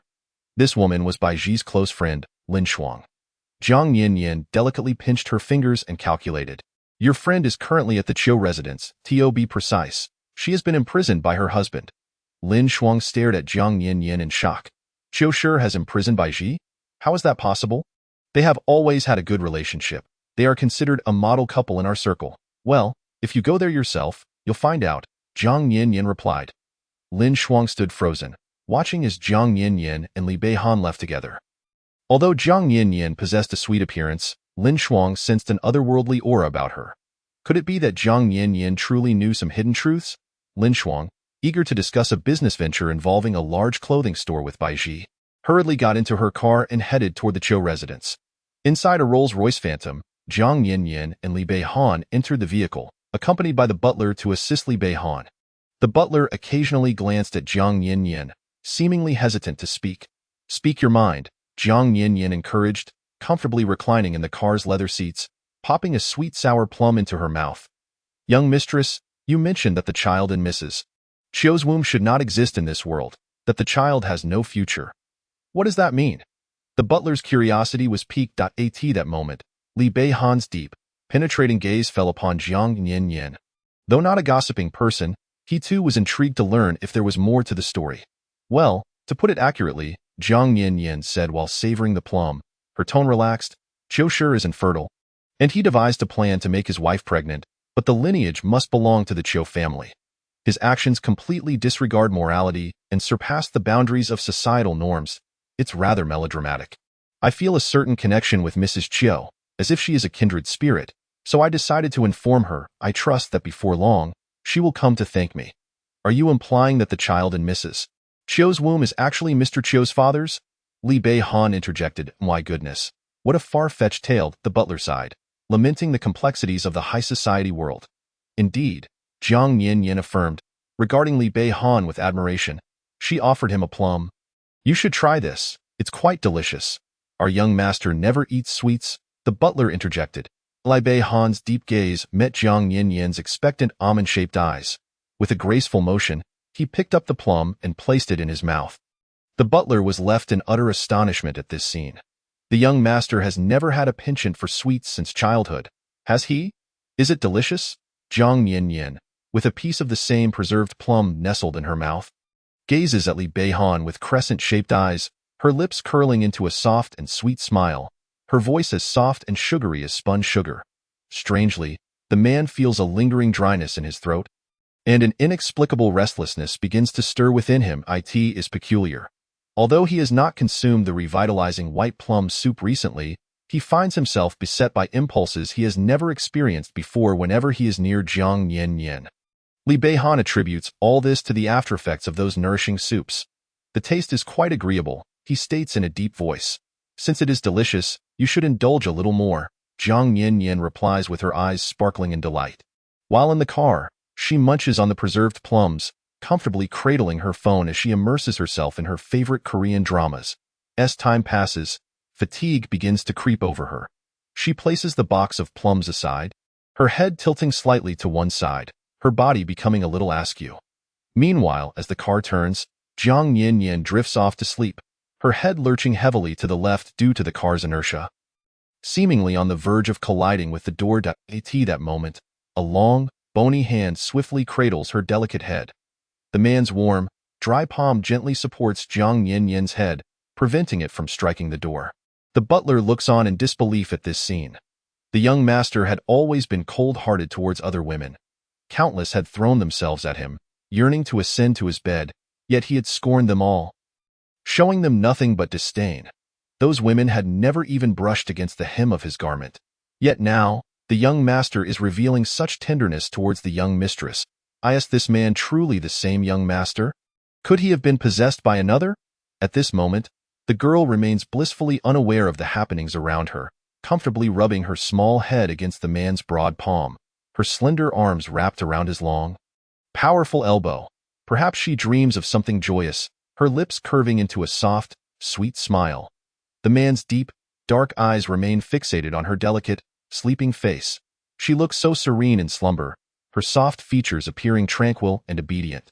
Her long, thick eyelashes gently curling downwards, casting faint shadows on her eyelids as they flutter with her breath. The fullness of her rosy lips slightly pouts, glistening with a sheen of saliva, making her appear adorably sweet. In this quiet moment, the man gazes at the young girl, a smile unwittingly forming at the corners of his lips. The butler can hardly believe his eyes, witnessing the young master smile at the sight of the sleeping young mistress. And such an infatuated smile at that. Perhaps sensing the butler's peculiar gaze, the man quickly composes himself, restoring his aloof and dignified demeanor. Meanwhile, Lin Shuang hastily arrives at the Chiu family home, only to discover that her close friend has been placed under soft confinement. Chiu Shi, you scoundrel! On what grounds do you confine my friend? This is illegal, do you not realize? Lin Shuang shouts from outside the door, simultaneously dialing the police and Baiji's parents. Soon, the police arrive and release the young woman from the bedroom. While Baiji's parents rush in, delivering a stinging slap to Chiu Shi. On what grounds do you confine my daughter? She is pregnant. How dare you treat her this way? Baiji's father glares at Chiu Shi. Fury etched across his aged face. It's because he wants to terminate my child. I had no choice but to do this. Otherwise, if he goes mad and harms the baby, what then? Chiu Shi interjects. Feigning innocence. What on earth is this? How could you harm a perfectly healthy child? Were you not fond of children before? Indeed, this child is a precious gift. How could you even think of harming it after all the trials and tribulations we endured to conceive? Baiji's parents stare at Baiji in disbelief. Tears streaming down her face, she implores, Mom, Dad, you don't understand. This child is not Chiu Shi's father-in-law, mother-in-law. I have concealed this from you for too long. Ever since my wife became pregnant. She has suffered from severe depression and anxiety, and her mental state has deteriorated, causing her to utter nonsensical things. Chiu Shi explains, that is why I had no choice but to confine her in the bedroom. Fearing she might act rashly and harm the child, Baiji could hardly believe Chiu Shi's blatant distortion of the truth. Mom, Dad, please believe me. I am not mentally ill. He is the one with issues. He is incapable of fathering a child and bribed someone at the hospital to switch the sperm. The child I carry is not his. It belongs to his father, Baiji exclaims desperately. Chiu Shi has medical records. You can verify his condition. Seeing the expressions of pity and doubt on her parents' faces, Baiji realizes they may have already been swayed by Chiu Shi's lies. I truly do not have any mental issues. Everything I say is the truth, she insists, her eyes glistening with tears. Yet, to her parents, her words sound increasingly like fabrications. The absurdity of it all eclipses even the most dramatic soap operas. How could I possibly be incapable of bearing children? If I cannot bear the child in your womb, how is it that I have a wife? Chiu Shi sighs, his handsome features radiating indulgence. But to Baiji's ears, it sounded venomous. His long, serpent-like demeanor sent chills down her spine. It is only at this moment that she realizes the meaning behind Jiang Yanyan's warning about not marrying a good man. Only now does she see Chiu Shi for what he truly is, a beast in human guise. The thought of having been married to such a man for 5 years sends shivers down her spine. This man is truly terrifying. She dares not imagine the outcome if her parents were to believe Chiu Shi's words and confine her once more to his clutches. My daughter, I believe you are experiencing some mental distress. Baiji's mother sighs. For the sake of the child, you should remain at home and rest. Many medications are not suitable during pregnancy, so you must limit your interactions with the outside world and stay close to Chiu Shi. Son-in-law, I apologize for misjudging you earlier. Did that slap hurt? Baiji's father gazes at Chiu Shi with regret. Chiu Shi's demeanor remains composed. Pregnant women feel no pain. This is all part of my duty. When I married Baiji, I regarded you both as my own parents, and it is only natural for a father to discipline his child. I never imagined my daughter would experience such mental turmoil during pregnancy. However, for the child's sake, we cannot allow her to take any medication for the time being. We will ensure she receives proper care after the baby is born, Baiji's mother laments. Baiji gazes at her parents in terror. Mom, Dad, why won't you believe me? I am telling the truth. I am not mentally ill. Chiu Shi is the one who is deranged. He treats me like a breeding machine. It is his family that is truly mentally unstable. Baiji cries out, her face flushed from the intensity of her emotions. Yet, her parents only gaze at her with pity, mourning the fact that their once healthy daughter has fallen to such a state. Tears shimmer in the eyes of her parents. It's getting late. You should return to your room and rest with Chiu Shi, Baiji's mother gently urges, even pushing Baiji back towards Chiu Shi. Baiji never imagined her closest family would not believe her, instead siding with Chiu Shi and shoving her back into the hands of the demon. In desperation, she looks to Lin Shuang for help. Her grip tightening around Lin Shuang's hand, her beautiful eyes filled with anguish. You must believe me.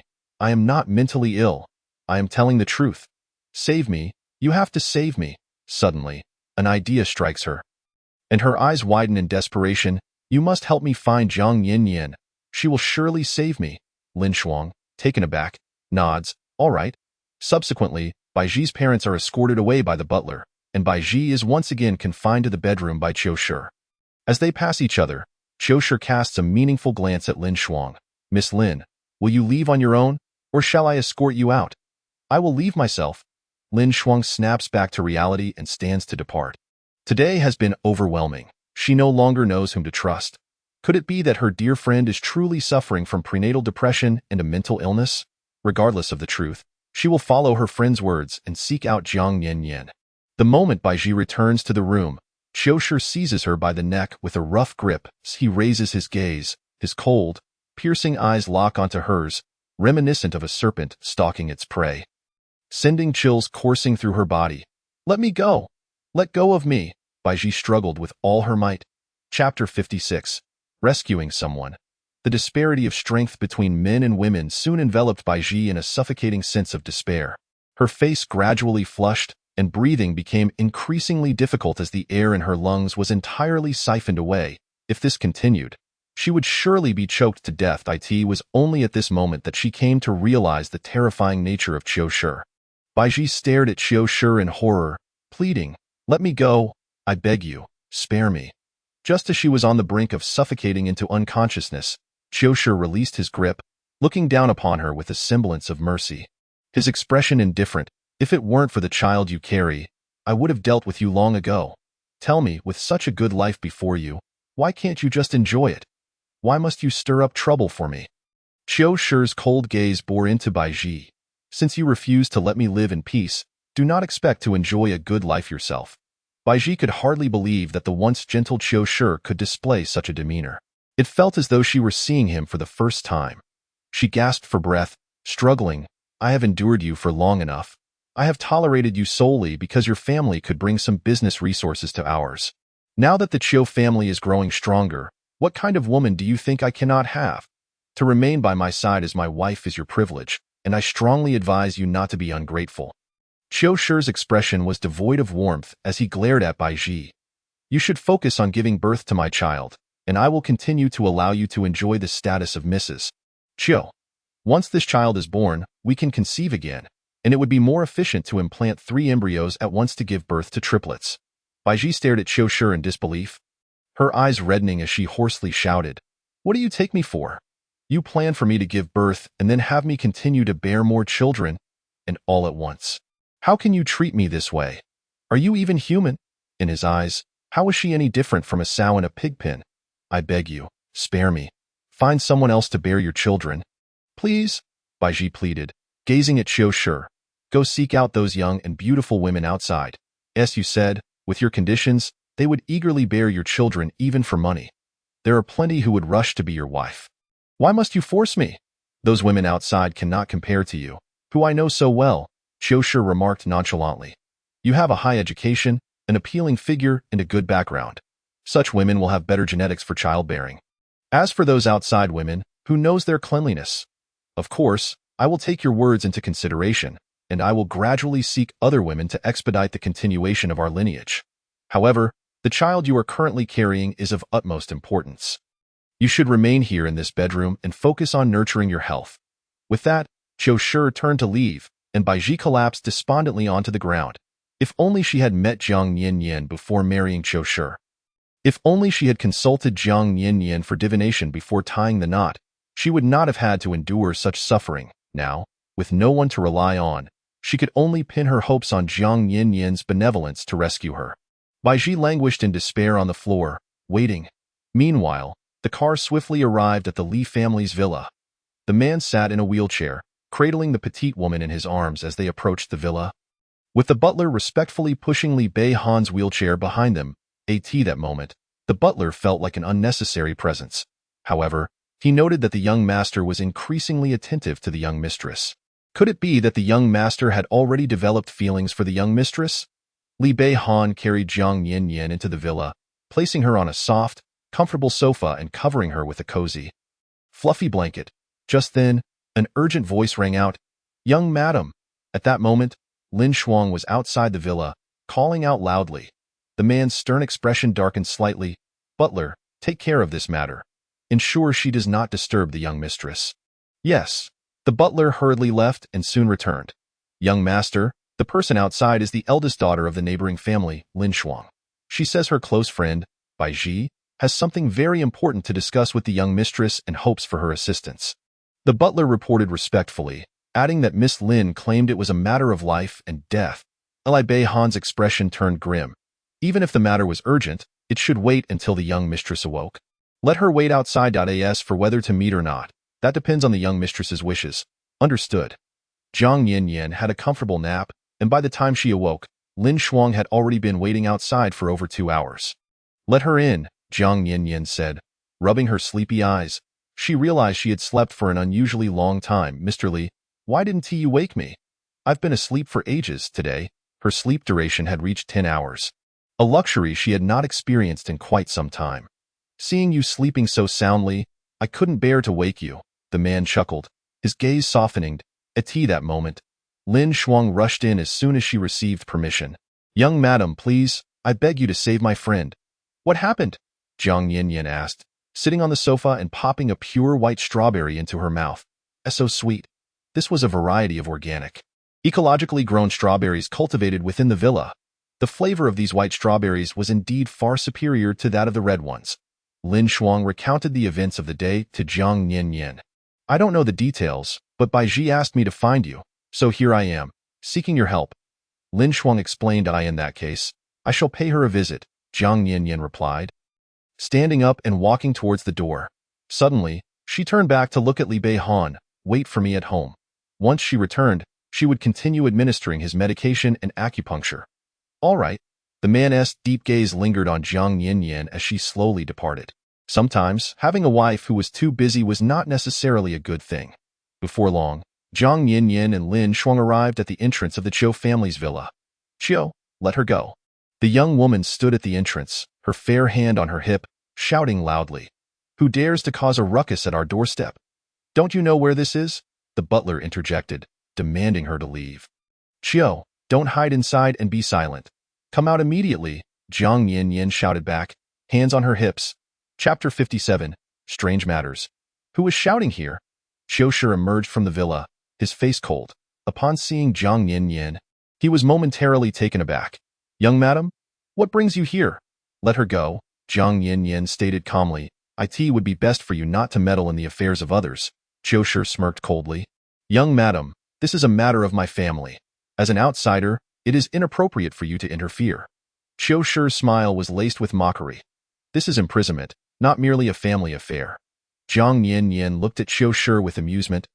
Her dark eyes filled with coolness. "I have been entrusted by Bai Ji to handle this matter today." With that, Jiang Yanyan walked towards the villa. "Our home is not a place where anyone can come and go as they please. Young madam, you have not received my invitation, and barging into my home is trespassing. No matter how powerful you are, you should not act so arrogantly," Chiu Shi sneered. Jiang Yanyan, uninterested in his taunts, bypassed him and attempted to enter the villa, only to be blocked by a group of security personnel. "What a nuisance," Jiang Yanyan sighed.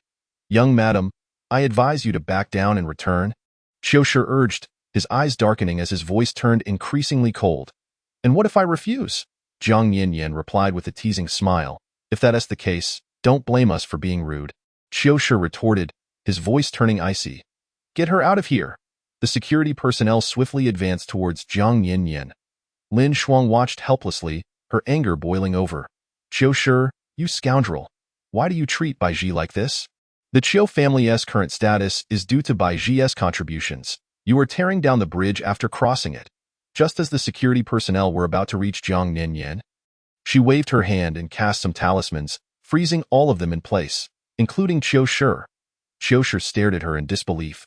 "Young madam, you know sorcery? Who exactly are you?" he gasped in horror. "I am the manager of the world's foremost fortune-telling establishment and the head of the Xinqing Temple," Jiang Yanyan replied nonchalantly, then rose to enter the house. Chiu Shi could only watch helplessly as Jiang Yanyan led Bai Ji and Lin Shuang away. In the car, Bai Ji expressed her gratitude. "Thank you, young madam, for saving me. If it weren't for you, I would still be imprisoned. Now, pay up, Jiang Yinyan said, extending her hand towards Bai Ji. After all, she could not work for free. Bai Ji quickly realized, pulling out her phone to transfer money to Jiang Yinyan. What is your bank account number, young madam? Just scan this code, Jiang Yinyan replied, revealing her payment QR code. Shortly after, Bai Ji transferred 2 million, and upon seeing the notification of 2 million received, Jiang Yinyan smiled broadly. Indeed, ever since she married Li Beihan, her financial fortunes have flourished. What are your plans moving forward? Jiang Yinyan asked Bai Ji, gazing intently at her. I intend to terminate this pregnancy and subsequently file for divorce. Bai Ji's voice was resolute, each word imbued with conviction. Once you have achieved your desires, come find me, and I shall assist in guiding the child's spirit. After all, it is also a life, Jiang Yinyan remarked. Thank you, master. I am immensely grateful for your assistance today. Bai Ji looked at Jiang Yinyan with heartfelt appreciation.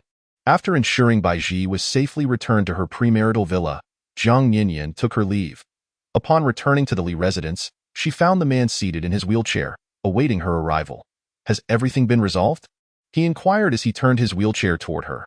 Yes, it has been taken care of, Jiang Yinyan affirmed, approaching Li Beihan. Shall I continue with your acupuncture? Acupuncture is administered in courses, requiring treatments at regular intervals. Jiang Yinyan retrieved her assortment of needles, positioning herself beside Li Beihan. With delicate fingers, she rolled up his pant leg and deftly inserted the silver needles into his acupoints, one after another. Do you feel any sensation this time? The young woman, with her porcelain complexion and lustrous black almond-shaped eyes, gazed intently at the man.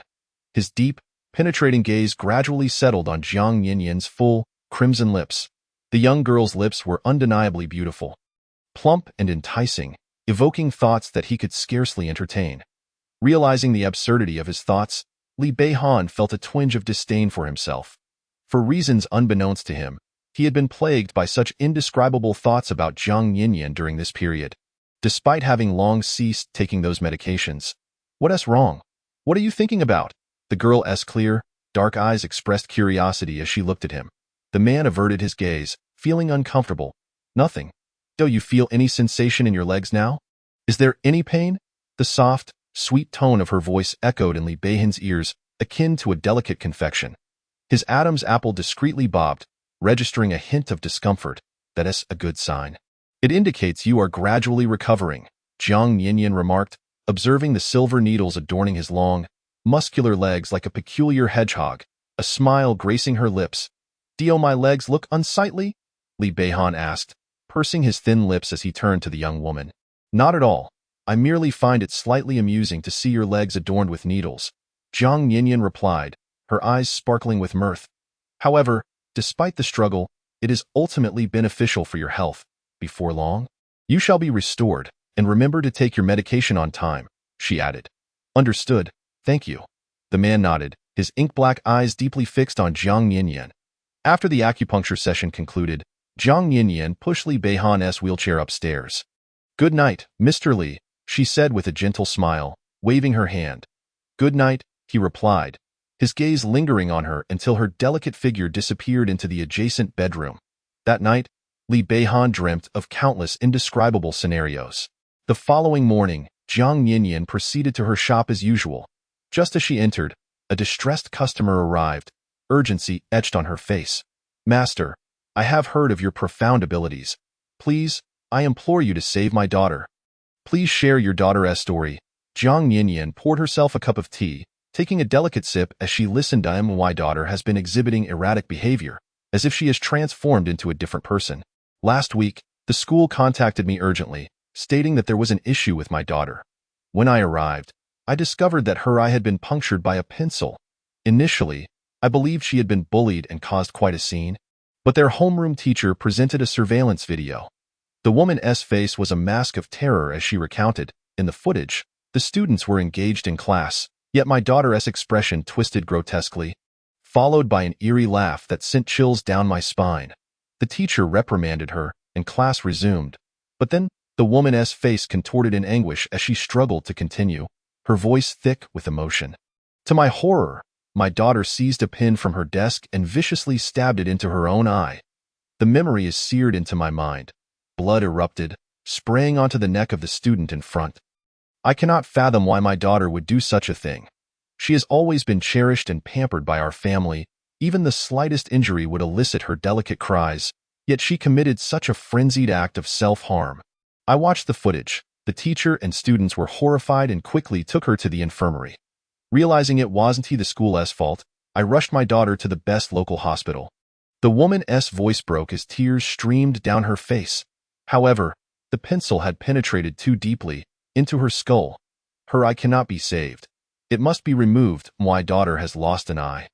How will she endure this? She lamented, weeping sorrowfully. Jiang Yanyan regarded her with a calm demeanor. Could you show me a photo of your daughter? Master, here is a picture of her before she came into this world. She was so beautiful, with such expressive eyes. The woman retrieved a photograph from her album and presented it to Jiang Yanyan, who grew even colder upon seeing it. Later, I inquired why she would harm herself. Yet my daughter claims to remember nothing. I suspect she may be suffering from depression or some psychological condition. So I took her to the best psychological hospital in the country for evaluation. But the results were normal. I cannot comprehend what is happening. Then, even stranger occurrences began. The woman spoke in a trembling voice. One night at midnight, she awoke to use the restroom and heard odd noises coming from the kitchen, accompanied by a peculiar smell, akin to burnt meat. She hesitantly approached the kitchen, and upon switching on the light, was frozen in disbelief. There stood her daughter, Tingting, applying a curling iron to her own arm. As the curling iron made contact, a sizzle echoed. The sound of flesh being seared filled the air, the acrid scent of charred skin permeating the room. Had she not witnessed it herself, she would have thought it was a scene from a horror film. Tingting, what are you doing? She cried out in terror, but her daughter slowly lifted her head. Her long, black hair cascading on either side of her face, revealing a pale, bloodless visage that appeared especially eerie in the dim light. The girl smiled with an unsettling grin and continued to burn her arm with the curling iron. Her arm was already covered in charred marks, the flesh a gruesome sight, yet Tingting seemed utterly oblivious to the pain. Persistently applying the iron to her skin. Tingting, have you lost your mind? Why would you do such a thing? The mother was filled with fear and confusion, rushing forward, but Tingting looked at her with a sinister smile, revealing a row of pearly white teeth, and then she thrust the curling iron toward her mother's face. Normally, Tingting would be distressed by even a small blemish on her face, always seeking to improve her appearance. Yet here she was, committing such an act. The mother, terrified and furious, seized the curling iron from Tingting's grasp. Tingting, what has happened to you? She cradled her daughter's face, tears streaming down her cheeks. Is this still my beloved daughter? Why does this woman before me seem so foreign? But in the next moment, Tingting grinned widely, revealing her teeth, and bit down hard on her mother's arm. It was as if Tingting felt no pain, viciously tearing at the charred flesh, blood quickly staining her lips. Stop! What are you doing? The mother cried out in despair, desperately trying to restrain her daughter. Yet Tingting's strength was overwhelming. The mother could do nothing but watch in horror as her daughter devoured the flesh she had burned from her arm, the sound of chewing echoing in the air. This scene was enough to drive her to the brink of madness, and she fainted on the spot. The next morning, she hoped that everything that had transpired was merely a nightmare, gathering her courage to approach Tingting's room. When I first laid eyes upon Tingting, her face was marred by unsightly burn scars, rendering her once beautiful visage grotesque. Not a single part of her countenance remained unscathed. Furthermore, her arms bore the telltale signs of vicious bites, with flesh gnawed away in places, exposing white bone beneath. My dear Tingting. She gazed at this horrifying sight in disbelief, tears streaming uncontrollably from her eyes. Mom, my face hurts so much, my arms ache. Who has done this to me? Tingting cried out in despair. Helpless to alleviate her suffering, I could only hold her tightly, offering what comfort I could. As Tingting's emotional turmoil gradually subsided, I took her to the hospital for an examination, only to find myself disheartened by the results. Her mental state was intact, save for a touch of anxiety, which could not possibly account for such self-destructive behavior. I began to suspect that some malevolent force had taken hold of her. Thus, I sought out various exorcists, yet to no avail. Their efforts only seemed to exacerbate the situation. In utter desperation, I turned to Jiang Yanyan. Take me to your home, Jiang Yanyan suggested. All right, I replied. wiping the tears from my eyes and leading her to my residence. Upon entering, Jiang Yin was immediately enveloped by a palpable aura of malevolence. As we ventured further inside, the oppressive atmosphere intensified. "Master, do you sense a ghost troubling our home?" I asked anxiously. "Indeed," Jiang Yin replied coolly, confirming the presence of a vengeful spirit within the premises. My heart sank at her words. I had suspected as much, for otherwise my daughter would never have been reduced to such a state. "Please, master, you must help my daughter. I will spare no expense." Before long, we arrived at Tingting's bedroom. The moment we stepped inside, a wave of chilling energy rushed forth. There lay Tingting, her body a canvas of torment. Her face was a patchwork of scars from a curling iron, transformed from beauty to a nightmarish visage. One eye was obscured by bandages, leaving only a glimpse of despair and exhaustion in the other. My daughter was once so lovely, but after these recent events, she has become a wretched shadow of her former self. I lamented, stifling sobs. "She is my only child. You must save her, master. I demand that you banish this malevolent spirit." "This matter is far from simple," Jiang Yin remarked, her expression devoid of pity as she regarded the tormented Tingting. "What is happening?" I stammered, bewildered. "Is it a matter of finances? We are not short on money. Whatever you require, I can provide. The one who tied the knot must be the one to untie it. Allow me to summon the spirit. Let her converse with your daughter," Jiang Yin stated calmly. Hearing this, I trembled in fear. Is the spirit truly here in this room? "Indeed," she confirmed. "Will she harm my daughter further, or endanger us all?" I quaked with trepidation.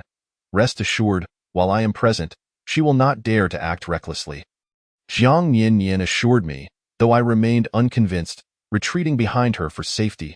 "Natural order shall prevail. Malevolent energy shall disperse. Appear now," she commanded, her dark, lustrous eyes radiating an icy resolve.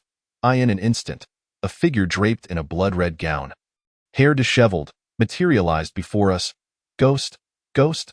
I shrieked, cowering behind Jiang Yin, my heart racing. It was the first time I had encountered a specter.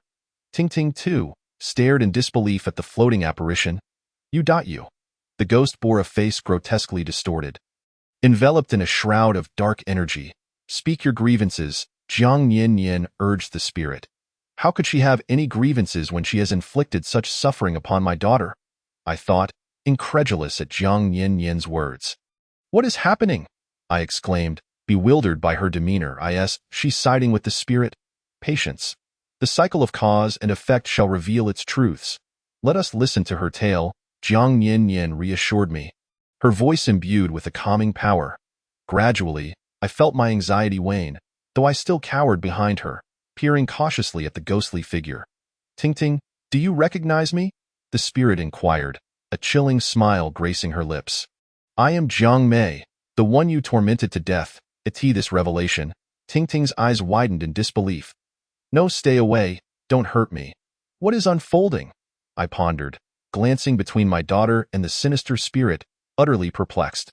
"Your seemingly exemplary daughter is, in truth, a malevolent bully," the ghost retorted with a cold laugh, dark energy swirling around her. "The school heartthrob you fancied expressed interest in me, and when you discovered this, you sought revenge.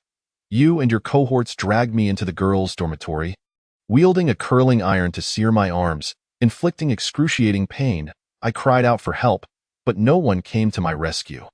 My limbs were restrained, leaving me powerless to prevent the horrific torment. You vowed to ruin my face, and so you did, scorching and mutilating it.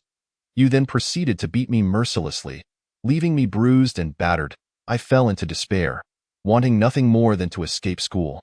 Yet my elderly grandmother, who had raised me after my parents' untimely demise, relied on me. Her only wish was for me to excel and acquire an education, so I persevered for her sake.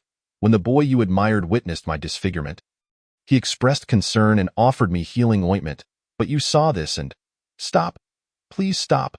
I was wrong. Spare me!" Tingting implored, rising from her bed, desperation etched across her face as she knelt before the spirit. "It was my fault. I beg you, spare me." "Spare you?"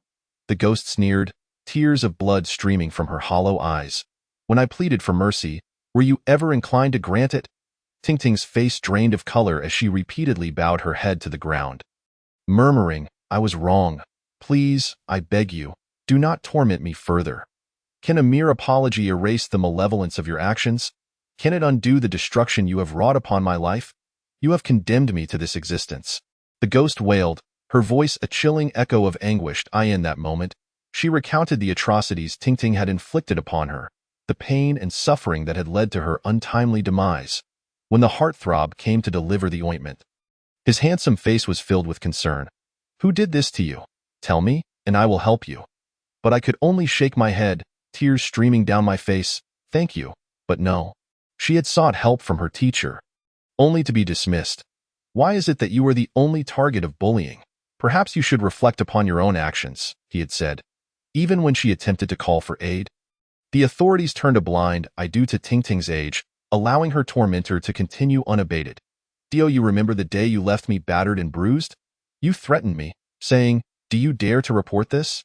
You'll regret it. I know you have a grandmother, and you will soon learn the consequences of angering me,'" the ghost recounted, her voice laced with bitterness. Tingting, once the perpetrator, now found herself ensnared in the web of her own misdeeds. The weight of her actions crashing down upon her. Upon her return home, she discovered, to her dismay, that her grandmother had suffered a broken leg. It was then that she realized the orchestrator of this calamity was none other than young Tingting. If she had provoked young Tingting, her grandmother's life could very well be in jeopardy. With her grandmother being her sole relative in this world, she resolved to endure the humiliation for her sake. Consequently, from that moment onward, she could only swallow her grievances and the torment inflicted upon her by young Tingting without revealing her suffering to anyone, for she understood that no one could come to her aid. "Why won't you tell me who harmed you? I will certainly seek justice on your behalf." The school heartthrob grasped her shoulders tightly, his eyes filled with concern, yet she remained silent. Later, during class, she overheard her classmates discussing how the school heartthrob had confronted young Tingting privately and had given her a severe reprimand. That day, young Tingting wept. However, for Jiang Mei, there was no sense of relief to be found. Young Tingting, feeling aggrieved, would undoubtedly retaliate against her. That day, Jiang Mei attended class with a sense of dread, perpetually anxious about the impending retribution from young Tingting. As anticipated, the worst came to pass that night. Young Tingting forcibly shoved her into a car and took her to a private room in a bar. "Who would have thought you'd ruin your looks and still dare to entice men?" Young Tingting locked the door, yanked her hair, and delivered 2 resounding slaps across her face. The force of the blows left Jiang Mei reeling, her vision blurred, her head spinning, and her ears ringing as if besieged by a swarm of flies. "I did not entice him," Jiang Mei stammered. "You wretched girl, if you didn't entice him, why is he causing me trouble?" Young Tingting retorted, wrenching her hair and forcefully smashing her head against the wall repeatedly. With each impact, Jiang Mei's head thudded painfully against the wall, eliciting a series of dull sounds. Dazed and pleading for mercy, she cried out, "If you enjoy enticing men so much, I shall let you entice to your hardest content." Young Tingting smirked wickedly, and soon after, the door to the room swung open, revealing a group of ruffians with garish hair, who approached with malicious grins. "What do you want?" Jiang Mei's face drained of color as she shrank back, trembling in fear. "This shameless girl dared to entice the man I like. You lot have my permission to have your fun with her." With that, young Tingting activated a camera, capturing the scene with a malevolent smile. The gang descended upon her like flies drawn to carrion. Jiang Mei endured a night of torment, with evidence of her suffering recorded for posterity. In the aftermath, young Tingting brandished the camera, grinning malevolently. "From this day forth, Jiang Mei, you are my dog. You shall do as I command, or I will expose these videos on the campus forum for all to see your disgraceful self. If you wish to avoid notoriety throughout the school, you had best obey me and remain submissive." Crushed, despairing, and utterly powerless, Jiang Mei found herself reduced to a mere plaything at young Tingting's beck and call. When young Tingting's shoelaces came undone, she would be forced to kneel and tie them. Upon completion, young Tingting would deliver a harsh kick to her head, deriding her as a good dog. Young Tingting even compelled her to drink the water used to wash her feet. Thus began a life devoid of dignity for Jiang Mei. She bore the humiliation, clinging to the hope that once she gained admission to university, she would escape these demons. Struggling in despair, she ultimately excelled in her studies and was accepted into a university. Yet, when the acceptance letter arrived, Yang Tingting had already disseminated the videos in their class group and even on the A University campus forum. Jiang Mei was expelled. Her dreams lay in ruins. When her grandmother learned of these events, she suffered a heart attack and passed away in an instant. Jiang Mei lost her only family in this world. All her sacrifices and perseverance transformed into a cruel jest. As Jiang Mei walked the streets, she was subjected to scornful glances and derisive whispers, her spine pricked with disdain. Unable to endure the torment any longer, she stood on the rooftop on her 19th birthday and leapt into the abyss. Afterward, Jiang Mei's spirit lingered, watching as Yang Tingting thrived, achieving academic success and basking in the affection of her peers and teachers. Jiang Mei's hatred morphed her into a vengeful specter, haunting Yang Tingting in pursuit of retribution. Upon hearing all of this, Yang's mother could scarcely believe that the malevolent girl described by Jiang Mei was indeed her own daughter. Tingting, tell me this is any true? Yang's mother implored. Her eyes reddening with disbelief. I was wrong. I shouldn't have acted as I did, Yang Tingting murmured, her face etched with terror as she stammered apologies. Why have you become this person? Yang's mother struggled to reconcile the daughter before her with the monstrous figure Jiang Mei had depicted. Where have the virtues of kindness and righteousness I taught you gone? How did you transform into someone so fearsome and foreign? Was this truly her daughter? Chapter 61. The exorcism of the female ghost and her reincarnation. Yang Tingting wept. I know I was wrong. I shall never act like this again. As she spoke, she turned to Jiang Nian, her hope resting entirely upon her. Master, you possess profound abilities. Please help me. I do not wish to die, nor endure this torment any longer. Your inquiries are futile. You must direct them at her. Jiang Nian sighed, her gaze settling upon the female ghost clad in our in this world. The principle of cause and effect prevails. One reaps what one sows. Yang Tingting's current plight is the result of her own making. It is too late to speak of remorse now. The female ghost scoffed. Yang Tingting, you have committed numerous atrocities, ruined my life, and indirectly caused my grandmother's death. How could I possibly let you off so easily? I shall demand your life today. With that, the ghost extended her claws, aiming to strike Yang Tingting with ferocity. If you seek vengeance, take my life instead. Do not harm my daughter, for she is my only child. At that moment, Yang Tingting screamed in terror, but her mother stepped forward, shielding her daughter in an instant. The ghost's claws pierced Yang's mother's chest, causing her to cough up a mouthful of blood. Her eyes widened in shock as her body swayed and collapsed to the ground. Mother, what is wrong? Please don't scare me, Yang Tingting cried, rushing to her mother's side, lifting her from the floor. Mother, how are you? Tears streamed down Yang Tingting's face, her voice trembling with anguish. It's all my fault. I failed to raise you properly. Yang's mother managed a self-deprecating smile, her gaze growing distant as it drifted toward the female ghost. I'm sorry.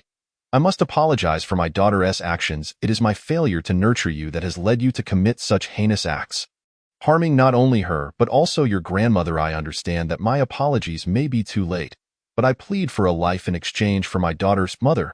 Yang Tingting's voice quavered in despair. The ghost stared at the scene with vacant eyes, a bitter smile forming on her lips. She envied Yang Tingting, who, despite her wicked deeds, still possessed a mother who loved her unconditionally. Meanwhile, she had never committed a single wrong in her life, yet had endured unimaginable suffering, and the only person who had ever loved her, her grandmother, had died from the anguish inflicted upon her. Jiang Nian interjected. Now that Yang Tingting has faced retribution for her misdeeds, she has tasted the bitter fruit of her actions. It would be wise for her to cease her harmful behavior, but to easily let her off the hook. How could I ever find peace in that? The ghost retorted, tears of blood streaming down her face, her expression a terrifying mask of anguish. I cannot simply stand by and watch the perpetrator of my torment live freely while I suffer. I owe it to myself and to my grandmother. Had it not been for Yang Tingting's actions, my grandmother would still be alive. I shall aid you in your exorcism, facilitating your reincarnation. In your next life, you will thrive in a prosperous family, cherished by loving parents and a doting elder brother, alongside a kind grandmother. You will bask in their affection and be celebrated as a princess.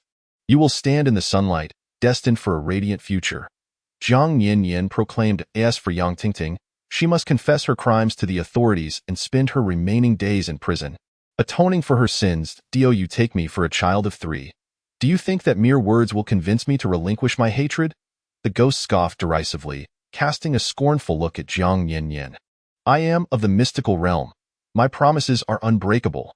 Jiang Yin replied, if you doubt my sincerity, allow me to show you something. She retrieved a copper mirror from her bag. What is this? It is the mirror of reincarnation, capable of revealing your past and future lives.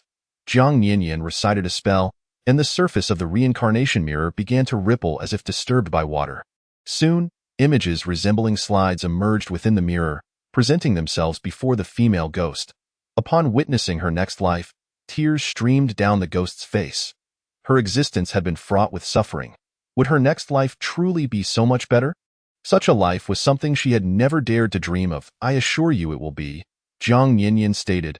I pledge my reputation as the master of Shuqing Temple and the years of my cultivation.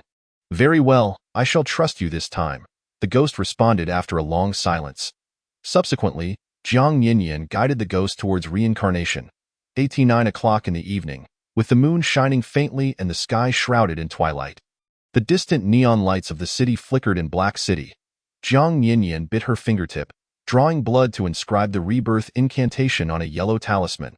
As the droplets fell, the illusion transformed, and she softly uttered, Godot. In the next moment, the ghost, clad in red, appeared to be cleansed of the malevolent aura that had enveloped her, her blood-red attire gradually fading into a pure white uniform. The ghastly wounds on her face healed, revealing the exquisite beauty she possessed in life. At that moment, Jiang Mei, dressed in the pristine school uniform with a light plaid skirt and black shoes, her hair fashioned into braids, gazed at Jiang Yin, saying, I must depart. Go ahead. Jiang Yin replied with a smile. Before Jiang Mei lay a long, dimly lit path leading to the Yellow Springs.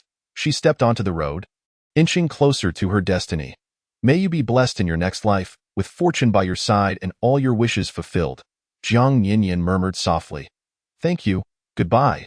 Jiang Mei turned, offering a gentle smile to Jiang Yin as she waved her hand, gradually walking into the path until her figure vanished completely. As Jiang Yin's silhouette faded, the road to the Yellow Springs began to dissolve into the fabric of the universe, as if the entire scene had been but a fleeting dream. At that moment, Yang Tingting, supporting her frail mother, watched this scene until the ghost's presence dissipated into the air, finally exhaling a sigh of relief. Is this matter truly resolved? Yang Tingting inquired, her eyes brimming with tears as she looked at Jiang Yin. From now on, this ghost should no longer haunt me, correct? No, it will not, Jiang Yin assured her.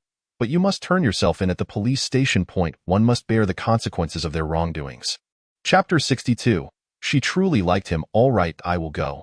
Yang Tingting sobbed, her eyes glistening with tears. Master, could you save my mother? After the severe blow from the ghost, Yang's mother's wounds had turned black and were oozing dark blood, leaving her pale and weak. Jiang Yin retrieved a small vial of pills from her bag and handed it to Yang's mother. Take 3 a day for a week, and you shall be healed. Remember to disinfect and bandage the wounds. Thank you, Master.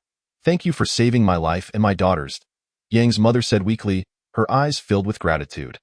After Yang's mother transferred 500,000 yuan to Jiang Yin, the matter was resolved, and Jiang Yin prepared to leave. Yang's mother and daughter watched as she got into her luxury car. After handling Yang Tingting's affairs, the sky had darkened, and Jiang Yin returned to the Li residence. I am back. Upon entering, she tossed her bag aside, changed into slippers, and settled on the sofa to watch a drama. Why are you home so late? Not far away, Li Beihan, in his wheelchair, began to roll towards her.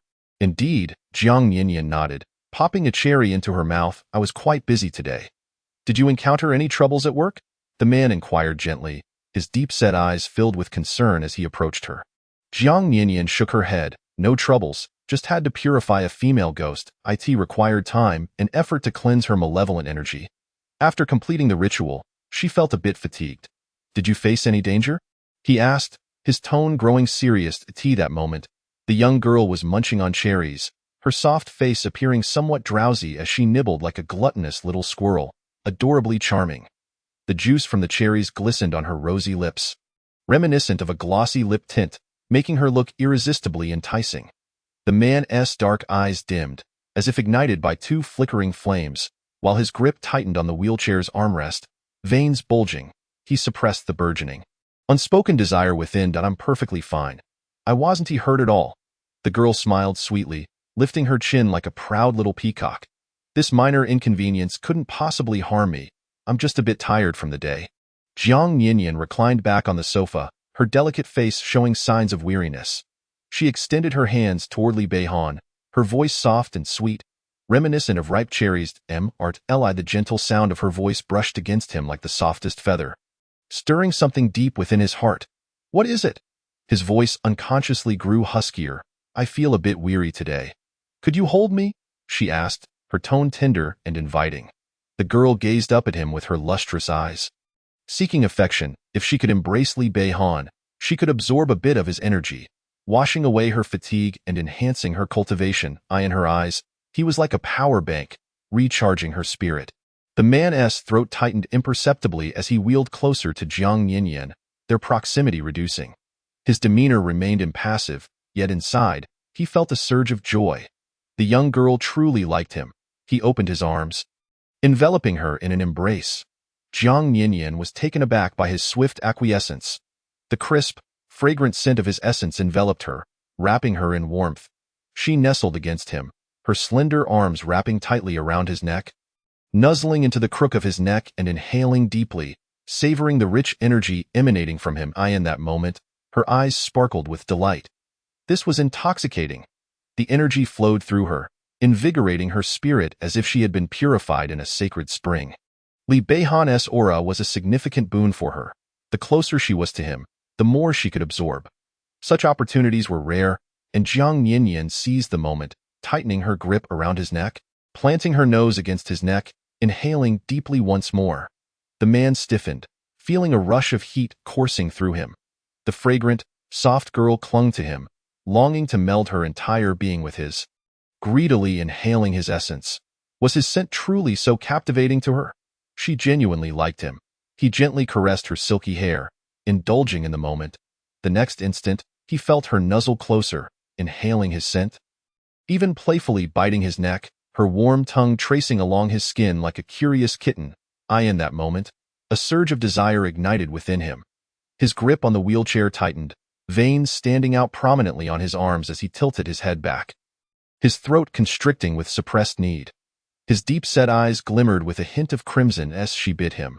A low groan escaped his lips, his fingers tightening around the armrest, turning an unnatural shade of blue. What are you doing? His voice was low and strained, his breath quickening. You smell so good, I really like it, she murmured softly, nuzzling closer. Just with those few breaths, Jiang Yinyan felt her strength enhancing significantly. If she could maintain this level of intimacy with him, it would be Chapter 63. Beastly Beihan, can I hug you often in the future? She asked, her bright, shiny eyes gazing at him earnestly. Although his expression remained composed, his fingers gently rubbed the armrest of the wheelchair. She truly liked him. Yes, he replied. The man spoke softly, and the young girl smiled sweetly. That's wonderful, thank you. Was it truly so simple to bring her such joy by fulfilling this small request? This little girl seemed excessively easy to please. That night, Li Beihan experienced a dream both ambiguous and alluring. In the dream, he held the girl in his arms on the balcony, pressing her slender back against the cold wall, enclosing her within the heat of his chest. His large hand gripped her impossibly soft waist tightly as he leaned down to kiss her fervently. The girl's small fists pounded against his chest in a flurry, her dark eyes shimmering with a hint of crimson at the corners, emitting soft whimpers as she gazed up at him pleadingly. In the next moment, the dream shifted to a bathtub. The tall, imposing man pressed the petite girl firmly into the water, causing it to splash and create ripples that overflowed, leaving circles of water on the floor. Their breaths intertwined, forming a romantic and rhythmic melody. The subsequent scenes transitioned from the kitchen to the sofa, then to the office, and finally to the bed. In this dream, he indulged in all manner of reckless abandon. The next morning, Li Beihan gazed at the cold, stiff expression on the sheets.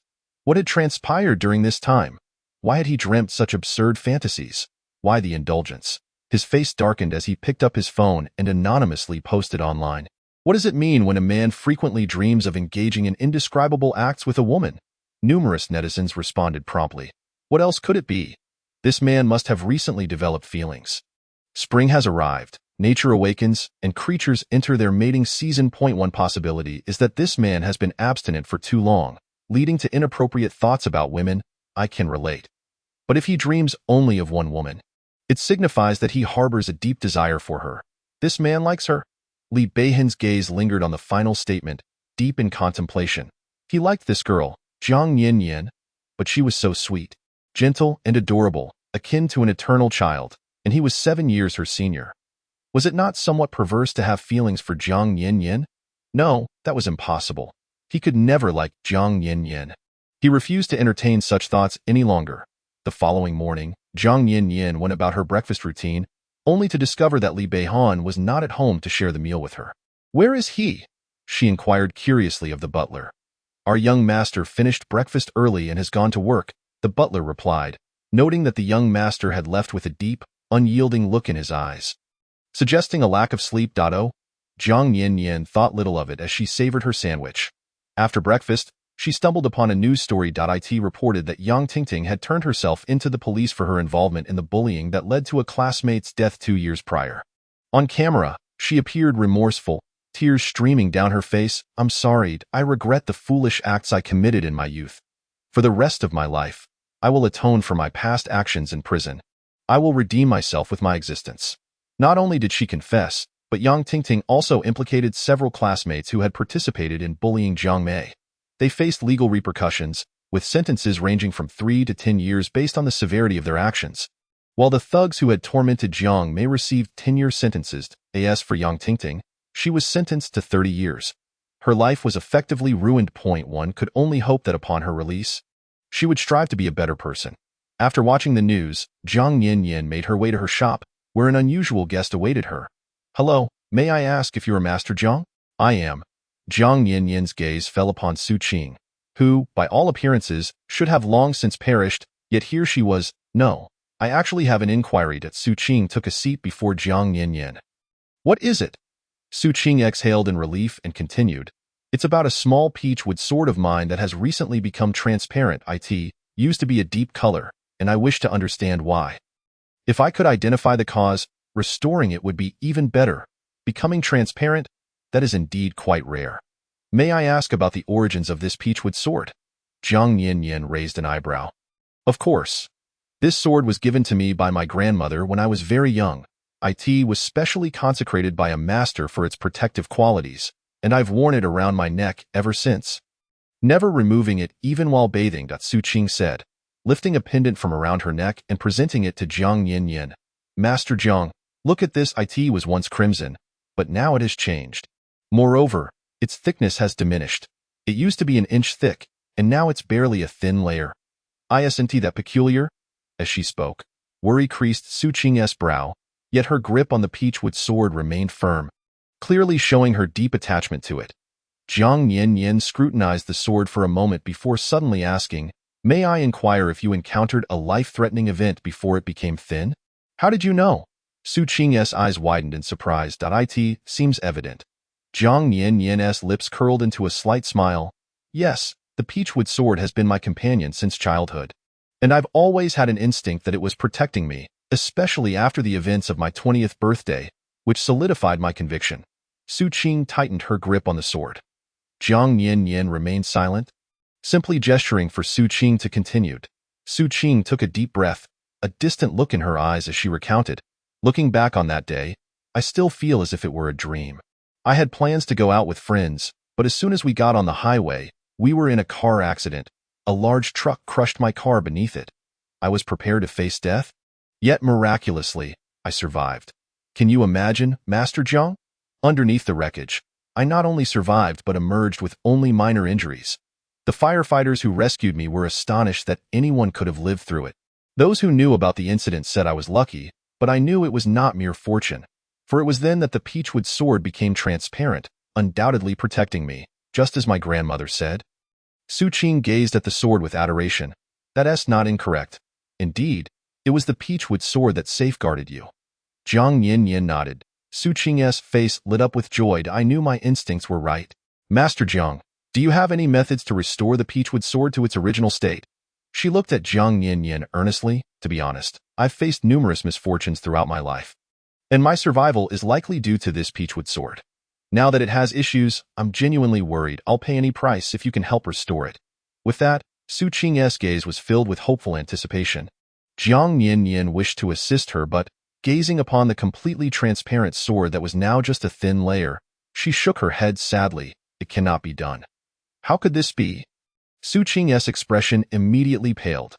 Jiang Yin sighed, explaining, the reason this Peachwood sword could protect you is not merely due to its consecration, but because it harbors a spirit within, always safeguarding you from calamity. A spirit? Su Qing looked at Jiang Yin in confusion. Yes, a spirit. When you were young, didn't you nearly get bitten by a large dog in your village? Just as it lunged at you, it was forcefully repelled, bleeding and ultimately fleeing. How do you know that? Su Qing's eyes widened with astonishment.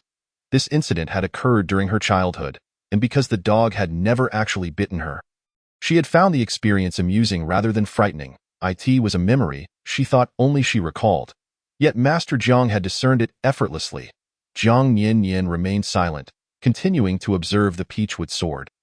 And when you were 10, you experienced an earthquake at the epicenter, where many perished around you, yet you emerged unscathed. Even during the aftershocks, you narrowly avoided falling debris. Yes, that's right. People always said I was lucky. But I've often been told I have a charmed life. Su Qing nodded vigorously, her gaze for Jiang Yin growing increasingly fervent. Master Jiang, you truly are the world's greatest diviner. You are incredibly perceptive. Jiang Yin raised her hand. Flattery won't help. Unfortunately, I cannot restore your Peachwood sword to its former state. In truth, you possess a fate that naturally attracts misfortune. Typically, those with such a fate encounter numerous tribulations and rarely reach adulthood. Your survival thus far is due to the Peachwood sword shielding you each time you face danger. As Jiang Yin recounted her tale, Su Qing's complexion gradually paled. Master Jiang, are you implying that the Peachwood sword has been shielding me from malevolent forces? If it has now become transparent, does that mean the spirit within has exhausted its power?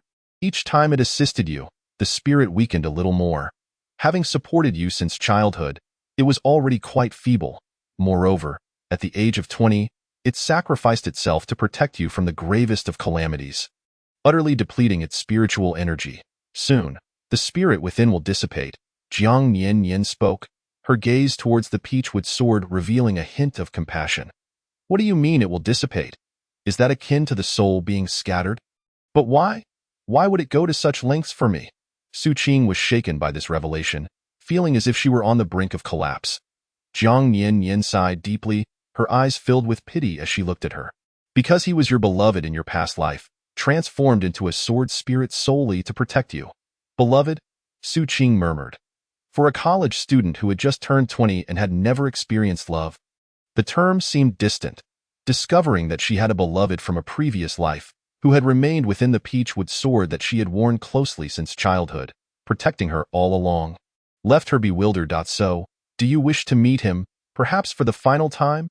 Jiang Yin, touched by the spirit's devotion to the girl, was reluctant to see it fade into loneliness. Yes, I want to meet him. Su Qing suddenly snapped back to reality, impulsively declaring her desire. Upon saying this, she fixed her gaze intently on Jiang Yin. Master Jiang, what must I do? What price must I pay to see him? Whether driven by curiosity about the beloved Jiang Yin spoke of, a fondness for the Peachwood sword that had accompanied her throughout her life, or her grandmother's profound love, she felt it essential to meet the sword spirit. She was not the kind of person who could remain indifferent to someone who had devoted their life to protecting her. Jiang Yin gently reassured her, you need not pay anything. It is not difficult for you to meet him. As she spoke, she softly took the Peachwood sword, whispering an incantation. As the words flowed, a veil of white mist began to rise around them, culminating in a flash of red light from the sword, revealing a fleeting silhouette between Jiang Yin and Su Qing. Su Qing could not help but step forward, that moment. Jiang Yin's incantation reached its conclusion, and the figure became fully discernible. An extraordinarily handsome man clad in armor, resembling a valiant general. His sharp brows and deep, chiseled features were reminiscent of a sculpted visage. While his hawk-like eyes bore the weight of years gone by, he appeared as a majestic eagle soaring through the skies, or perhaps a battle-worn blade that had seen countless storms. Su Qing beheld the imposing figure of the ancient general before her. She suddenly felt a wave of trepidation. How could a mere peachwood sword transform into a person? It was all so surreal. I miss you so much. The man gazed deeply into Su Qing's eyes, filled with longing. Su Qing was at a loss. Staring at the man radiating love, she found herself uncertain of how to react. Oh, not worry. You need not do anything. All will be well if you are willing to spare a moment to hear my story. That would be even better. He spoke gently. I would certainly like to. Su Qing responded without a second thought. After all, he had selflessly protected her for so many years, and now he only asked for this small favor. She had no reason to refuse. A smile graced the man's face, and Jiang Yin could see the sincerity in his expression. It was a testament to the depth of his love that he, even on the brink of dissolution, could not bear to cause any more distress to his reincarnated beloved.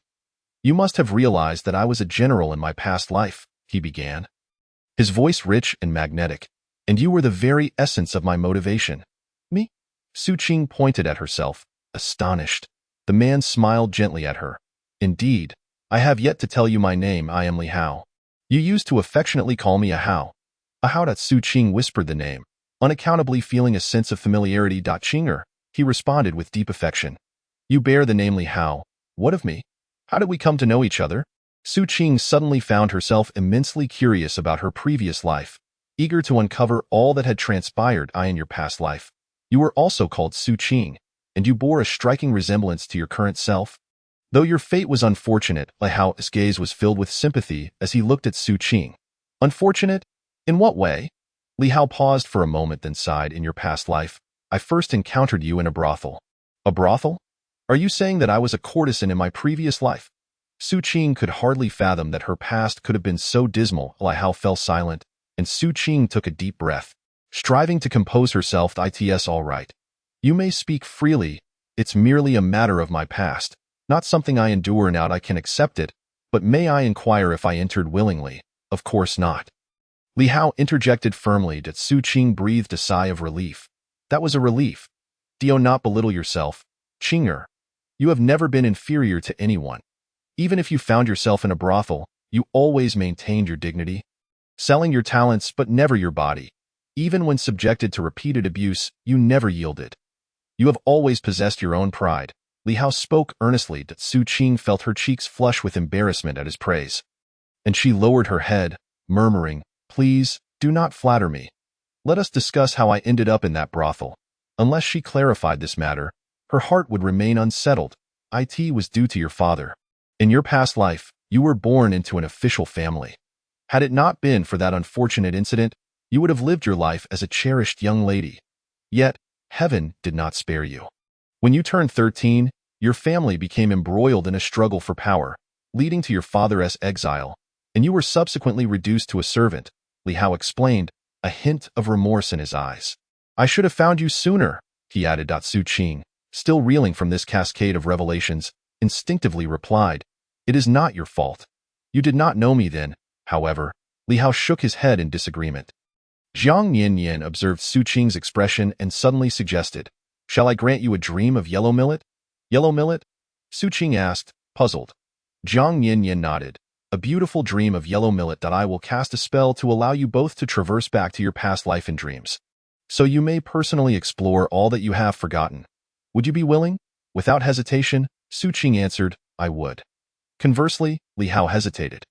Why do you hesitate? Jiang Yin arched an eyebrow. Li Hao shook his head. No, I merely wish to inquire if this method may harm Qinger. Su Qing, touched by his concern for her, bit her lip, her eyes shimmering with unshed tears. Jiang Yin, recognizing Li Hao's deep affection, assured him it will not. It is merely a dream. Then that is well. I thank you, master, Li Hao said, bowing deeply to Jiang Yin. Su Qing followed suit. Jiang Yin accepted their gratitude, having aided them in this endeavor.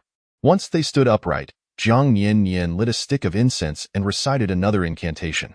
Soon, Su Qing and Li Hao fell into a beautiful dream of yellow millet, while the white mist above them projected the entirety of their dream experience.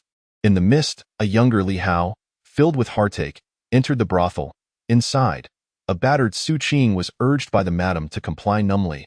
After Li Hao provided the requisite silver, Su Qing was swiftly ushered into a room. Once inside, she mechanically reached to unfasten her clothing, but Li Hao stopped her. "Do not. You need not entertain me. Just sleep, and treat me as if I do not exist." Chapter 65. Past Life You.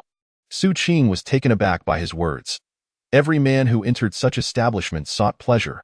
No matter how they feigned politeness, once behind closed doors, they were all ravenous for indulgence. Having experienced so much, she had long become numb, yet this young man do not fear. "I will not cause you harm. If you remain uneasy, simply converse with me. Once I depart, you may sleep. I will inform the madam to reserve you for me." Ensuring no one else disturbs your peace, Li Hao, perceiving the wariness in Su Qing's eyes, managed a bittersweet smile, yet remained gentle. Su Qing was uncertain of his intentions, but after a moment's hesitation, she decided to acquiesce. At the very least this way, whether he was sincere or disingenuous, she would not provoke him. "Very well, what would you like to talk about?" Su Qing inquired, turning to pour him a cup of tea. Li Hao accepted it, expressing his gratitude, then hesitated before speaking. "Let us discuss your life here. Have you been well these past years?" As soon as he uttered the words, Li Hao nearly bit his tongue, scolding himself for such an imprudent question. Yet Su Qing smiled. "You are the first gentleman to inquire about my well-being." With that, she gracefully took a seat beside him and began sharing her past experiences. Perhaps it was the result of having been suppressed for too long. It was rare for someone to show interest in her story, and she did not wish to let the opportunity slip away. Seeing that she was not upset, Li Hao felt a wave of relief wash over him, attentively listening to her recount her experiences, offering words of comfort from time to time. Their interaction was harmonious. And before long, an hour had passed. Li Hao rose to take his leave, and as promised, the madam did not assign her any new customers. For the first time, Su Qing remembered him. The following day, Li Hao returned, once again reserving her company, yet he did not lay a finger on her, merely engaging her in conversation. After finishing a pot of tea, one would politely take their leave. However, this time, Su Qing called out to him, "Wait, may I ask for your esteemed name, young sir?" Li Hao turned at the sound, his deeply gazing at her. "Li Hao, you should rest early. I can see that your complexion isn't well. I shall visit you another day." With that, Li Hao nodded at her and turned to depart. Su Qing watched his retreating figure and murmured, "Li Hao, is it?" In the days that followed, Li Hao almost daily arranged for her entertainment. Initially, Su Qing believed he was a wealthy young master from the general's residence, until one fateful day when she accidentally glimpsed his tattered, worn undershirt, revealing that he was merely an unnamed soldier from the barracks. Using his meager savings to provide for her. "Why do you do this?" Su Qing asked, trembling. Yet, Li Hao merely cast a deep glance at her and left her with the words, "I shall return tomorrow." As Su Qing watched him disappear into the night, tears streamed down her cheeks, realizing that perhaps she truly had begun to harbor feelings for him. How ridiculous it seemed. She could still develop feelings for someone. Lost in self-pity, Su Qing remained unaware that Li Hao had not wandered far, but had instead found a concealed corner to silently observe her. Gazing at her slender silhouette under the moonlight, Li Hao could not help but ponder, why? With this inquiry, his memories abruptly returned to many years past, when he was still a fatherless, motherless waif, scavenging for scraps alongside wild dogs, struggling for survival. Yet, even in such a lowly state, he had received the pure and noble compassion from her. He vividly recalled the day he first met Qinger, on a day when snow blanketed the earth. After being beaten by a burly beggar, he leaned against a wall, on the verge of succumbing to the frigid night, when suddenly, a carriage approached from the distance. He could only look weakly at it before lowering his gaze. It was a carriage that belonged to a wealthy family, one he deemed unworthy of his touch. To his astonishment, as the carriage passed, it came to a stop. "Wait, there is someone there." A voice, clearer and sweeter than that of a yellow oriole, called from the carriage. In the next moment, the carriage curtain was lifted, revealing a small girl wrapped in a snow-white fox. Li Hao still did not lift his gaze, not even realizing that she was speaking to him, until a delicate white hand offered him a steaming meat bun. "Big brother, are you hungry? Please have this." Li Hao looked up in shock, meeting a pair of apricot eyes cleaner than the purest lake water. In the next heartbeat, he snatched the meat bun and devoured it ravenously. He had not eaten for 3 days. Slow down, take your time, don't rush. If it's not enough, I have more, the girl gently urged, causing his heart to soften uncontrollably. After finishing one bun, he finally mustered the strength to rise and express his gratitude. The girl waved her hand dismissively, then, with the help of her maid, returned to the carriage. Li Hao watched the carriage disappear into the snowstorm, etching that small figure deep into his heart. From that day forth, he remained in the same spot, enduring beatings from the big beggar, while the old beggar who once cared for him called him foolish. But only he understood that he was not foolish. He simply wished to see her again. Fortuitously, his persistence bore fruit, and 2 weeks later, he saw that carriage once more. Yet he dared not approach. Until the carriage stopped before him once again.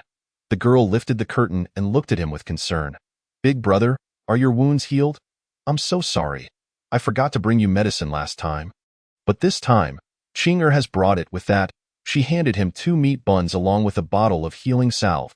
Just as Li Hao was about to refuse, the carriage had already departed. In the days that followed, he continued to wait there, gradually discerning the carriage's routine. It would pass by on the 1st and 15th of each month, heading to the most revered temple outside the city to pay respects. Each time it passed, Qing'er would call out to him, offering food, medicine, and even a bit of money. Li Hao knew this was merely charity from her, stemming from her compassion for his plight. But what of it? Without her kindness, he would have perished long ago. Only those who survived had the right to speak of dignity, and when survival became a luxury, every act of kindness deserved to be remembered. The hurried exchanges on the 1st and 15th of each month allowed Li Hao to forever remember that girl. Initially, he regarded her merely as his benefactor, but as the years passed, youthful affections became increasingly difficult to conceal. He could no longer deceive himself. He had fallen in love with Qing'er. Yet, what could he do with that love? He was but a lowly beggar, unworthy of the daughter of a high-ranking official. Nevertheless, he refused to give up, and when he saw the recruitment notice, he enlisted without hesitation. He yearned to join the army, carve out a path to glory, and one day return to her side. Little did he know, before he could step onto the battlefield, his Qing'er had already fallen into despair. Upon learning that her family had been raided and that she had been sold into a brothel, he dashed out of the camp, disregarding military discipline, hoping to rescue her. In the end, he was caught and punished with 50 lashes, nearly losing his life. Yet he felt no regret, only hatred for his own helplessness. Chapter 66. The beautiful concubine of the great general, past life arc. Are your injuries on your face all right? Su Qing tenderly caressed the abrasions on Li Hao's cheek. It's nothing. Did he bully you? I apologize for my tardiness. Li Hao could scarcely believe that after merely a few days back in the barracks, Su Qing had been forced by the madam to serve others. Had he not returned just in time, his Qing'er would have faced humiliation at another's hands. This cannot continue. Qing'er, would you be willing to come with me? Li Hao suddenly grasped Su Qing's hand, asking earnestly. Su Qing's lips trembled. I, of course, would like to, but there are no buts. If you are willing, that is enough. Wait for me. I will gather the money and return promptly to rescue you. Upon receiving her affirmative response, Li Hao was overwhelmed with joy. Hastily stating that he would seek out the madam to arrange for Su Qing's release, offering all the money he had as a deposit to ensure she would not be forced into further service during his absence. He then hurried back to the barracks, borrowing from every comrade he could find, finally accumulating enough to redeem Su Qing. On the next snowy day, he could finally lead his beloved girl back to their home with pride. In their modest dwelling, they held a simple wedding. Though there were no guests or relatives, their companionship was all that mattered. Li Hao had believed he could continue to live this way with Qing'er. But after chasing away another ruffian who had harassed her, he looked at his wife, still clad in plain garments and lacking adornments, yet unable to conceal her beauty, and a surge of discontent welled within him. His Qing'er deserved the best that the world had to offer. Having married her, he felt it was his duty to provide her with a better life, rather than subject her to hardship alongside him. Resolutely, Li Hao persuaded Su Qing, entrusted his comrades' wives to care for her, and then took to the battlefield, fighting fiercely against their enemies, climbing step by arduous step. Finally, in the 3rd year, he was appointed general. Establishing his own residence, ensuring that his Qing could live a good life without worry. After his appointment, he took Su Qing to explore the finest clothing and jewelry shops in the capital. Purchasing a multitude of exquisite garments and accessories, Su Qing's objections fell on deaf ears. After their shopping spree, he intended to take Su Qing to the official registry, but was summoned by his superior for a discussion first. The superior inquired if he had redeemed a servant girl. If so, she must be sent away quickly, lest some learn of it and use it against him. Li Hao could not bear to part with her, yet understood that his superior meant well, so he could only bow his head in agreement. Upon returning home, he hesitated to speak with Su Qing. It was Su Qing who first sensed something amiss. How are we unable to marry?" she asked, forcing a bitter smile. "Indeed, how could we marry? I am the daughter of a traitor, and you are now a promising young general of the court. How could I ever be worthy of you?" She had been blinded by Li Hao's deep affection, forgetting that the barrier between them was not merely the hardships of life, but the chasm of their social standings. "No, it is I who am unworthy of you," Li Hao exclaimed, pulling her into an embrace, swearing that this situation was only temporary, that he would strive to restore her family's honor, and one day marry her in grand fashion. "But until then, you must endure being my concubine. I promise this will only be for appearances. In this life, you shall be the only one for me, Qing. Do you?" "I am willing," Su Qing interjected before he could finish. Li Hao had already sacrificed so much for her. If she were unwilling to bear this small indignity, how could she justify his deep affection? Hao, you need not say more. I trust you." Su Qing nestled against him, her apricot eyes brimming with love. Unable to contain himself any longer, Li Hao swept her up in his arms and returned to their quarters. In the days that followed, he began to exhaust his connections to investigate the case surrounding Su Qing's family, yet the more he delved, the more hopeless it seemed. Yet he refused to give up. He had vowed to give Qing a name and to spend his life with her. And he would not regret it. But what to do next left him truly bewildered. Just then, urgent news arrived from the border. The Xiongnu had amassed an army of 300,000. Breaching the Yumengwen Pass and heading straight for Chang'an, the wave of panic swept through the court. The pro-war faction immediately knelt before the emperor, urging him to dispatch troops to confront the invaders. Yet no one was willing to step forward as the vanguard. The Xiongnu were notoriously fierce, and those who led the charge were unlikely to return alive. Witnessing this scene, and knowing that his Qing could only remain confined within the courtyard, unable to meet anyone or let outsiders know of her existence, Li Hao gritted his teeth and stepped forward. "Your Majesty, I request to lead the charge." The emperor beamed with delight, immediately appointing him as the vanguard and assigning him 50,000 troops to confront the Xiongnu. Li Hao forced a bitter smile as he faced the daunting prospect of 50,000 against the overwhelming force of 300,000. This time, it truly was a matter of victory or death. "Why did you agree?" Su Qing collapsed upon hearing the news.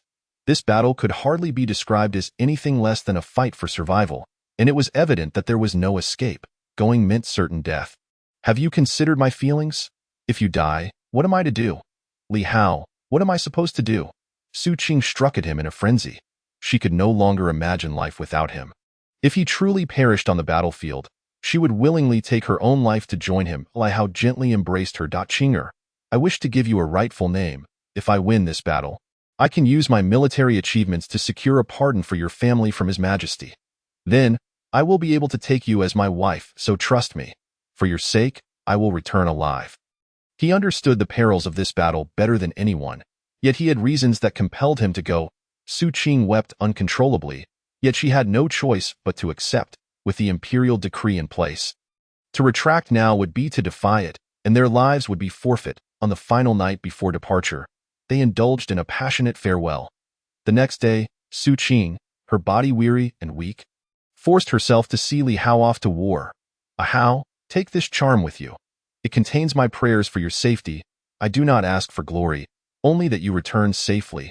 You must come back." As Su Qing spoke, she caressed Li Hao's face, her eyes brimming with reluctance. He clasped her small hand to his cheek and planted a gentle kiss on it. "All right, I promise I will return. Wait for me, Qing." With tears in her eyes, Su Qing nodded, watching her beloved ride away until he vanished from sight, her heart heavy with sorrow. The situation on the battlefield turned out to be even graver than Li Hao had anticipated. Upon his arrival with the army, They were immediately met with the main force of the Xiongnu, forcing them to fight desperately for their lives. This skirmish lasted 3 days and nights, leaving Li Hao battered and bruised. Yet his grip on his spear never faltered. In every moment of peril, he recalled the tear-streaked face of Su Qing. He could not afford to die. She was waiting for him to return and marry her. After once more felling an enemy general, Li Hao swallowed blood and raised his spear, shouting, "Kill them all!"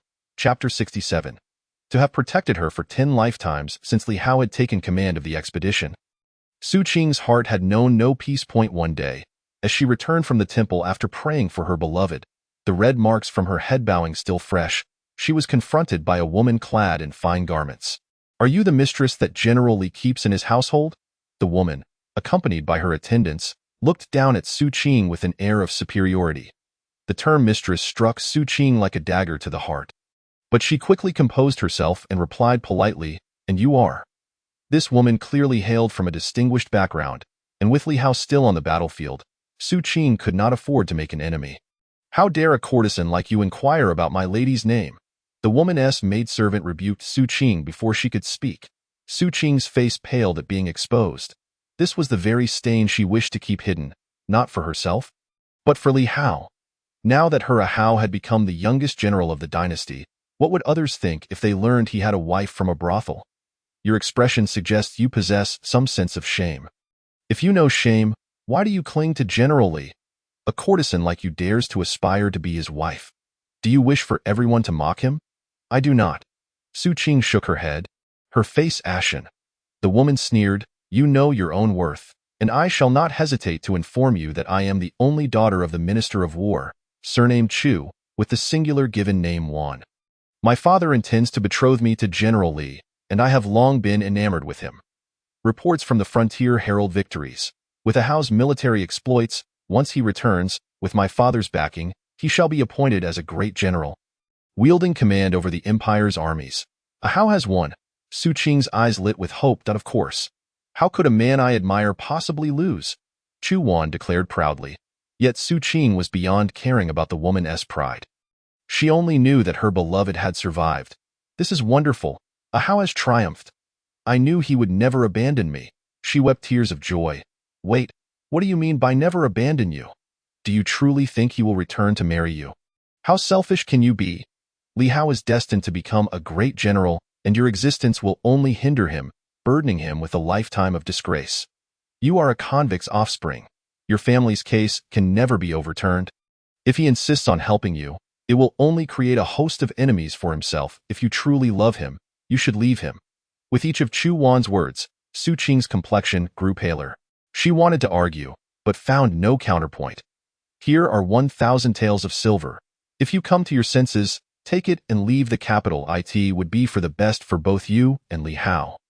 Think carefully. Su Qing stood frozen, staring at the silver laid before her, unaware of when Chu Wan had departed. Indeed, her presence would only be a burden to Ahau. He fought tirelessly on the battlefield to earn his illustrious achievements. How could she allow herself to become a weight on his shoulders? Ahau, I am sorry, but I cannot wait for you any longer. Outside the city, as Li Hao galloped back towards the capital with his troops, he suddenly felt a sharp pain in his heart, as if something precious had been lost. Could it be Qing? No, that couldn't be. Qinger was waiting for him at home. He shook his head, dismissing the unwelcome thought. The capital was now within reach. With his military accomplishments, he could overturn the case against Su Qing's family and soon petition the emperor for their marriage. Before long, he would officially take Su Qing as his wife. A smile crept upon Li Hao's stern face as he contemplated this. The court assembly. Having achieved the most significant merits, he received the emperor's commendation. When the emperor inquired what he desired, Li Hao knelt without hesitation, requesting the marriage decree for him and Su Qing. The emperor was momentarily taken aback, but soon burst into laughter, granting his request. Li Hao left the court with the marriage edict in hand. Feeling a weight lift from his shoulders, he immediately mounted his horse and raced home. Qinger, I have returned. Look what this is. Li Hao's words were cut short by the sight of a crimson figure hanging from the beams above. Qinger! The decree fell to the ground as he lunged forward, catching Su Qing just as she was about to take her last breath, but it was already too late. Clad in the most beautiful wedding gown he had chosen for her, Su Qing looked exquisite, yet her eyes would never open again. Why did you leave me? Tears streamed down the strong man's face, as he, who had endured countless wounds on the battlefield without shedding a single tear, now wept like a child abandoned by the world. Qinger, I have secured the decree. His Majesty has agreed to reopen the investigation into your family's case. His eyes reddened, choking back sobs. Why couldn't you wait just a little longer for me? He cradled Su Qing's lifeless body, weeping throughout the night. On the third day after Su Qing's death, Li Hao discovered the culprit behind her demise. He stormed into the Chu residence, a vengeful specter from hell, and swiftly severed Li Wan's neck. The entire Li family was exiled. Those who had previously disparaged Su Qing for her background met the same fate. On the fourth day, after Su Qing's death, the emperor vindicated her family, restoring their honor and bestowing the title of lady on Su Qing. But none of it held any meaning now. On the fifth day, the general took his own life. Clutching the body of his beloved wife, Su Qing's spirit screamed in anguish, yet her cries were in vain, merely watching as Li Hao ended his own life with hers. Tears streamed down her face uncontrollably. Outside, Jiang Yanyan observed the scene and could not help but say that Li Hao's profound love for Su Qing was truly moving. Didn't we agree that you would come find me? Why didn't you? Su Qing awakened from her sweet dream, gazing tearfully at Li Hao. Why was I reborn, yet you were not? Li Hao merely smiled at her, offering no explanations. Su Qing, feeling helpless, turned to Jiang Yanyan for answers. After his death, his attachment was so profound that he chose not to reincarnate but instead remained by your side to protect you. This is not the first lifetime he has done so. As she spoke, Jiang Yanyan recited an incantation, and the two were once more engulfed in memories. Su Qing witnessed her past self taking her own life, condemned to be reborn as a flower in the next life due to her ill-fated destiny. In contrast, Li Hao, having fought for his country, was blessed with fortune and could have been reborn into a wealthy family, living a life of luxury. Yet upon learning she could not reincarnate as a human, he resolutely refused, escaping the realm of the dead to seek her rebirth. Whenever she reincarnated as a flower, he shielded her from the wind and rain. When she became a tree, he tended to her, ensuring she thrived. If she were reborn as a cat or dog, he would always provide for her, ensuring she never lacked for anything.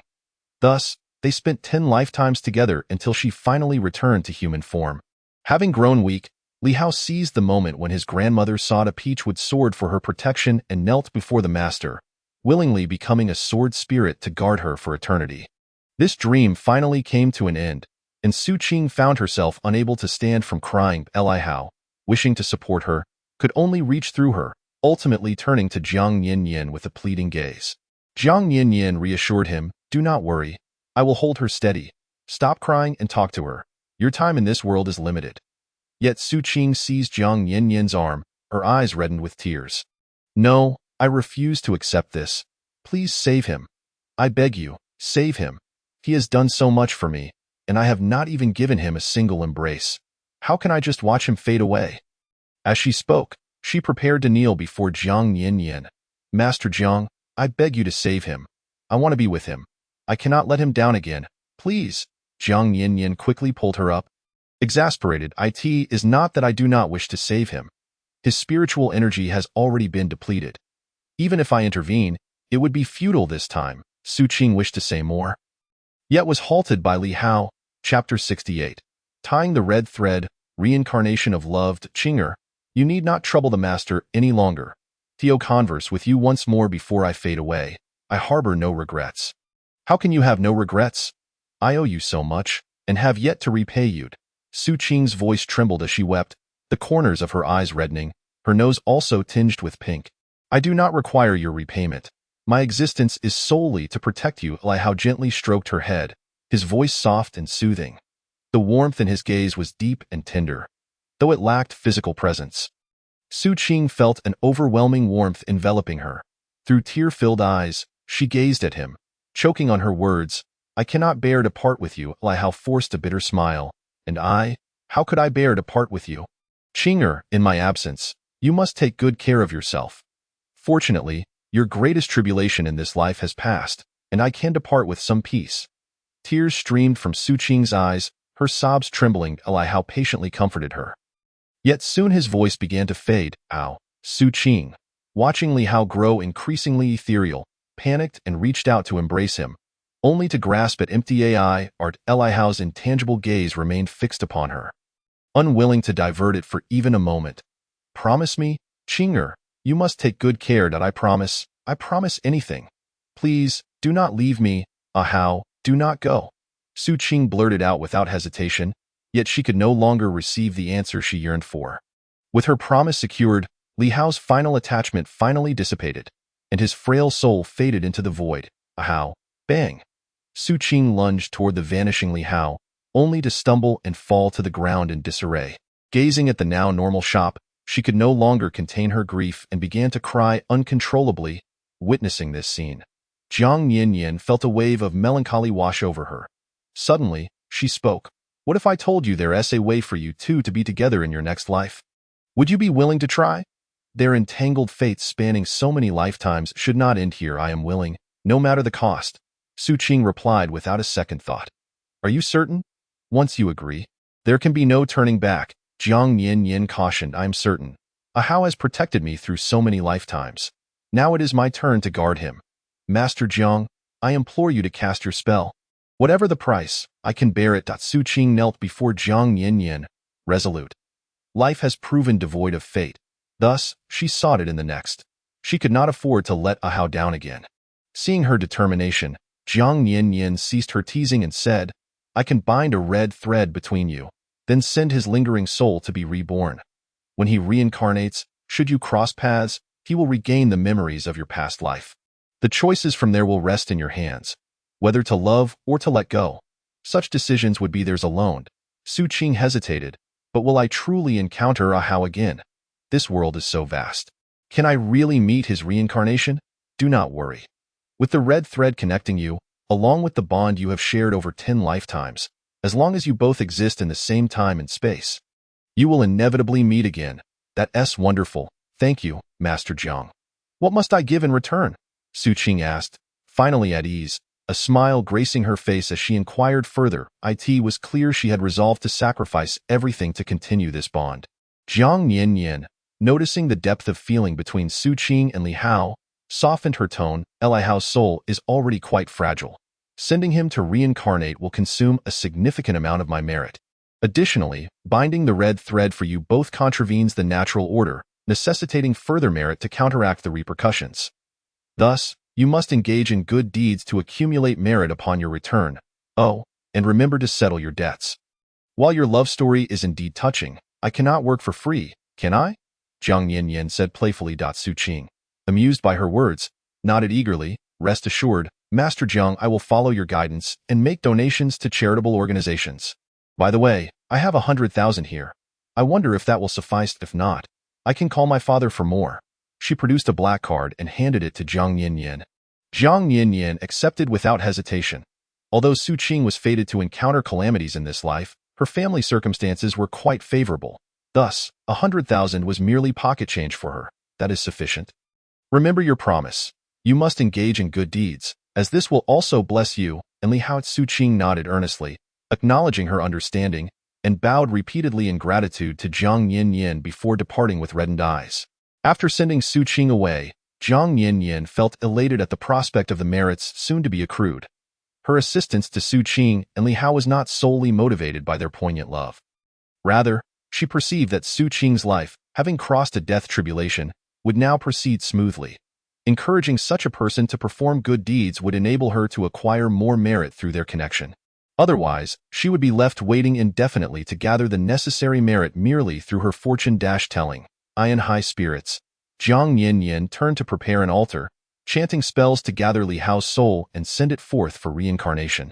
If all went swiftly, it was possible that Su Qing would encounter Li Hao's reincarnation in this life, potentially even embarking on a sibling romance. Jiang Yanyan mused idly, and as the time approached noon, she prepared to close the shop for lunch. Just then, a new customer walked in. Hello, are you the renowned Master Jiang, the greatest fortune teller in the world? The new customer appeared slightly older than the departing Su Qing. With dark circles under her eyes and a gaze that should have sparkled with brilliance now clouded with anxiety, devoid of any glimmer of vitality. I am. Are you here for career advice or matters of the heart? Jiang Yin asked, assessing the newcomer while inviting her to take a seat on the small sofa. You look quite exhausted. Please have a cup of tea to refresh yourself. Jiang Yin poured a cup of tea and offered it to the newcomer. Thank you, the weary girl replied politely, taking a small sip before hesitantly speaking. I would like your help in determining when I will pass the public service exam. She immediately lowered her head in embarrassment, aware that her request was rather absurd. As someone resolutely determined to take the civil service exam, she should have been a staunch materialist. Yet she had endured such torment for so long that, in desperation, she spent all her remaining funds to visit this shop. What is your name? Jiang Yin inquired while observing the girl's features. Jiang Yun, the girl paused, then asked, Master, how is my career fortune? Do I have hope of succeeding this year? Jiang Yun's evident anxiety was palpable. Jiang Yin furrowed her brow as she scrutinized her features. Chapter 69. There is more than one path to take. Judging by her appearance, it was clear that the girl before her had garnered the favor of the Wenchang star, suggesting she had been an academic prodigy since childhood. By all accounts, she should have been destined for a successful career. Yet, your fervent desire to pass the public service exam, is it for your own sake or for your family? Jiang Yin asked. Jiang Yun's expression stiffened. Indeed, the master could see through the hearts of people. The hopes of my entire family rest upon my shoulders. It's exhausting, Jiang Yin sighed, pouring her another cup of hot tea. Jiang Yun's fingers tightened around the teacup until they turned white, her voice barely a whisper. I cannot let my family down any longer. They have sacrificed so much for me. Jiang Yin shook her head. Just from her appearance, it was evident that Jiang Yun bore the blessings of the Wenchang star, yet lacked the support of benefactors. Her family background seemed quite impoverished. It must have been a tremendous effort for them to finance her university education, and further studies appeared impossible. Yet, without the opportunity for advancement, her family relied on her, a university graduate, to forge a successful path and alter their fate. Thus, pursuing the civil service exam indeed appeared to be a viable route. You have been preparing for the public service exam for several years now? Correct? Jiang Yin stated. Yes, I have been taking the exam since I graduated from university for a full 6 years. Each time, my written scores are excellent, always first place, but I simply cannot pass the interview. I truly do not understand where the issue lies. I have worked so hard, yet I cannot succeed. Jiang Yun spoke, her frustration evident as she tugged at her hair, revealing the immense pressure she faced. Jiang Yin swiftly calculated, her frown deepening with each passing moment. Meanwhile, Jiang Yun continued to murmur, her face etched with fatigue. This year, I cannot afford to fail again. My parents have been covering my rent for 6 years to allow me to focus on my exams. And this year my father had an accident at work while my mother is unwell. If I cannot pass, what will happen to my family? How disappointed will they be? How can I tell them that their once promising child has failed to pass the interview? How could I be so inept? Jiang Yin, noticing her growing despondency, quickly interrupted. Calm down. Not passing the interview is not entirely your fault. Then whose fault is it? Master, do you believe someone is sabotaging me? Otherwise, how could I fail each time? Jiang Yun suddenly looked up, her gaze piercing as she regarded Jiang Yin. Jiang Yin shook her head. No, there is no evidence of any sorcery at play. Rather than focusing on external forces, I think you should reflect on your own character. She discerned that the girl before her had become self-doubting and timid due to her family's adversity, which had exacerbated her insecurities, particularly following several unsuccessful interviews. My character. So it seems I am indeed the one who is lacking. I consider myself a failure. My family has faced immense hardships yet has tirelessly saved money for me to pursue civil service examinations. Yet I find myself unable to succeed. How can I possibly explain this to them? Upon hearing this, Jiang Yun felt an overwhelming sense of despair, clutching her head with reddened eyes, her face marred by self-loathing. Observing her distress, Jiang Yin sighed and suggested, perhaps you might consider a different perspective. There are myriad paths in life beyond merely taking exams for civil service. Jiang Yun offered a weary smile, though it was pale and devoid of strength. What else can I do?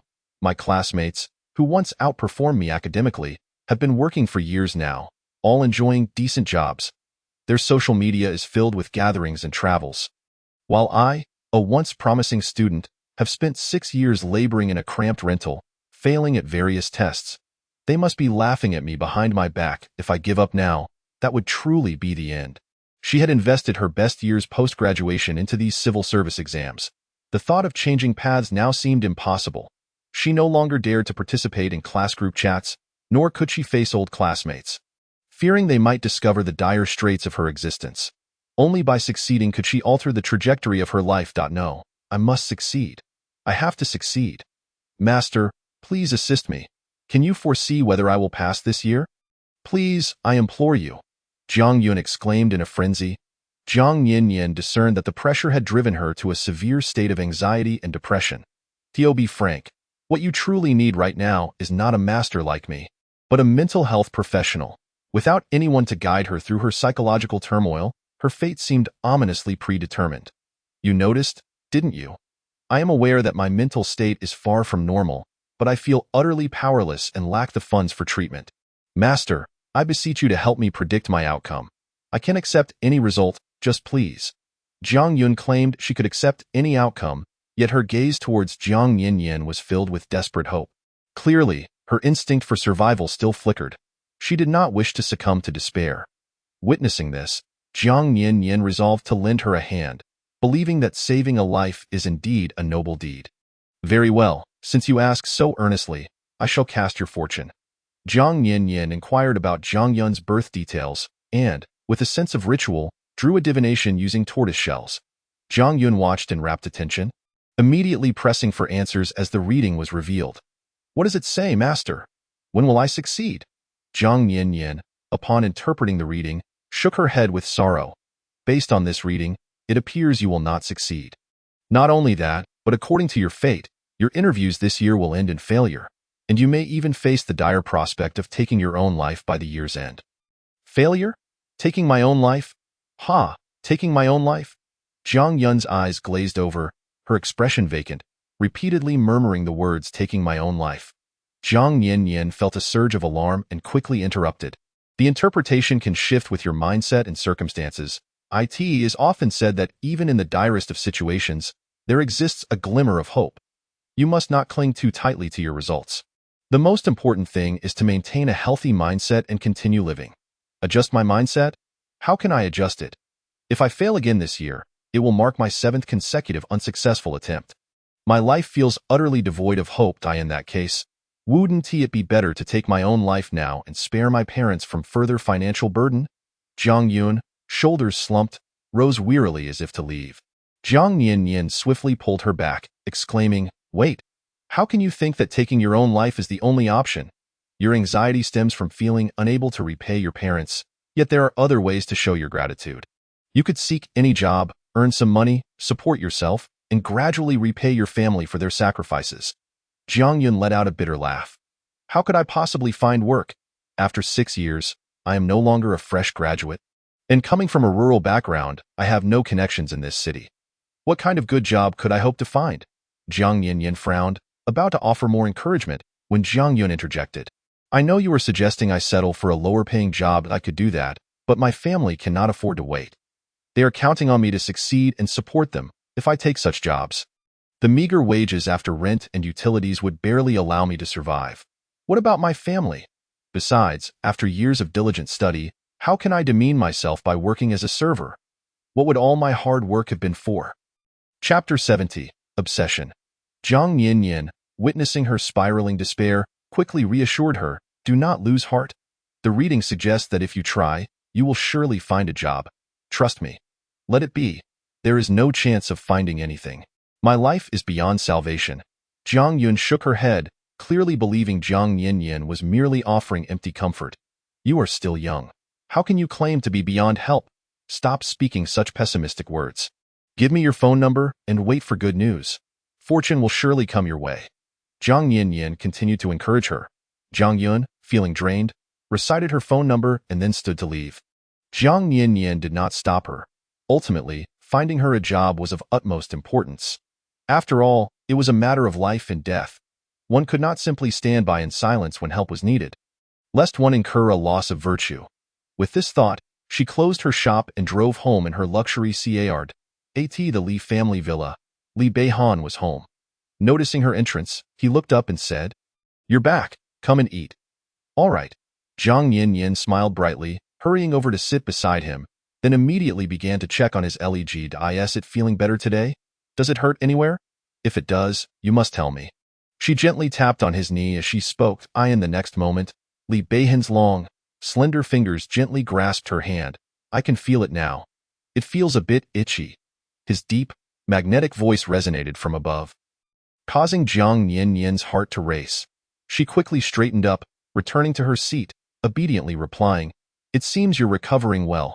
Their gazes met, and for a moment, Jiang Yan felt an inexplicable thrill from the warmth of his hand. Her heart raced slightly, and her cheeks flushed. They were so close, close enough to hear each other's heartbeats and breaths. Li Beihan slowly released her hand. Let us eat. Image him. Jiang Yan nodded obediently, sneaking glances at him. Li Beihan observed her, his mood difficult to articulate. As they dined, Jiang Yan shared her experiences from the day, concluding with a hopeful gaze. Mr. Li, does your company need anyone? Could you possibly arrange a job for her? You scarcely know her. Why extend your help? Li Beihan's deep gaze fell upon Jiang Yan. If I can save her, I will. After all, it is a matter of life, she replied, pouting slightly. You are quite kind-hearted. He remarked with a slight smile, I will arrange a job for her. Thank you so much, Mr. Li. The girl beamed with joy, her dark, bright eyes sparkling as she opened her arms and leaped into his embrace. Li Beihan, caught off guard, instinctively wrapped his arms around her back to prevent her from falling. Mr. Li, you are truly a very kind person. Jiang Yan nestled against him. She took the opportunity to sit on his thigh, wrapping her arms around his neck and playfully acting coy. However, as she fidgeted, Li Beihan felt an unfamiliar surge of frustration. As she continued to squirm, he tightened his hold on her back. Stay still. Huh? Why? Jiang Yan tilted her head in confusion, only to fall silent the next moment. The sensation beneath her was, heh. The man's melodious laughter echoed in her ear. The next instant, his strong hand firmly grasped her waist. Now you know to be afraid. His voice was low, laced with a hint of smoldering desire. Jiang Yan's face flushed crimson as she hurriedly pushed him away. I'm not. Li Beihan's deep, penetrating gaze bore into her, his sensuous lips pressed into a thin line. Jiang Yan felt her cheeks heat under his scrutiny. Ahem. I'm hungry. I want to eat. She sat at the dining table. Her dark, lustrous eyes lowered as she ate. Meanwhile, the man seemed to have lost all appetite. You eat. I'll be in the bathroom for a moment, he said, his voice slightly husky. Oh, okay. Jiang Yan felt too shy to look up at him. Focusing on her meal instead, he maneuvered his wheelchair and departed. In a cramped rental on the other side of the city, Jiang Yun gazed at her interview results, finally breaking down in a fit of hysterical tears. She had indeed failed yet again. This year, she could not succeed. She had failed, and failed again. Why did she always falter at the interview stage? How disappointed would her parents be upon learning this? How would the neighbors mock her? What was she to do for the next year? Would she continue to leech off her family while preparing for yet another round? No matter how many times she tried, she was destined never to succeed. In that regard, the master was indeed correct. With a surge of frustration, she abruptly stood and hurled her filled notebook into the trash bin. Regardless of her efforts, she would never pass the exam. What purpose would it serve to hold on to these hopes? As for her family, she could no longer drain them of their resources. Her parents were advanced in age and should not be burdened by her.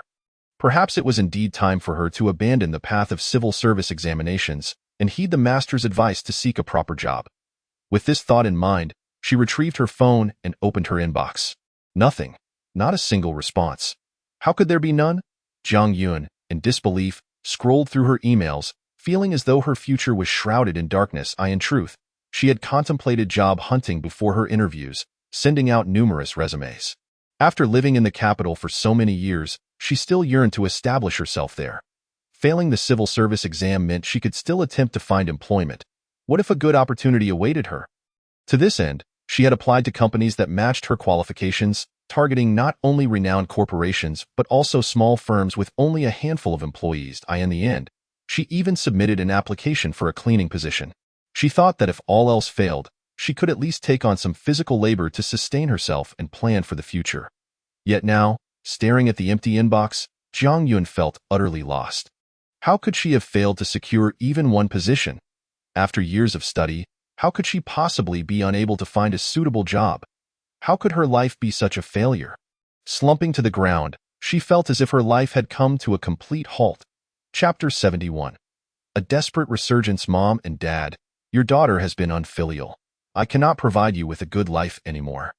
Tears streamed uncontrollably down her face, and she lacked the strength to wipe them away, merely bowing her head and murmuring. The aged faces of her parents surfaced in her mind, and she recalled the pride they wore when they first sent her to the capital for her studies. But since graduation, all that remained was exhaustion. Each time they learned of her failure to pass the civil service exam, they could not help but sigh, yet they never once discouraged her from continuing to try. Instead, they worked tirelessly to support her for another attempt. She had vowed never to disappoint them, but now, Mom and Dad, you should never have given birth to such an inept daughter. If it weren't for me, you wouldn't be so burdened. With tear-filled eyes, Jiang Yun gazed at her unresponsive inbox, feeling the truth of the master's words resonate within her. She was simply not destined for a civil service career. No matter how hard she fought, she would never succeed. Having failed, she lacked the energy to continue struggling. For 6 years, she had buried herself in study within this small, dark basement. She was truly exhausted and could no longer persevere. Leaning weakly against the edge of her bed, she aimlessly pondered where her path lay. The master had claimed she would find a job, but she could not even secure a cleaning position, let alone anything else. She had spent 6 years preparing for civil service exams, missing the optimal window for graduates to find work, and without any connections, how could she possibly establish herself in the capital? Did she have to return to her hometown? But would she find a decent job there? Perhaps she would end up being a burden to her parents once again. Surely, the master's previous words were merely a consolation. She could not possibly find a job. Her life had long since lost all hope. Perhaps it would be better to die. Death would relieve her parents of their burdens, and everything would come to an end. In a daze, Jiang Yun's gaze suddenly fell upon a fruit knife on the small table, her hand reaching out unconsciously to grasp it tightly. Death would be better. Death would be better, she murmured softly. Drawing the blade across her wrist, bright red blood flowed forth, yet she felt no pain. Before long, the dark basement was pierced by the sound of a ringing phone. Jiang Yun instinctively answered the call. Hello? Who could be calling? A telemarketer? A scam? She thought idly, preparing to hang up and continue awaiting her demise, when a voice on the other end said, Hello, may I speak with Miss Jiang Yun? I am the HR manager from Lee Group. I reviewed your resume, and I believe you would be a great fit for our company. When can you start working with us? What? Who did you say you are? Jiang Yun blinked in disbelief. Lee Group? The very one she was thinking of? The person kindly introduced themselves again. This time, Jiang Yun heard clearly, I really got accepted by Lee Group. Are you certain you haven't dialed the wrong number? Could it be that the master's words were indeed true, that she could actually find a job? Yes, I am certain that so. Miss Jiang, would you be willing to join our company? The HR manager spoke gently. I am willing. I would be more than willing, Jiang Yun blurted out without a second thought. Li Group was a well-known corporation, arguably the best among those she had applied to. When she first applied, she had not held out much hope, merely thinking, why not try? After receiving no response for so long, she had assumed she had been eliminated, yet now, everything had taken a turn for the better. She had truly been accepted. Jiang Yun was overwhelmed with emotion, tears streaming down her face. The position she applied for offered a monthly salary of 8,000, more than enough to alleviate her current predicament. And she could even send half of it back to her parents. Thank you. I can start tomorrow. It's truly an honor to be part of Lee Group. I am so incredibly happy. Jiang Yun spoke excitedly to the person on the other end of the line. After hanging up, she could not contain her joy and jumped up on the spot. Hooray! She had finally found a job, and such a wonderful one at that. She had to tell her parents. They would no longer need to worry about her. With this thought, Jiang Yun dialed her father's number. The call was quickly answered. And before her father could speak, she urgently exclaimed, Dad, I found a job. I got into Lee Group's office and my first month's salary is 8,000. You won't need to send me money anymore. From now on, I will take care of you. Her father was overjoyed at her words. Li Group? The one that's the richest in the country, ranked among the top 10 in the world? Yes, that Lee Group, Dad. Your daughter is amazing, right? Who knows, I might even go abroad for work sometime. This 8,000 is just the beginning. My salary will only increase from here. Of course, I've heard that Lee Group's salaries are the highest in the country. Many people who work there for a year or two see their salaries soar to 20 or 30,000. Jin-Yun, you're so talented. You can definitely do it. I am so proud of you. Exactly. Mom is proud too. Yun-Yun, you're incredible for landing a position at Lee Group. Your distant cousin tried for so long to get in but couldn't, and here you are, effortlessly securing a spot. Ha, I'll have to brag about you. Her mother chimed in. Indeed. I said our Yun-Yun was the best, but they didn't believe me. Now they have nothing to say, right? Her father agreed, adding, absolutely. If you had applied to Lee Group earlier, you wouldn't have needed to take the civil service exam at all. Many civil servants who just got hired don't even earn as much as you will. If you had gone to Lee Group sooner, you might have already bought a house in the capital. Jiang Yun fell silent. Chapter 72. She is beautiful. What are you rambling on about, old man? It's wonderful that our daughter has found a good job. The past is behind us. From now on, we will welcome good days ahead. Her mother noticed Jiang Yun's silence and promptly nudged her husband. Yes, listen to your mother, Yun. Don't overthink things. Just focus on your work. As for the past, Dad, I did go a bit crazy before, Jiang Yun interrupted, proactively addressing her past. After failing the second time, I should have reflected properly, recognized reality, and worked hard to find a job instead of letting you support me. She realized she had been selfish. Yun, don't think too much. Your father supported you willingly. Anyway, you've found a good job now, so let us not dwell on the past, as long as you can live well. Your father has no regrets.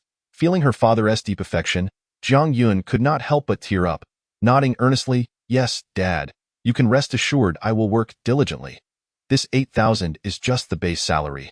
If I perform well, there will be performance bonuses and various allowances. I will work hard to maximize them. Just wait and see. Soon I will be established in the capital, and I will bring you both over to enjoy a good life.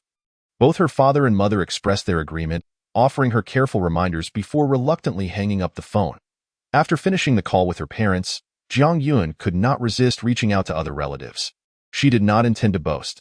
She simply wished to share her good news. Over the years, her other relatives had also helped her immensely. She soon received a multitude of blessings, along with reminders to not forget to help her younger siblings once she became successful, to which Jiang Yun responded affirmatively. Once all the calls were made, she collapsed onto her bed, still buzzing with excitement. After enduring for so long, she was finally on the brink of reaping the rewards of her efforts. The Master's predictions had been remarkably accurate. She would go and express her gratitude tomorrow. The next day, when Jiang Yin saw Jiang Yun looking revitalized at the shop, a smile crept onto her face. It seems, Miss Jiang, that you found a good job? Yes, I got accepted by Lee Group. Master, your predictions were spot on. Here's a small token of appreciation. Please don't mind it. I truly don't have much on me right now. But I'll give you a bigger one once I get paid. With a beaming smile, Jiang Yun thrust a red envelope into Jiang Yin's hand and dashed away, fearful that she would refuse. Jiang Yin chuckled, pinching the envelope to gauge its thickness, ensuring it was within Jiang Yun's means before not pursuing her. She had changed Jiang Yun's fate and earned her merit. Jiang Yin felt compelled to express her heartfelt gratitude to Li Beihan upon returning home that evening. She had purchased a selection of Li Beihan's favorite pastries to bring back. As she entered her residence, she carried the exquisite little gift box with care. At that moment, the man seated in his wheelchair, clad in a luxurious and meticulously tailored deep black suit, was scrolling through his tablet with his long fingers. Hearing the sounds from the room, he gradually raised his gaze, which fell upon the bright and charming young woman standing a short distance away. You're back, he remarked, placing the tablet aside. The originally indifferent look in his eyes softened as it rested on her. I brought you some delicious desserts, Jiang Yin announced cheerfully as she approached Li Beihan, her smile radiant. This is to thank you for helping Jiang Yun secure a good job. You are my wife. It is only natural for me to assist you. There is no need for such formality, Li Beihan replied, his gaze fixed on the young woman before him. Would you like to try some? He inquired, eyeing the delectable treats. Jiang Yin's dark, soft almond-shaped eyes sparkled with delight. Li Beihan observed the pastries within the gift box, realizing that while the little girl claimed to have bought them for him, they were, in fact, her favorites. He chose not to expose her little ruse. Very well. With delicate fingers, the girl untied the ribbon adorning the gift box, revealing an array of delightful confections. Oreo black chocolate snow skin mochi, durian lava mochi, and mango blueberry mochi. 3 different flavors. Try one, Jiang Yinyan exclaimed, plucking a piece of mochi and presenting it to the man's sensuous lips. Here, taste it in the living room. The butler could not help but interject. Madam, the young master does not typically eat desserts. Yet, in the next moment, the man parted his lips. I see that what I'm doing. Jiang Yinyan's glistening almond eyes turned toward the butler, who gently smacked his own mouth in realization. Ahem, I spoke out of turn. Is it tasty? She asked, her eyes wide with anticipation. Sweet, he replied, wiping the cream from his lips. It was unclear whether he referred to the dessert or the girl herself. Sweetness is ideal, however. In desserts, if it is too sweet, it can become overwhelming. A balance of 3 parts sweetness is best. Jiang Yinyan glanced at the piece of mochi he had bitten into, contemplating that there were only 3 flavors in the box. And if Li Beihan consumed them all, she would have nothing left to savor. I'll have a bite too. Saying this, she brought the piece she had bitten into, revealing the cream and Oreo filling, to her own lips and took a bite. The subtle flavor of cream and chocolate Oreo burst delightfully on her palate, mingling with the fragrant milkiness. Delicious. It truly is wonderful, Jiang Yinyan beamed. Although she claimed she would take only 1 bite, she ended up devouring the entire mochi. Realizing this, she felt a bit embarrassed as she glanced at Li Beihan, who had been told she bought the treats for him, yet had consumed them all herself. Would he think her greedy? The depths of his dark eyes held no trace of discontent as he regarded her with continued warmth. He extended a finger to gently wipe away the cream smudged on her delicate lips. At that moment, the girl's soft, cherubic face, with its rosy pout smeared with cream, and her lively, dark almond eyes gazing at him with innocence, resembled a naive little fawn lost in the woods. She was both obedient and enchanting, exuding an aura of unworldly innocence and allure. After wiping away the cream, he placed his long finger in his mouth and took a small sip. Indeed, it is quite sweet. Witnessing this, Jiang Yinyan's face flushed crimson. He had actually consumed the remnants of cream from the corner of her mouth. Did he not find it unclean? The butler was equally astounded by the scene before him. The young master was known for his fastidiousness. Who would have thought the impeccably clean young master would indulge in the remnants from the young mistress's lips? This was rather perplexing. It seemed the young master was indeed lost in love. Jiang Yinyan, her cheeks flushed, looked at him and stammered, Did I have something to attend to? I'll head upstairs first. Yes, your stylist is waiting for you upstairs, Li Beihan replied in a calm tone from his wheelchair. Really? Jiang Yinyan paused in her tracks. There's a business banquet this evening. We will be attending together, Li Beihan stated. Previously, he had always attended such events alone, but now, with a wife by his side, he wished to present her to the world. All right, Jiang Yinyan readily agreed, lifting her skirt as she ascended the stairs. Half an hour later, she descended in a stunning gown. Li Beihan turned at the sound, and a flicker of astonishment crossed his gaze as he beheld the girl before him, resplendent in her finery. Under the dazzling glow of the crystal chandelier, the girl, adorned in crystal shoes, stood gracefully on the spiraling staircase, her light pink skirt cascading like a stream beneath the moonlight. The silver-threaded embroidery beneath the sheer fabric glimmered like scattered stars, radiant and exquisite. Mr. Li, I adore this gown, she smiled, tilting her head as the pearl tassels in her hair swayed gently. The satin pink bow tied around her long swan-like neck danced in the night breeze, revealing a sapphire necklace perched upon her velvet collar. As Jiang Yinyan descended the stairs, each layer of her skirt blossomed open, casting a shimmering reflection on the carpet below. Li Beihan's throat moved slightly as he watched her delicate wrist adorned with a pearl bracelet extend toward him. He grasped her fair hand, his voice a touch hoarse. It suits you perfectly. Then let us depart, Jiang Yinyan replied with a gentle smile. Outside, the driver had been waiting, and upon seeing Jiang Yinyan pushing Li Beihan, he was momentarily taken aback. Half an hour later, the luxurious Bugatti Veyron came to a halt in front of a prestigious hotel. Jiang Yinyan assisted Li Beihan out of the car and into the banquet, garnering countless astonished glances along the way. The moment they entered the banquet hall, all eyes turned toward them. They had initially been drawn by Li Beihan's name, but ultimately, their gazes lingered on the enchanting Jiang Yinyan at his side. Wow, she is stunning. Who is she? Is she the one Li recently married? Didn't they say she was just a counterfeit from the countryside? How could she be so beautiful? It is indeed her. I saw her before, but she was dressed so plainly then, nothing like her dazzling appearance today. Truly, one's attire can elevate one's beauty. Hey, do you think I could ask her stylist who designed this look? It's simply perfect for showcasing her every asset. I'll join you. A few young ladies concocted a plan to approach Jiang Yinyan. Meanwhile, the affluent matrons and executives watched the pair with admiration, exclaiming, "They are such a perfect match." Indeed, I wonder when they will hold their official wedding. I must be there to celebrate. I can't wait either. Seeing them on stage together will be a feast for the eyes. That girl from the Jiang family who called off the engagement must be regretting it deeply now. Suddenly, someone chimed in, "Of course.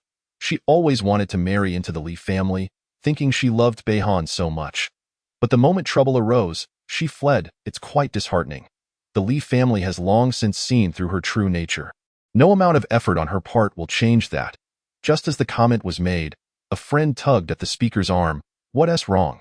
As soon as the words left her mouth, a piercing gaze from behind caught her attention, and she turned to see the infamous Jiang eldest daughter, Jiang Shuiyao, glaring at her coldly. The refined woman cast a fleeting glance at Jiang Shuiyao. "What are you staring at? This is simply the truth." The refined lady then pulled her friend up and hurriedly departed. Jiang Shuiyao watched their awkward exit, her anger unabated. It was all Jiang Yinyan's fault that she was the subject of gossip. Had it not been for her unexpected return, she would never have been foolish enough to let her stand in for her marriage to Li Beihan. "Yao Yao, don't be impulsive." A white hand suddenly rested on her shoulder. "Don't forget our purpose for tonight," Song Lian whispered. "Your father spent a fortune to get us into this event. It's not easy to have this opportunity, so we must seize it." Jiang Shuiyao took a deep breath. "Don't worry, Mom. I won't let you down." "What are you looking at?" Across the banquet hall, Li Beihan noticed Jiang Yinyan lost in thought, prompting him to ask. Jiang Yinyan withdrew her gaze from the Jiang family. Nothing. She intended to settle accounts with them eventually, but there was no need for Li Beihan to be aware, as it could tarnish her image. Following her line of sight, Li Beihan saw Jiang's parents and Jiang Shuiyao approaching him, his brow furrowing slightly. "I underestimated them. I never expected they would manage to infiltrate this gathering." His lips tightened. For as far as he knew, the Jiang family had not been invited to the evening's festivities. Since Jiang Yinyan had severed ties with them, he felt no need to maintain any connection. "I will have them removed," he declared, concerned that their presence might upset Jiang Yinyan. Jiang Yinyan, however, smiled. "No need. I want to see what they are up to, having gone to such lengths to sneak in." "They will upset you," Li Beihan stated in a low voice. Jiang Yinyan was taken aback by his thoughtfulness, considering her feelings, yet they were merely contractually bound spouses. He possesses a contract wife who is so meticulous, gentle, and kind. One cannot help but wonder how he would treat a girl he truly cherishes. As Jiang Yinyan contemplated the possibility of Li Beihan encountering someone he genuinely liked. An inexplicable feeling coursed through her heart, akin to biting into a sour orange, tart and astringent. If she was unhappy, it seemed they had no reason to exist in this space. The man raised his hand to stroke the girl's lustrous, soft hair, his voice deep and resonant. "Li Beihan," the girl said, her voice sweet and soft, her clear apricot eyes gazing up at him. "You are truly wonderful." The man ruffled her hair, stating, "I am your husband. If I do not protect you, then who will?" "MMHM." The girl clasped his arm, beaming up at him. "Having a husband is truly delightful. Alas, it was but a contract. How much better it would be if he were her real husband." Yet, Jiang Yinyan understood that Li Beihan did not harbor feelings for her. Their play-acting could never become genuine.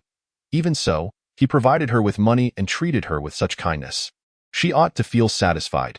She suppressed the sour, astringent emotions bubbling within. Jiang Shuiyao observed Jiang Yinyan's beaming face, her nails digging into her flesh to prevent her expression from becoming too grotesque. "Sister, it has been several days since we last met, and you have grown even more beautiful," Jiang Shuiyao remarked, forcing a smile despite the jealousy lurking beneath. She approached, presenting a glass of wine to Li Beihan. "Come, brother-in-law, as your elder sister, I toast to you, wishing you and my sister a harmonious and beautiful union." Jiang Yinyan looked at her in surprise. Today, the sun seemed to rise from the west. Jiang Shuiyao was actually wishing her well with Li Beihan. Perhaps she was harboring some nefarious scheme.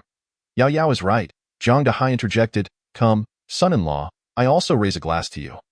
Wishing you and my daughter a relationship filled with harmony and lifelong happiness. Li Bei Han regarded the pair of toasting father and daughter with a mocking glint in his deep, dark eyes. I recall that my wife has severed ties with you. His voice was frosty, laced with an icy chill. The Jiang family felt as if they had been dealt a resounding slap. Their faces burning with humiliation. Alas, Nian Nian is still young. It was merely a whimsical act back then, nothing to take seriously, Zhang Dehai hastily explained. Little did he know that his least favored daughter, whom he deemed a worthless fool, was so dearly cherished and supported by Li Bei Han. He had previously underestimated Jiang Nian Nian. I am not jesting. The letter of severance you signed was quite definitive. Jiang Nian Nian replied, her smile faint and cool. It was clearly written in black and white. You also swore that once I attained wealth and status, you would no longer associate with me. Jiang Nian Nian, you share my blood. We are bound by bone and sinew. We are blood thicker than water. Zhang Dehai glared at her, displeased. Mind your tone when addressing my wife, Li Bei Han warned. His voice turning icy. Zhang Dehai, do you wish to experience the taste of being struck by lightning once more? Jiang Nian Nian smiled innocently, devoid of malice. Zhang Dehai's expression soured immediately. The memory of being struck by lightning, its agonizing, humiliating pain, flashing vividly in his mind. That sensation was something he could never forget. It dawned on him that even though Jiang Nian Nian was his biological daughter, in Li Bei Han's presence, he must bow his head. It was a peculiar reality that a father could not hold his head high before his daughter.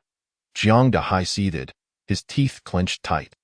Meanwhile, Song Lian and Jiang Shuiyao also wore expressions that were far from pleasant. What was there for Jiang Nian Nian to gloat about? She could shine as Mrs. Li, treated so favorably by Li Bei Han. All thanks to them. Had it not been for their arrangement of this marriage proposal, how could she have had such an opportunity? Yet, for the sake of more pressing matters, Song Lian tightened her grip on Jiang Dehai and Jiang Shuiyao's hands. The family shared a tacit understanding. Even if they were displeased, they had to endure. Jiang Shuiyao forced a smile. Nian Nian, my father spoke out of turn just now. Please consider this drink as an apology. She paused before continuing. Mr. Li, I sincerely wish you both a lifetime of happiness and a harmonious union. Li Bei Han's cold, indifferent gaze fell upon Jiang Shuiyao as he took the wine glass with his long fingers. Were it not for her well-wishing of a lifetime of happiness, he would have dismissed the drink altogether. Jiang Nian Nian furrowed her brows, ready to speak, only to be interrupted by Zhang Dehai. Nian Nian, I was wrong before. I have done many things that hurt you. I do not seek your forgiveness, Zhang Dehai said, his face etched with guilt. What do you wish to say? Jiang Nian Nian's apricot eyes held a frigid clarity. I wish to say that while I was sorting through things recently, I discovered many of your mother's belongings, Zhang Dehai replied. Chapter 74. Li Bei Han truly wants to strangle her where? Jiang Nian Nian frowned. There are too many people here. Come with me, and we shall speak privately, Zhang Dehai suggested. I will step out for a moment. I shall return shortly, Jiang Nian Nian replied. Li Bei Han, very well. Jiang Nian Nian followed Zhang Dehai to a more secluded area. At that moment, Jiang Shuiyao watched Li Bei Han drink, her eyes shimmering with suppressed excitement. Just moments ago, she had discreetly dropped a small pill into his drink. It was done. She gently swirled the wine glass, erasing any trace of the dissolving pill. This drug was colorless and tasteless, extraordinarily potent. One pill could invigorate even the most lethargic of men. She could not believe she could not manipulate Li Bei Han. Our Nian Nian marrying you is truly her fortune, dear husband. Wouldn't you agree? Song Lian remarked as Jiang Dehai returned. Jiang Dehai's eyes glimmered with understanding, an uncontainable smile creeping onto his lips. Exactly. Li Bei Han cast a sidelong glance at the sycophantic middle-aged man before him. Such a person was unworthy of being Jiang Nian Nian's father. He could not be bothered to engage with the trio of Jiang family members, setting his wine glass aside and pressing the button on his wheelchair to prepare to leave. At that moment, a wave of inexplicable heat washed over him, akin to a wildfire crackling through his veins. What was happening? Had he been drugged? Li Bei Han could scarcely fathom that the Jiang family would resort to such despicable tactics against him. They had audaciously overstepped their bounds. His deep, icy eyes darkened, the atmosphere around him growing tense. However, it was not the time for reckoning. He needed to find a resting area first. Li Bei-han maneuvered his wheelchair to leave. Jiang Shuiyao attempted to follow, only to be held back by her mother, Song Lian. Do not act impulsively. The drug has already been administered. He cannot escape. Have your father find out which lounge he enters, and you can go in directly. Your mother is right. Dear daughter, you must not falter this time. I have gone to great lengths to infiltrate this banquet. If you fail to seize this opportunity to consummate your union with Li Bei-han, such an opportunity may not come again, Jiang Dahai advised. Previously, when Li Bei-han had been comatose, he naturally did not want his beloved daughter to marry him. But now that he had awakened and swiftly reclaimed control of the Li family, they could not let this opportunity slip away. As for Jiang Yanyan, Jiang Dahai had never considered her. That wretched girl was a thankless creature. Allowing her to foster feelings for Li Bei-han could potentially bring misfortune upon their family. It was safer to promote a union with Yao Yao, who remained loyal to her family. Jiang Shuiyao's ambition was unmasked in her expression as she confidently declared, Dad, rest assured, I will not fail this time. Li Bei-han will be mine. Having separated from the Jiang family, Li Bei-han soon felt a wave of dizziness wash over him, instinctively raising his hand to pinch the bridge of his nose as he glanced at a nearby server. Excuse me, do you require anything? The server asked, hurrying over at the signal. Take me to the lounge, Li Bei-han instructed, loosening his tie as an inexplicable heat enveloped him. Very well, sir, the server complied, carefully pushing him into the elevator. Jiang Dahai, noticing this, hurriedly followed inside. As Li Bei-han's fingers turned the wheels of his wheelchair toward the bathroom, a sudden click echoed at the door. Who? Li Bei-han swiftly turned his wheelchair, only to have a warm body tumble into his embrace. Mr. Li, I love you so much. Please take me, Jiang Shuiyao declared, throwing caution to the wind as she tugged down her shoulder strap. Exposing a generous expanse of her bosom pressed tightly against him, her gaze lifting in an attempt to kiss his lips. Get away! Li Bei-han's cold, deep gaze darkened as he seized her arm and forcefully flung her away. However, Jiang Shuiyao clung desperately to his wheelchair, refusing to let go. No, Mr. Li, I truly love you. I was wrong before, and I regret it. Please forgive me and grant me another chance. I promise I would be a better wife than Jiang Yanyan. Jiang Shuiyao said, her hand suddenly reaching for Li Bei-han's chest. Li Bei-han's expression soured, and he loosened his grip on her arm, but before Jiang Shuiyao could rejoice, his hand latched onto her throat with a vice-like grip. I see you seek death. Jiang Shuiyao gasped, her vision blurring as her hands instinctively rose to pry his hand from her neck. Alas, it proved futile. His grip only tightened further. Jiang Shuiyao's face flushed crimson as she stared in disbelief at the furious man before her. Did he truly intend to strangle her? No, no. She did not want to die. Someone, please save her.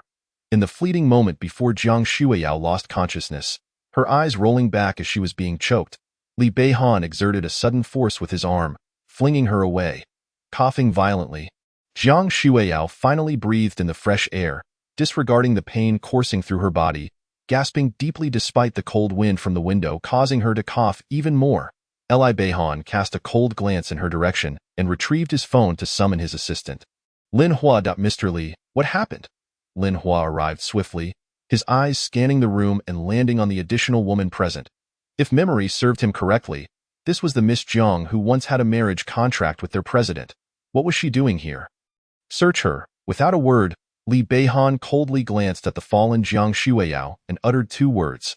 Lin Hua, momentarily taken aback, quickly complied. He couldn't fathom what Miss Jiang had done to provoke their president's wrath to such an extent. He turned and approached Jiang Shuiyao, who instinctively recoiled. No, no, you can't treat me like this.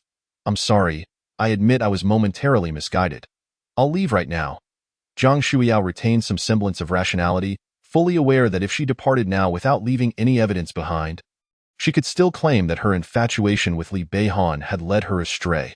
However, if she were to be searched and the evidence of her drugging him discovered, it would all be over. Lin Hua, however, paid no heed and firmly pressed down on Jiang Shuiyao, who was attempting to rise. His gaze swept over her partially exposed upper body before quickly honing in on a concealed pouch at her waist. Reaching in, he extracted a handful of pills. President, look, Lin Hua presented the discovered pills to Li Bei-han, who immediately recognized them as a type of stimulant commonly used in clandestine establishments, his expression growing ever more frigid. Disgusting that Mr. Li, I was wrong. Jiang Shuiyao, now frantic upon seeing the pills revealed, scrambled to her feet and pleaded at Li Beihan's feet, only to be kicked away by him. Get lost. As he spoke, the man's icy gaze flicked over the pills in Lin Hua's hand, his tone chillingly commanding. Since you enjoy drugging others, you should consume these yourself. No, you can't do this to me. I refuse to drink. One pill was enough to leave someone utterly entranced. Consuming them all would be catastrophic for her body. Jiang Shuiyao shook her head vehemently and attempted to flee, only to be forcefully restrained by Lin Hua. Chapter 75. An embarrassing scene. Li Beihan casually picked up a glass of wine and handed it to Lin Hua, who swiftly tossed the pills inside and proceeded to pour the concoction down Jiang Shuiyao's throat. Gulp. Jiang Shuiyao shook her head frantically, trying to evade the liquid, but her efforts were in vain. Ultimately, she was forced to drink an entire glass, and soon her senses ignited with heat. Mr. Li, what should we do next? Lin Hua's indifferent gaze surveyed the incapacitated and disgracefully sprawled Jiang Shuiyao. To dare drug their president was akin to courting disaster. Naturally, they would summon a few bodyguards to cater to this Miss Jiang properly. Li Beihan's voice, cold as ice, resonated slowly. Jiang Shuiyao, her rationality diminished by the intoxicating warmth, suddenly shivered, a flicker of clarity returning as she summoned her last ounce of strength to cling to Li Beihan. No, I don't want anyone else. Beihan, please help me. I love you. I truly love you. Her voice dripped with seduction, yet Li Beihan felt nothing but revulsion. Get away. He kicked Jiang Shuiyao aside and glanced at Lin Hua. Lin Hua, receiving the cue, hurriedly urged Li Beihan to leave. Don't go, Mr. Li. Jiang Shuiyao struggled to rise and pursue them, only to be pinned to the ground by the arriving bodyguards. The effects of the drugs erupted fully, obliterating her rationality as she succumbed to a haze of desire. Downstairs, you'd better not deceive me, Jiang Nianyan said coldly. Of course not, Jiang Dihai replied. Next time you visit the Jiang residence, I will present you with those heirlooms. All right. Jiang Nianyan stood and departed. Meanwhile, Jiang Dihai, sensing the time was right, raised his voice. Hey, how come my son-in-law has been upstairs for so long without coming down? Indeed, I just saw him go up with Yao Yao. It's been ages. Are they in some sort of trouble? The nearby Song Lian chimed in immediately. What? Yao Yao went up too. Why didn't you stop her? He was clearly drunk. What was she thinking going up there? If anything happened, how could they face her sister? Jiang Dihai's voice grew louder. Soon, others began to take notice of the commotion, questioning, Mr. Jiang, what do you mean by that? This inquiry aligned perfectly with Jiang Dihai's intentions, prompting him to declare, what else could it mean? Those two children were once engaged, but due to unforeseen circumstances, it didn't come to pass. Now they find themselves alone together. If old feelings are rekindled, what might transpire? Exactly, Yao Yao is now his sister-in-law. He mustn't overstep. Song Lian's voice escalated. Their words successfully captured the attention of those nearby, and as the couple basked in their triumph, Jiang Dihai insisted, I must go check on them. Who is willing to accompany me? The crowd regarded the Jiang couple with keen interest. Had this situation merely involved Jiang Shuiyao, they would have barely given it a glance. For the Jiang family held little weight in their eyes. Yet, with Li Beihan at the center, the stakes were raised. We will accompany you, Mr. Jiang. Rest assured, if anything happens to Mr. Li, we will certainly stand witness. Several eager onlookers stepped forward. Thank you, young Master Li. Jiang Dihai expressed his gratitude, turning towards several elder figures in the hall, whose backgrounds rivaled that of the Li family and who were related to them as well. If he could entice them to observe, the matter between his daughter and Li Beihan would be well on its way to resolution. The elders, sensing Jiang Dihai's gaze, furrowed their brows, about to speak when he preemptively sighed. I don't mean to cast doubt. I am simply concerned. However, the Jiang family is humble. Should Li truly act against my daughter, what could I achieve by intervening? My poor daughter, why didn't I stop you earlier? I am so sorry. In contrast to Jiang Dihai's veiled insinuations, Song Lian was far more direct, her implications clear. Li Beihan had undoubtedly done something to Jiang Shuiyao. Darling, please don't cry. There are so many elders present. I am sure someone will be willing to accompany us to seek justice.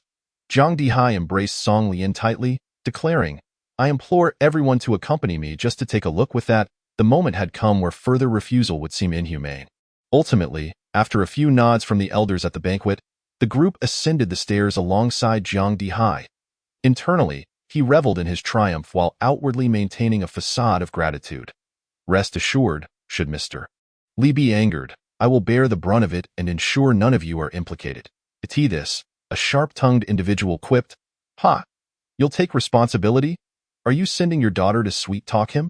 Jiang Dihai's expression stiffened, choosing to ignore the remark as he continued to express his concern for his daughter and the impropriety of their relationship. The onlookers exchanged glances, the atmosphere thick with anticipation as the outcome loomed near. Before long, the group arrived outside Li Beihan's private quarters. As they approached, a woman's sultry moan echoed from the slightly ajar door. Jiang Dihai and Song Lian's hands clenched in excitement. The other attendees exchanged astonished glances, realizing the gravity of the situation. Could it be that Li Beihan has truly taken up with his sister-in-law? This could become a monumental scandal. Stop. Son-in-law, what are you doing? Without waiting for the crowd's input, Jiang Dihai and Song Lian surged forward, grasping the doorknob and pulling it open. The woman's high-pitched gasps melded with the sound of the door crashing open. Yao Yao, Song Lian, feigning maternal concern, froze in place, only to be met with a piercing scream. What have you done to my daughter? Inside the presidential suite, four bodyguards held the disheveled Jiang Shuiyao firmly in place, while another figure loomed over her. The overpowering scent of lust made it evident what had transpired within those walls. Son-in-law, you, Jiang Dihai, arriving a moment too late, was rendered speechless. What is going on? What is happening? Let me through. I want to see. The other attendees, spurred by Jiang Dihai and Song Lian's exclamations, eagerly pressed forward, unwilling to miss the salacious gossip surrounding the head of the Li family. It's nothing. I misspoke. My daughter is perfectly fine. I apologize for the trouble today. I'll make sure to thank you all personally later. Song Lian was the first to regain her composure, positioning herself in front of the doorway, desperate to prevent anyone from entering. If this scene were to circulate, her daughter's reputation would be irrevocably tarnished. Upon hearing his wife's words, the stunned Jiang Dihai quickly nodded in agreement, attempting to close the door to keep the crowd out, only to be forcefully pushed aside. Chapter 76. Desperately suppressing his desire for her. Stop deceiving us. It is evident that something transpired here. We followed you all the way, so why should we simply turn back now? With an irritable huff, one individual forcefully pushed the two aside and strode into the room. Inside, the bodyguards had already dismounted from Jiang Shuiyao, yet the disarray remained. The untidy bed clearly testified to the events that had just unfolded. Oh my, a woman with 5 men. What a lavish affair. Step aside. This is quite the spectacle for my camera. You two, make way. Such an explosive scene deserves to be captured for my friends to admire. Stop filming. Didn't we mention this is Mr. Li's room? Where is he? Indeed, none of these 5 men resemble him or Li at all. They must be Mr. Li's bodyguards. I saw them outside earlier. Oh, so Miss Jiang, having failed to make a sacrifice, resorted to seducing the bodyguards instead? Who knows, perhaps her initial target was indeed the bodyguards. Haha, that is certainly plausible. After all, Mr. Li is currently confined to a wheelchair and may not be able to meet her needs. As one person spoke lewdly, his eyes flicked over to Jiang Shuiyao, who lay on the bed, marked with intimate traces. Silence. My daughter is not that kind of person. She has undoubtedly been harmed by Li Beihan. Song Lian was on the verge of hysteria, turning to shout. Mom, save me. Half-conscious, Jiang Shuiyao heard her mother's voice and struggled to call out, but her voice was too faint.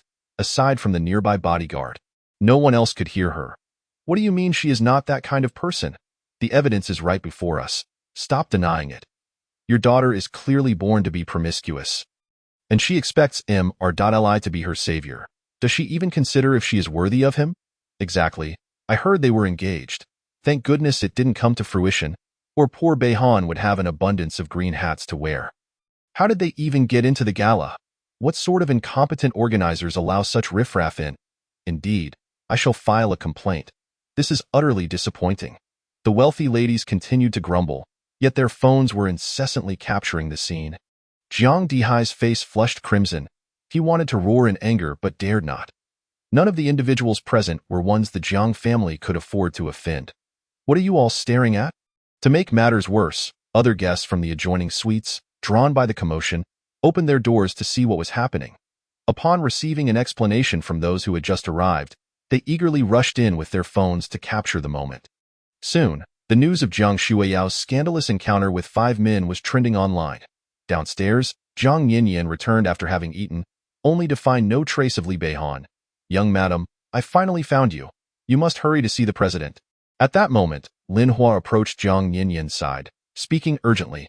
"What happened to Mr. Li?" Jiang Yinyan inquired, her brow furrowing at his anxious demeanor. I cannot be in trouble. I still hope to cozy up to him. It is complicated. Just follow me, Miss Yinyan, and you will understand." Lin Hua sighed wearily, leading Jiang Yinyan into the elevator and guiding her to the penthouse suite. "The president is inside. Young madam, you may enter and check on him," he said while using the card to unlock the door. Jiang Yinyan stepped inside briskly. "Mr. Li, are you in there?" Assistant Lin said you were in need of assistance. She flicked on the light and stepped into the bedroom. She found Li Beihan seated on the bed, clad in sleepwear, his head bowed, obscured by tousled hair. His translucent skin under the light gave him an unexpectedly vulnerable air. "Are you all right, Mr. Li?" Jiang Yinyan's voice softened at the sight of him. "What are you doing here?" Li Beihan's hoarse voice resonated, and in the next moment, a long hand grasped her waist, pulling her closer. The sudden shift caught Jiang Yinyan off guard, and instinctively she wrapped her arms around his neck. "Mr. Li, I've taken medicine. I feel unwell." Li Beihan spoke. His fervent kiss descended upon her. Jiang Yinyan's eyes widened in surprise. Jiang Shuiyao truly had the audacity to scheme against Li Beihan. Previously, she had expended a significant portion of her accumulated merits to assist Chu Hao in reincarnation, and although she had slightly replenished them by helping Jiang Yun, it was still far from sufficient. For the past 2 days, she had been contemplating how to take their relationship a step further to draw more purple energy from him to compensate for her losses. Yet before she could devise a plan, Li Beihan had come to her in that instant of their kiss. A continuous stream of purple energy surged into her being. It was akin to a famished individual suddenly encountering a lavish feast. With that thought in mind, Jiang Yinyan found herself not retreating from Li Beihan's unexpected kiss, but rather embracing him in return. Instantly, an atmosphere of heated intimacy enveloped them. Their breaths mingled, hot and fervent. Yet, the grip of the man around her waist only tightened. Her lips, now damp from the kiss, gazed up at him with misty, dark eyes. Jiang Yinyan anticipated that they would progress to the next step. She was prepared. If such a kiss could yield so much purple energy, then engaging in that intimate act with him would surely result in even more. And besides, she had nothing to lose. He was exceptionally handsome, strikingly so, like a captivating demon, and kissing him felt so delightful. As the kiss concluded, both of them found their breaths somewhat unsteady. However, Li Beihan pushed Jiang Yinyan away. "What is wrong?" The girl's eyes glistened, her lips slightly swollen, gazing at him with a dazed expression. "Why did we stop?" The corners of Li Beihan's eyes tinged with crimson. He inhaled deeply, desperately suppressing the heat surging within his veins. "We cannot proceed just yet. Take me to the hospital." He closed his eyes, leaning back, his sharp Adam's apple visibly bobbing as he struggled to breathe. Jiang Yinyan's eyes widened. "Actually, I could be quiet." Li Beihan, eyes still shut, averted his gaze from her, barely managing to utter those 2 words. She is still too young. He could not bear to touch her. Jiang Yinyan gazed at him with a hint of longing, momentarily tempted to force him into submission, yet in the end, she restrained herself. One cannot rush to achieve great things. It must be a gradual process. "All right, fine." Jiang Yinyan reluctantly stood up. Li Beihan fought to suppress his yearning. He could not engage with Yinyan under such circumstances. He had yet to clarify his feelings for her. To act on impulse would be a disservice to her. Even if she were willing, it would not be acceptable, Li Beihan reasoned with himself, striving to overlook Jiang Yinyan's disappointment as she helped him into his wheelchair. Jiang Yinyan pushed him to the door, just as she was about to open it. Li Beihan spoke up. "Wait, put your clothes on properly." Jiang Yinyan chuckled. "Mr. Li, how would you know if I haven't dressed properly with your eyes closed?" Li Beihan sighed in exasperation. "Stop fooling around." Jiang Yinyan pouted. All right, I'll do as you say." Quickly, she tidied their clothing and then exited, calling for Lin Hua to assist in taking Li Beihan to the hospital. As she watched Li Beihan being attended to by the doctors. Jiang Yanyan leaned back against the wall, finally free to ponder a question that had been nagging at her. Isn't it said that all men are lecherous? She considered herself to possess a fair degree of beauty. And given that Li Beihan was under the influence of medication, it seemed unreasonable for him to remain unaffected. Yet, he had managed to restrain himself. Why? As various theories flashed through her mind, they were quickly dismissed until a sudden realization struck her.